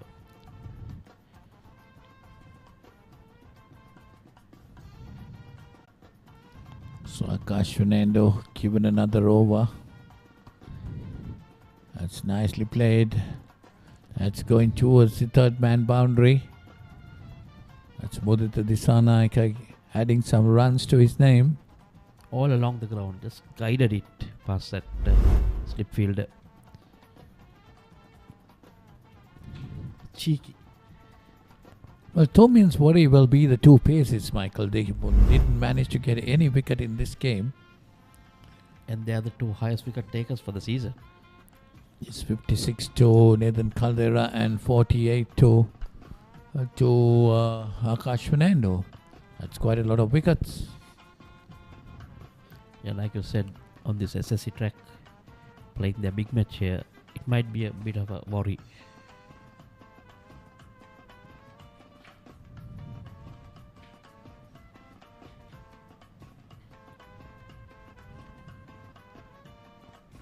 Once again, wide outside the off stump. Just going through the motions, trying to finish it off.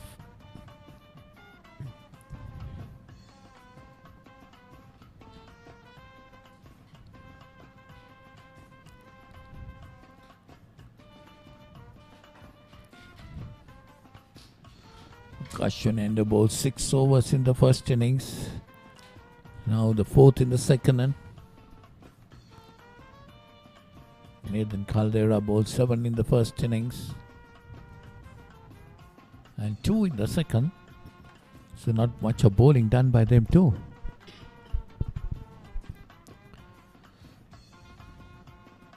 And also, they are supposed to play Prince of Wales on Monday and Tuesday. So maybe needing them to be fresh for a burst there. Not much of help anyway on the track for the bowlers. Royal will be playing Ananda Monday and Tuesday here at the SSC. Royal might be wanting to come back into the game after their defeat against Trinity. Anand have not been doing really well this season.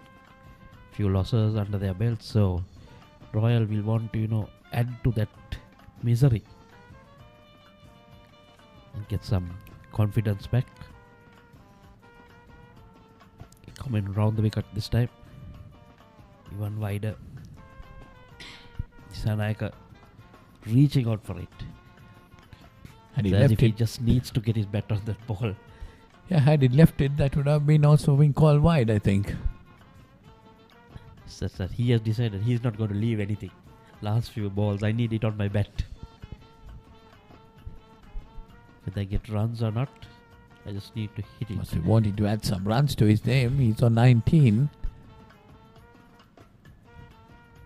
That's down the leg side. That was a free chance to get a few runs.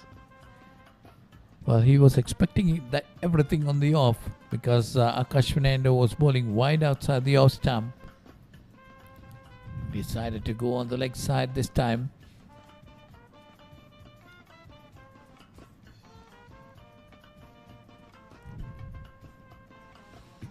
Just 2 overs after this.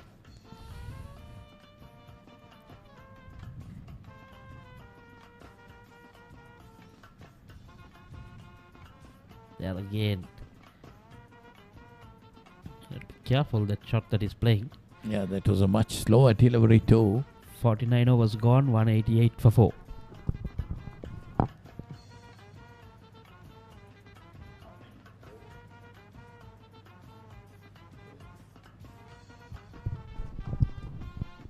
Feel the adrenaline pumping through your veins.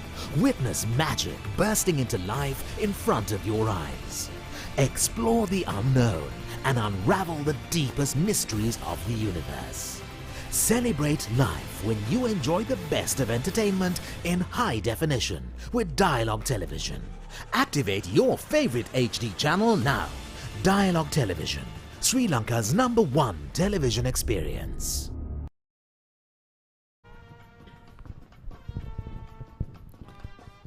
49 overs gone, 2 overs remaining in this game. St. Joseph's lead by 68 runs, but they were forced to follow on by the Thormians, who got 285 for 9 in their first innings and dismissed the Josephians for 166. But Josephians have come back into the game in their second innings, 188 for 4. Nice tossing that ball up. There again, trying to invite the batsman to come out. So pushing it a bit wider. Smart cricket there. First one was tossed up to him, driven. The next one tossed a little wider, hoping that batsman was going to use his feet. Rishma Amarasinghe, he's on strike.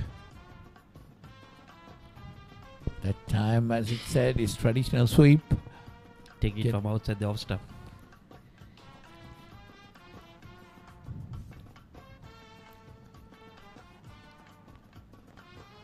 He moves on to 6 with that single, takes the Josephians on to 189.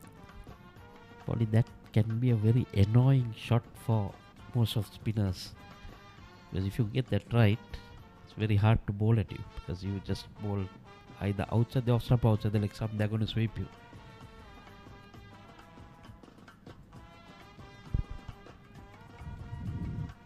And if he has the ability to play straight over the bowler, if the bowler goes straight, then you're asking for trouble.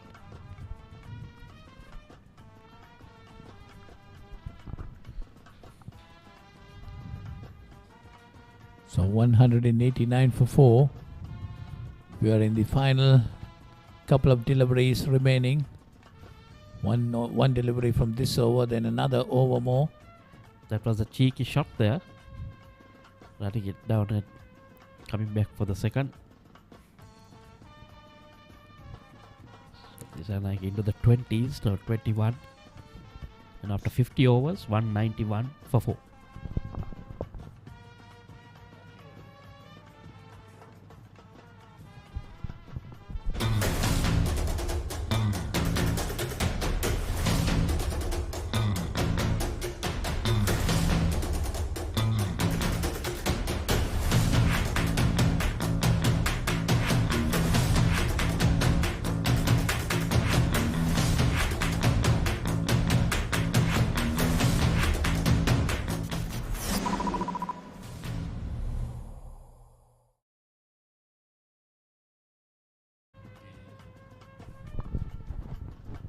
So this could be the final over of the day. St. Joseph's 191 for 4. Rishma Amarasinghe is on 6 and Mudita Disanaik on 21. It's Shanil Pereira being brought in. The leg spinner. In place of Akash Fernando. Been pretty expensive, 9 overs, 48.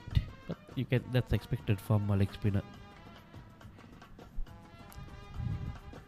And now getting the fielders around the bat. But Michael, these two leg spinners, like Shanil, young spinners, I would say, Shanil Pereira and Abid Paranavidana, really impressed us during the game, isn't it? Yeah, definitely, and we're about to hear them for the next 2 to 3 years, if not more. Then again swept nicely this time by Rishma Amarasinghe, that's going towards the boundary. So 4 more to him, taking the Josephian score on to 195. And Rishma Amarasinghe moves on to 10. This is smart cricket by the Thormian captain, because Shanil is the one who got him out, bowled around his legs. So bringing him just, to play with his mind. Rishma will have to be careful because, I know he likes to sweep, but sometimes he sweeps with his leg nowhere close to the ball. Yes, I can remember him batting in the first innings, and just before that I mentioned he's going to fall into trouble if he doesn't get it onto his bat. He'll be bowled around the legs. It's not like sweeping off spinner, Polly, but leg spinner coming round the wicket to you, right? If you don't cover your stumps, you're asking for trouble. This time pitched outside the off stump. The Because if it pitches outside leg, there's no way that you can be given LBW. So you need to get your pad or your body behind that ball before sweeping it.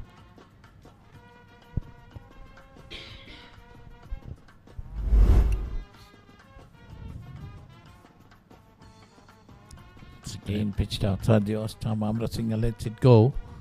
So 3 more deliveries remaining in this game. Well, if I was Chanel, I'll still continue around the wicket bowling on that leg stump. Get him to sweep with a field on the boundary just to see whether he can pick up a wicket. Yes, definitely. He's bound to miss one at least. If he That's a gets it googly. right. Off strike. This boy gets a sharp turn with his googly. But only thing I've noticed, the googly unfortunately dropped short. When I was with Harun, we saw Muralidharan going on the back hood and playing a shot which went through his legs for 4. It has enough time for the batsman to pick it up. Well, he's still young with experience. He's going to... I'm sure he's going to work on it. If he can get it right, like Harun said, it's going to be a handful. Most probably the final ball of the day. St. Joseph's 196 for 4. Rishma Amrasinghe on 11. Mudita Disanaik on 21. Shanil Pereira the bowler. That's put away on the onside. They're going for one, coming back for the second. Did they?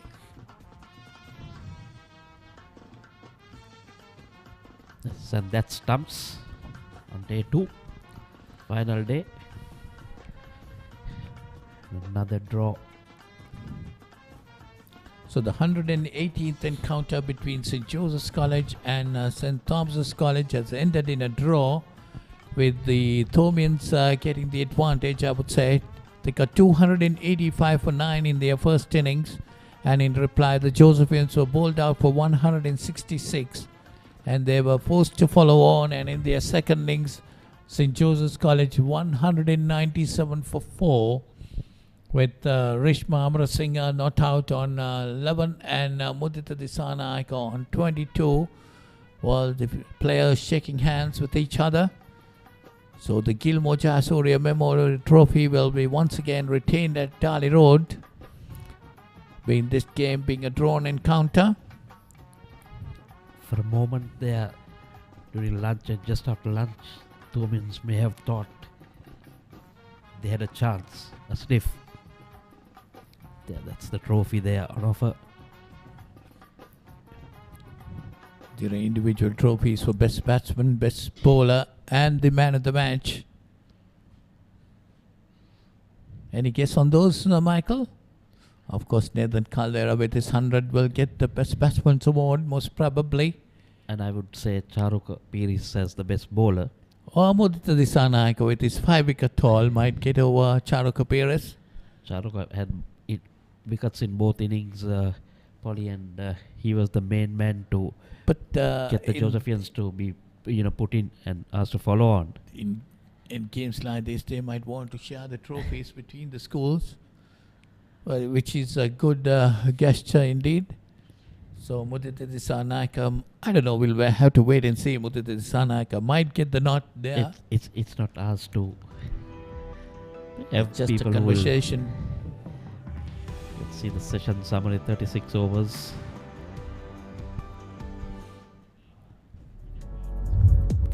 Here the betting card that's coming up in the Josephian second innings. Sadish Jawardena was bowled by Charuk Piris for 78. Sahan Dabre caught by Denit Gunawardena of Charuk Piris for 40. Naren Muralidharan stumped by Senesh Etiarachi of Mahin Pereira for 38. And Avinta Yalvis was bowled by Charuk Piris for 2. Mudita Disanaik not out 22. Rishma Amrasinghe not out 6. 6 extras, and St. Joseph's College 197 for 4 after 51 overs.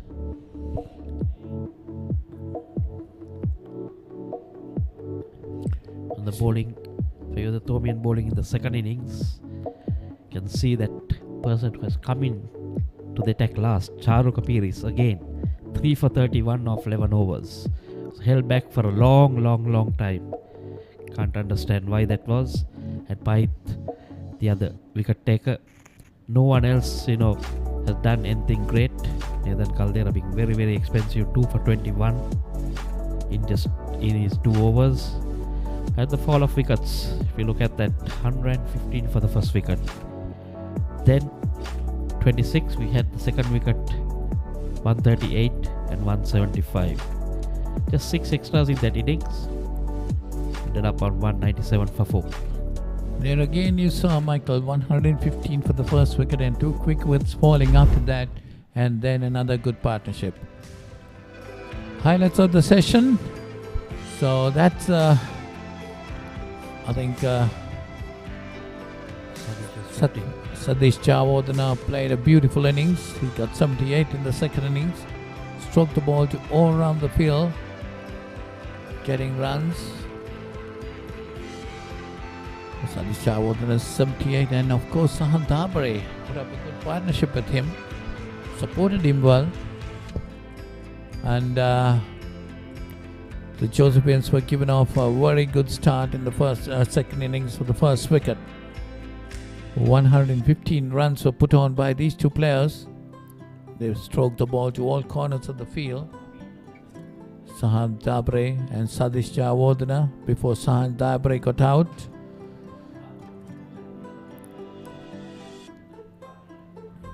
So that's then the Thomins got a couple of quick wickets. They got the wicket of Captain Satish Jayasuriya,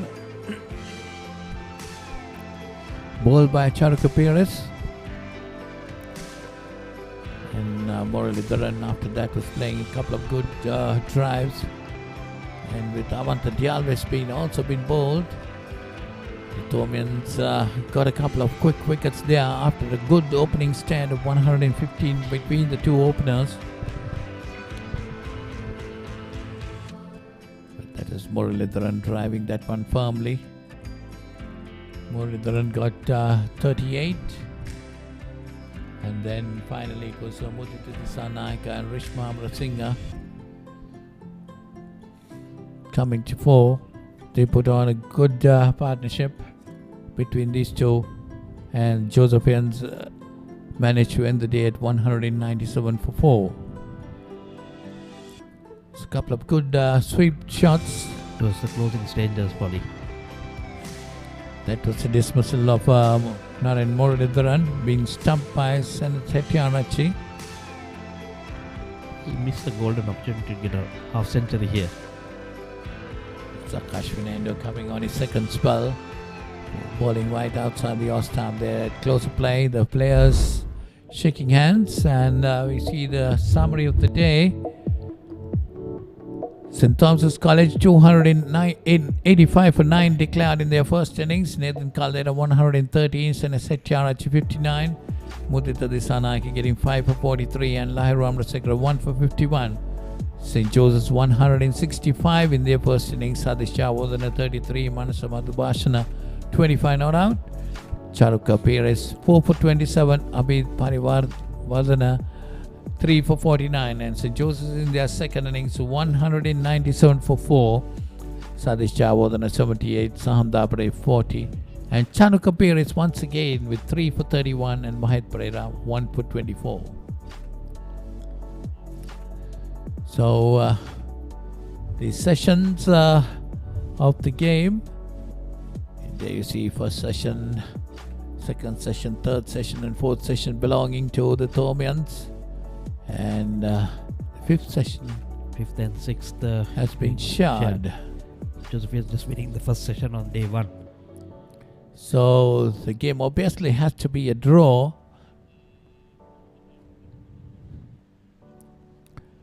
And so the 118th encounter between St. Joseph's College and St. Thomas's College, Mount Lavinia for the Gilmour Jayasuriya Trophy has ended in a draw. Well, we have the presentation. Until we go to the presentation, we will be back with you after a couple of moments.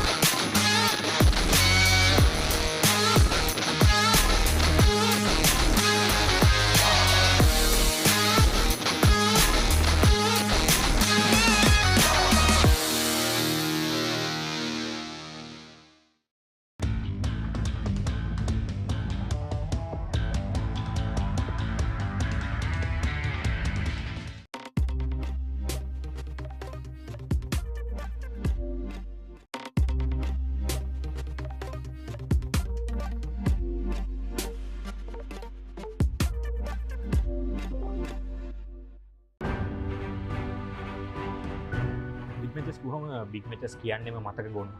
ඒ අතරිනුත් මට මතක් වෙනවා 2016 වසරේ තරඟය. තුන්වෙනි දවසේ කොහොමද තරඟය රාජකීය විද්‍යාලය පැත්තට හැරුණේ කියලා. 2016 ඇත්තටම මගේ බික් මැචස් ඉතිහාසයේ අමතක නොවන තරඟයක් කියන්න පුළුවන්. ඒ වගේම 2013 අවසාන සෙෂන් එකේදී කොහොමද තරඟය රාජකීය පැත්තට හැරුණේ කියන එක අමතක නොවන මතකයක් විදිහට මට මතක් කරන්න පුළුවන් මේ බික් මැච් ඉතිහාසයේ. ඒ වගේම ජය පරාජය මොනවා වුණත් බික් මැචස් කියන්නේ අවුරුද්දකට සැරයක් යාළුවෝ එකතු වෙලා සතුටින් සමාදානයෙන් ඉන්න කාලයක්. ඒ නිසා හැම බික් මැච් එකක්ම අමතක නොවන මතකයක් තමයි.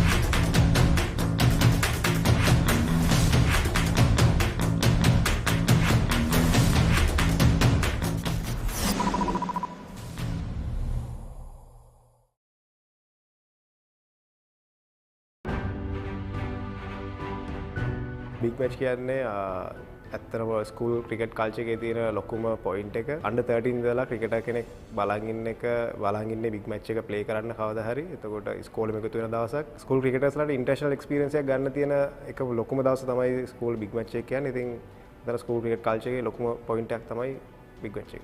බිග් මැච් මෙමරි එක තමයි බිග් මැච් එක දවසට බිග් මැච් එක දවස් දෙකට යාළුවෝ පරණ යාළුවෝ ඔක්කොම හම්බ වෙන එක ස්කෝලේ ටීචර්ස්ලා හම්බ වෙන එක පරණ දේවල් ගැන කතා කරලා මෙමරි එක අලුත් කරගන්න එක ඒ අතරේ මැච් එකත් බලන එක. අවුරුදු දෙකක් විතර කොරෝනා හින්දා බිග් මැච් එක්ස්පීරියන්ස් එක මිස් වුණා හැමෝටම. අවුරුද්දට සැරයක් ලැබෙන ඔපචුනිටි එකක්. ඉතින් ඒක ආයෙත් පරණ විදියටම ක්‍රවුඩ් එකත් එක්ක පපරෙත් එක්ක ඒක එන්ජොයි කරන්න ලැබෙන එක ගැන සතුටුයි.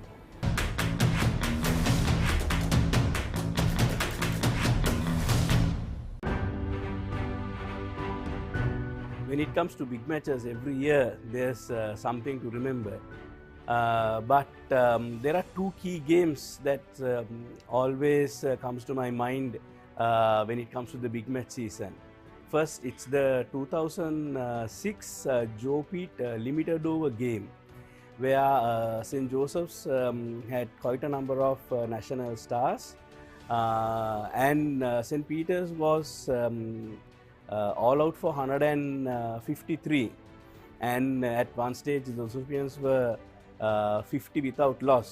Lakshan Rodrigo and Hans Fernando just turned the game, and the Peterites won by 40 runs. After about still closer to 20 years, still that's the game that comes to my mind. And apart from that, the 2010, 2012 and 2016 big match wins will always be a fond memory.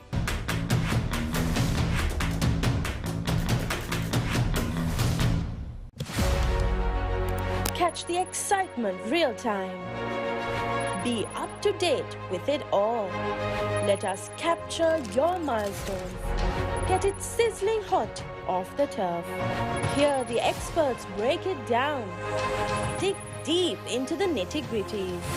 Be inspired by their greatness. Relive all the scintillating action.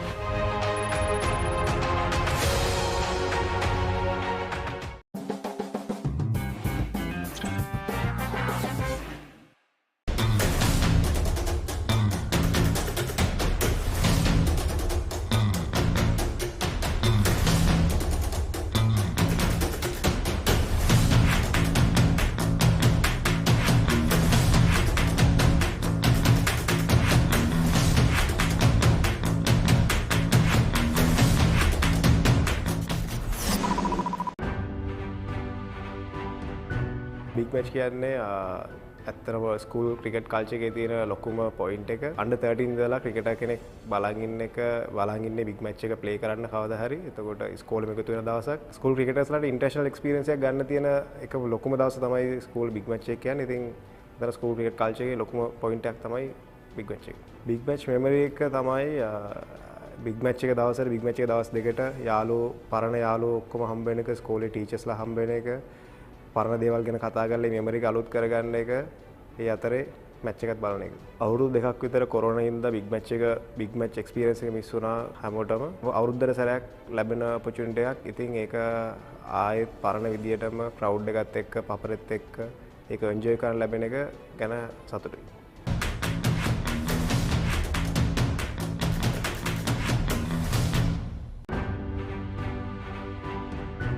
When it comes to big matches, every year there's something to remember.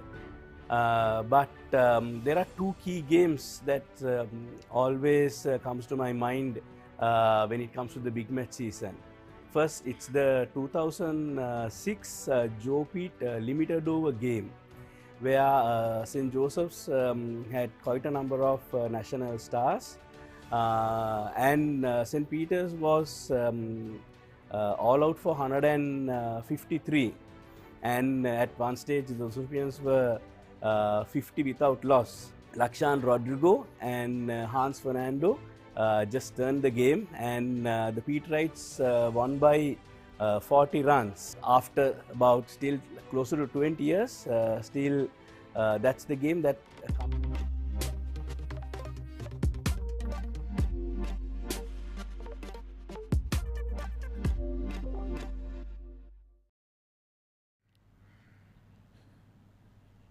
So we come back here to the SSC. The 118th encounter has come into a draw, and it's now the presentation time as we go down there to Haritha Pereira, who's about to give the award ceremony. Over to you, Haritha. Thank you, Paulinus. We have concluded the 118th St. Joseph's St. Thomas's traditional two-day first 11 cricket encounter 2023 here at the SSC Grounds. Now we are ready for the presentation ceremony. These days the match is being played for the Gilmour Jayasuriya Memorial Trophy, and history has it that late Gilmour Jayasuriya played for St. Thomas's and St. Joseph's, and that's a rarity in any circumstances. It was first introduced in 1994, I'm told, and we give credit to the rector of St. Joseph's College at the time, Reverend Father Stanley Abesekara, and Neville Dialvis, the warden of St. Thomas's College at the time, for their initiation in trying to give this match the importance it was. Before we get to the presentation proper, we would like to thank the two teams together with the coaching staff and everybody else involved in having an absolutely marvelous game of cricket over 2 days here. For the presentation, we have the warden of St. Thomas's College, Reverend Father Mark Bilimoria, together with Mr. Dhammika Jayasuriya, Mr. Dinuk Hettiarach and Mr. Dilsan Jayasuriya, family members of the late Gilmour Jayasuriya. Okay, the adjudicators have done their job, and first of all, we would cordially invite Mr. Dhammika Jayasuriya, who played for St. Thomas's in 68 and 69, to make the first presentation to the best bowler of the game. The best bowler. This was a toss-up for the adjudicators. There was Mudita, who picked up a fifer, but they have decided on Charukka Peris of St. Thomas's for his 4 for 28 in the first innings, followed by 3 for 44 in the second innings, especially for his performance to enforce the follow-on on their opponents. The best bowler, Charukka Peris, St. Thomas's.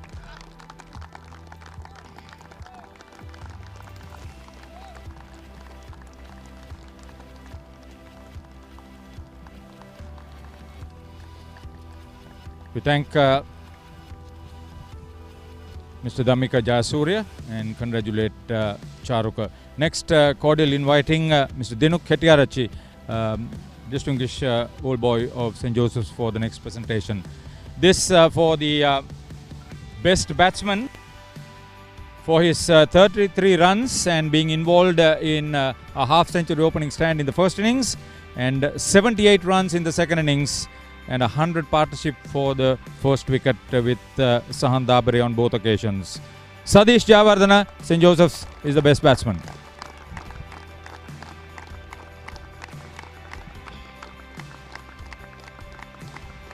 Congratulations, Sadish, and we thank Mr. Dinuk Hettiarach. Cordially inviting Mr. Gilmour Jayasuriya, who played for St. Thomas's in 1991-92, to present the Man of the Match award. He became the highest scorer in the match, the only centurion, his first century in first 11 cricket. But the most important aspect, he rescued St. Thomas's with a solid 7th wicket partnership with Senesh Hettiarachchi in 135 runs, which was the highest partnership for the 7th wicket this season for the Thomians. Nathan Caldera, St. Thomas's College.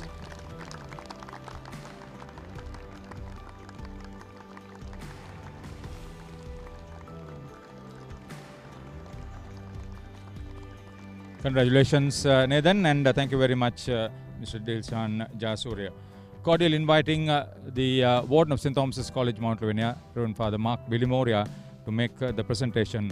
The Gilmour Jayasuriya Memorial Trophy that's been presented since 1994. It was not an outright victory, and the trophy has been retained by the Josephians. So we invite the two captains, Sadish Javardhana and Romesh Mendis, to come and receive this trophy. Initially, it was presented when Romesh's father, Manoj Mendis, was the captain of St. Thomas's College in 1994. Such a coincidence. Well played, both teams.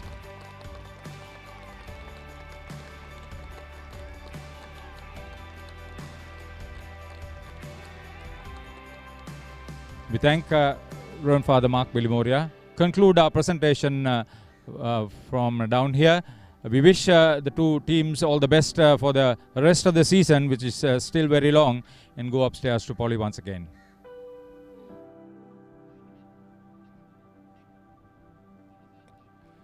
Thank you, Haritha. That was the presentation ceremony that came to you as we see the 180th encounter between St. Thomas's College and St. Joseph's College has ended in a draw here at the SSC.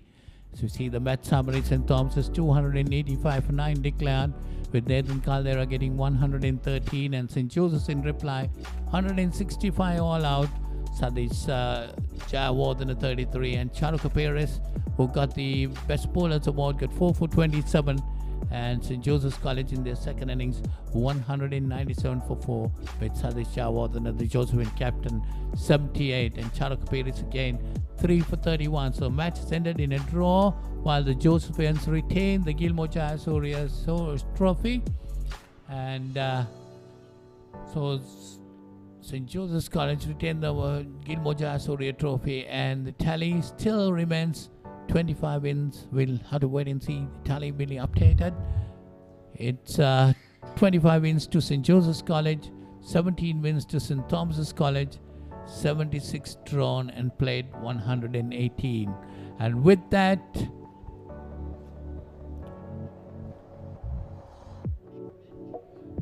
well, the next game, which will be shown by Papare.com, will be on Monday and Tuesday. Royal College versus Ananda College for the LDH Pires Memorial Trophy. So that's on 20th and 21st of February, live from SSC Grounds through Papare.com. So till then, we'll say goodbye to you and hope to see you on the 20th morning at 9 a.m.